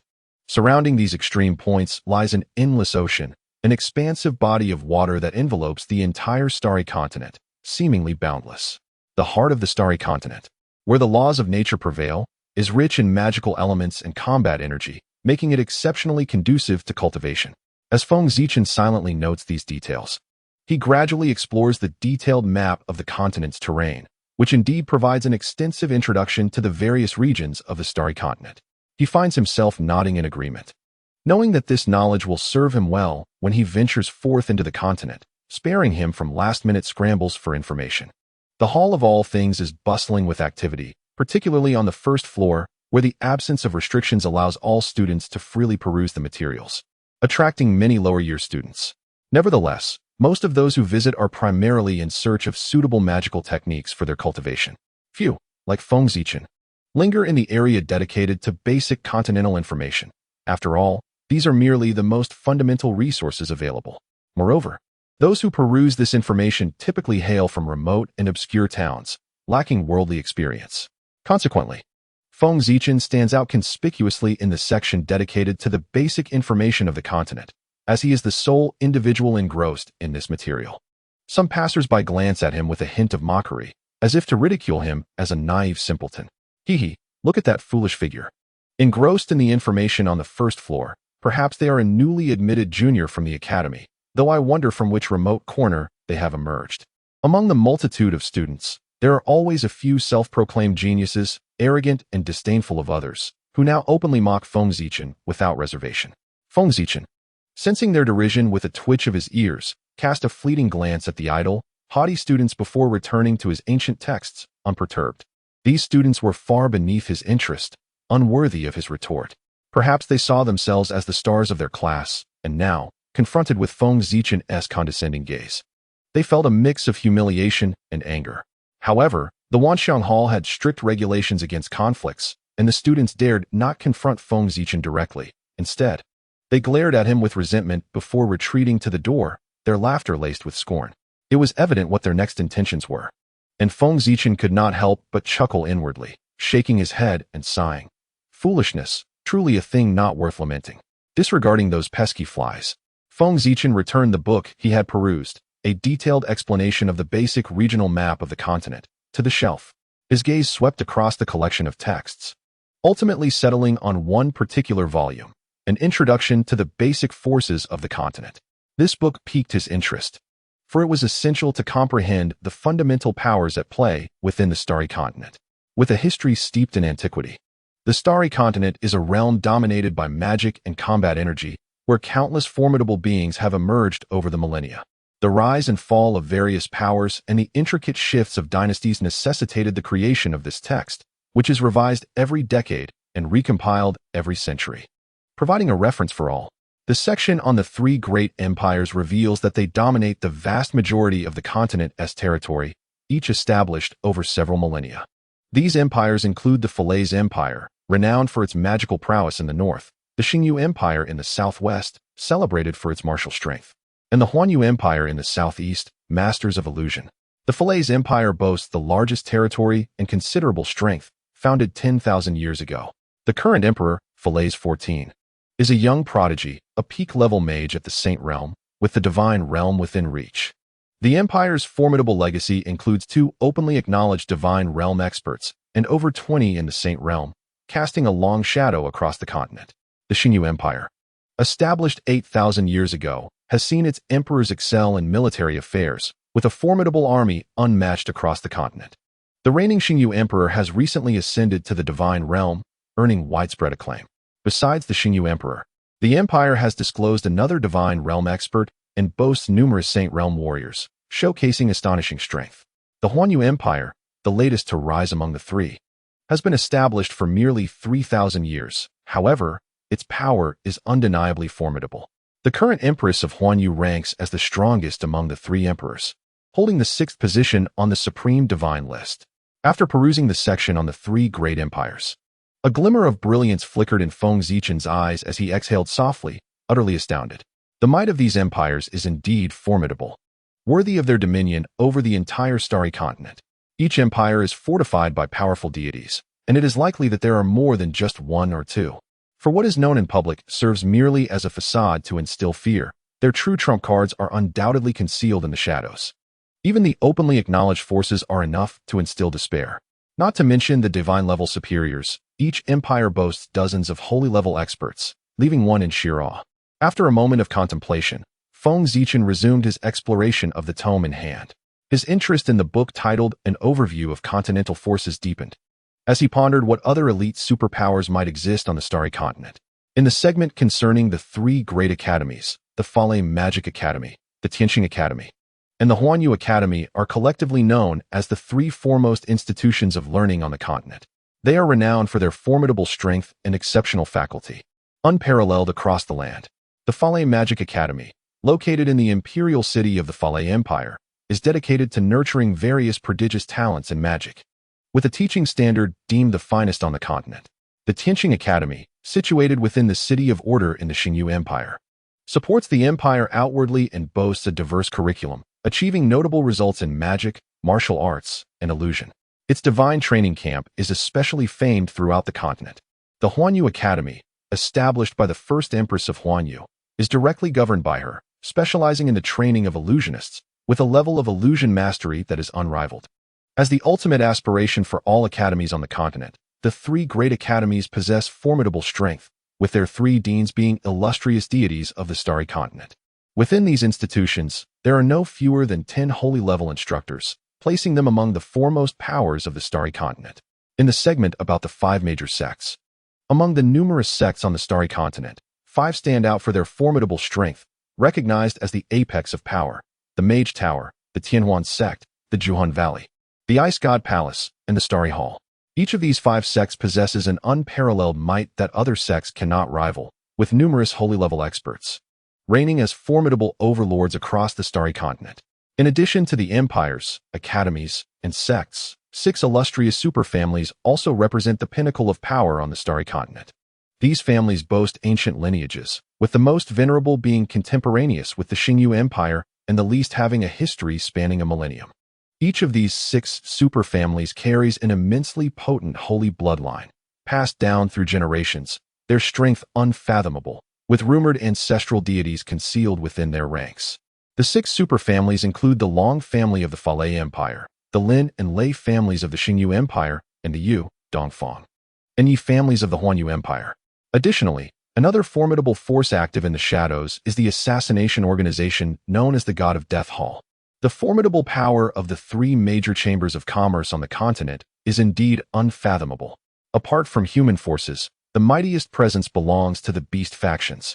Within the starry continent, the 2 of the 4 great perilous lands, the Fallen Forest and the Underworld Grove, serve as the superlative strongholds of the beast tribe, home to countless high-level beasts. The core of this dread domain harbors over 100 10th-level sacred beasts and numerous divine domain beasts, rendering it a veritable forbidden zone for humanity. In the endless sea lies Dragon Island, inhabited by the sky-dominating dragon clan. Though the number of dragons is limited to merely 1 or 200, each is a formidable entity, except for a few young dragons. The adult dragons are predominantly of the sacred realm, with a considerable number being true divine dragons. The dragon clan is fiercely protective of its kin, and any slight is met with swift retribution, making them an entity not to be trifled with on the continent. These aforementioned powers represent the pinnacle of superlative forces in the contemporary era of the starry continent, each capable of instilling awe across the entire land with their unparalleled strength. Moreover, the continent is replete with numerous influential factions that cannot be overlooked, such as the Holy Martial Sect and the Sword Gate, which boast sacred realm powerhouses within their ranks, deterring any ordinary individual from provoking them. In recent years, emerging mercenary organizations have also demonstrated considerable prowess, such as the Bloodkill Mercenary Corps, the Fire Mages Mercenary Corps, and the Illusionary Realm Mercenary Corps, each possessing more than one sacred realm warrior, actively making their mark on the starry continent with extraordinary achievements and formidable renown. In summary, the starry continent is a tapestry of brilliance, with countless powers rising and falling, a phenomenon that cannot be encapsulated by the words of this book alone. Those aspiring to traverse this world must exercise careful consideration. Feng Zichen, having perused the entire basic introduction to the powers of the continent, found himself rendered speechless, deeply astonished. The 3 great empires, 3 prestigious academies, 5 major sects, 6 super clans, alongside the 3 major chambers of commerce and the Hall of Killing Gods. Such a plethora of superlative forces exists on the starry continent. Though the book is somewhat vague, Feng Zichen discerned a startling truth between the lines. To be acknowledged as a superpower on the starry continent, it is likely that each faction is backed by a divine realm powerhouse. Otherwise, they would not qualify for such a designation. This revelation is quite alarming. How many divine realm super strongholds exist on the starry continent? The number far exceeds Feng Zichen's prior imaginings. Previously, he believed that attaining the sacred realm was sufficient to roam the continent with pride. Now, he finds that notion laughable. According to the information in Basic Introduction to the Powers of the Continent, any faction with a single sacred realm warrior can be deemed a significant force, while only those with a divine realm powerhouse can claim the title of the continent's foremost superpower. Given Feng Zichen's current mid-stage sacred realm strength, venturing into the world without fear of the various forces would be akin to a novice attempting a hellish dungeon. Feng Zichen took a deep breath, his clear eyes betraying no hint of fear, and a smile graced his lips. However, this is quite delightful. Such an exhilarating world is worthy of my exploration and conquest. Otherwise, what significance would there be in breezing through it all? Feng Zichen once again reaffirmed his resolve to grow stronger. He gently placed the book back on the shelf, no longer intending to linger in the basic information area. He turned and departed, seeking the ice magic and martial arts techniques he currently required. He traversed various zones, including the low-level fire magic area, the low-level wind magic area, the profound martial arts zone, and the low-level illusion area. However, he found no trace of ice magic. After wandering for what felt like an eternity, Feng Zichen was astounded to discover that there was, indeed, no ice magic on the first floor. How peculiar. Could it be that there were no low-level ice magic spells at all? As he pondered this baffling question, a timid voice emerged from behind him. The first floor of the Myriad Phenomena Palace does not have ice magic. Startled, Feng Zichen turned to see a petite girl standing behind him, seemingly fragile, with a pair of clear, lively eyes that timidly gazed at him. Upon meeting his gaze, she hastily lowered her head, resembling a frightened little rabbit. "I am sorry, I didn't mean to eavesdrop." Feng Zichen, observing the girl's evident shyness, couldn't help but feel a sense of amusement. He hadn't even spoken yet, so why was she so anxious? The girl, flustered by his words, waved her hands in denial, her cheeks flushing crimson. "And no, I just. Seeing her increasingly incoherent and on the verge of tears, Feng Zichen quickly quelled his teasing demeanor and spoke gently. "All right, it's fine, no need to explain. I have a vague idea of the situation now." After all, she had mustered the courage to assist him with his confusion. It would be rather unkind to reduce her to tears. So, why was there no ice magic on the first floor of the Myriad Phenomena Palace? Feng Zichen promptly shifted the topic, allowing the girl to regain her composure. She softly replied, "Because ice is not one of the conventional 9 magic attributes. It is a rare variant attribute. Thus, various forms of ice magic are relatively scarce and seem to be located on the second floor." With her nervousness alleviated, the girl finally articulated a lengthy explanation, enlightening Feng Zichen on the absence of ice magic on the first floor. "Is that so?" Feng Zichen mused, stroking his chin in contemplation. He was not unfamiliar with the concept of magical attributes. In the Starry Continent, magic is categorized into 9 conventional types: the 5 elemental attributes of metal, wood, water, fire, and earth, along with the 4 attributes of wind, thunder, light, and darkness. Additionally, There exists the exceedingly rare space attribute, which is not included in the conventional 9 due to its scarcity. Ice, in essence, is a rare variant attribute derived from the water and wind elements, making it quite uncommon. On the starry continent, aside from ice, there are other variant attributes, such as the sand attribute derived from the wind and earth attributes, and the flame attribute derived from the fire and earth attributes. Those who awaken these variant attributes often possess a significant likelihood of simultaneously possessing bloodline powers. In Feng Zichen's view, this phenomenon closely resembles the birth of bloodline limits in the world of Naruto. The origin of the bloodline limit in Naruto lies in the fusion of two distinct chakra attributes. For instance, the combination of fire and earth yields lava release, while the amalgamation of wind and water results in ice release, and the merging of water and lightning produces storm release. On the continent of the stars, the power of bloodlines, represented by Feng Zichen, shares striking similarities with the bloodline limits, despite its true nature remaining elusive. As Feng Zichen's imagination unfurled in his mind, he remained oblivious to the girl before him, who was secretly observing him with her wide, innocent eyes that flickered with curiosity. This person is quite peculiar, she thought, bemused by his sudden stillness. Is he lost in thought? Lanker, feeling somewhat out of character today, found it strange that she, usually timid around strangers, had approached him when she spotted him flustered, searching for an elusive ice magic on the first floor. It was as if an inexplicable aura drew her toward him, entirely overturning her usual demeanor. Little did she know, there existed an extraordinary connection between her and Feng Zichen. Finally snapping out of his reverie, Feng Zichen realized he had unintentionally sidelined the girl who had assisted him. Observing her adorable face, which displayed a delightful conflict of whether to stay or leave, he felt a pang of guilt. Quickly, he offered her a warm smile and said, "I apologize for my distraction. Thank you for your help. May I ask your name?" Lanker, still embodying her shy persona, waved her hands dismissively upon hearing his apology. Her soft, melodious voice emerged, "I am Lanker, a student from the 9th class of the lower grades." The lower grades comprised 10 classes, each with nearly 100 students, ranked from 1 to 10 based on their talents. As a member of the 9th class, Lanker was naturally considered less gifted among her peers, which explained the flicker of insecurity that crossed her cheeks as she spoke. Feng Zichen noticed her discomfort, but chose not to address it directly. Instead, he encouraged her with a gentle pat on the head and a friendly laugh. "Lanker, what a lovely name. I'm Feng Zichen. I hope to rely on your kindness in the future." The unexpected gesture caused Lanker's face to flush deeply, her voice rising several decibels. "Why yes." Her charmingly blushing visage, combined with her petite frame, rendered her exceptionally adorable. Feng Zichen felt a stirring in his heart, his gaze softening further as he patted her head once more. "Thank you again. Now, I must seek out ice magic. I shall visit you in the 9th class to play next time." Upon saying this, he reluctantly withdrew his hand, casting a glance at the still-dazed girl before turning toward the staircase leading to the 2nd floor. Lanker felt her head spinning, and it took her a moment to regain her senses, only to realize that Feng Zichen had already moved to the entrance of the 2nd floor staircase. Panic washed over her, and she called out, "Wait, that area is restricted to upper-grade students only." Before she could finish her sentence, Lancour noticed that Feng Zichen had presented some kind of badge, causing the guardian who had been blocking his way to exhibit an expression of utter shock and reverence as he personally escorted him upstairs.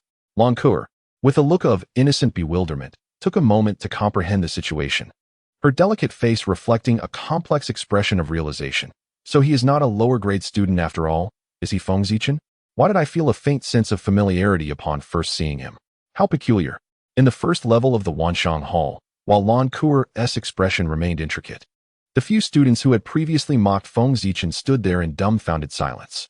They had derided Feng Zichen for failing to achieve the results they desired, and he had disdainfully regarded them with the look one would give to a simpleton, igniting their ire. However, constrained by the rules of the Wanshang Hall that forbade physical confrontation, they had retreated to the entrance, planning to block him when he emerged and teach him a lesson. To their astonishment, they watched as the very student they had dismissed as a simpleton ascended to the 2nd level of the Wanshang Hall, escorted by the guardian no less. Unlike the innocent Lancour, these seasoned students were acutely aware of the guardian's aloofness. Even higher-grade students could not expect such deference from one so proud. Thus, the true identity of Feng Zichen became glaringly apparent, a prodigy of the Sacred Domain training camp. The words Sacred Domain training camp echoed in the minds of the students. and they suddenly felt a wave of dread wash over them. Good heavens, were we really planning to block the entrance of a student from the Sacred Domain training camp? Had I lost my mind? It was not that they couldn't fathom that Feng Zichen was not merely a student of the Sacred Domain training camp, but rather a member of the more elite Divine Domain training camp. The reason for this oversight was that Feng Zichen had only recently joined the Divine Domain training camp, and few were aware of it. Moreover, the three prominent figures of the Divine Domain training camp were well known, making it impossible for them to associate Feng Zichen with that esteemed group, leaving them to conclude he must belong to the Sacred Domain. The students exchanged glances, speechless, beads of sweat suddenly forming on their foreheads. Thankfully, the rules of the Wanshang Hall prevented any physical altercation. Otherwise, it was uncertain whether they would remain unscathed. Ahem. I just remembered that my dormitory door might not be properly closed. I must return, one student stammered, wiping his sweat and nervously uttering this excuse before bolting away without a second thought. The remaining students, witnessing their companion's hasty retreat, suddenly found clarity, exclaiming in unison to leave together. They hastily followed suit, realizing that with Feng Zichen occupied on the second level for the time being, this was their best chance to escape. On the second level of the Wanshang Hall, after the guardian respectfully withdrew, Feng Zichen wandered about casually, observing the layout of this new level. It was evidently smaller than the first, exuding a tranquil ambience with significantly fewer people compared to the unrestricted first level. This second level was specifically designated for higher-grade students, featuring magical scrolls and illusionary secrets primarily of the 7th and 8th tier, along with a select few unique tomes. Certainly, there exists an array of spiritual tier martial arts, for the Starry Universe Empire stands as the most martial-minded realm on the continent. The Heavenly Star Academy, established within this empire, naturally attracts numerous prodigious warriors, resulting in an abundance of martial arts tomes that surpass even the volumes of magical scrolls. Feng Zichen casually perused the spiritual tier martial arts, finding them quite intriguing. Among the foundational techniques, the 8 extremes splitting waves sword requires one to attain the great martial master realm to learn it, and with diligent practice, one may master it to the extent of parting seas and breaking waves. At the pinnacle of these techniques lies the frenzied demon staff technique, accessible to those who reach the peak of martial sovereign, though it is advised against for those with wavering willpower. A plethora of formidable martial arts displayed on the shelves prompted Feng Zichen to nod in agreement. Truly, the Starry Universe Empire, with its flourishing martial spirit, boasts both quality and quantity of martial techniques that are extraordinary. However, these were of little use to him at present. His primary objective remained the search for ice-based magic. Shaking his head, he set aside the spiritual tier martial arts and began pursuing his true goal. Finally, in a secluded corner, Feng Zichen stumbled upon the ice-based magical tomes. A compilation of ice magic secrets. He had found it at last. His countenance brightened as he beheld the 3 grand shelves filled to the brim with ice magic. Exclaiming in admiration, the Heavenly Star Academy indeed possesses profound depth. Even the rare ice magic is so plentifully stored. Gently brushing his fingers over the neatly arranged scrolls, he picked one at random to examine. The Ice Gale, a 7th tier spell, learnable by great ice mages, conjures ice magic to create a frigid wind and snow that sweeps forward, possessing notable destructive and control effects. The Great Cold Ice Arrow, a 7th tier spell, represents an advanced version of the 5th tier Cold Ice Arrow, forming a massive ice arrow to strike enemies with formidable lethality. The Ice Binding Technique, an 8th tier spell, unleashes a terrifying chill that radiates outward, encasing everything in ice. A crowd control spell accessible to magisters. The Ice Coffin Shield, also an 8th tier spell, channels ice magic to densely arrange around oneself, solidifying into an extraordinarily sturdy ice crystal shield that wards off all external harm. The Ice Arrow Rain, an 8th tier spell, conjures countless ice arrows to rain down upon a large area of foes, delivering tremendous damage, and is learnable by peak magisters. The multitude of ice magic encompasses a vast array of spells, some with immense offensive power, while others serve defensive purposes. There are spells that excel in single-target lethality and those designed for area attacks, with a plethora of control-oriented ice spells as well, which left Feng Zichen utterly captivated. Indeed, ice magic is rightfully regarded as the most elegant and versatile form of combat magic, excelling in attack, defense, and auxiliary control, each possessing unique and formidable capabilities.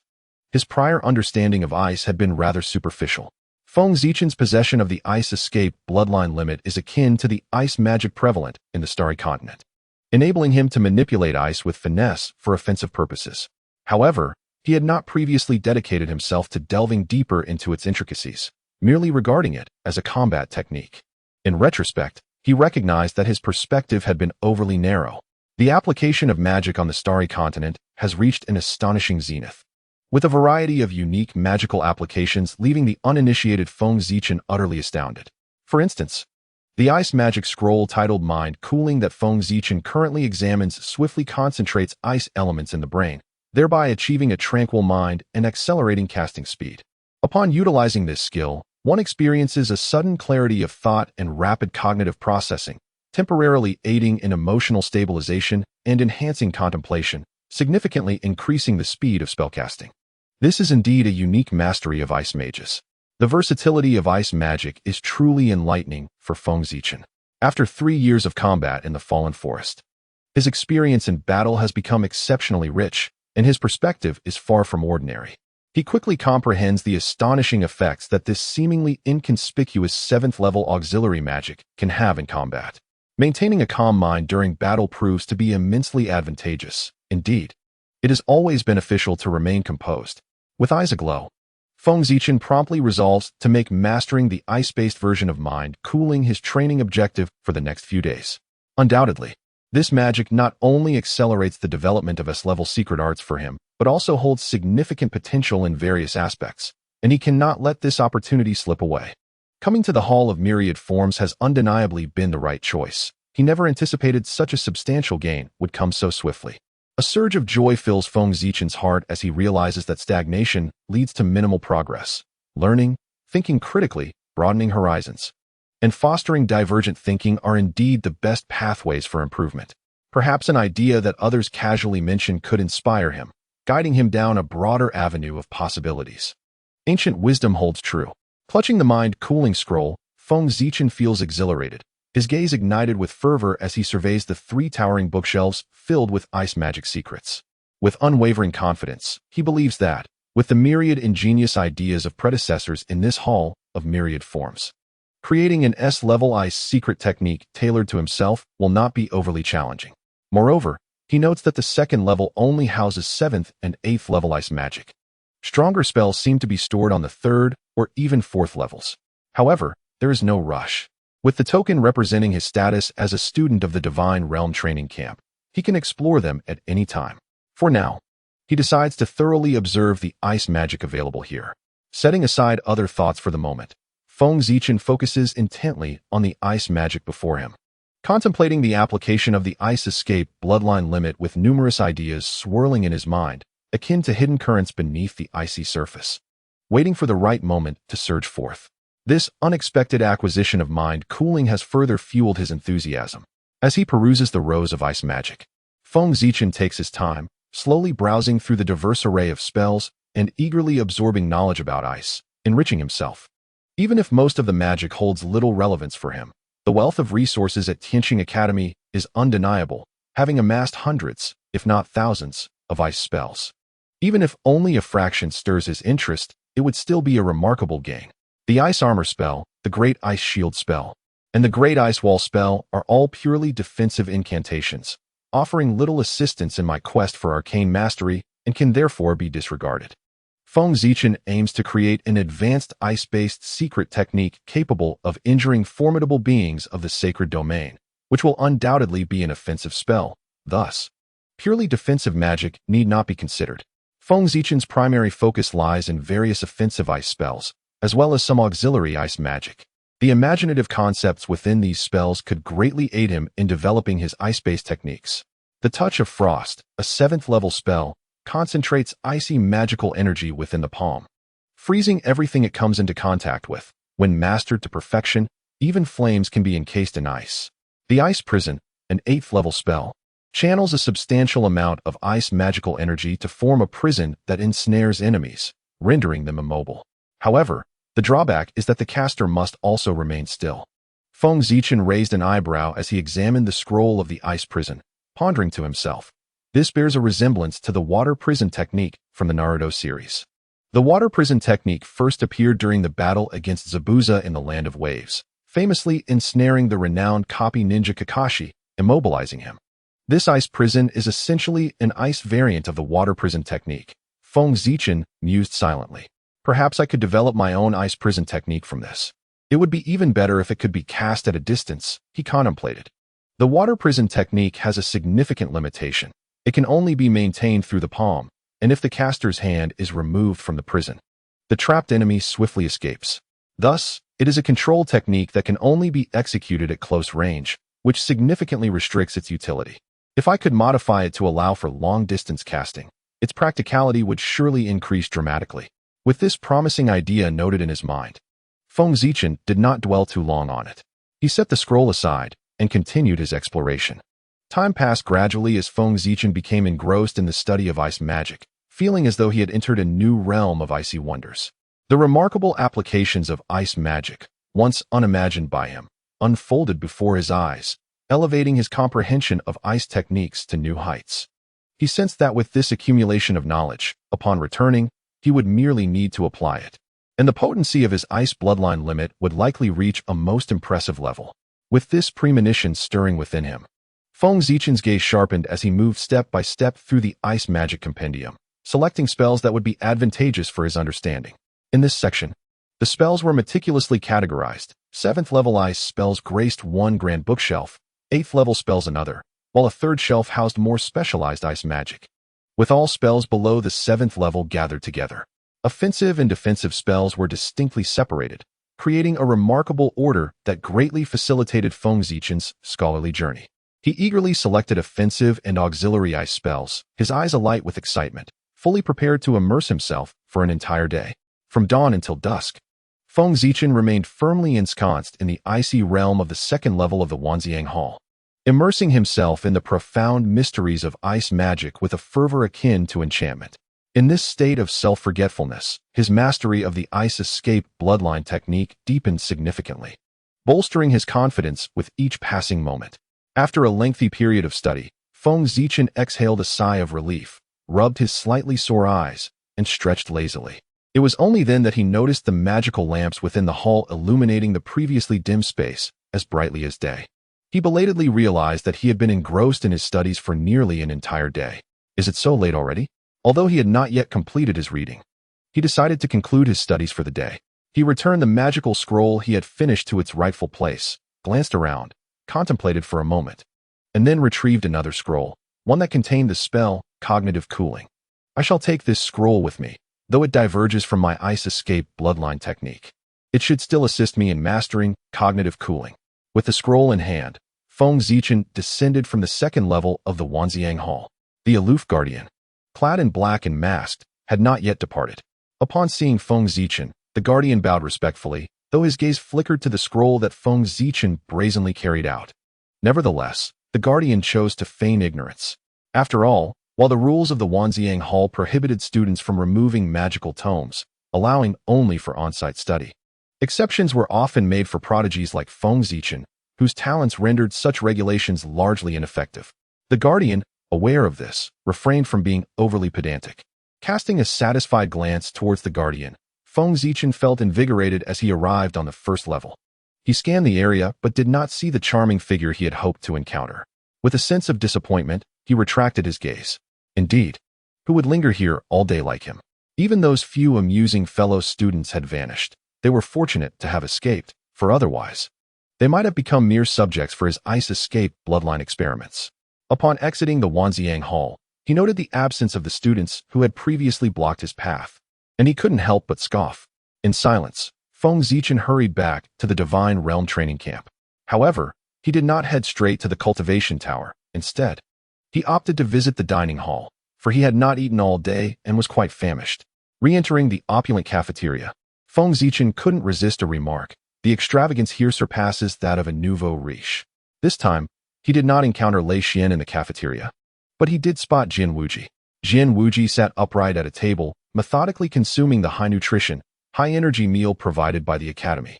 His ever-present divine sword resting at his back, exuding an air of icy detachment. Catching sight of Feng Zichen, who appeared weary from his studies, Jian Wuji's brow twitched with unease, as the recent frustrations he had felt resurfaced, instilling within him a foreboding sense of dread. Feng Zichen, upon seeing Jian Wuji, brightened and unceremoniously seated himself across from him, promptly seizing the untouched beverage before Jian Wuji and gulping it down. "Are you not concerned that this drink may have already been sipped by me?" With a sigh tinged with a hint of resignation, Jian Wuji remarked, having acted swiftly. Downing the Academy's specially crafted energy drink in one gulp, Feng Zichen exclaimed, "Refreshing. The drinks produced by the Academy are incredibly potent." He then looked at Jian Wuji with a grin, saying, "No worries, I won't hold it against you." However, Jian Wuji silently retorted in his mind, "But I do find you distasteful." Once again, Feng Zichen had managed to astonish him. Once he regained his composure, Jian Wuji observed Feng Zichen's perpetually playful demeanor and sighed inwardly, resolving to finish his meal quickly and depart. Remaining in Feng Zichen's company would ultimately lead to his own unraveling. After placing an order with the chef, Feng Zichen noticed Jian Wuji's aloof demeanor. Yet his eating pace had accelerated significantly. Curiously, he inquired, "Why are you eating so fast? Are you in a rush to return to your training?" It was he who desperately needed to return for his training on the bloodline limit of ice escape. How could this fellow be devouring his food faster than him? Ignoring Feng Zichen's question, Jian Wuji continued to eat. Undeterred, Feng Zichen leaned in closer and mysteriously whispered, "Hey, did you know there's a hall of all things in the Academy? It houses countless magical scrolls and martial arts tomes collected over the years. Aren't you curious to take a look? There might be techniques perfectly suited for you." Jian Wuji's expression twitched, yet he remained silent. Feng Zichen, undiscouraged, continued to entice him. "There are also many books detailing the continents, filled with secrets, such as the top-tier superpowers of the Star Continent. Aren't you even a little interested? At least respond." Listening to Feng Zichen's incessant chatter, Jian Wuji finally could not contain himself any longer. He lifted his gaze and calmly stated, "You're referring to the 3 great empires, the 5 major sects, and the 6 superclans, correct? Apologies, but within my clan, we possess information 10 times more detailed than what you have seen. I memorized it all before being granted permission to venture out. Furthermore, my clan has a martial tower that has been passed down for millennia, documenting myriad martial arts techniques, no less valuable than what the Star Academy has gathered. Finally, the bloodline secret techniques derived from my divine sword lineage are far more suited to me than any haphazard martial arts. Therefore, the so-called mysterious Hall of All Things holds no relevance for me at present. Visiting would merely be a waste of time. Are you satisfied with my response?" In an unusual display, Jian Wuji articulated an extensive retort, casting a peculiar glance at Feng Zichen, a look that Feng Zichen found oddly familiar, reminiscent of the disdainful gaze he had directed at certain foolish students not long ago. "Damn it, am I being looked down upon?" Feng Zichen finally comprehended. Astonished that Jian Wuji, this seemingly icy figure, could wield such sharp words when he chose to speak. The most crucial aspect was that he found himself unable to counter any of it. Everything Jian Wuji said was undeniably valid, leaving Feng Zichen feeling dejected. What was this turn of events? It appeared that Jian Wuji was the true young master. After hearing Jian Wuji's sharp, yet somewhat ostentatious remarks, Feng Zichen was dismayed to realize that while he often referred to himself as a young master, it was Jian Wuji who truly embodied the essence of one. Hadn't he heard others say this? In the realm of martial arts, the prowess of one's family is unparalleled, rivaling even the esteemed Tianqing Academy among the continent's 3 great institutions. How could the solitary Feng Zichen possibly counter such a claim?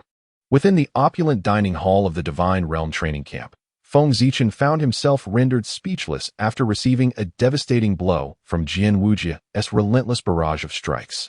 Frustration bubbled within him, yet words eluded him, leaving him in a sullen silence. "Ah, you wealthy scion, how grand you are." Feng Zichen seethed inwardly, casting a glance at Jian Wuji, whose face radiated with a hint of glee, reminiscent of an insufferable nouveau riche. Jian Wuji, in a state of elation, reveled in having decisively bested Feng Zichen, his heart soaring at the sight of his opponent's dejected expression. It was a moment of pure delight, a sweet victory that left Jian Wuji feeling utterly invigorated. As Feng Zichen wallowed in his dismay, his ordered meal finally arrived. Grasping his knife and fork, his eyes sparkled with anticipation as he beheld the vibrant and aromatic high-energy dish before him. Transforming his frustration into appetite, he voraciously dug in, his fierce demeanor causing Jian Wuji to feel increasingly uneasy.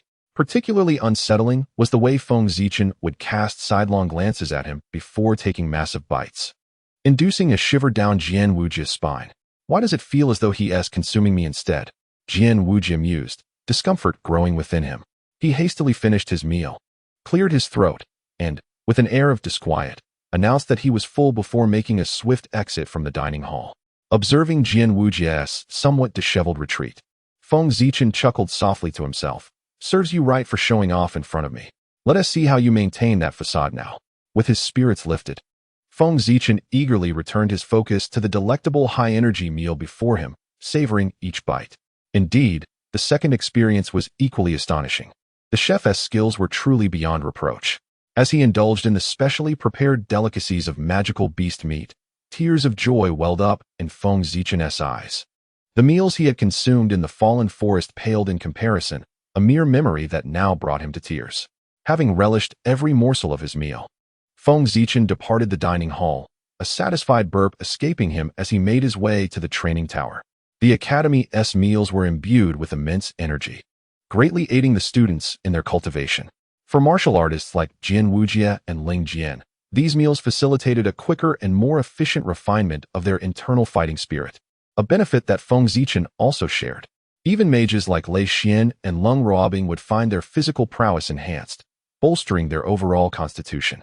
For Feng Zichen, whose training revolved around chakra, the strength of one's physical body directly influenced the speed and quality of chakra extraction.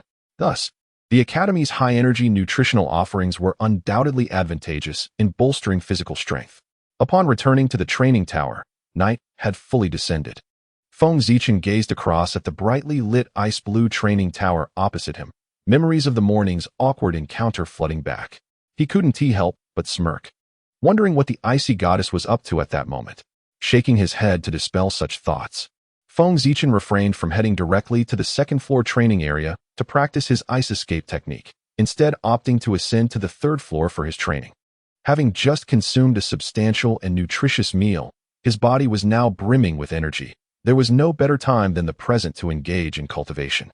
Seated upon the meditation cushion prepared by the Academy, Feng Zichen closed his eyes, allowing his mind and body to enter a state of tranquility, and began the process of refining his chakra. As time passed, he quietly assimilated the vast energy within him, gradually increasing his chakra reserves. This pace was significantly swifter than during his solitary training in the fallen forest. After a considerable interval, Feng Zichen opened his eyes, bringing this session of cultivation to a temporary halt. Most of the energy within him had been fully absorbed and transformed into chakra, prompting him to plunge into contemplation. Chakra is a wondrous power, resulting from the perfect fusion of the physical strength contained within the 130 trillion cells of the human body and the latent mental energy housed within the mind. Thanks to the resources provided by the Academy, his physical strength had markedly improved compared to before. However, his mental prowess seemed to have advanced only slightly. In the world of Naruto, there is no explicit mention of ninjas possessing dedicated methods to train their mental strength. Yet, certain clans known for their formidable mental capabilities, such as the Yamanaka clan of Konohagakure, evidently exhibit far superior mental faculties compared to others. Take Yamanaka Inoichi, the clan leader. While his physical strength may be akin to that of an elite jonin, his mental prowess is nearly unrivaled, surpassed only by a few otherworldly beings of the Six Paths level. During the Fourth Great Ninja War, Yamanaka Inoichi served as the liaison officer for the Allied shinobi forces, adeptly utilizing various tools to monitor the entire battlefield and relay commands directly into the minds of thousands. Such mental power is truly astonishing. It would be hard to believe that the Yamanaka clan lacks specialized techniques for developing mental strength. Thus, Feng Zichen had previously exchanged for the Yamanaka clan's mental techniques within the system, hoping to enhance his own mental faculties. Initially, this proved quite beneficial. With the aid of their secret arts, he was able to rapidly elevate his chakra and significantly bolster his mental power. However, the Yamanaka clan is merely one of the more unique clans in the Naruto universe, and their techniques, while potent, are not entirely comprehensive. Their legacy stretches back only a century to the Warring States period, making boundless enhancement of mental strength unfeasible. As his chakra approached the level of a Kage, Feng Zichen sensed an implicit limitation. The Yamanaka clan's techniques evidently offered diminishing returns for those at the pinnacle of strength. although there was still potential for growth. The increments were minuscule. Initially, Feng Zichen had maintained an attitude of maximizing any possible improvement in his cultivation. However, upon returning from the Hall of All Phenomena, having absorbed a wealth of magical knowledge, he began to entertain a different notion. This was not the Naruto world, where the study of mental strength was superficial. The age of the Starry Continent far surpassed that of Naruto, and its magical research had reached unparalleled heights. Undoubtedly, the cultivation of mental strength here would be more comprehensive and systematically refined. After all, wizards must communicate with the magical elements of heaven and earth, and they are undoubtedly more adept in the mastery of spiritual power compared to martial artists. Not to mention, this world is home to illusionists who specialize in the cultivation of spiritual strength. Feng Zichen is not concerned about acquiring the methods for cultivating spiritual power in the Starry Continent. After all, his identity as a trainee in the Divine Realm training camp proves exceedingly advantageous at the Tianqing Academy. What troubles him, however, is whether he can successfully cultivate the spiritual power techniques of this alternate world. Though the system has assessed him as possessing the strongest talent for cultivating chakra, how will he fare with the cultivation methods of this different realm? Will he still be able to succeed? Ding! A special mission has been issued, Spiritual Power Cultivation Method. Mission background. The host has finally recognized his deficiency in spiritual power, and the system is quite pleased, thus issuing this beneficial task. Mission content. The host must master the spiritual power cultivation method of the Starry Continent within 3 days, with no restrictions on rank. Mission reward. Corresponding rewards will be granted based on the rank and speed at which the host learns the spiritual power cultivation method. Go for it, young one. This is a rare opportunity. Mission penalty. As the carefully selected host of the system, to fail such a simple task would be quite embarrassing, wouldn't it? Would it not be shameful? I believe deducting 700,000 exchange points is not unreasonable, is it? Feng Zichen, what is going on? The system, which has been silent for a while, suddenly reemerges to issue this so-called beneficial task, completely bewildering Feng Zichen. To master the spiritual power cultivation method of the Starry Continent within 3 days, and to face the loss of all his possessions if he fails. This is excessive. Feng Zichen, upon reading the final penalty, couldn't help but express his indignation. However, the aloof system, having issued the task, once again submerged into silence, ignoring Feng Zichen's protests. Yet, should Feng Zichen ultimately fail to complete the task, it is certain that the system would gladly accept all of his possessions. A fact of which Feng Zichen is quite certain. Nonetheless, the terminology within the task content is rather intriguing, with his protests falling on deaf ears. Feng Zichen revisits the mission and discovers some issues. The simplicity of the beneficial task. Does the system truly believe that, due to his talent, learning the spiritual power cultivation method will be remarkably easy, or does it merely feel that as its host, he must inherently possess such talent? This is indeed a question. Feng Zichen mused internally, yet the issuance of this task did provide him with a semblance of confidence. After all, the system would not issue an impossible task. It appears that starting tomorrow, he must pay another visit to the Hall of Manifestation, though he wonders what levels the spiritual power cultivation methods entail. Feng Zichen has not overlooked the phrase regarding the rewards being determined by the rank and speed at which the host learns the spiritual power cultivation method. It is evident that the spiritual power cultivation methods of the Starry Continent are categorized into various levels. The higher the rank, the greater the difficulty in learning, and presumably, the more significant the effects.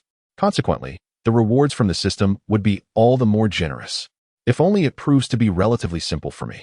Not only would I gain the system's rewards, but my spiritual power would also be enhanced, accelerating the refinement of chakra. At that rate, perhaps within a month, I could hope to ascend to the super shadow level. Feng Zichen felt a flicker of excitement as he recalled the words spoken to him by Lei Xian. A sense of defiance stirred within him.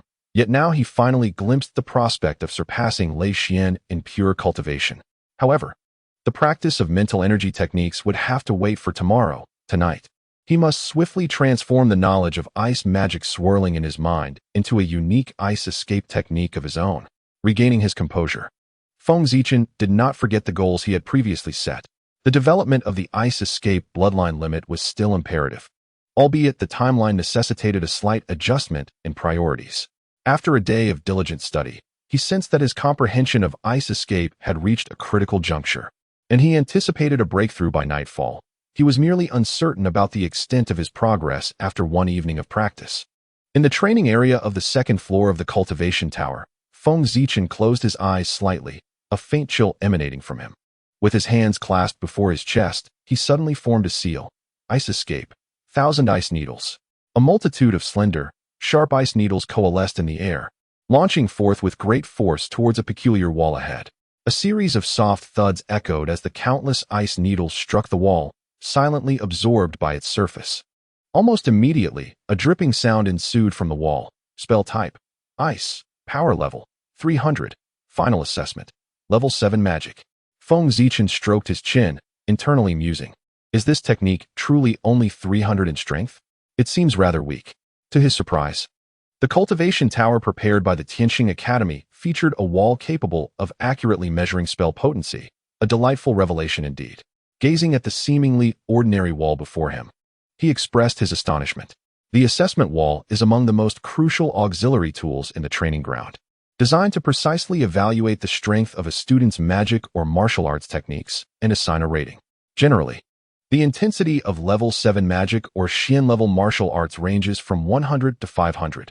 Level 8 magic or Ling level martial arts fluctuates between 500 and 1,000. Level 9 magic or Tian level martial arts spans from 1,000 to 5,000, and the strength of forbidden spells is at least 10,000 or higher. The S-grade ice escape technique that Feng Zichen aspired to create is akin to a quasi-forbidden spell on the Starry Continent, with power levels situated between level 9 magic and forbidden spells, specifically within the range of 5,000 to 10,000. The assessment wall within Feng Zichen's cultivation tower is relatively advanced, as it only provides a rough classification of magic and martial techniques below level 7, ranging from 1 to 100. Its primary function remains the evaluation of high-level magic and martial arts, including forbidden spells, though it cannot withstand the overwhelming power of spells exceeding the void-breaking level. Such a meticulously precise assessment wall piqued Feng Zichen's interest, and after perusing some introductory materials in the cultivation tower, he eagerly began to evaluate the ice escape technique he had mastered. The first technique, 1,000 ice needles, was a basic application of ninjutsu derived from the ice escape bloodline limit, yielding a modest strength of only 300. With renewed determination in his gaze, Feng Zichen fully activated the ice escape bloodline limit within him, preparing to unleash a formidable technique. Secret art: 1,000 kill water soaring. As the wind element formed a seal, a circle of ice brilliance suddenly erupted beneath Feng Zichen's feet, shattering into a multitude of ice fragments, resembling the previous icy 1,000 blades, but in a quantity several times greater. Under Feng Zichen's control, these fragments swirled like a tempest of ice, interspersed with glimmering icicles that struck the assessment wall with tremendous force. Type of technique: Ice. Power intensity: 2450. Final assessment: Level 9 Magic.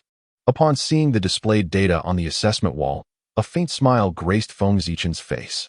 The ice escape secret technique, 1,000 kills water flight, was currently his most formidable skill, with a power intensity that met his expectations. However, he was acutely aware that any quasi-forbidden spell would possess a power intensity exceeding 5,000. With the most elite nearing the threshold of 10,000, he had a considerable distance to cover. Gazing at the assessment wall, Feng Zichen felt a sense of assurance. Coupled with the myriad principles of ice he had noted earlier at the Hall of Omniscience, he brimmed with confidence. I have yet to integrate this knowledge of ice magic into my ice escape bloodline limit. By comprehending these ice principles, the potency of my ice escape should ascend to a higher echelon. Feng Zichen calmed his mind and meticulously delved into his ice escape bloodline limit, merging the extensive ice principles he had observed during the day. An abundance of inspiration surged forth from his mind. Unconsciously, his hands began to gather tendrils of frost, and his gaze became somewhat vacant, as if countless insights were flooding in. This was the culmination of the vast knowledge he had absorbed, guiding him swiftly towards a mastery of ice escape. As time passed, the hue of ice in Feng Zichen's eyes deepened. At last, he raised his right hand, and the frost rapidly coalesced, merging and compressing, ultimately forming a deep blue ice sphere the size of a fist, emanating an astonishing chill that sent shivers down one's spine. Feng Zichen's expression gradually regained its vitality as he gazed at the deep blue ice sphere in his hand, faintly sensing a wildly violent fluctuation. with a solemn demeanor. He hurled it towards the assessment wall. When the seemingly unremarkable deep blue ice sphere made contact with the wall, a radiant aura erupted, unleashing a tremendous wave of energy. Just as a cataclysmic explosion seemed imminent, a flash of white light suddenly engulfed the entire ice sphere, followed by a muffled thud, leaving an impression of an anticlimactic conclusion. Type of technique: Ice, Power Intensity, 3100. Final assessment: Level 9 Magic. 3100 in intensity? Feng Zichen was momentarily taken aback. Astonished that this newly devised technique possessed such formidable power, surpassing his previous strongest, 1,000 kills water flight, and establishing itself as his most potent ice escape technique to date. The technique's effect likely stemmed from the extreme condensation and compression of the ice escape, guided by the mixture of chakra, disrupting the internal arrangement of protons and triggering an energy imbalance, ultimately resulting in a tremendous explosion. Feng Zichen pondered, stroking his chin. This secret technique was powerful, unexpected, and did not require laborious hand seals, suggesting there was still substantial potential to uncover. With diligent study, it was conceivable that he could elevate it to the level of a quasi-forbidden spell. Having comprehended this layer of understanding, Feng Zichen felt an exhilarating thrill. To his astonishment, on the very first night of developing the ice release bloodline limit, he had achieved such remarkable progress. Truly a delightful surprise. I never imagined my talent for creating secret techniques would be so exceptional. I am indeed a genius. Feng Zichen mused with satisfaction. In truth, the creation of this secret technique had a significant element of luck involved. Had he not spent the day absorbing a vast array of ice-based profundities, thereby gaining a comprehensive understanding of ice and markedly enhancing his mastery over it, developing such a technique would have proven exceedingly challenging. What should I name my secret technique? Feng Zichen pondered deeply, tilting his head. For the first time in crafting a powerful secret technique, he certainly could not take it lightly. A careful consideration was essential. I've got it. I shall name it Ice Explosion Technique. With a newfound spark of confidence in his naming abilities, he exclaimed, slapping his thigh decisively. Feng Zichen could sense that the deep blue ice sphere, if not obstructed by the assessment wall, would unleash enough explosive power to severely injure a mage of the highest caliber. This was merely a nascent technique. Once I refine it completely, I dare say even Lei Xian would have to retreat. The image of Lei Xian dodging and darting about from his perfected ice explosion technique brought a smile to Feng Zichen's lips, further solidifying his determination to cultivate and enhance this technique. Aside from its potential powers still requiring improvement, the visual presentation of the ice explosion technique left much to be desired. Once more, Feng Zichen concentrated, compressing the technique and executing the ice explosion. Observing the deep blue sphere in his hand, dissatisfaction washed over him. It appeared rather unattractive. Am I really going to throw such a ball at my foes during battle? How utterly low class. He lamented, a grimace forming on his face, the image too beautiful for him to even dare to contemplate. Indeed, an enhancement was necessary. With resolute determination, Feng Zichen acknowledged that to elevate the sophistication of his combat, improvement was imperative. As he focused his mind, the ice release bloodline limit unfurled. The deep blue ice sphere in his grasp began to tremble under his control, its once smooth surface now appearing as though an invisible blade was slicing through it. Delicate ice blossoms scattering as the spherical form began to acquire sharp, angular contours. Beads of sweat emerged on Feng Zichen's forehead, a frown creasing his brow as a sense of exertion coursed through his hands. Was he truly on the verge of losing control over the ice explosion technique? It seemed that altering its form was no simple feat. His current grasp on ice release was insufficient to shape it as he envisioned.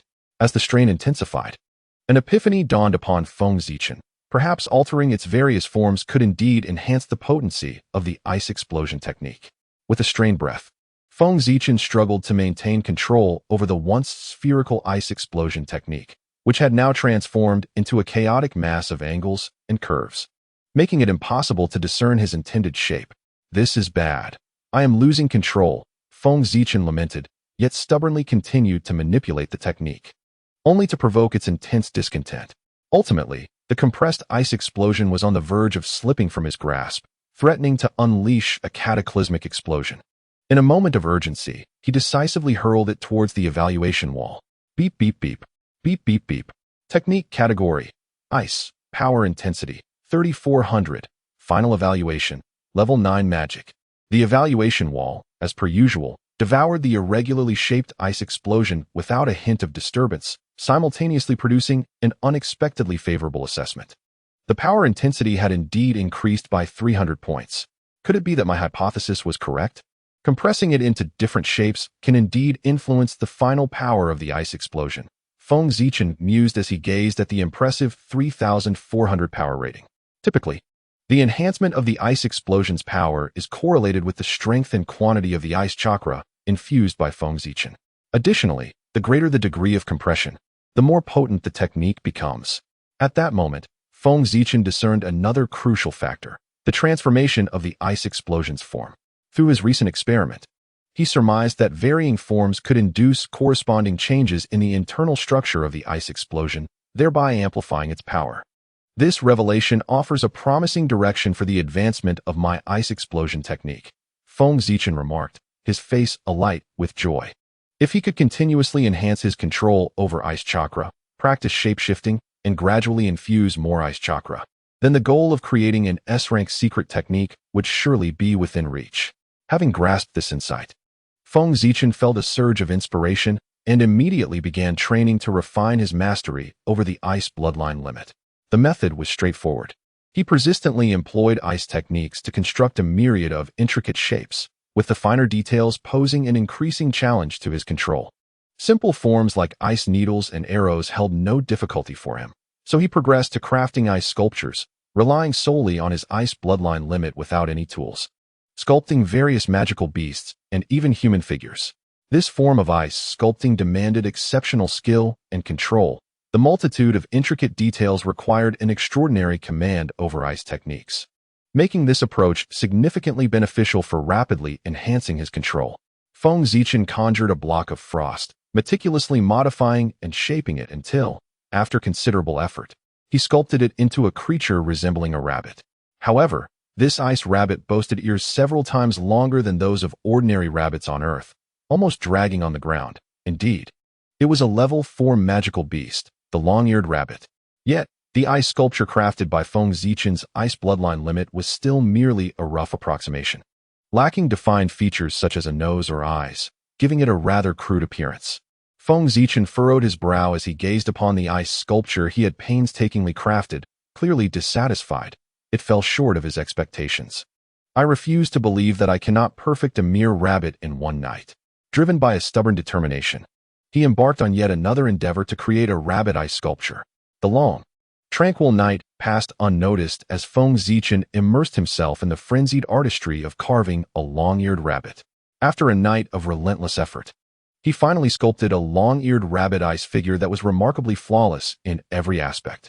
Observing the sculpture, which bore an uncanny resemblance to the long-eared rabbit he had encountered in the fallen forest, he felt a sense of satisfaction wash over him. Indeed, diligence pays off. Feeling a significant enhancement in his mastery of ice techniques, Feng Zichen eagerly commenced testing his ice explosion technique once more. Channeling the full power of his ice release bloodline limit, he focused intently on his right hand. A glacial azure glow gradually emanated from his palm, transforming what was once a mere ice sphere into a more refined shape. The ice explosion technique in Feng Zichen's grasp subtly began to resemble a flower, though it remained indistinct and vague. Evidently, his current control was insufficient to render it lifelike. Is this the best I can manage? Feng Zichen mused, a frown creasing his forehead.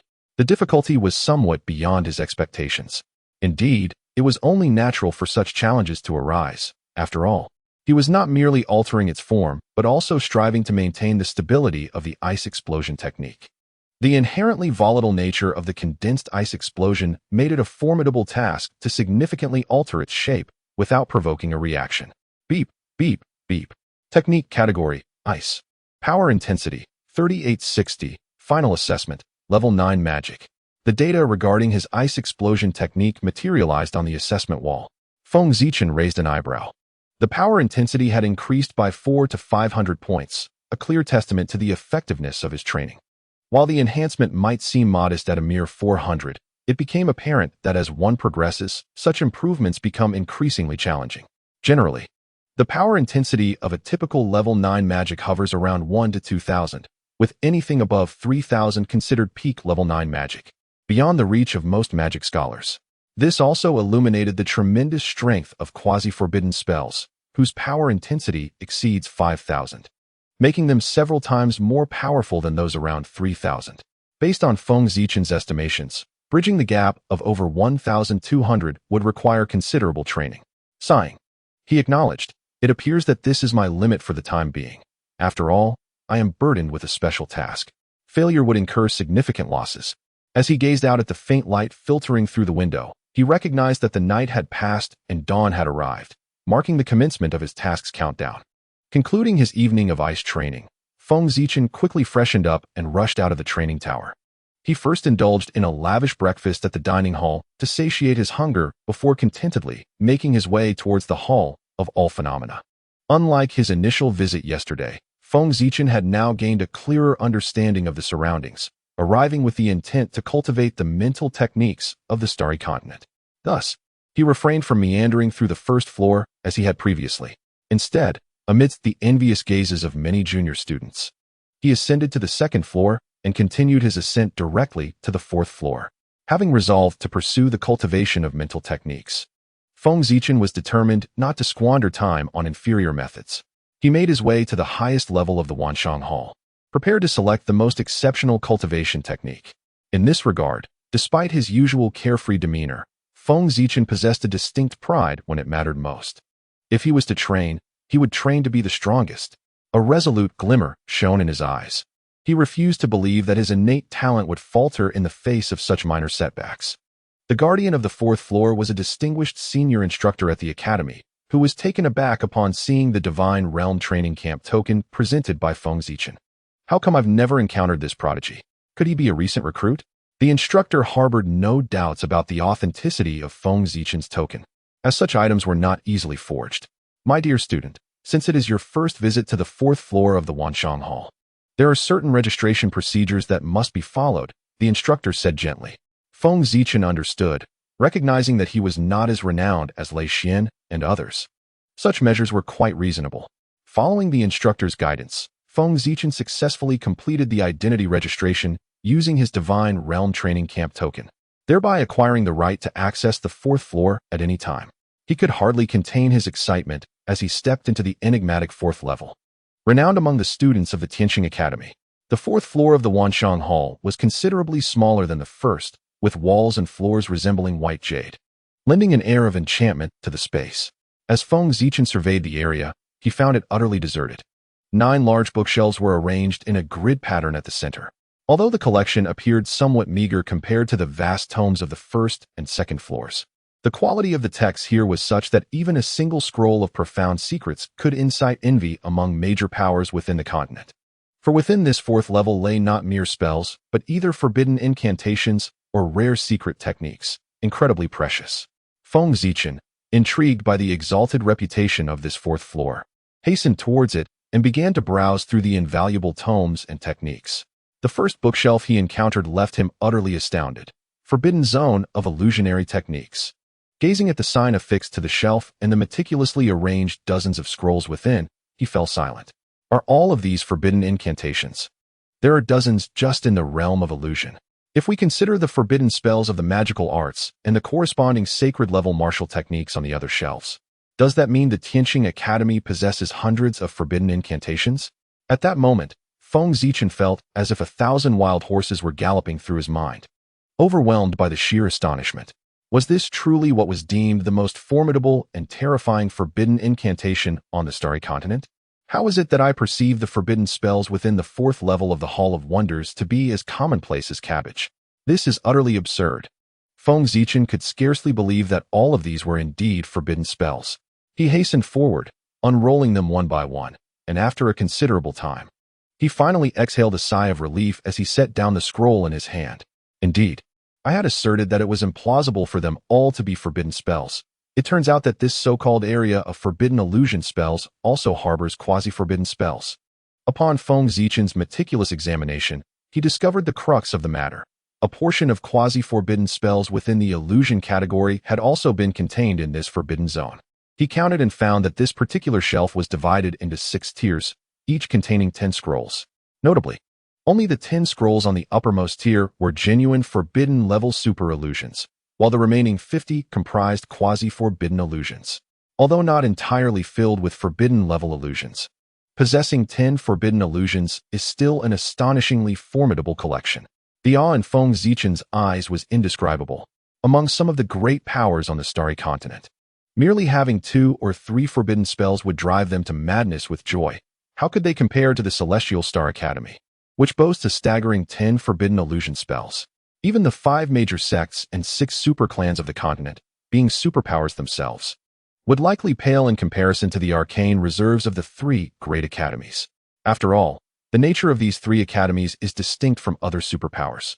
Each institution is tasked with educating countless prodigious students, and the legacy of forbidden arts amassed over the ages is indeed impressive. Feng Zichen's heart brimmed with understanding as he cast a fervent glance across the rows of forbidden and quasi-forbidden spells. Unable to resist, he retrieved a scroll from the uppermost tier of forbidden spells and whispered softly, "Let me take a look at the forbidden illusion spells of the Starry Continent." As he slowly unfurled this forbidden-level super illusion, the first line that met his gaze left him momentarily stunned. This forbidden illusion spell was, astonishingly, one that he had personally experienced not long ago. Forbidden spell, Sunluo Hell, remnant created by the ancient genius Sunluo, illusion god. This ultimate illusion spell is divided into 6 realms and 18 transformations, with every 3 transformations constituting a realm. The first realm's first 3 transformations possess near-forbidden might. The second realm holds ordinary forbidden spells. The third realm contains void-breaking forbidden spells. The fourth realm comprises meteor-falling forbidden spells. The fifth realm encompasses world-destroying forbidden spells. And the sixth realm is rumored to possess unparalleled power that transcends forbidden spells. This spell shook the entire ancient era, being universally acknowledged as the strongest illusion spell. However, after eons of erosion, the most powerful illusion spell of the ancient era, Sunluo Hell, has nearly faded into obscurity, with only a few scattered scrolls remaining.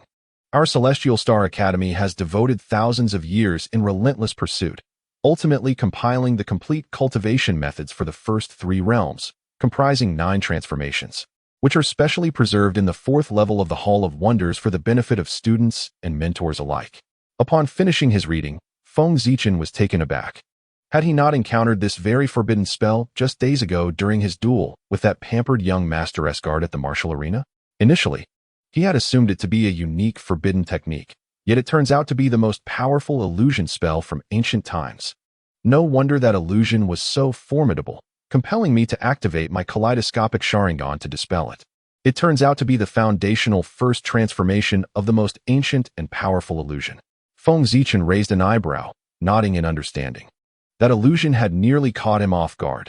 Even the ordinary Sharingan could not unravel its intricacies, showcasing its extraordinary strength.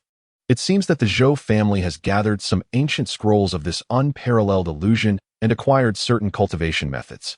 After all, the Zhou family is one of the so-called 3 great families in the City of Order, with an esteemed ancestor in the sacred realm.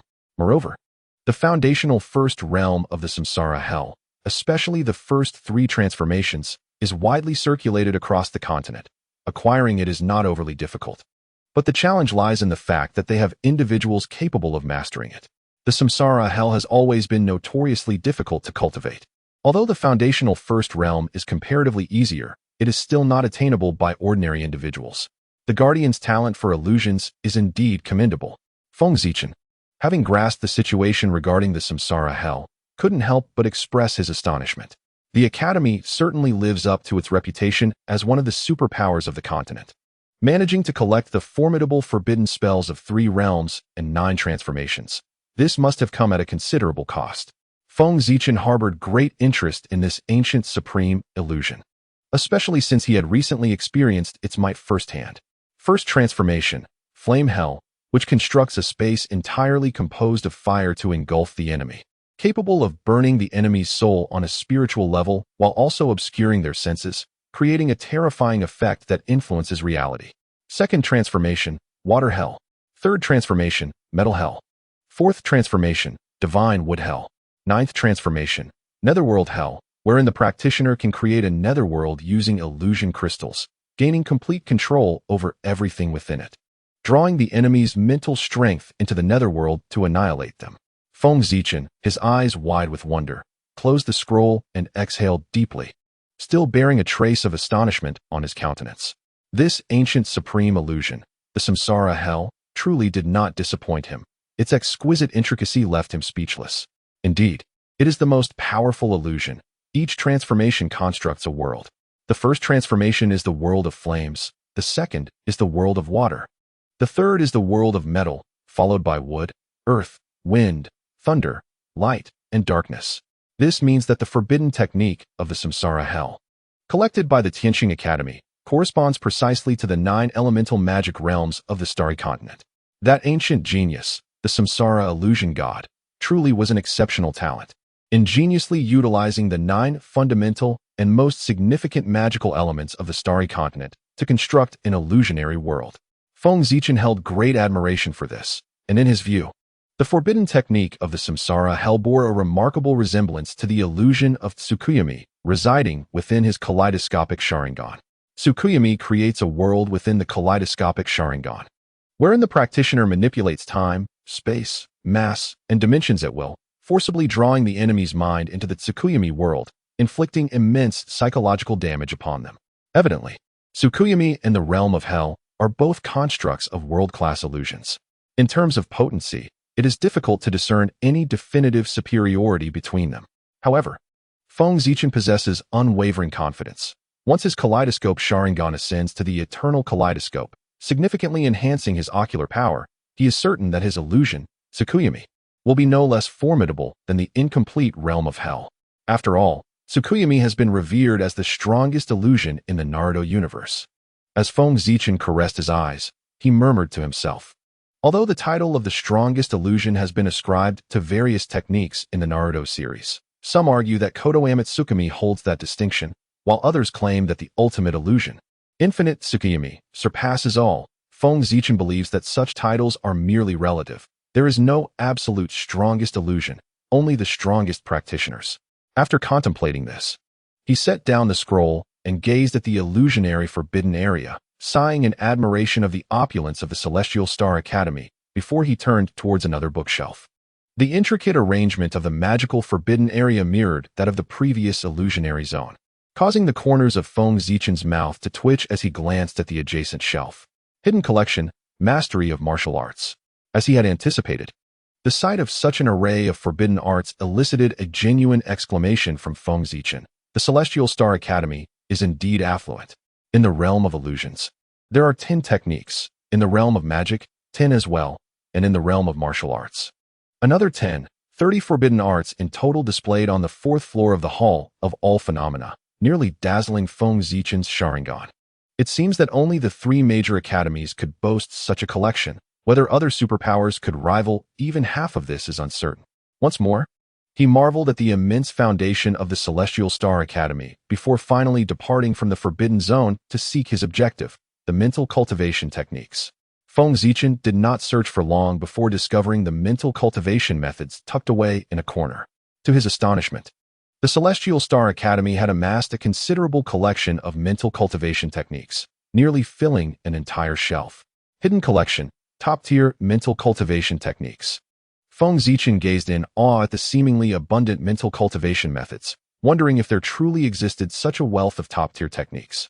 The shelf dedicated to mental cultivation displayed a clear assortment of 30 volumes, categorized into upper, middle, and lower levels. It is worth noting that only the most elite techniques are housed on the 4th floor of the Hall of All Phenomena, and the presence of 30 volumes here left Feng Zichen grappling with a sense of choice paralysis.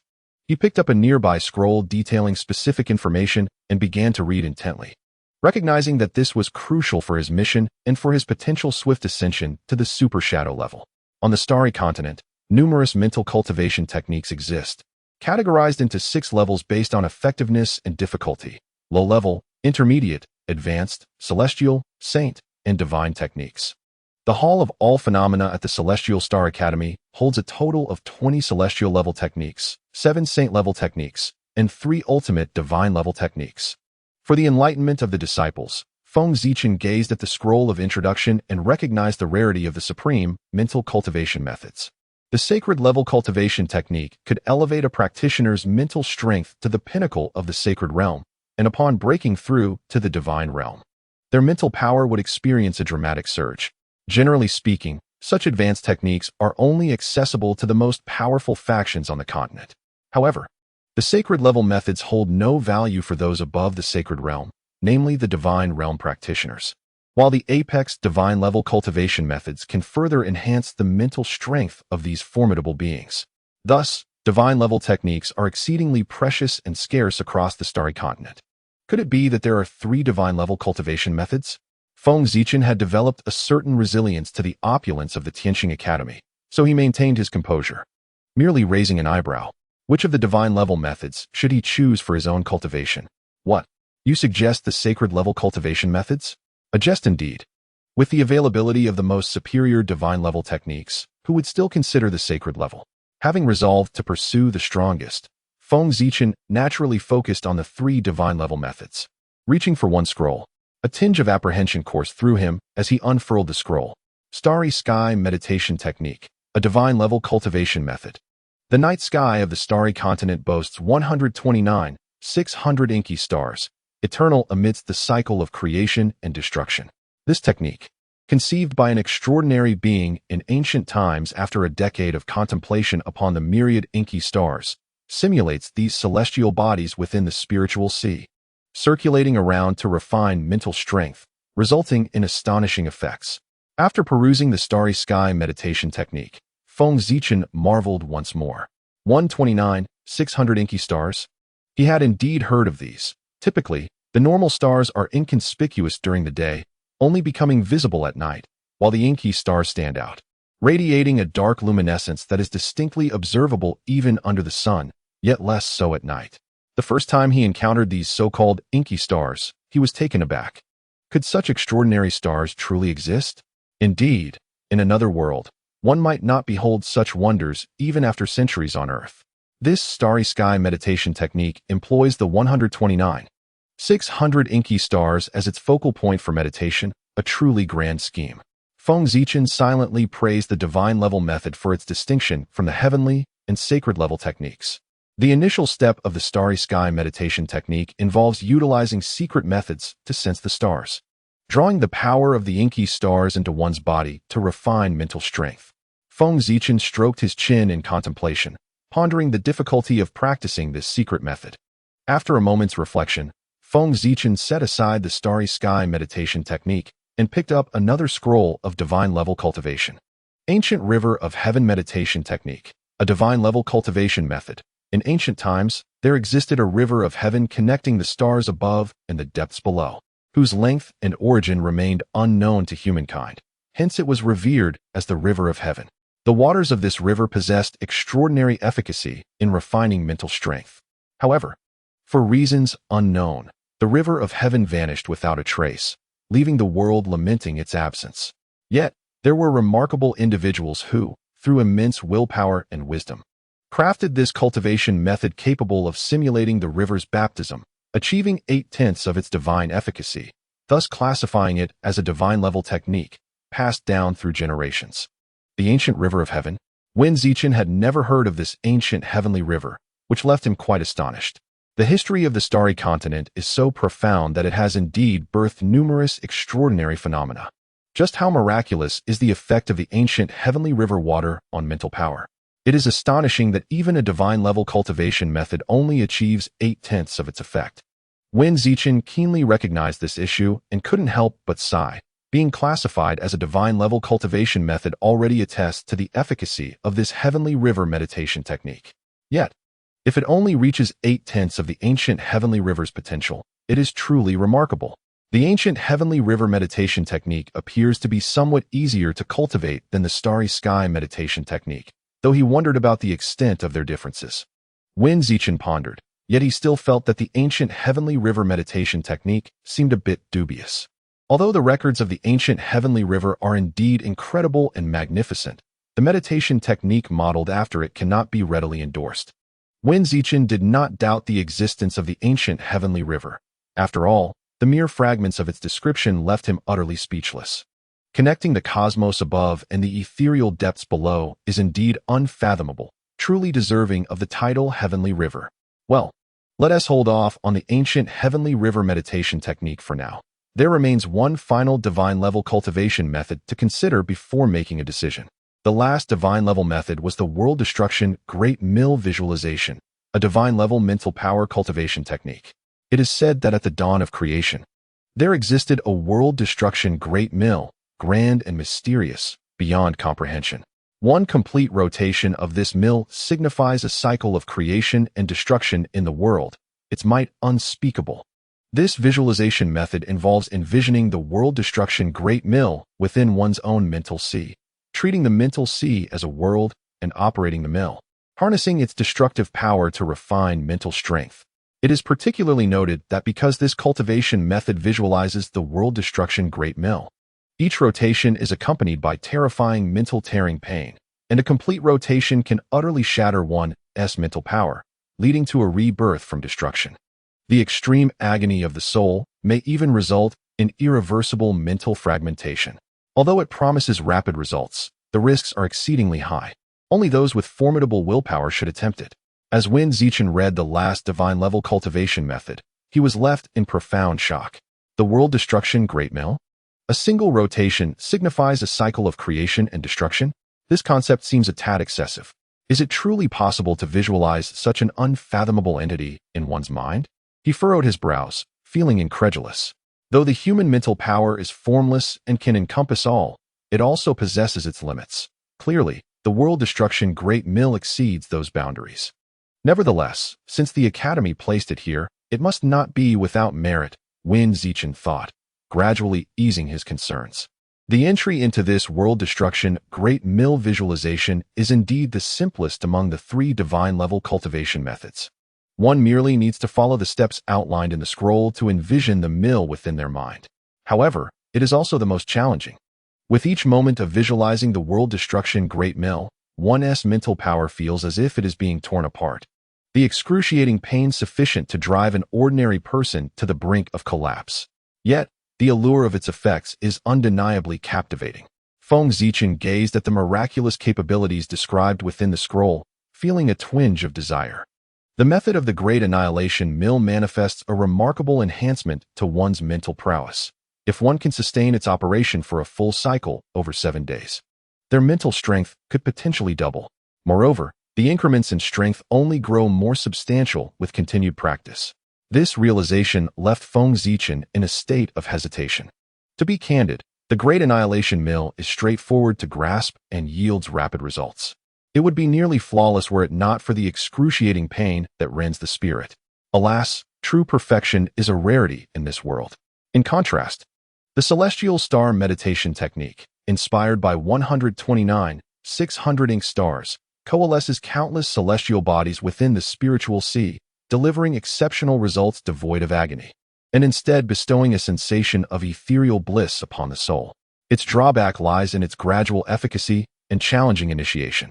The ancient galaxy meditation technique emulates the baptism of mental power by the waters of the primordial river, boasting excellent results and relative ease of entry. Though it lacks a significant advantage over the other methods.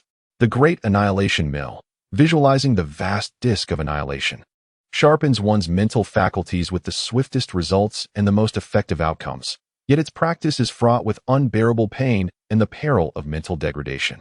Feng Zichen pondered these 3 divine cultivation methods, succumbing to a profound dilemma of choice. Which of these exalted paths should he embark upon? The pressure was overwhelming. Before him lay 3 coveted methods for enhancing mental prowess: the Celestial Star Meditation Technique, the Ancient Galaxy Meditation Technique, and the Great Annihilation Mill, each inciting a rare form of choice paralysis. This was indeed a vexing yet fortunate predicament, as Feng Zichen struggled to decide. After much contemplation, under the looming threat of a system task, he steeled himself and selected one of the 3 divine methods, turning to depart. Upon reaching the staircase, the supervising mentor at the academy noticed Feng Zichen and greeted him with a gentle smile, inquiring, "Have you settled on a method for your mental cultivation, Feng?" Having previously registered his intention to choose a technique, the mentor anticipated Feng Zichen's swift return. Feng Zichen nodded and handed over the scroll he held, saying, "This one." Please assist me with the registration. The fourth level of the Hall of All Phenomena is a significant area within the Celestial Star Academy, housing numerous forbidden spells and invaluable secrets. Thus, even students from the Divine Realm training camp must register scrolls before taking them outside, unlike the more lenient lower levels. As the mentor accepted the scroll Feng Zichen had chosen and glanced down, he was taken aback. Raising his gaze with a slight gravity, the mentor spoke to Feng Zichen. Are you certain about this choice, Feng? This divine method indeed possesses remarkable efficacy, but it is also exceedingly perilous. The Celestial Star Meditation Technique and the Ancient Galaxy Meditation Technique are not inferior by any means. Indeed, Feng Zichen had chosen the Great Annihilation Mill, the most potent yet perilous of the three divine cultivation methods. Among the three supreme cultivation methods, only the world-destroying Great Mill Visualization Technique proves to be the most effective, enabling Feng Zichen to significantly enhance his mental strength in a short period. This, in conjunction with the rapidly increasing physical power, allows for a more efficient and swift refinement of chakra, transforming the once impossible breakthrough to the super shadow level within a month into a tangible possibility. Moreover, the initiation into the world-destroying Great Mill Visualization Technique is remarkably straightforward. Those with formidable mental prowess can conceive the entire world-destroying mill in their minds within 2 to 3 days. However, due to the constraints of the system's task, Feng Zichen must master a mental cultivation method within 3 days. The Starry Sky Meditation and the Ancient Galaxy Meditation are both rather challenging to begin with, making the likelihood of successfully learning them within the time frame quite slim. After much contemplation, it seems that only the world-destroying Great Mill Visualization Technique can fulfill all of Feng Zichen's requirements. Yet, he is somewhat apprehensive about the excruciating mental anguish reputed to drive ordinary individuals to madness. He is uncertain whether he can endure it. Nevertheless, he muses, what kind of talent in the divine realm would he be if he doesn't dare to try? Furthermore, should he succeed, the rewards would be tremendous. Not only would he receive the highest level task rewards from the system, but his mental strength would also see a substantial enhancement. Indeed, the world-destroying Great Mill Visualization Technique boasts the most remarkable effects among the three supreme cultivation methods. Embracing this thought, Feng Zichen resolutely chooses the world-destroying Great Mill Visualization Technique. However, his mentor perceives a degree of danger and advises, Feng, perhaps you should consider an alternative. Given your status, there is no need to take such a significant risk. Yet, having made up his mind, Feng Zichen is not easily swayed. The mentor, recognizing his determination, can only offer counsel and not make decisions for him, as the students in the divine training camp often hold higher standing than even the top mentors. Consequently, the mentor proceeds to register his choice. By the way, take these potions, the mentor says after completing the registration, retrieving 2 rows of colorful potions from the spatial ring on his right index finger and handing them to Feng Zichen. Feng Zichen accepts the 10 crystalline potions with astonishment and inquires, what are these? The mentor smiles, explaining, these are specially formulated spiritual potions crafted by the Academy to complement the world-destroying Great Mill Visualization Technique. The 3 blue potions are called concentration potions, which aid in calming the mind and gathering one's spirit, facilitating the initial visualization of the world-destroying mill. The 7 red potions are nourishing potions, known for their efficacy in nurturing the spirit and revitalizing the soul, to be used after visualizing the world-destroying mill. Feng Zichen gazes in wonder at the 10 translucent potions in his hands, pondering the rarity of such spiritual potions in the starry continent. The concentration potions should be taken before your daily practice. With 3, you will likely achieve the preliminary visualization of the world-destroying mill. The nourishing potions are to be consumed during formal practice thereafter, 1 per day. 7 will suffice for a complete week of cultivation. Once they are finished, you may return to the Wanshang Hall to obtain more from me, the mentor patiently elaborates. Feng Zichen listens attentively, understanding that these are the auxiliary means prepared by the Academy for cultivating the world-destroying Great Mill Visualization Technique. Understood. Thank you, mentor. He replies with a nod of gratitude before departing, mindful of the impending task deadline and the need to avoid wasting time. The mentor observed Feng Zichen hastily departing with the world-destroying Grand Mill Visualization Technique, a flicker of concern crossing his mind. Mastering the world-destroying grand mill visualization is no simple feat. May he find success in his cultivation. Is he the newly recruited student from the Divine Domain training camp? A deep voice resonated nearby, startling the mentor, who turned to see a figure clad in black, exuding an air of solemnity and imposing stature. The eyes of the Lord of the Wanxiang Palace glimmered with a profound spiritual aura, embodying an extraordinary presence. With a wave of his hand, the Lord sighed, gazing in the direction of Feng Zichen's departure, his expression inscrutable. So, he has chosen the world-destroying grand mill visualization technique. This is indeed intriguing. As the guardian of the Wanxiang Palace, he was acutely aware of the distinctions among the three divine-level cultivation techniques, despite all being categorized as divine.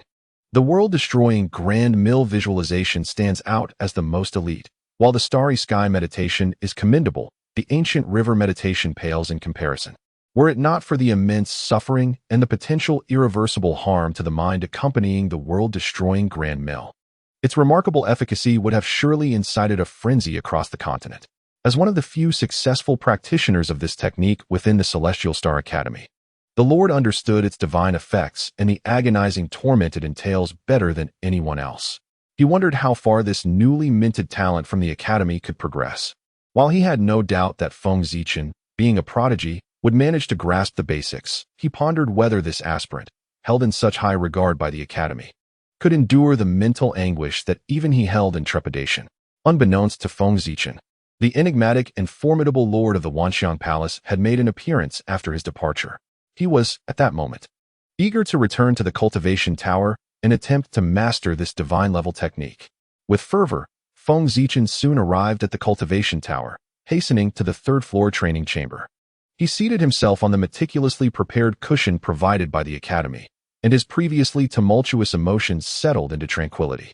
Raising his hand, he ignited the incense burner nearby, and tendrils of fragrant smoke wafted through the chamber. With each inhalation, he felt his spirit soar, evidently. This incense was an auxiliary tool prepared by the Academy for the benefit of its students. The tranquility cushion and calming incense, Celestial Star Academy truly spares no effort in nurturing its Divine Domain training camp students. As Feng Zichen achieved a serene state, the dual aids significantly sharpened his mental clarity, causing his thoughts to race at an unprecedented pace. He marveled. These two cultivation treasures would fetch no less than several million gold coins at the Violet Orchid Chamber's auction, surely. Shaking off distracting thoughts, Feng Zichen took a deep breath. His gaze resolute, and slowly unfurled the scroll in his hands. The secrets of the divine-level cultivation method, the world-destroying grand mill visualization, began to unfold before him. So, the first step is to condense the image of the world-destroying grand mill within his mind. Feng Zichen gazed at the descriptions inscribed on the scroll, murmuring to himself. Only by conjuring an image of the world-destroying grinding disc within the spiritual sea could one begin to cultivate and enhance their mental prowess through the prescribed techniques. The method of refinement was indeed elaborately detailed, easily comprehensible at a glance. After thoroughly examining the scroll's teachings, Feng Zichen silently deliberated for half a day before retrieving the azure potion, the concentration elixir bestowed upon him by his mentor. Observing the potion, reminiscent of the azure sky, Feng Zichen hesitated not for a moment. He tilted his head back and consumed it in one swift motion, wiping his mouth afterward as he muttered with a hint of peculiarity, "Why does this taste somewhat like banlan root?" As this peculiar thought flitted through his mind, Feng Zichen soon experienced the astonishing effects of the concentration elixir. A wave of refreshing energy erupted within his mind, causing his very soul to tremble. He felt an extraordinary cohesion of mental strength, akin to a battalion gaining a soul of its own. The sensation compelled Feng Zichen to exclaim in exuberance, "Marvelous!" With such a potent elixir at his disposal, Feng Zichen's confidence in the visualization of the world-destroying grinding disc surged. He promptly closed his eyes, the method of refinement he had just noted vividly manifesting in his mind, and embarked on the inaugural refinement of the grinding disc. Within the spiritual sea, his formidable mental energy surged like a tempest, howling past. With a mere thought, Feng Zichen commanded the surging energy to halt, as if pressing a pause button. Everything within the sea became motionless. This sensation was remarkably effortless. To his astonishment, he realized that this control was exponentially easier than before. a clear testament to the elixir's miraculous potency. Excellent. With the aid of this concentration elixir, it seems the cultivation of the world-destroying grinding disc will progress even swifter than I had imagined. With newfound conviction, Feng Zichen's tumultuous mental energy began to settle in accordance with his will, gradually refining the grinding disc as per the prescribed method. In the spiritual sea, he resembled a creator, wielding the tumultuous energy as he meticulously began the refinement of the grinding disc according to the recorded techniques. Thanks to Feng Zichen's already formidable mental prowess, and supplemented by the concentration elixir, along with the calming cushion and tranquil incense, the refinement of the world-destroying grinding disc proceeded remarkably smoothly. As Feng Zichen amassed a substantial amount of mental energy, a vast and indistinct shadow gradually emerged in his mind, hinting at the form of a colossal grinding disc. Feng Zichen exerted effort to control the mental energy, coaxing the vague shadow into clarity, revealing a truly magnificent and formidable grinding disc. This disc whirled within his mind, exuding an inexplicable aura that caused his mental energy to quiver. Is this the legendary world-destroying grinding disc? Feng Zichen pondered, feeling the ancient essence that transcended the heavens and earth. At present, the grinding disc he had conjured was merely a phantom, representing only the most rudimentary stage of refinement, far from meeting the entry requirements. Nevertheless, even in this nascent form, the grinding disc possessed an extraordinary aura that instilled a sense of awe in all who beheld it. The concept of the world-destroying great mill is indeed simple to grasp at the outset, although I have prepared quite thoroughly. The fact that I succeeded in consolidating it in such a short time truly astonishes me. Feng Zichen maintained the world-destroying great mill and couldn't he help but exclaim that, at this stage, it had only been preliminarily condensed and stabilized. Such a mill is hardly sufficient for refining spiritual power. Hence, Feng Zichen would need to continuously refine it with his spiritual energy. With the initial formation established, the subsequent refining process became straightforward. Feng Zichen let out a sigh of relief.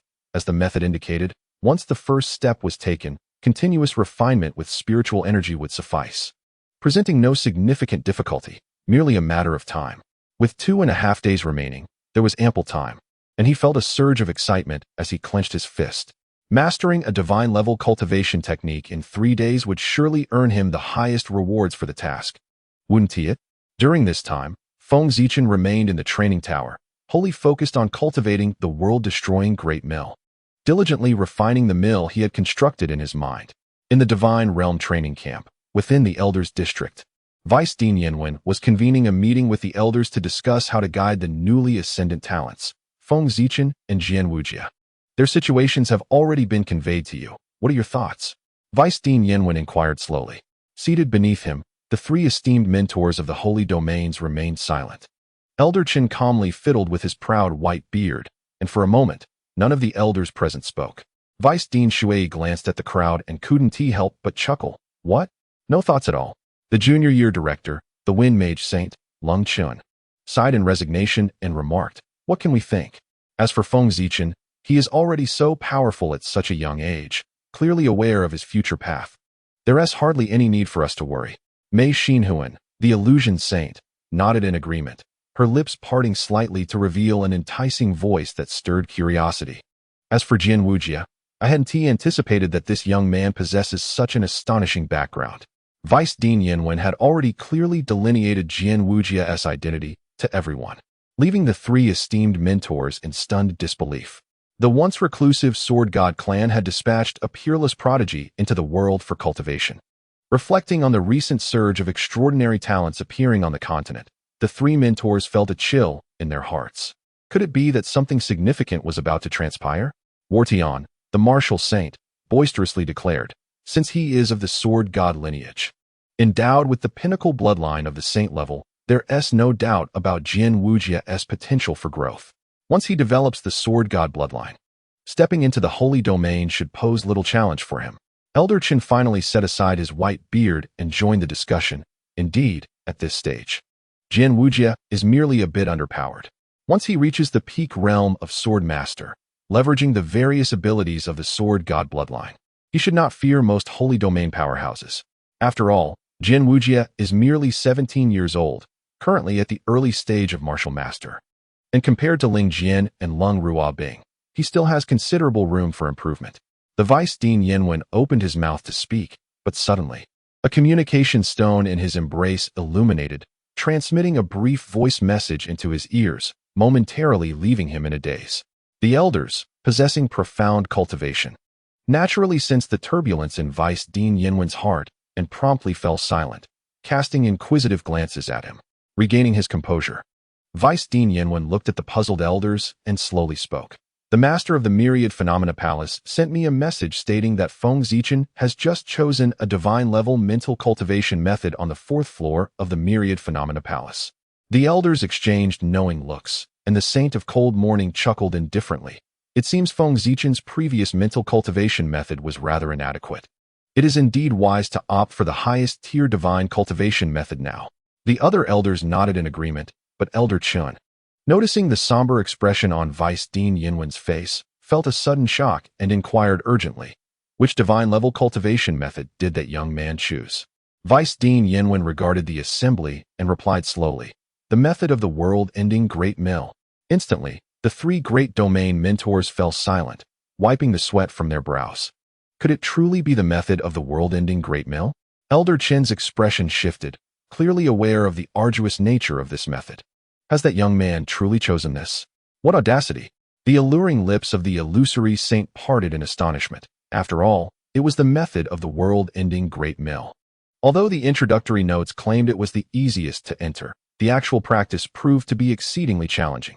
The torment of mental tearing manifests directly within the soul, incomparable to ordinary physical pain. Vice Dean Shui's murky eyes flickered with a hint of surprise as he sighed. It seems Feng Zichen harbors great ambitions. The method of the world-ending Great Mill is indeed painful, yet its effects are unparalleled. As long as he can withstand the agony of mental tearing, his mental power will soar. Vice Dean Yinwen nodded, though concern creased his brow. I wonder if Feng Zichen can endure. No one in the Divine Domain training camp has yet mastered the method of the world-ending Great Mill. Indeed, the Divine Domain training camp was sparsely populated. Lei Xian had his own opportunities and did not need to switch methods. Lung Ruobing had chosen the Starry Sky meditation and had no interest in the world-ending Great Mill. Initially, Ling Jian had shown some interest in the method of the world-ending Great Mill, but after a few days of practice, he decisively abandoned it, stating that the method did not align with his path. Thus, there were indeed no successful practitioners of the method of the world-ending Great Mill in the Divine Domain training camp. All eyes were on Feng Zichen, hoping he might deliver a delightful surprise. 2 days swiftly passed. During this time, Feng Zichen did not practice ice escape, nor did he leave the training tower. Each day, apart from the essential refinement of chakra, he devoted himself to the method of the world-ending Great Mill. After 2 days of relentless effort, Feng Zichen finally succeeded in solidifying the image of the world-ending Great Mill in his mind, transforming it into a true world-ending Great Mill. The moment the mill was fully condensed, Feng Zichen felt as though a colossal stone had been placed upon his spirit, the overwhelming sensation leading him to question whether he was bearing an entire mountain.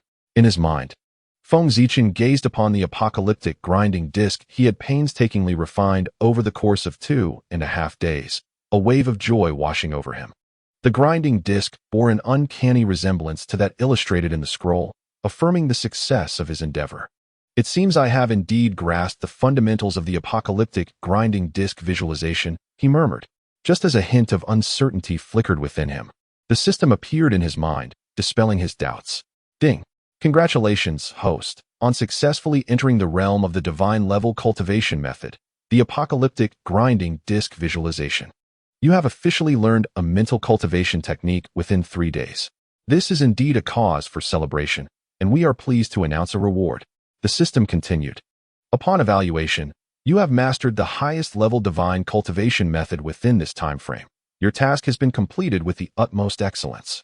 As such, you are awarded 600,000 exchange points as encouragement. Listening to the system's voice, Feng Zichen smiled with satisfaction. 600,000 exchange points? Such a generous reward for this task. He pondered. Could it be that the reward for mastering a lower-level method is merely 100,000 exchange points? Perhaps 200,000 for the intermediate level, and thus 600,000 for the divine level? His mind raced with speculation. It seemed this task was indeed formidable. With these 600,000 exchange points, alongside the previous 700,000, he found himself nearing the million mark once more. This brought him a step closer to his goal of exchanging for the 3 great sacred land communication scrolls. Yet, for now, he was eager to experience the true difficulty of the apocalyptic grinding disc visualization, which had instilled such fear in others. After reveling in his triumph for a while, Feng Zichen regained his composure and gazed at the grinding disc he had so diligently crafted, feeling an irresistible urge to attempt it. Opening the scroll once more, he meticulously studied the formal steps for cultivation beyond the preliminary stage, nodding in agreement as he found the process straightforward, committing the steps to memory. He closed his eyes and began to operate the apocalyptic grinding disc visualization as inscribed in the scroll. Utilizing the virtual grinding disc he had conjured, he envisioned his mental sea as a world, gradually spinning the grinding disc to refine his mental energy. As he focused his thoughts, the grinding disc in his mind began to rotate slowly, revealing its astonishing power and the excruciating torment it inflicted. As the grinding disc turned, an indescribable agony emerged within his soul, a mental tearing that pierced deep into his essence, prompting Feng Zichen to scream in anguish, despite having steeled himself for this moment. How could it be this painful? This is far beyond what I had anticipated, he thought, feeling his mind go blank as a wave of terror washed over him, overwhelming his senses. The pain of mental tearing was agonizingly profound. As the apocalyptic grinding disc visualization commenced, the pain intensified and spread throughout Feng Zichen's consciousness, growing increasingly severe. He could hardly fathom that this so-called mental tearing was several times more intense than he had expected. After merely a few minutes of practicing the apocalyptic grinding disc visualization, he found himself unable to endure any longer and withdrew from the meditative state. With both hands pressed against the ground, Feng Zichen was drenched in sweat, emitting low, labored breaths, his eyes reflecting a hint of lingering fear. Is this the so-called torment of spiritual disintegration? Indeed, it is terrifying. After a brief respite, Feng Zichen gradually regained his composure. Yet the memory of the excruciating pain that felt as if it were tearing apart his very soul still haunted him, instilling a trace of dread. During his 3 years in the Fallen Forest, Feng Zichen had faced life-and-death battles even in his weaker moments. In fact, he frequently fought valiantly, sustaining countless severe injuries. He believed his ability to endure pain was commendable, yet he never anticipated that this mental agony would be tenfold more horrific than any physical suffering. This sensation was reminiscent of the soul-wrenching pain he experienced 3 years ago upon awakening the Hokage exchange system. However, that anguish was fleeting. While the torment of cultivating the world-extinguishing Great Mill's visualization technique was an incessant affliction, it was no wonder that the esteemed mentor had vehemently dissuaded him from choosing the world-extinguishing Great Mill. The reality of such a grotesque pain was beyond comprehension. Feng Zichen estimated that few within the entire academy could master this technique to its fullest. Even the strongest beings in the sacred domain would struggle to withstand such torment. Alas, it seems that perfection is a rare commodity in this world. The technique is accessible and remarkably effective, but if it were also easy to cultivate, it would indeed defy the heavens. As Feng Zichen sensed a subtle enhancement of his mental prowess, he was momentarily astonished, followed by a sense of resignation. The world-extinguishing Great Mill resembled a solar corona, encompassing 24 gradations. Completing all 24 would signify a full cycle, resulting in a substantial amplification of mental strength.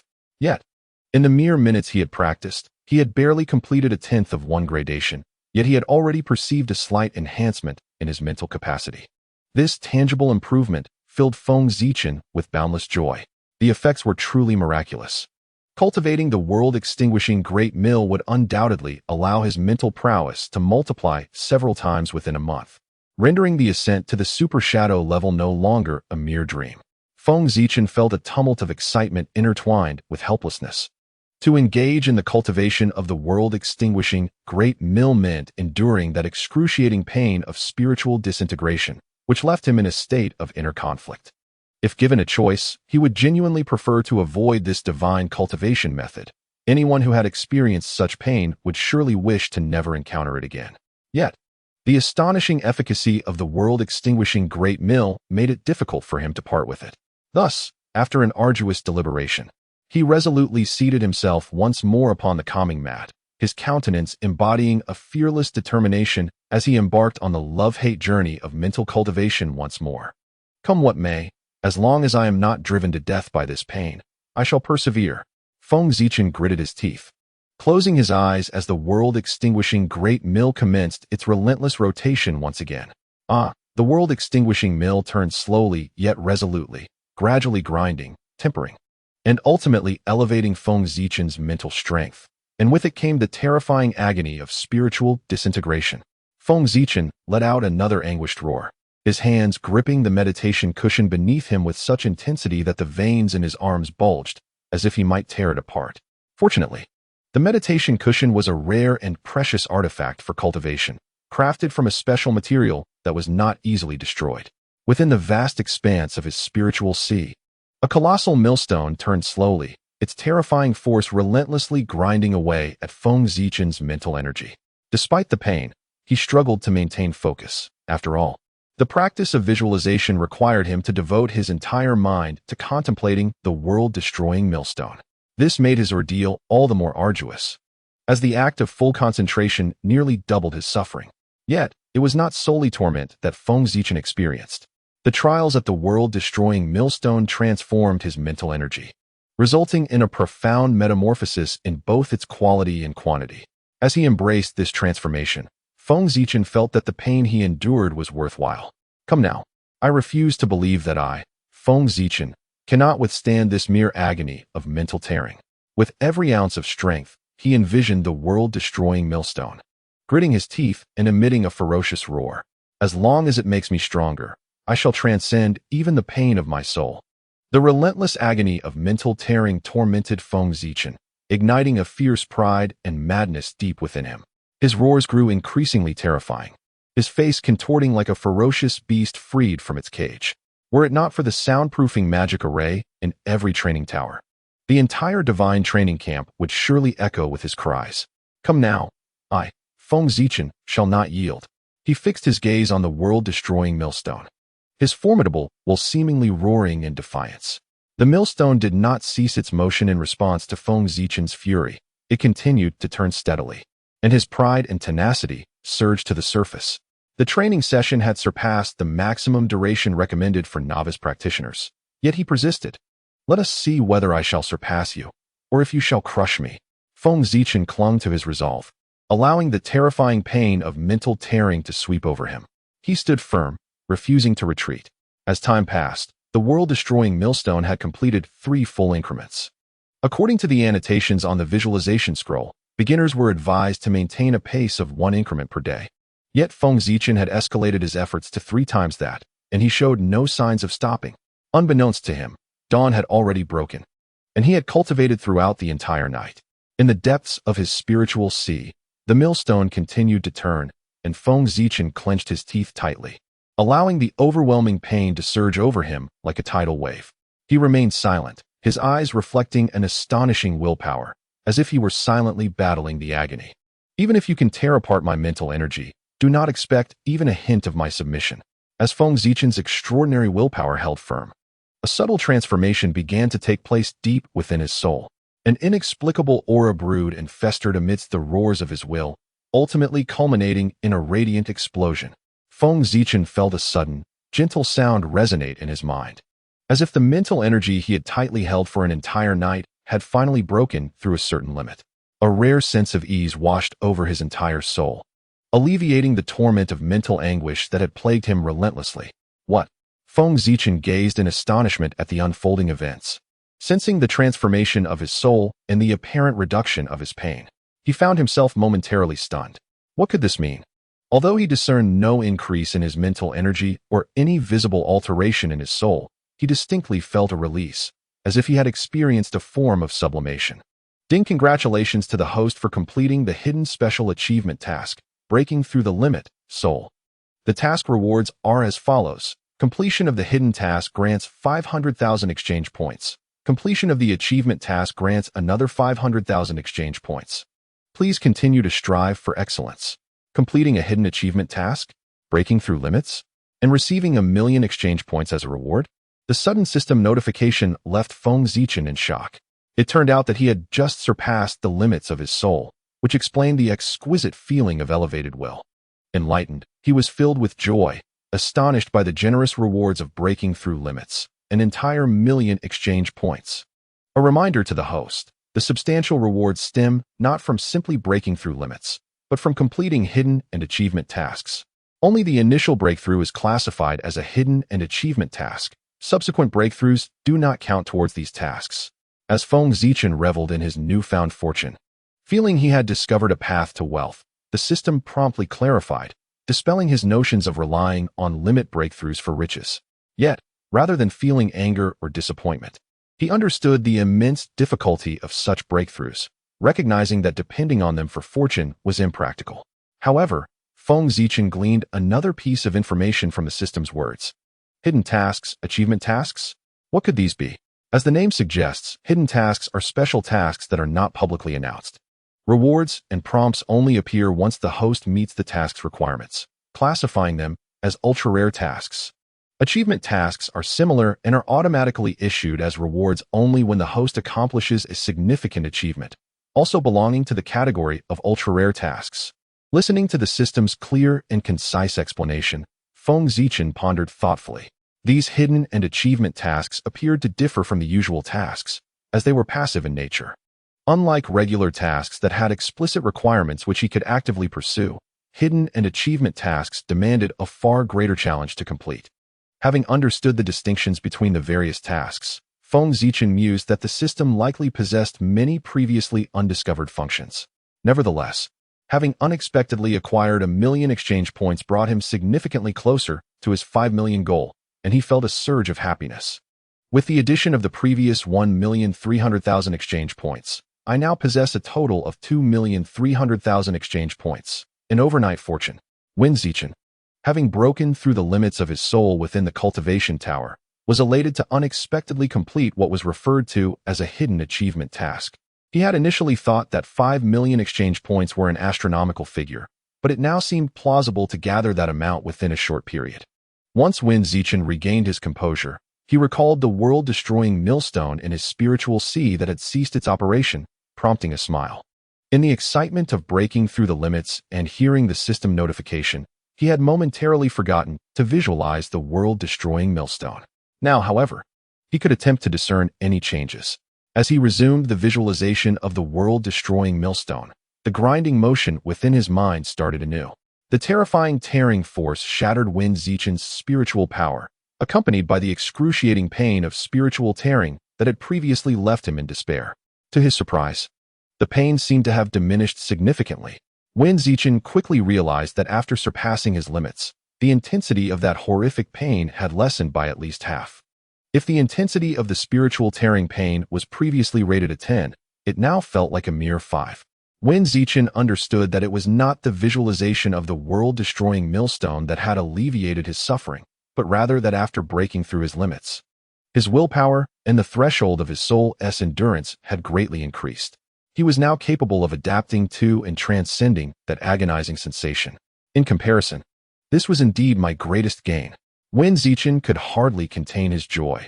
Overcoming this pain meant he could wholeheartedly practice the world-destroying millstone visualization without reservation. He had already experienced firsthand the immense enhancement this divine cultivation technique could provide to spiritual power. After a night of cultivation, the world-destroying millstone had rotated 4 increments, completing 1/6 of a full cycle, resulting in close to a 50% increase in his spiritual strength. What astonishing results! Wen Zichen was confident that upon completing a full cycle, his spiritual power would undoubtedly surpass that of Lei Xian, a fellow mage, and stand shoulder to shoulder with the formidable beings of the sacred realm. Indeed, the more one invests, the greater the rewards. Reflecting on his decision to practice the world-destroying millstone visualization, Wen Zichen felt a sense of gratitude. Having completely forgotten the torment he endured prior to breaking through his soul's limits, suddenly, he recalled something important. He retrieved a violet-red potion from his spatial backpack, the spirit-nourishing elixir. As instructed by his mentor, this elixir was to be consumed after cultivation, known for its ability to nourish the spirit and mend the soul. Wen Zichen examined the potion, then drank it in one gulp. Instantly, A warm current surged toward his brain, and after being cleansed by this warm flow, his previously fatigued spirit was gradually replaced with a refreshing clarity. His weakened spiritual power began to rejuvenate, and the astonishing effect left Wen Zichen profoundly shocked. It appears that the alchemical prowess on this continent of celestial bodies is remarkably advanced, as such an effective potion has indeed been developed. Just as Feng Zichen finished consuming the rejuvenating elixir and marveled at its effects, he suddenly sensed an unusual sensation in his chest. Upon reaching for it, he extracted a badge-like token, the identity insignia of the Divine Domain training camp. At that moment, the Divine Domain token was emitting a faint glow, and a message infiltrated Feng Zichen's mind. Vice Dean Yanwen was summoning all students to gather at the combat square. Could this item also serve as a means of communication? Feng Zichen was truly enlightened. The myriad peculiar technologies of this otherworldly realm were indeed fascinating. Since Vice Dean Yanwen had summoned them, Feng Zichen naturally could not continue his training. He promptly rose, stretching languidly, thanks to the potent nourishing effects of the rejuvenating elixir. The fatigue from a night spent meditating on the world destruction grand mill seemed to have vanished entirely, leaving him invigorated. Upon exiting the training tower, Feng Zichen noticed the absence of Jian Wujie and Lei Xian. They must have already convened at the combat square. With this thought in mind, he hastened towards the square, which was, notably, the same arena where he had engaged in an intense battle with Lei Xian just days prior. Before long, Feng Zichen arrived once more at the combat square, where he indeed found the icy Jian Wujie and the spirited Ling Jian already waiting, alongside Vice Dean Yanwen, who had been present for some time. My apologies for the delay. I was engrossed in my training, Feng Zichen said with a cheerful grin. Noticing that Lei Xian had yet to arrive, Jian Wujie regarded him in silence, his expression contemplative. Cold as ice, his striking gaze held a hint of peculiarity directed at Feng Zichen, while Ling Jian, ever enthusiastic, was the first to chuckle. Oh, are you quite certain you are not the last to arrive? Ling Jian teased, prompting Feng Zichen to scratch his head and glance around once more, shrugging his shoulders. Isn't Lei Xian still missing? Vice Dean Yanwen, unable to contain himself any longer, cleared his throat and spoke slowly. Lei Xian is currently at a crucial juncture in his breakthrough, hence I did not notify him. A sudden stillness enveloped the air, and Feng Zichen's face flushed with embarrassment. Did this mean he was indeed the last to arrive?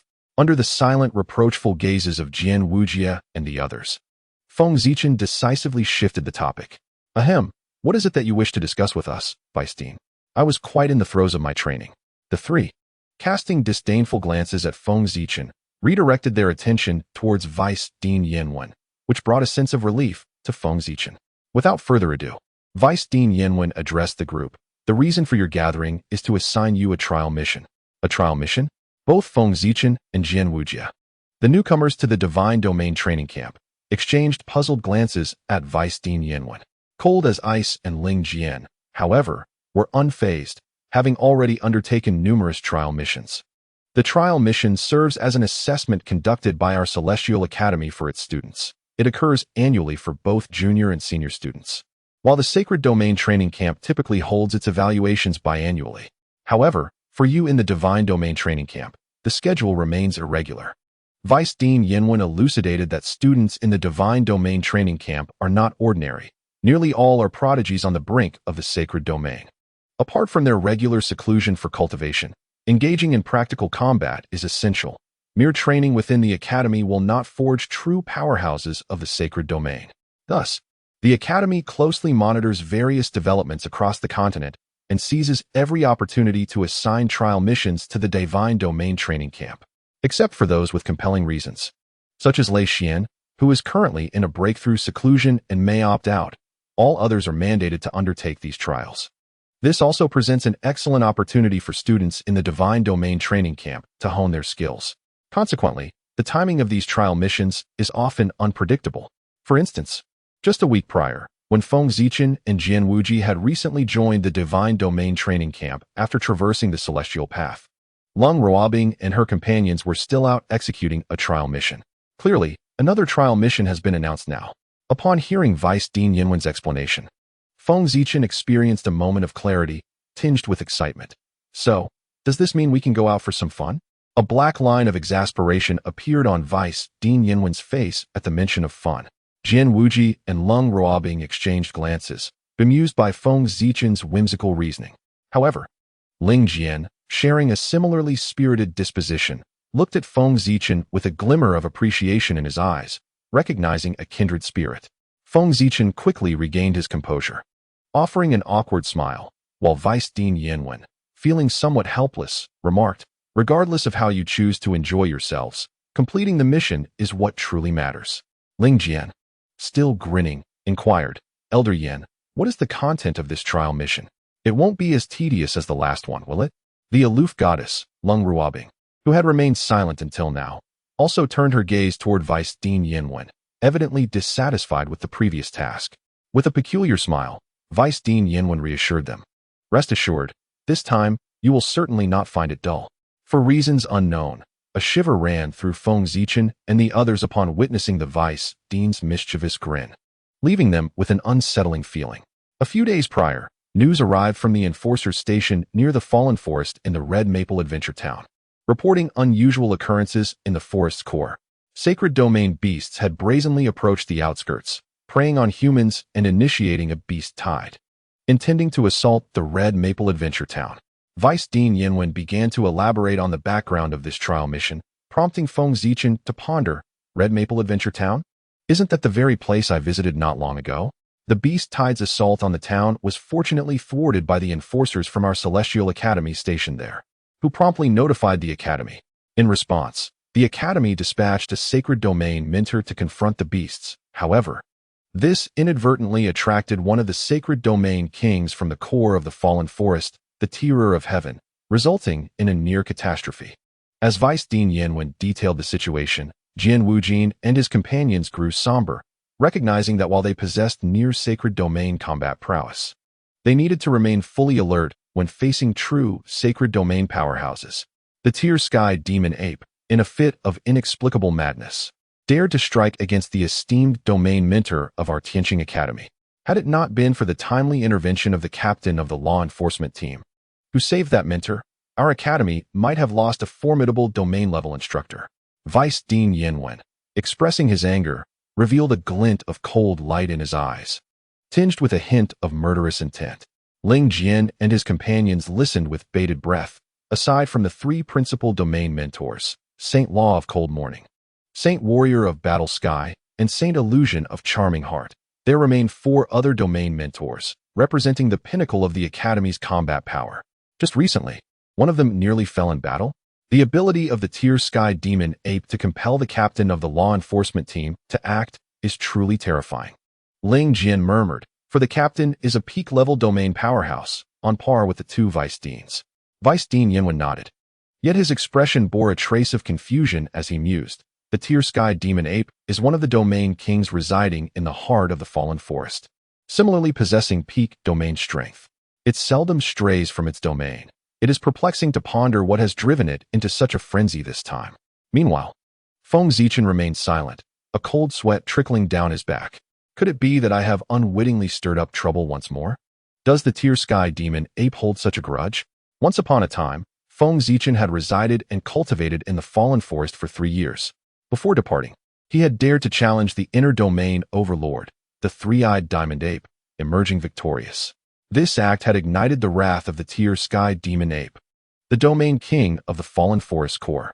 Faced with the furious pursuit of the Tear Sky Demon Ape and the mission issued by the system, Feng Zichen had to muster all his strength for a battle, ultimately trapping the beast within the moon-reading world using his illusion technique, thus escaping with his life. Feng Zichen had believed that this incident was behind him, yet now he hears news of the Tear Sky Demon Ape once again. It is evident that the demon has redirected its fury towards adventurers intruding upon the Fallen Forest, even extending its wrath to the Red Maple Adventure Town. A silent curse escaped Feng Zichen's lips. That battle had been a clear defeat for him. If anything, he had merely salvaged a semblance of dignity through his illusions before leaving, and the damage he inflicted had been negligible. How could this beast take such pride in its perceived victory, rampaging against humanity? Unbeknownst to Vice Dean Yinwen, who continued his discourse, Feng Zichen's heart was fraught with frustration. The Tier Sky Demon Ape engaged in a fierce battle with the captain of the law enforcement team, resulting in a stalemate. Ultimately, to prevent further escalation, both parties agreed to a pact, stipulating that the Fallen Forest shall not deploy domain-level beasts, and Tianqing Academy shall refrain from sending forth its domain-level powerhouses. Both sides are restricted to employing conventional forces below the domain level. Ling Jian and Lung Ruobing's expressions brightened slightly. Jian Wujie spoke solemnly, so? There are no domain beasts among the beast tide currently assaulting Red Maple Adventure Town? Cold as ice, she spoke softly, her ethereal voice captivating all who heard it. Thus, our trial task is. Vice Dean Yenwen smiled as he continued, indeed.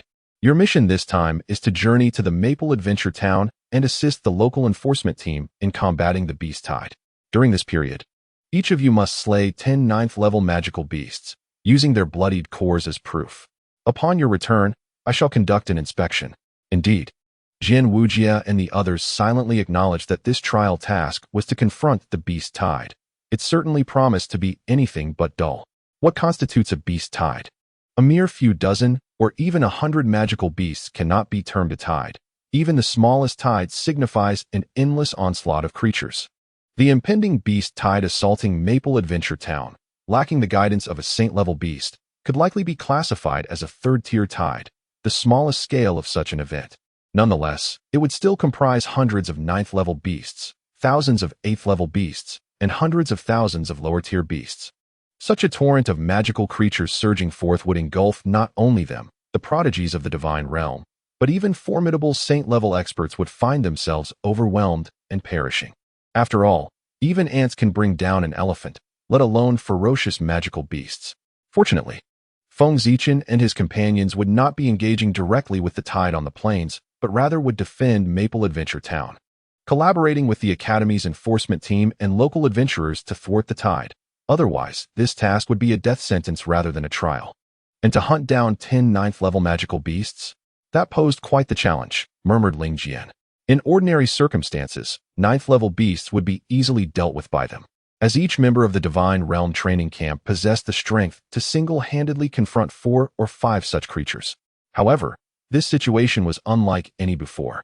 Amidst the beast tide, the ninth-level beasts would undoubtedly serve as core commanders, surrounded by an inexhaustible horde. Successfully hunting down 10 ninth-level beasts would clearly entail significant difficulty and peril, even for these prodigies of the Divine Realm. Vice Dean Yenwen was quite pleased to observe the change in expression among Jian Wujie and the other two, whom he held in high regard. Turning to Feng Zichen, he was momentarily taken aback by the peculiar look on Feng's face and inquired, Feng, why does your countenance appear so grim? Did you not emerge from the Fallen Forest? Surely you are not afraid. Feng Zichen, shaken from his reverie, regarded the Vice Dean's mischievous expression and couldn't help but feel bemused. The Vice Dean seemed a bit playful. I am certainly not afraid of magical beasts. I was merely fatigued from my recent intensive training, Feng Zichen explained, a sheen of cold sweat forming on his brow. In response to Feng Zichen's defense, Vice Dean Yenwen believed him instantly, for he was well aware of what Feng had been practicing over the past few days. The Vice Dean furrowed his brow slightly, sensing a notable enhancement in Feng Zichen's mental prowess. He exclaimed in surprise, your spiritual energy appears to have strengthened considerably. Have you successfully mastered your mental cultivation technique? The astonishment on Vice Dean Yenwen's face captured the attention of all present, prompting Ling Jian to raise an eyebrow. Intrigued by the mention of a mental cultivation technique. It must be one of the 3 supreme cultivation methods of the Academy, right? Leaning closer to Feng Zichen, Ling Jian patted his shoulder and playfully inquired, Hey, Feng Zichen, which mental cultivation method have you chosen from the Academy? It can't possibly be that perverse annihilation grand wheel visualization, can it? Cold as ice, Lung Ruobing's beautiful eyes flickered as she, too, turned her gaze towards Feng Zichen. Vice Dean Yenwen's intense stare was fixed upon him, while several others' eyes bore down on his back. With a wry smile, Feng Zichen finally spoke up, Indeed, I am practicing the annihilation grand wheel visualization. I suppose I've successfully entered the preliminary stage and am officially beginning my cultivation. Vice Dean Yenwen inwardly acknowledged the truth of this statement. If Feng Zichen had not begun visualizing the annihilation grand wheel, it would be impossible for his mental prowess to have undergone such a transformation. Yet, given the remarkable increase in Feng Zichen's mental strength. Had he truly progressed to such a level in less than a day? Ling Jian's eyes widened in disbelief as he exclaimed, "No way. You actually chose that twisted annihilation grand will visualization? Are you out of your mind?" Feng Zichen's lips twitched as he shot a sidelong glance at Ling Jian, feeling a wave of irritation. How had his practice of the annihilation grand wheel visualization turned into a matter of mental instability? Could he not articulate his thoughts? Although it was true that such a self-torturous method of cultivation hardly seemed like something a sane person would pursue. Meanwhile, Jian Wuji, who had never ventured into the Hall of All Things, was oblivious to the peculiarities of the annihilation grand wheel visualization. However, witnessing the shocked expressions of Ling Jian and Vice Dean Yanwen, he felt a sense of unexplainable awe. On the other hand, the stunningly beautiful Lung Ruobing, well-versed in the majority of the secret texts from the 4th level of the Hall of All Things, displayed a slight change in her expression. Her beautiful gaze cast upon Feng Zichen reflected an enigmatic significance. "Young Feng, to what extent have you cultivated the annihilation grand wheel?" Vice Dean Yanwen pondered for a moment before suddenly asking. According to the master of the Hall of All Things, Feng Zichen had acquired the scroll of the annihilation grand wheel visualization 2 or 3 days prior on the 4th level. Typically, it would require 2 to 3 days to enter the preliminary stage, meaning that Feng Zichen had at most practiced for a single night. Yet, such an improvement in just one night seemed implausible. Feng Zichen replied straightforwardly, "For scales. If it weren't for your summons, I wouldn't have planned to step out today, as I intended to directly cultivate to 10 scales." Vice Dean Yanwen gasped at Feng Zichen's words, then quickly regained his composure. For scales were indeed an impressive achievement, explaining the significant enhancement in Feng Zichen's mental power. As for the torment of mental disintegration, Vice Dean Yanwen hesitated, glancing at Feng Zichen. Seemingly unfazed, Feng Zichen remarked, "The pain of mental disintegration is indeed quite extreme. It took me an entire night to acclimatize to it." Hearing Feng Zichen express this in such a nonchalant tone, Ling Jian and the others felt a wave of incredulity wash over them. Was it really necessary to be so ostentatious? Observing the subtle smirk of pride adorning Feng Zichen's face, Ling Jian and the others couldn't help but feel an urge to express a certain sentiment, albeit restrained. Vice Dean Yanwen appeared equally speechless. It was evident that this young man had taken full advantage of the situation. Had he known, he would have refrained from inquiring. "Ahem. Very well. It seems you are indeed quite suited for the cultivation of this world-destroying grand vision. Invest more effort into it. Its effects will not disappoint you," Vice Dean Yanwen stated with a serious tone, patting Feng Zichen on the shoulder. After indulging in his moment of self-importance, Feng Zichen's spirits lifted considerably. He wholeheartedly agreed with Vice Dean Yanwen's words, nodding affirmatively. "Rest assured I will. It's merely been a 1/6 of a cycle, yet the results are astounding. Naturally, I shall devote myself to further cultivation, as all hopes of swiftly advancing to the super shadow level rest upon it." Vice Dean Yanwen then shifted his attention away from Feng Zichen and addressed Ling Jian and the others. "For your upcoming confrontation with the Beast Tide, you shall proceed in a team format. As for the team leader..." He paused momentarily, casting his gaze over the 4 present, ultimately landing on Feng Zichen. "Feng Zichen shall take on the role of team leader." Upon hearing Vice Dean Yanwen's declaration, Ling Jian, Lung Ruobing, and Jian Wujia remained silent. It was Feng Zichen who seemed taken aback, raising his hand to point at himself in surprise. "Me? As the team leader? Indeed, it is you." Vice Dean Yanwen replied with a hint of resignation. He had no desire to appoint Feng Zichen as team leader, yet the alternatives seemed less suitable.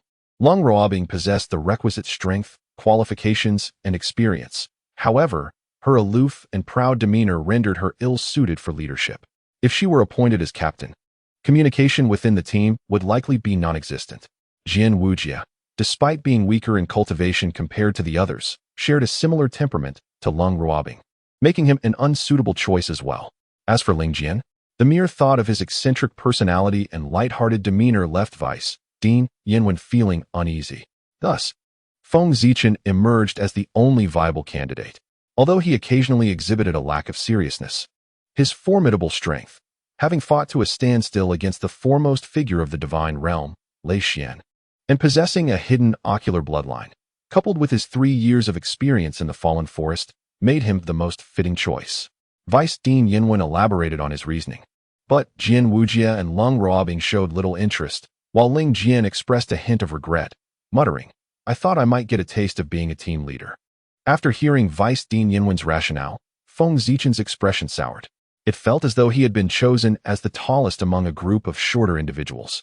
In any case, the details of the trial mission had been thoroughly explained. Vice Dean Yinwen addressed Feng Zichen and the others. That is the general situation. To prepare for the Beast Tide, the Academy has dispatched 3 additional enforcement teams to the Hongfeng Adventure Town for support. You 4 should depart promptly. At the mention of serious matters, Feng Zichen and his companions composed themselves and nodded solemnly. Due to the fact that Feng Zichen and his companions numbered only 4, they had stored all necessary items within their spatial rings and thus did not return to the cultivation tower, setting off directly instead. Vice Dean Yinwen stood upon the combat square, gazing silently at the retreating figures of Feng Zichen and his companions for a prolonged moment before finally uttering, "I must trouble you to make a journey." Behind Vice Dean Yinwen, in a shadowy recess, a figure gradually emerged, remaining silent, and transformed into a streak of dark light that sped towards the direction of Feng Zichen and his group. The Red Maple Adventure Town serves as a gateway to the Fallen Forest, modest in size, yet bustling with activity.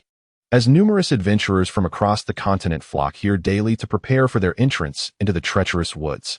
However, at this moment, Red Maple Adventure Town bore an atmosphere distinct from the usual. Adventurers stood atop the city walls, weapons gripped tightly in their hands, their expressions betraying an unmistakable tension. Today marked the second day of the town's defense against the Beast Tide. The townspeople, initially thrown into chaos, quickly rallied to raise their weapons and resist. For within the borders of the Fallen Forest, magical beasts are a common sight. Nevertheless, the Beast Tide is a rare and calamitous occurrence. A deluge of creatures that could instill fear in the heart of anyone. Red Maple Adventure Town had faced Beast Tides before, and the adventurers were not entirely at a loss. Yet, history has shown that even if they survive such calamities, the town is destined to suffer heavy casualties. Yesterday, a surging tide of beasts crashed against Red Maple Adventure Town, but under the command of the enforcement team from Tianqing Academy. All adventurers within the town united in their efforts to resist, preventing even a single magical beast from breaching their defenses. This achievement provided a measure of reassurance to those adventurers who were encountering a beast tide for the first time, bolstering their confidence. As the tide had yet to fully assemble, the guards atop the walls could discern, through the dim light, countless magical beasts lurking silently within the nearby thickets. Their myriad eyes of varying hues sending waves of anxiety through their ranks. Damn it, these creatures are indeed troublesome. I've slain at least dozens of magical beasts since yesterday, yet it feels hardly diminished, grumbled a burly adventurer, his gaze fixed on the eyes hidden within the foliage. Beside him, a companion wore a worried expression. The Beast Tide was not an easy challenge to overcome. Most of the beasts that had charged yesterday were low-level creatures, ranked 4 to 6. With very few intermediate-level beasts of 7 or 8, and not a single 9th-level beast to be found. This situation was trivial compared to a true Beast Tide. Sigh, I wonder if the tide will escalate today. If so, who knows how many lives will be lost here. What are you worried about? This morning, didn't 3 enforcement teams from Tianqing Academy arrive to lend their support? That's a total of 60 formidable warriors at the martial honor level. The adventurers atop the walls engaged in fervent discussion, clearly taken aback by the strength of Tianqing Academy. Though there are countless adventurers here, the majority are merely at the levels of Grand Martial Masters and Martial Leaders, while the presence of Martial Sovereigns is exceedingly rare, primarily consisting of the leaders of various adventuring teams. Today, however, the Tianqing Academy has dispatched 3 teams comprising a staggering 60 Martial Sovereigns, a sight that has left many awestruck. Truly, as one of the 3 prestigious academies of the continent, the Tianqing Academy's assistance with such a formidable number of martial sovereigns should ensure a smooth passage through this beast tide, or so optimistically speculated one adventurer. Yet nearby, a seasoned adventurer scoffed, remarking, "Do you truly believe the beast tide can be so easily weathered? Even with 60 martial sovereigns, or even double that number? Quelling the beast tide is no small feat. I do not wish to frighten you, but throughout history, has there ever been a beast tide that did not feature hundreds, if not thousands, of 9th-level magical beasts? Not to mention the seemingly infinite mid- to low-level magical beasts." Upon hearing the seasoned adventurer's chilling words, The novice adventurers turned pale, trembling as they inquired, "What should we do then? Are we doomed?" The seasoned adventurer remained silent for a long moment, exhaling deeply before responding. "Relying solely on these reinforcements will not sustain us for long. It all depends on whether the Tianqing Academy has further preparations." Instantly, a heavy gloom descended upon the atmosphere atop the city walls, an unspoken sense of oppression enveloping the surroundings, causing discomfort among the gathered adventurers. Suddenly, an observant adventurer seemed to notice something, pointing into the distance and exclaiming, "What is that?" The adventurers tensed, turning to follow his gaze. Whereupon they beheld 4 figures approaching along the path behind the Hongfeng adventurer town, 3 men and 1 woman. Leading them was a young man with raven hair, clad in white garments, his deep-set eyes resembling a mysterious spring. Following closely behind him was an exceptionally beautiful maiden, her exquisite features and graceful form evoking the ethereal qualities of an ice mountain snow lotus, a breathtaking beauty indeed. Flanking the maiden were 2 dashing youths. The one on the left bore a divine sword upon his back and wore a stern expression, while the one on the right, unarmed and smiling, appeared lively and curious, his eyes darting about. These were Feng Zicheng, Lung Ruobing, Jian Wujia, and Ling Jian, who had undertaken a trial mission from the academy and hastened to the Hongfeng adventurer town. At the town's gates, the adventurers gazed at the approaching quartet, exchanging glances of surprise. Were these 4 also here to provide support? The stunning beauty of Lung Ruobing, the only maiden among them, captivated the attention of most adventurers, who were unaccustomed to encountering such an enchanting figure amidst their perilous lives. As Feng Zicheng and his companions arrived at the town's entrance, they found the gates of Hongfeng adventurer town, typically left open, firmly closed due to the ongoing beast tide.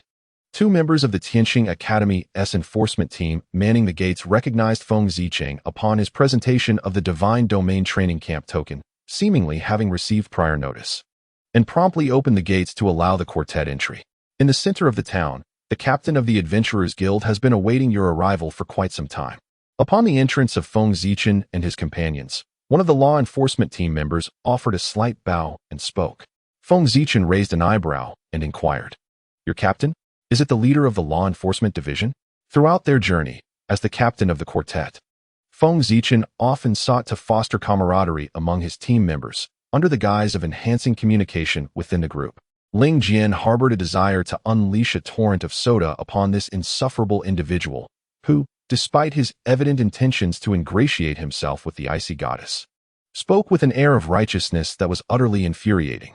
Although the frigid and aloof Lung Ruobing ignored him, Feng Zicheng gleaned much information about the Academy's law enforcement team from Ling Jian. The law enforcement team of Tianqing Academy is a formidable organization responsible for patrolling both the Academy and the City of Order. It is divided into 9 squads, each comprising 20 members, overseen by their respective squad leaders. Every member of the law enforcement team possesses martial prowess at the level of martial sovereign.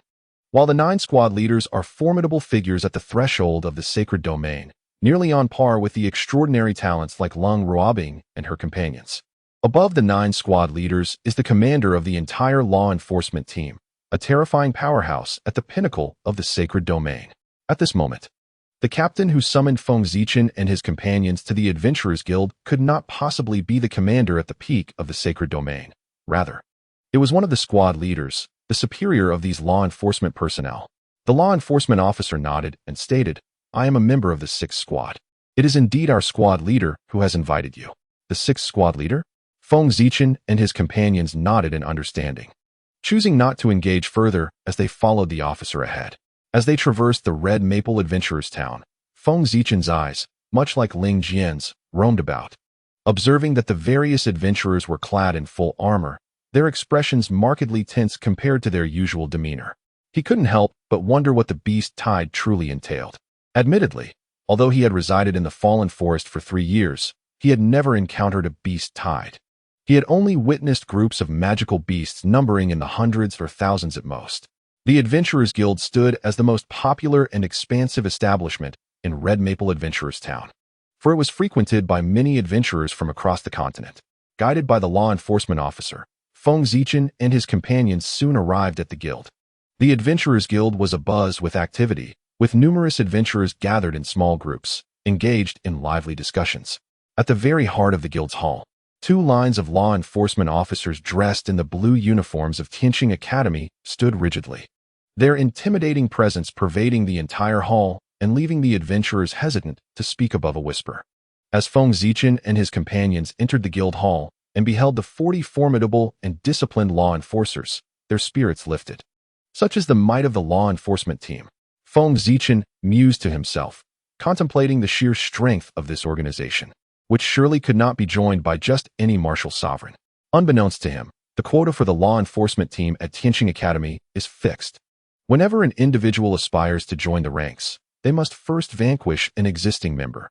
The victor ascends as a new enforcer, while the vanquished is naturally expelled from the team. This meritocratic progression system, executed year after year, has inevitably led to a continuous enhancement of the enforcer's prowess within the team. The law enforcement team's capacity to instill fear throughout Tianqing Academy and even the City of Order is not without justification. Upon the arrival of Feng Zichen and his companions at the guild hall, several figures approached them directly from the front of the 2 rows of law enforcement officers. "Welcome, esteemed guests, to join us in combating the beast tide. I am Panshur, the leader of the 6th Division of Tianqing Academy's law enforcement team," bellowed a robust man as he stepped forward. "These 2 beside me are Li Shi, the leader of the 7th Division, and Yu Ling, the leader of the 8th Division." Li Shi, the leader of the 7th Division, was a tall and sturdy man, appearing to be in his 30s or 40s, while Yu Ling, the leader of the 8th Division, was a lean and somewhat diminutive young man. Their gazes towards Feng Zichen and his companions were filled with kindness, as they were well aware of the identities of the newcomers. As the captain of the quartet, Feng Zichen naturally stepped forward to respond, laughing heartily.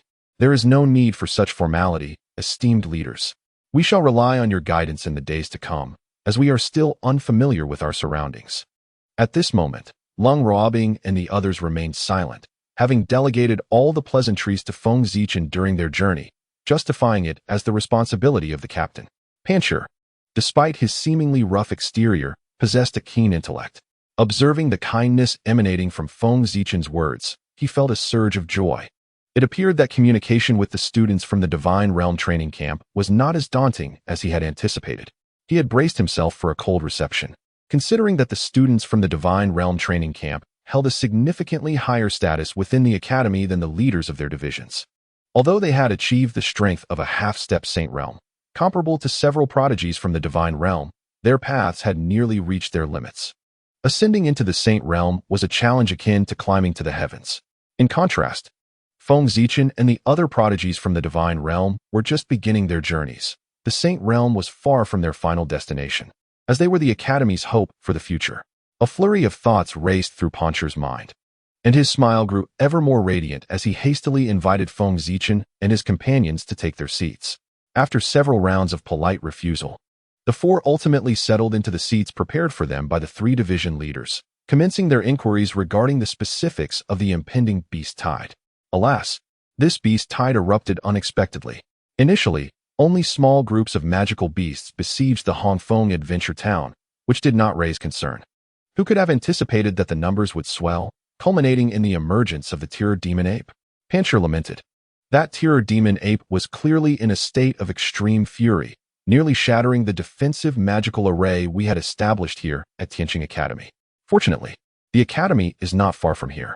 Upon receiving an urgent plea for assistance, the commander-in-chief personally intervened to divert the terror demon ape, thereby averting the imminent disaster of Hongfeng Adventure Town's destruction. Feng Zichen and his companions listened intently, their expressions grave, as the matter at hand was pivotal to the success of their trial mission, leaving no room for carelessness. Following the agreement forged between the captain of the brigade and the Tier Sky Demon Ape, a considerable gathering of beasts commenced, gradually coalescing into a terrifying tide of monsters. Yesterday marked the initial assault following the formation of this beast tide, serving as a tentative strike. It was devoid of numerous high-ranking magical beasts. Thus, under the protection of the defensive magical array, the casualties in Red Maple Adventurer Town were minimal. However, the future remains uncertain. Once the 9th-level beasts from the Fallen Forest mobilize en masse, even with the addition of 3 new squads of enforcers, the situation will still be dire. Captain Panshur articulated the current predicament in one breath, his tone laced with a sense of helplessness and concern. Beside him, the leaders of the 7th and 8th squads, Li Shi and Yu Ling, mirrored his expression.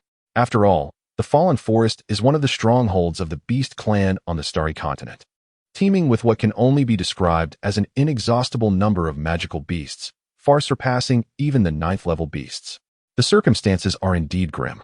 Upon hearing Captain Poncher's account, Feng Zichen and his companions fell into contemplative silence, their minds racing as they weighed the advantages and disadvantages of both sides. Observing the silence enveloping Feng Zichen and his comrades, Pancher and his fellow squad members sighed inwardly. Even talents from the divine realm may prove ineffective in the face of such a crisis. After a prolonged silence, Feng Zichen was the first to regain his composure, a glimmer of understanding illuminating his clear eyes. Just as he prepared to voice his thoughts, he was abruptly interrupted by a resounding roar. The beast tide had commenced anew.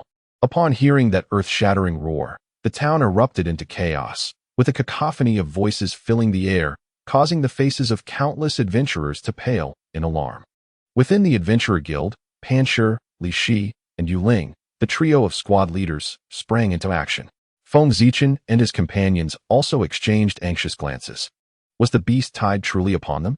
Pancher's expression grew grave as he turned to Feng Zichen. "Feng, what do you see?" Without hesitation, Feng Zichen rose resolutely, his voice deep and commanding. "Let us go together and witness it." Behind him, Lung Ruobing and the others silently stood, their resolve unmistakable. Captain Pancher's face lit with approval. No longer hesitating, he turned to the 2 rows of enforcers standing solemnly in the guild hall and shouted, "Follow me." The atmosphere among the enforcers shifted dramatically, their murderous intent intensifying as they responded in unison, "Yes." Meanwhile, Captain Li Shi addressed the somewhat panicked adventurers in the guild, barking, "Do not panic. All able-bodied men, to the city walls to confront the beast tide." Captain Yu Ling added, "Our Red Maple Adventurer Town is fortified with a high-level defensive magical array designed by the Academy. As long as we unite, these magical beasts shall not breach our defenses." With the encouragement of the 2 squad leaders, the adventurers finally regained their composure, their spirits rekindled. They rallied, shouting defiantly as they charged forth. "Damn it, let us fight. I refuse to believe these beasts can turn the tide against us. Indeed, we have the support of the Celestial Star Academy. They won't find us an easy target." Witnessing the adventurers' fervor ignite, Captain Pancher felt a sense of satisfaction as he led the enforcer team toward the city walls, with Feng Zichen and his companions closely following behind. On the city wall, all the adventurers of Red Maple Adventure Town had gathered at the designated position under the command of the enforcement team, transforming an initially chaotic scene into one of order and discipline. The 20 enforcement officers of the 5th Squad were strategically positioned along the wall, each exuding a formidable aura as they led the adventurers in steadfast defense. Before them stood a towering figure, silently gazing down, his expression heavy with concern. At that moment, Captain Pancher had also arrived on the city wall, accompanied by leaders Li Shi and Yu Ling, along with 40 enforcement officers. Observing the well-organized adventurers, he could not help but laugh heartily. "Haha, Tianfeng, it was indeed a wise decision to place you in command of the operation. You have managed to complete the fortification of the entire wall in such a short time. Impressive." Not far away, the tall man referred to as Tianfeng turned to face the 3 commanding leaders, smirking slightly as he replied, "I certainly wouldn't entrust the fortification task to you." He then glanced at the 4 individuals following Captain Pancher and, intrigued, inquired, "Are these individuals?" Before Captain Pancher could respond, Feng Zichen stepped forward with a smile, introducing himself. "We are students sent by the Academy to assist in combating the beast tide. My name is Feng Zichen, and these are Lung Ruobing, Jian Wujie, and Ling Jian." A flicker of understanding crossed Tianfeng's eyes. He was familiar with the renowned students of the Divine Realm training camp. He smiled warmly, saying, "I am Tianfeng, the captain of the 5th Enforcement Squad, stationed here at Red Maple Adventure Town, and the overall commander in the resistance against the beast tide." "Welcome." Feng Zichen raised an eyebrow, surprised that this seemingly straightforward giant was the overall commander for the resistance against the beast tide. It seemed one should not judge by appearances. The others, Jian Wujie and Ling Jian, also expressed their astonishment, but soon their attention was drawn to the swiftly gathering torrent of monsters below. their eyes reflecting waves of apprehension as they murmured, "Is this the beast tide?" At the mention, Feng Zichen turned his gaze downward, his body jolting as his eyes widened in shock. Beneath the city wall, countless beasts, both large and small, swarmed together like ants, encircling the town. From the vantage point on the wall, the sight seemed endless, with ferocious creatures surging toward Red Maple Adventure Town like an unstoppable flood. A thunderous roar erupted from their throats, the malevolent energy coalescing, growing from a mere whisper into a terrifying force capable of overwhelming mere mortals. Descending upon the town like an ominous storm, pressing down upon the hearts of all present, as if a colossal stone had been placed upon their chests, making it difficult to breathe. Is this the beast tide? It is indeed different from what I witnessed in the fallen forest, Feng Zichen murmured, overwhelmed with astonishment. Tian Feng sighed, acknowledging the reality. Indeed, this is the beast tide, a calamity deemed unstoppable by human effort. Each emergence of the beast tide across the continent is accompanied by mountains of corpses and seas of blood, claiming both magical beasts and our own kind. Feng Zichen and his three companions were enveloped in the shock of confronting the beast tide for the first time. Even for Lung Ruobing and Ling Jian, who had undertaken more than 10 trial missions, this was their initial encounter with such a spectacle, and their eyes reflected astonishment no less than that of Feng Zichen. Captain Pancher surveyed the surroundings and furrowed his brow, speaking gravely. This is not looking good. The beast tide has barely begun to emerge, yet we already see numerous 7th-tier magical beasts. I fear that 9th-tier beasts may soon join the fray. Upon hearing this, Feng Zichen and his companions regained their focus, casting their gaze towards the slowly advancing beast tide below the city, where indeed, a significant number of 7th-tier beasts could be seen gathering in the rear. There, a 7th-tier beast, the ghost tiger, Feng Zichen remarked, pointing towards the distant black giant tiger that roared towards the heavens. And there, a 7th-tier beast, the storm wolf, Ling Jian added, gesturing towards the pack of massive wolves, his tone laced with gravity. Meanwhile, the overall commander Tian Feng's expression darkened as he observed the various 7th-tier beasts appearing behind the tide. Suddenly, he raised his hand and bellowed, "Stop dawdling. Everyone, listen closely. Maintain your positions in the areas I assigned, stay vigilant, and do not allow a single beast to scale the city walls." Tian Feng's booming voice resonated across the ramparts, rousing the adventurers who had momentarily frozen in shock. The adventurers, suppressing their anxiety, swiftly moved to their designated positions, bracing for the impending battle. Pancher, take your 6th squad to fortify the northern wall. No beast must breach our defenses. Understood. Li Shi, lead your 7th squad to the western wall and coordinate with the adventurers there. Got it. Yu Ling, take your 8th squad to the southern wall. At your command. Faced with grave danger, Commander Tian Feng took charge of the battlefield layout without hesitation. Orders flowed from his lips with clarity and precision, instilling a sense of calm in Feng Zichen and his companions. Truly, one worthy of being appointed as the overall commander by the Academy, Feng Zichen thought. Admiring Tian Feng's composed demeanor and meticulous strategy, Lung Ruobing and the others cast their gazes towards Tian Feng with newfound respect, though they possessed considerable strength. Directing thousands of adventurers against the surging beast tide would likely leave them in disarray, let alone maintaining the order that Tian Feng exhibited. Finally, the backup energy team must remain on standby. Should the defensive magical array show any signs of faltering, rush in immediately. Is that clear? Understood. With the last command issued, Tian Feng finally took a moment to breathe. He turned to Feng Zichen and his companions, hesitating briefly before speaking. As for the 4 of you, the Academy has not mandated that you must follow my orders, but I do hope you will take the overall situation into account and refrain from reckless actions. Feng Zichen interjected, "We understand, Commander. You may issue commands as you see fit. After all, we are on the battlefield, and we will not act carelessly." Ling Jian and the others nodded in agreement upon observing Tian Feng's command, harboring no dissent. After all, they had never encountered a beast tide before and possessed no experience whatsoever. Tian Feng's demeanor softened, and he smiled, expressing his gratitude. "This is indeed the best course of action. I sincerely appreciate your understanding."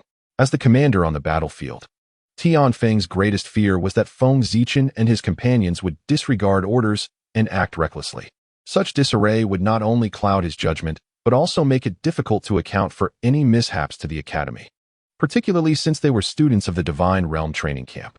If Feng Zichen and the others were intent on acting independently, there would be little Tianfeng could do. Fortunately, they did not exhibit the unreasonable behavior he had dreaded, allowing him to breathe a sigh of relief. Gazing at the seemingly endless tide of monsters surging below, Feng Zichen felt a strategic notion stirring within him. He turned to Tianfeng and said, "Commander, I have an idea."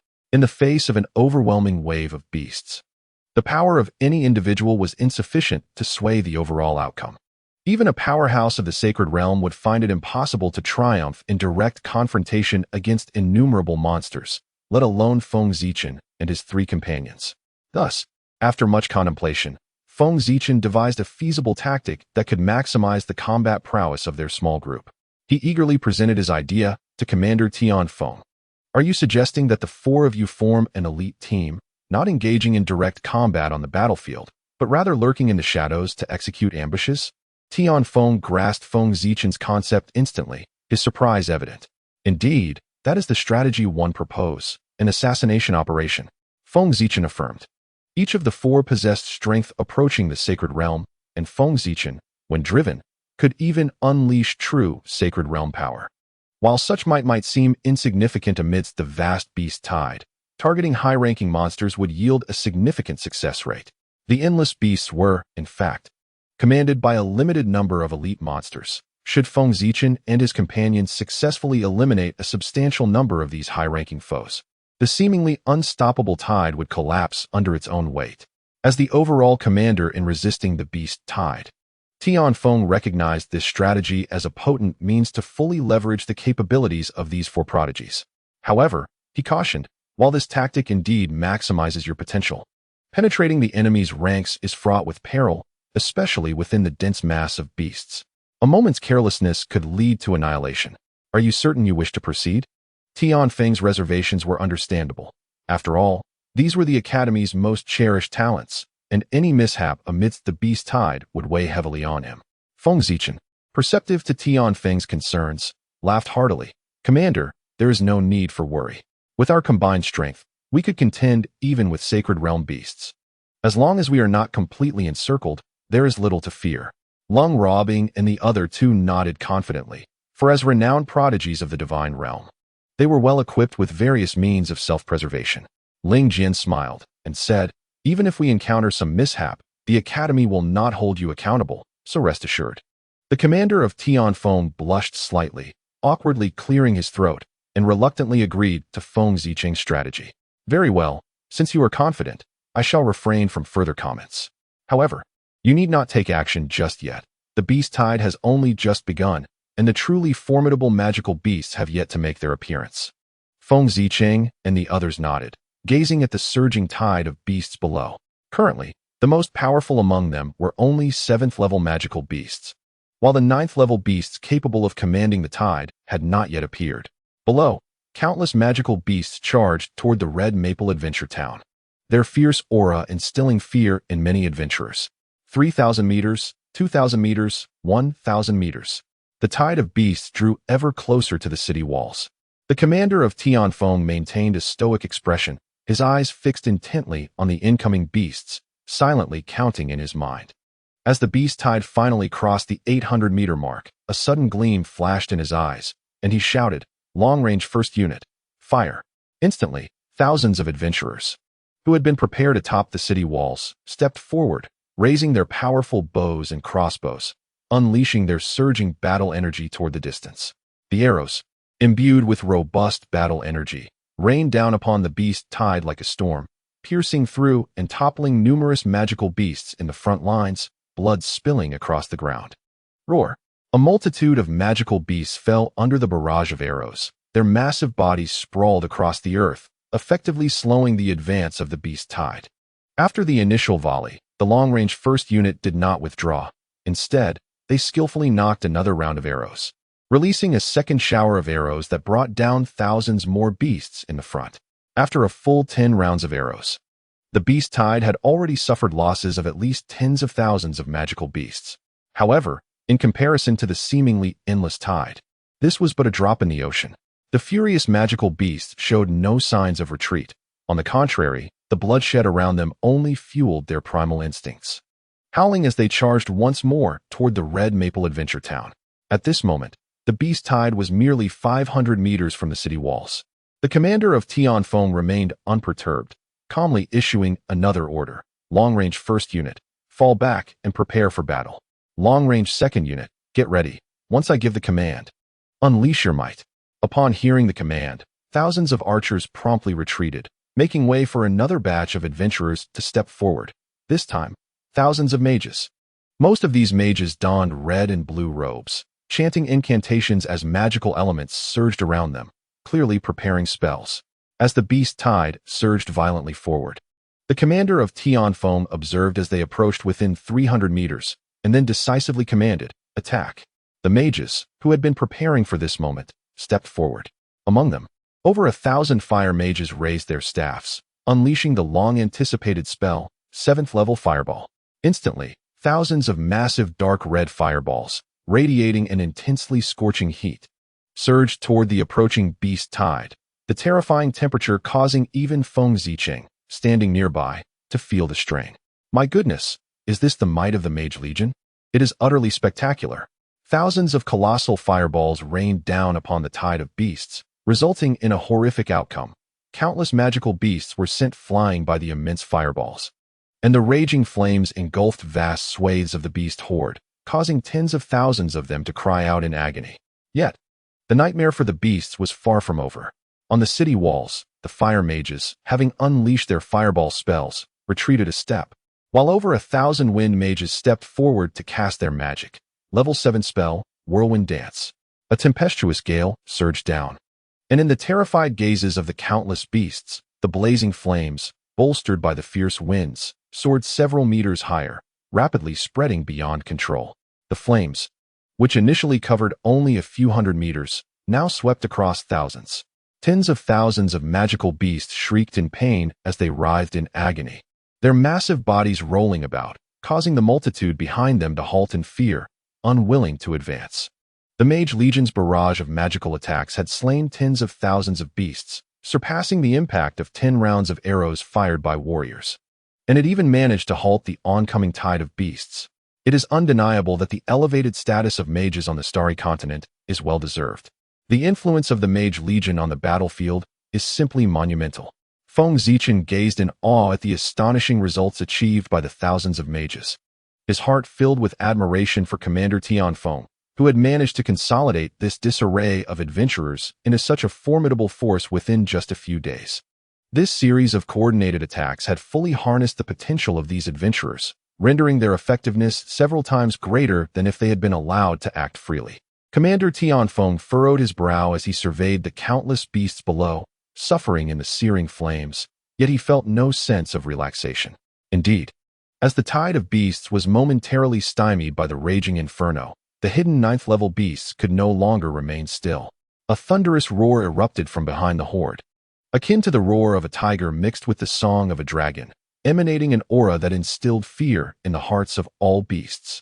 Upon hearing this mighty roar, the beasts finally calmed, and the horde parted to reveal a large group of turtle-like magical beasts slowly emerging, opening their mouths as azure magic surged forth, unleashing a massive column of water upon the inferno.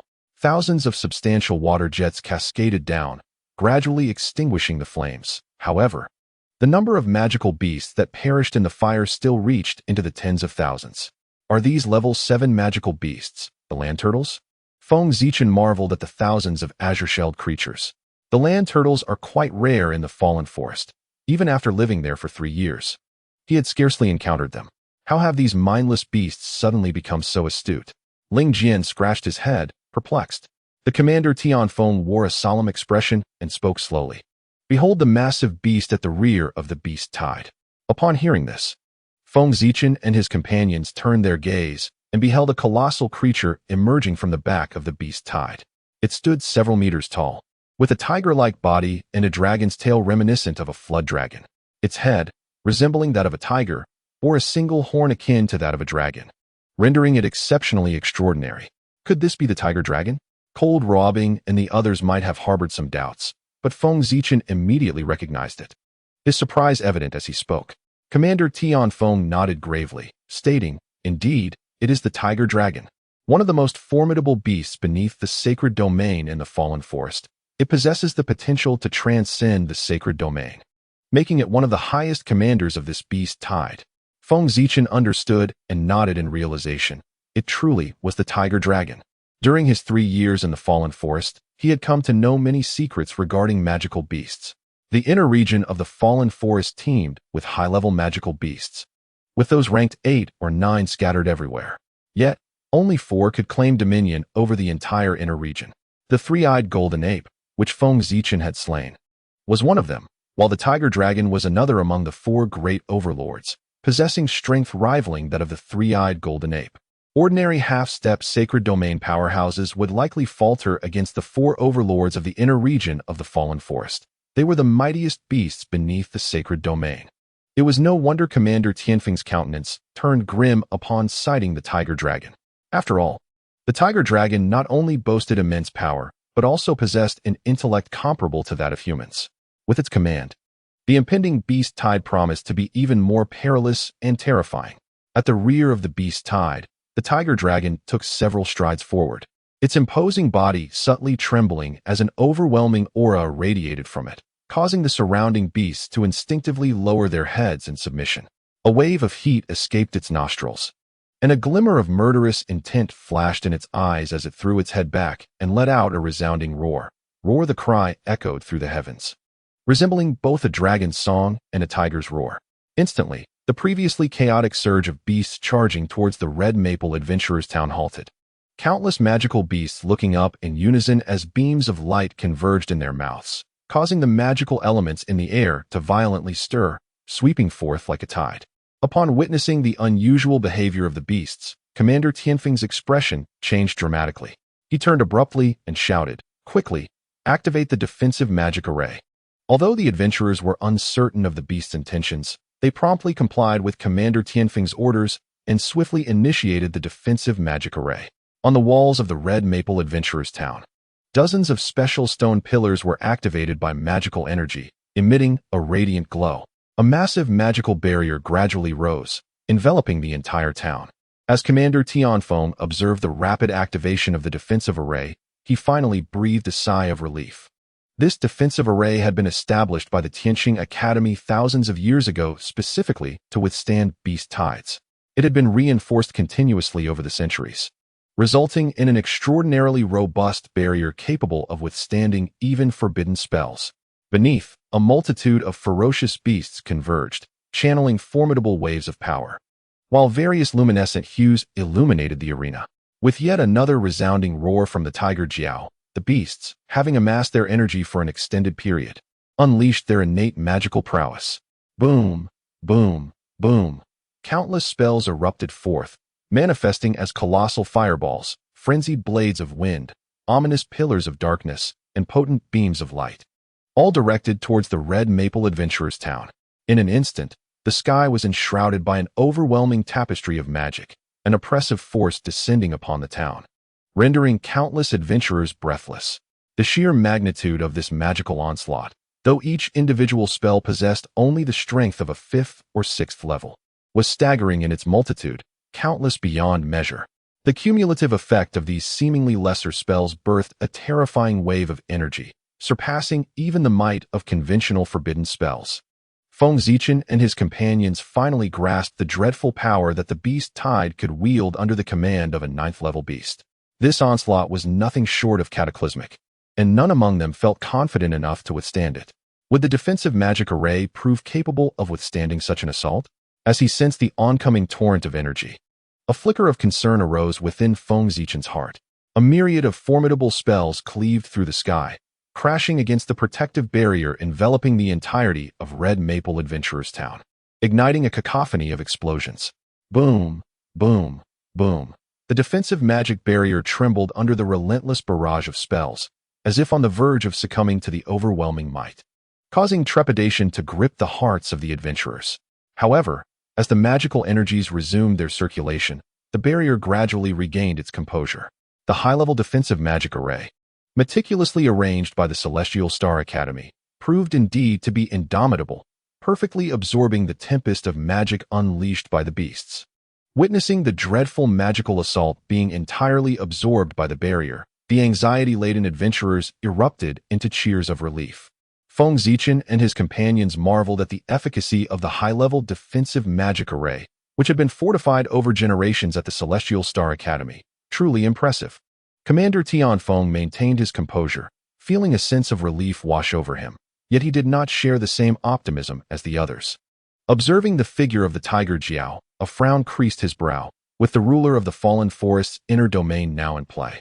It was likely that the beasts would soon launch a full-scale assault. Amidst the tide of beasts, the Tiger Jiao surveyed the defensive barrier that had withstood the collective magical onslaught of countless creatures, feeling unsurprised. Was this the renowned defensive magic array capable of repelling even the shattering void fist of the Titan Ape? It was indeed not so easily breached. As one of the designated supreme commanders of this beast tide, appointed by the Titan Ape, the Tiger Jiao was acutely aware of the capabilities of Red Maple Adventurers Town.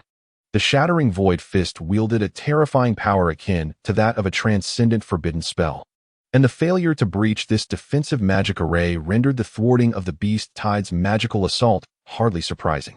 However, I cannot believe that this energy shield can withstand the onslaught of my million-strong beast horde.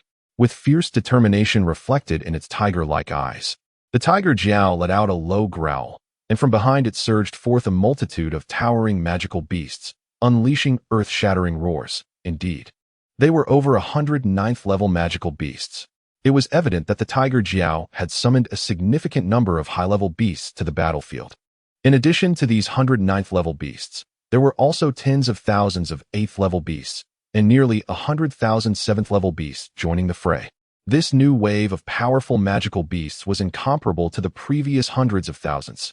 Each one was akin to a formidable human archmage or grand warrior, their presence causing the complexion of the commanding officers on the city wall, including the chief commander Tianfeng and Feng Zichen, to change dramatically. As anticipated, the total assault of the beast tide had commenced. The expression of Chief Commander Tianfeng darkened. The defense against the beast tide had reached its most arduous moment. Amidst the pale faces and rising panic of the adventurers, Chief Commander Tianfeng suddenly bellowed, "Everyone, remain calm. Our defensive magical array is not so easily breached. Rally your spirits." Upon hearing the Chief Commander's rallying cry, the adventurers regained a semblance of confidence, recalling the earlier displays of his capabilities and the impenetrable nature of their defensive magic. The first unit of ranged attackers shifted to a free attack mode, with but one command: ensure that every arrow finds its mark and slays a beast. The second unit of ranged attackers was instructed to refrain from firing for the moment, preparing their magical spells and awaiting orders to strike when the high-level beasts approached. As Chief Commander Tianfeng issued commands one after another, the adventurers on the city wall felt a renewed sense of purpose, reinvigorated to engage in the new round of the battle against the beast tide. With a whoosh, arrows imbued with powerful fighting spirit shot forth from the city wall, piercing the air and striking down the beasts.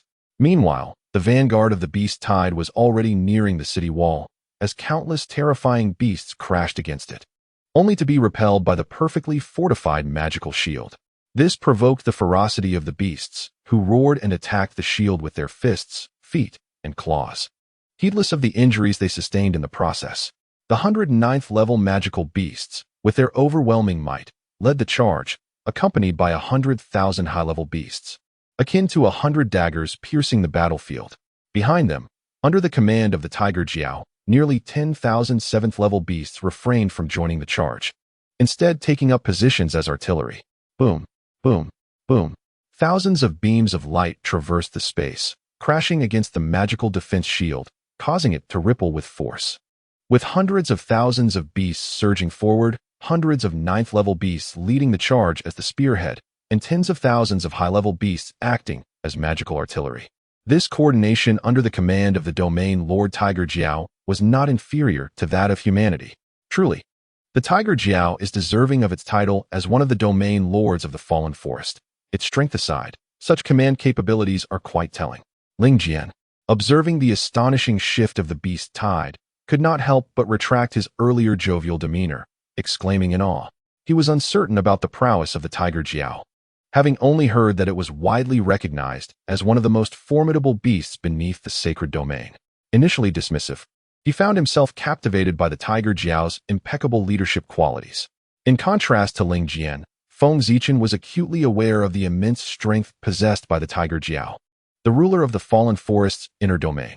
Much like the three-eyed diamond ape, which wielded the devastating divine light capable of severely injuring sacred domain beasts, the tiger Jiao, as a fellow dominator of the inner domain, undoubtedly harbored similar hidden powers. Thus, the tiger Jiao's strength could certainly rival that of an average sacred domain beast, rendering ordinary half-step sacred domain experts powerless against it. Even Ling Jian and the icy-cold disciples from the divine domain training camp would likely only achieve a stalemate in a direct confrontation. As countless beasts relentlessly assaulted the impregnable city walls, the magical barrier began to waver. Commander Tianfeng furrowed his brow. This could not continue. After all, they were facing hundreds of thousands of ferocious beasts, and if the assault persisted, the barrier might truly be breached. With this thought in mind, Commander Tianfeng issued a new command. Melee troops, it is time for you to engage. Use your swords and blades to slay these beasts scaling the walls. With a swift motion, upon hearing Commander Tianfeng's order, over 10,000 adventurers surged forward, brandishing their swords. Their fighting spirit surged, exuding an aura of formidable power. Amidst the relentless onslaught of the beasts, they formed a towering stack of bodies, as waves of monsters clawed at the walls, attacking the magical barrier that obstructed them. The melee troops unleashed their fighting energy, charging forth with a mighty battle cry, their blades, infused with power, cutting down the foes with precision, igniting a chorus of anguished howls. More and more beasts roared as they ascended the walls, causing the magical barrier to tremble precariously. Thousands of martial artists and adventurers, their eyes ablaze with fury, shouted as they hacked at the beasts, alleviating some of the burden on the magical barrier. The walls reverberated with the cacophony of battle cries, as countless adventurers exerted their utmost strength to cast down the monstrous invaders. Meanwhile, innumerable beasts fought desperately to breach the magical defenses and infiltrate the town, saturating the battlefield with an atmosphere of bloodshed that stirred the soul. At that moment, a battalion of over 100 ninth-level beasts, spearheaded by a vanguard, approached the city walls. Mage Legion, prepare your spells. Commander Tianfeng, who had been monitoring the situation, spotted the formidable vanguard entering the danger zone and bellowed a command. The thousands of mages, re-energized and vigilant, readied themselves for another wave of magical fury. As the vanguard crossed into the casting range, Commander Tianfeng raised his hand decisively. Release. Boom, boom, boom. Thousands of massive fireballs rained down from above, creating a fiery spectacle that scorched the very sky. However, this barrage from the Mage Legion would not be easily countered. The Wind Thunder Wolf, one of the 109th level magical beasts, led a multitude of high-ranking magical creatures alongside other 9th level beasts, charging towards the Red Maple Adventure Town. Just 300 meters from the town, it abruptly halted. Gazing up at the thousands of fireballs unleashed by the Mage Legion atop the city walls, a cunning expression flickered across its wolfish visage.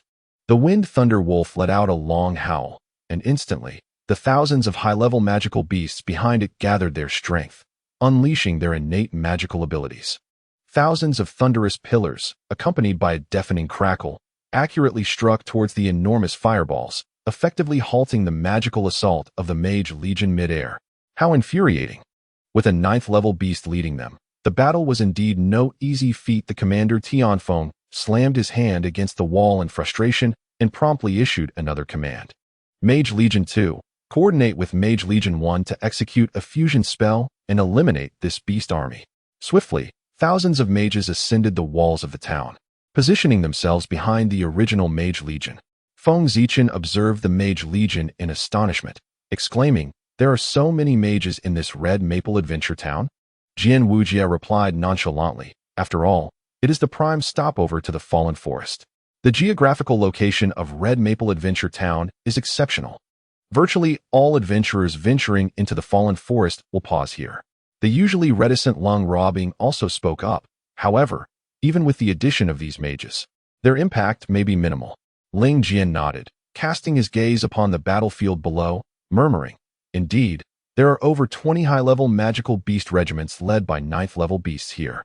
Originally, over 100 high-level magical beast armies surged forth, yet as they approached the city walls, they branched off into 70 or 80 regiments, targeting the west, north, and south walls.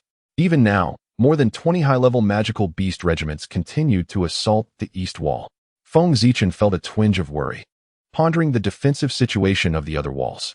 Although they lacked the commanding presence of the domain's sovereign, the formidable number of high-level magical beasts would not be easily repelled. Commander Tianfeng, overhearing the quiet discussion among Feng Zichen and his companions, sighed internally. If this mage legion proved ineffective, a different strategy would have to be employed.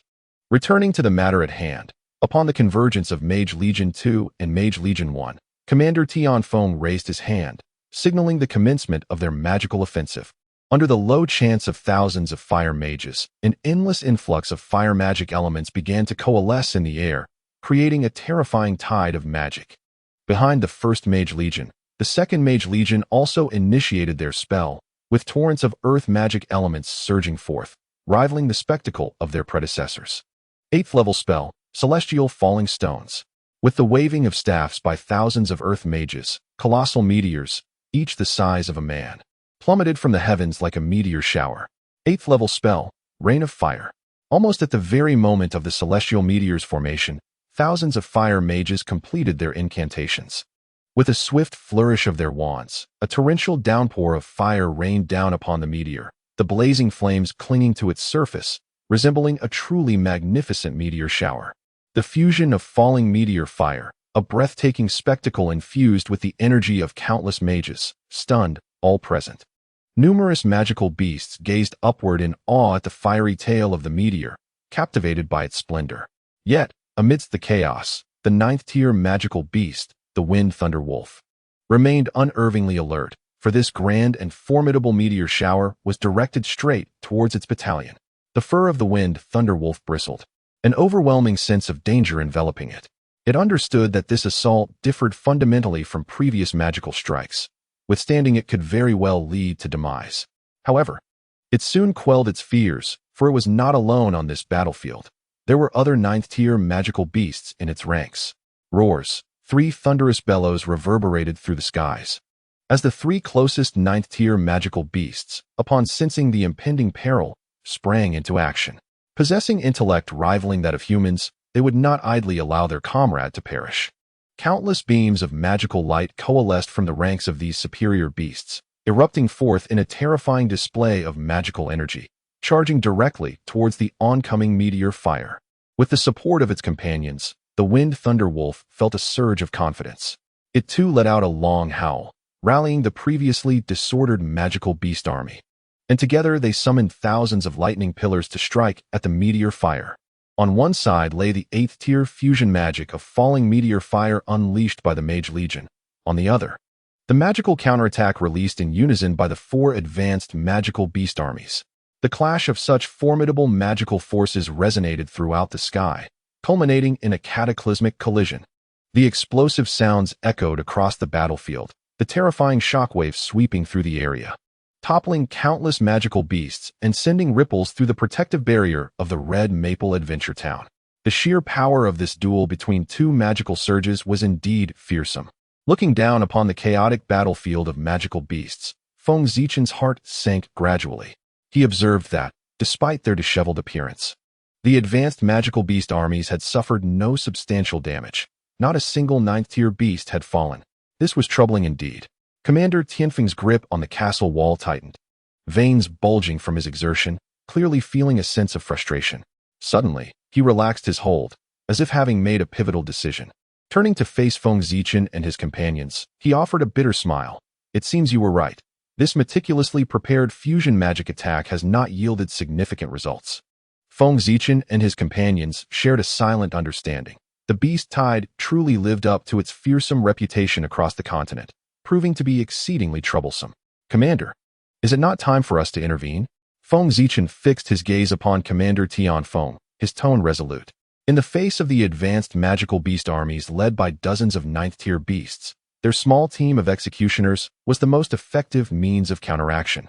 Jian Wujia, icy and composed, along with Ling Jian, looked to Commander Tianfeng, their eyes ablaze with an indomitable spirit of battle, undeterred by fear. The Commander Tianfeng let out a sigh, observing the spirited Feng Zichen and his three companions. The situation was dire, and without further ado, he stated, "Indeed, this is the most opportune moment for your involvement. However, sending you four alone into battle poses a significant risk. I have also prepared some elite squads to join you." With a clap of his hands, he summoned a contingent of 76 individuals from the multitude of adventurers. Upon closer inspection, Feng Zichen noted that all were martial masters, which took him by surprise. "What is this?" Commander Tianfeng replied with a smile. "These are the elite squads I have assembled to aid you in your assassination mission. Led by 19 members from my 5th Enforcement Team alongside 57 martial masters from the Hongfeng Adventurers Town. Together, they form 19 squads to confront the 9th-level magical beasts alongside you." Feng Zichen gazed in astonishment at the 19 elite squads, realizing that Commander Tianfeng had been well prepared. If it were only the four of them attempting to ambush the 9th-level magical beasts, despite the support from countless adventurers atop the city walls, they would still be an enormous target, vulnerable to concentrated attacks from numerous beasts. However, with the assistance of these 19 elite squads, they could effectively divert the attention of the beasts and lower the 9th-level magical creatures' vigilance. "This nearly comprises all our martial masters," Commander Tianfeng stated gravely. "Yet the strength of these squads alone is insufficient to slay the 9th-level beasts amidst the throng. They can merely entangle the other 9th-level beasts. The true assassination must rely on your prowess." Feng Zichen and his companions understood this and nodded in agreement. "As long as we can entangle the other 9th-level beasts, our strength is sufficient to slay one swiftly. Afterward, we shall shift our focus to assist the others." In truth, if it were merely a matter of ambushing 9th-level beasts, any one of Feng Zichen and his companions could accomplish it rapidly. However, surrounded by a tide of beasts, and with the 9th-level creatures leading thousands of advanced beasts, approaching them was a formidable challenge, let alone defeating them. It was only they who stood a chance. The other squads might struggle to even approach the 9th-level beasts. The 19 elite squads were well aware of this reality, thus accepting that their greatest success lay in entangling the 9th-level beasts, leaving the task of elimination to Feng Zichen and his companions. Beneath the city walls, the Fenglei Wolf, a squad of advanced magical beasts, had narrowly escaped disaster, their spirits soaring as they charged towards Hongfeng Adventurers Town with renewed vigor. The remaining 9th-level beasts exuded a ferocious aura, advancing step by step towards the seemingly precarious magical barrier. With the situation growing urgent, Commander Tianfeng refrained from further words and simply raised his hand, proclaiming, "May you return in glory." As his words echoed, Feng Zichen and the 19 elite squads, 20 in total, unleashed a tremendous surge of battle aura and magical power, leaping from the city walls, akin to celestial maidens scattering flowers. Racing towards their objective, the assassination mission had officially commenced. Void escape technique. As the figure remained suspended in midair, Feng Zichen swiftly formed hand seals and unleashed a B-rank ninjutsu. Several invisible wind blades swept through the air like delicate threads, cleaving the advancing magical beasts below into two. With a soft thud, Feng Zichen landed gracefully, revealing a shimmering long sword in his hand, the legendary Kusanagi. In the midst of the densely packed tide of beasts, frequently employing hand seal required ninjutsu was impractical. The most effective combat method was undoubtedly physical techniques. A chill spread through the air as Feng Zichen turned to behold the ethereal beauty of Lung Ruobing, clad in white, descending gracefully from the sky upon icy lotus petals. Each step was as if she were walking on blooming lotuses. Her breathtaking visage, coupled with such a dreamlike entrance, rendered the scene as enchanting as a painting. For a brief moment, Feng Zichen was entranced, his thoughts consumed by a singular realization. She is breathtakingly beautiful. With a flicker of her mesmerizing eyes, two ice spikes materialized and swiftly shot forth, penetrating and vanquishing two 6th-tier magical beasts attempting to ambush Feng Zichen. "What are you staring at?" A voice, imbued with a hint of icy annoyance, pierced through the cold, jolting Feng Zichen back to reality.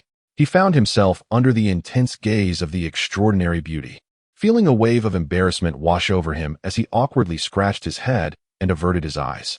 How disgraceful to display such foolishness on a perilous battlefield. Feng Zichen swung the Kusanagi, channeling his chakra to unleash a brilliant azure sword aura that effortlessly cleaved through several magical beasts, transforming his embarrassment into a source of power. The unparalleled martial artists, Jian Wujie and Ling Jian, exhibited exceptional physical prowess, making their descent without a hint of difficulty, while Lung Ruobing gracefully descended through her masterful ice manipulation. The quartet successfully leaped down from the city walls, not pausing for a moment as they rushed toward the nearby 9th-tier magical beast, the Wind Thunder Wolf. Meanwhile, the other 19 elite teams stabilized their formations, each targeting a 9th-tier magical beast and launching their assaults. Suddenly, 20 human squads, akin to blades cutting through the air, erupted into the chaotic battlefield, causing the frenzied magical beasts to momentarily falter, followed by an even more frenzied chorus of roars. The countless beasts below began to abandon their assault on the magical barrier and converged upon the 20 human teams, intent on annihilating these audacious intruders. From his vantage point atop the towering city walls, the commander of Tianfeng observed the unfolding scene with clarity and promptly issued orders. All assault units, unleash full firepower to cover our elite teams. Mage battalions, cast spells to obstruct the beast's lines of support, with a flurry of arrows raining down from the walls. Imbued with potent fighting spirit, they soared toward the numerous magical beasts adjacent to the elite squads, resulting in a gruesome spectacle of blood and carnage as thousands of beasts fell, pierced and lifeless. This granted the 20 elite teams a precious moment to regroup, as they unleashed their fighting spirit to cleave through the obstructing beasts, laboriously advancing toward their targets. Among them, Feng Zichen and his companions appeared the most at ease, for as students of the Divine Domain training camp, each possessed strength rivaling that of the elite, astonishing even Feng Zichen with the full extent of their unleashed power. Ling Jian, at an indeterminate moment, unsheathed a dark divine sword, his gaze shimmering with brilliance. An astonishing aura of swordsmanship surged skyward, each stroke of his sword astonishing the world, while formidable black sword energy cleaved through the air, mercilessly slaying countless magical beasts. Cold as ice, Lung Ruobing raised her delicate hand, unleashing a terrifying chill that emanated from her being, freezing every magical beast within 5 steps into exquisite ice sculptures. An azure blue staff manifested in her grasp, and with a flash of icy brilliance in her beautiful eyes, she conjured several massive ice blades without uttering a word, cleaving the dozens of magical beasts blocking her path in twain. Jian Wujie's divine sword had long since been drawn, and a golden aura erupted, accompanied by an unparalleled sword intent that cleaved through all adversaries in its path.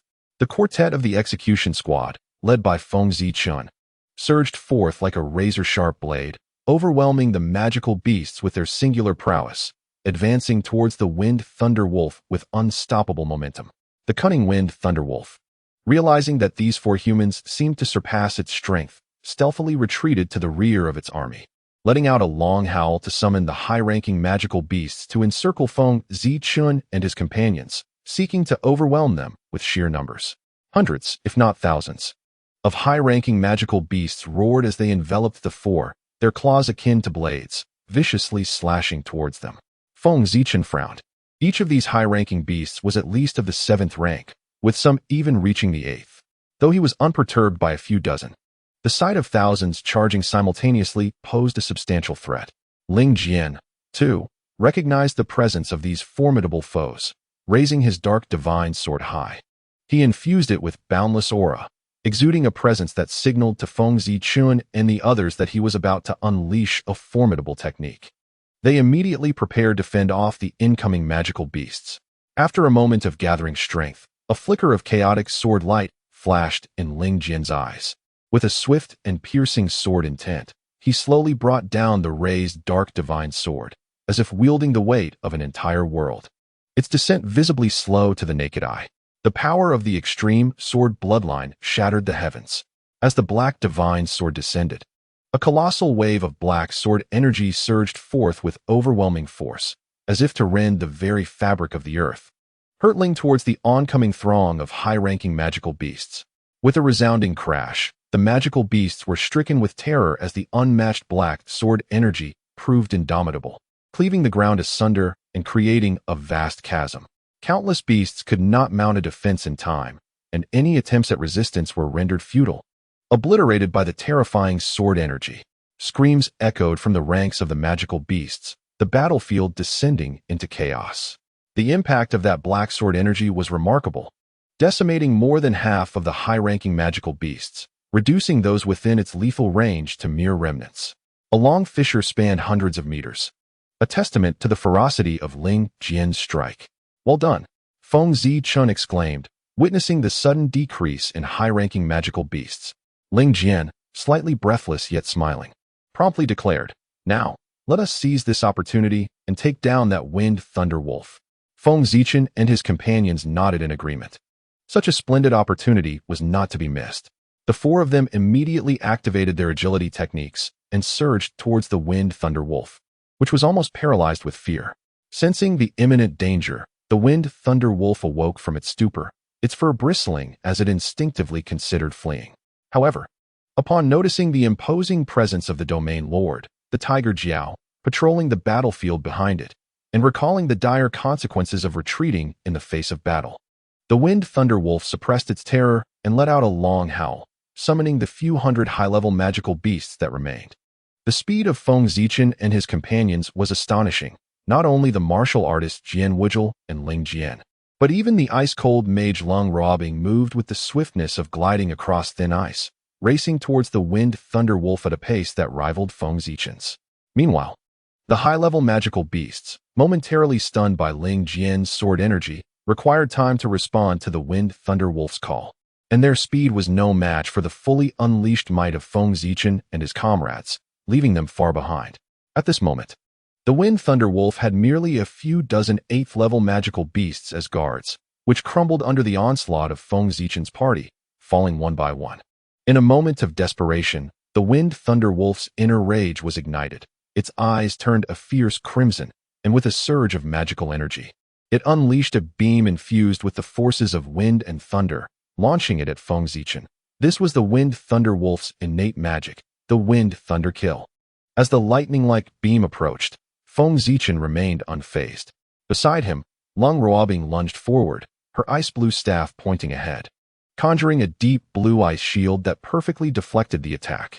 Following this, Feng Zichun swiftly formed seals with his hands, gathering a sphere of lightning in his right palm, akin to a blade of thunder, roaring forth like a chorus of 1,000 birds, speeding towards the winged thunder wolf. His eyes, mirroring those of the beast, had transformed into a striking crimson, revealing the power of the 3-tomo Sharingan. Lightning release, Thunderblade. With a rapid charge, the Thunderblade grew ever colder, exuding an overwhelming aura as it closed in on the winged thunder wolf. In a heartbeat, the blade pierced through the wolf's head, extinguishing its life in an instant. Thus, the first fallen 9th-level magical beast among the tide was claimed, marking the first successful decapitation by Feng Zichun's team. With a swift motion, Feng Zichun withdrew his hand from the winged thunder wolf's head and extracted its magic core, placing it within his spatial ring. Witnessing the demise of their leader, the remaining high-level magical beasts, some possessing intelligence comparable to that of human children, began to retreat in fear, whimpering softly. "Well done." On the city walls, Commander Tianfeng could clearly see this scene unfold and could not help but exclaim in excitement. With the death of the leading 9th-level magical beast, the threat posed by the remaining high-level beasts was significantly diminished, for the 9th-level beasts possessed intelligence akin to that of humans, capable of commanding the magical army effectively, whereas the 7th and 8th-level beasts lacked the intellect to do so. With the winged thunder wolf vanquished, Feng Zichun and his companions felt invigorated and turned their gaze towards the other 9th-level magical beasts. On the battlefield, the remaining 19 elite teams were embroiled in fierce combat against the relentless waves of beasts, unable to approach the 9th-tier magical beasts. Feng Zichun and his 3 companions understood this predicament. After all, their team was merely led by a peak martial sovereign, accompanied by 3 ordinary martial sovereigns, far inferior to the others. With 1 9th-tier magic core in hand, each of them needed 10 for their trial mission. Ling Jian's face once again donned a carefree expression as he chuckled. Feng Zichun joined in the laughter, remarking that amidst this beast tide, was there really any fear of lacking 9th-tier magical beasts? Look, there are still 24 over there. At that moment, The surrounding magical beasts were temporarily deterred by the thunderous slaughter of their leader at the hands of Feng Zichen and his companions, resulting in an unusual pause in their attacks. This afforded the force some time for banter, but soon, their ease would be shattered. The Tiger Jiao, who had been monitoring the situation from the rear of the beast tide, had noticed their team early on. However, with 20 teams descending simultaneously, it had not focused its attention on Feng Zichen and his group. The swift demise of the Wind Thunder Wolf, however, was far beyond its expectations. With its keen intellect, the Tiger Jiao quickly discerned that this particular team was unlike the others. Their strength was vastly superior. With a mighty roar that reverberated across the battlefield, the Tiger Jiao raised its body, and all the beasts that heard its call trembled, turning their gazes toward Feng Zichen and his companions. The air was filled with the thunderous echoes of 4 earth-shattering roars, as 4 battalions of advanced magical beasts, led by 4 ninth-tier magical beasts, charged toward Feng Zichen and his companions. Following the command of the inner domain overlord, the Tiger Jiao, the once dreadful advanced magical beasts were compelled to re-establish their offensive formation, launching themselves at Feng Zichen and his team. Feng Zichen wielded the Kusanagi sword, unleashing a torrent of azure sword energy that cleaved the charging beasts in two. Glancing ahead, he noticed that 4 battalions of over 10,000 advanced magical beasts were surging forth under the leadership of the 9th-tier beasts. It was clear that any attempt to assist the other teams in swiftly dispatching the 9th-tier beasts was unrealistic. Rapidly drawing this conclusion, Feng Zichen turned to Lung Ruobing and the others, stating, "Time is of the essence. Can we each handle one of these 4 9th-tier magical beasts?" Lung Ruobing's beautiful eyes sparkled as she remained silent, yet her body had already pivoted to face the incoming 9th-tier magical beast, the Thunder Wolf, raising her ice-blue staff high. The surging magical energy was palpable, her battle spirit unmistakable. Ling Jin glanced at the feline 9th-tier beast not far away, grinning as he declared, "Leave this creature to me." Feng Zichen nodded, and then turned his gaze toward Jian Wuji, his eyes conveying a question. Jian Wuji, fully aware of Feng Zichen's intent, allowed a trace of confidence to surface on his stern face as he proclaimed, "My clan excels in warfare. Battling above my level is but a trifle to me. Fear not, the shadow leopard shall be entrusted to me." With that, Jian Wuji's eyes glimmered with golden light as he unleashed his sword god bloodline, a fierce golden aura radiating from him, exuding an overwhelming power as if to challenge the heavens and earth. In the realm of martial prowess, the formidable Jian Wuji, who had only reached the pinnacle of the mid-stage sword sovereign, unleashed an aura after awakening the sword god bloodline that rivaled that of a half-step Saint Realm powerhouse, excelling even further in the art of assassination. Witnessing such overwhelming strength, Feng Zichen finally felt at ease and turned his attention to his opponent, the purple-eyed fire lion. Upon the city wall, Commander Tianfeng observed the 4 prodigies of the divine realm, forced to scatter and engage in their respective battles, and clenched his fists in trepidation. They faced thousands of elite magical beasts led by a 9th-level beast. Could one truly accomplish such a feat alone? Although he possessed nearly half-step Saint Realm strength, he recognized the daunting challenge of slaying a powerful 9th-level beast amidst a throng of elite magical beasts. To achieve this, one would need the strength akin to that of a genuine Saint Realm warrior. Unbeknownst to Feng Zichen and his companions, Commander Tianfeng's thoughts were clouded with doubt. As the most exceptional students of the Divine Realm training camp at Tianqing Academy, they carried their pride, believing they could still fight valiantly against the onslaught of elite magical beasts. Ice God Bloodline, activate. With a soft command from Lung Ruobing, an overwhelming chill erupted around her, transforming her lustrous black hair into an icy blue hue, resembling a princess from a snow-laden kingdom, exuding an aura of eternal frost. Ice God Bloodline, 1,000 miles of ice. Faced with the ferocious charge of thousands of elite magical beasts, Lung Ruobing wasted no time and unleashed her most potent area control technique. An endless expanse of deep blue ice mist surged forth like an avalanche, enveloping the elite magical beasts. A 7th-level magical beast was the first to plunge into the ethereal blue mist, only to be immediately assailed by an intense chill that permeated its very being. Within moments, it was encased in ice, becoming a mere statue. Following suit, a multitude of elite magical beasts, oblivious to the danger, charged into the mist, only to transform into ice sculptures amidst expressions of sheer terror. Howl! The 9th-level Thunderhowl Wolf, keen-eyed, sensed the dire situation ahead, and let out a commanding roar to halt the advancing beasts. However, by this point, nearly a third of the magical beasts had already been frozen into statues by Lung Ruobing's bloodline secret technique, their fates unknown. In another part of the battlefield, Ling Jian, sword in hand, faced the charging saber-toothed tiger, channeling the full force of the extreme sword bloodline. He trembled his arm and unleashed hundreds of slender, yet razor-sharp black sword energies, slicing through the air like a tempest toward the elite magical beast army. Extreme sword bloodline, 1,000-blade slash. Hundreds, if not thousands, of sword energies, as thin as paper, streaked across the sky, cutting through the ranks of the elite magical beasts. Blood gushed forth, limbs were severed, and the ground was littered with the remnants of fallen beasts. It was a scene of utter carnage, with hundreds of magical beasts perishing and thousands sustaining injuries. Meanwhile, Jin Wujia faced a 9th-level shadow leopard, leading its elite beast army. He caressed his divine sword. His gaze cold as golden fighting spirit surged into the heavens. The peak-level sword god bloodline was fully activated, causing his divine sword to tremble and emit a clear, melodious hum. Sword god's secret technique, blade storm. Countless golden sword energies erupted like razor-sharp blades, surging forth with an unparalleled sharpness, transforming into a tempest of sword aura that violently swept towards the elite beast army. The terrifying force of rending combined with the piercing storm of sword energy created a hellish realm of blades that instilled despair in the hearts of the beasts. One by one, the formidable 7th and 8th level beasts were reduced to mere fragments, their blood flowing like a river.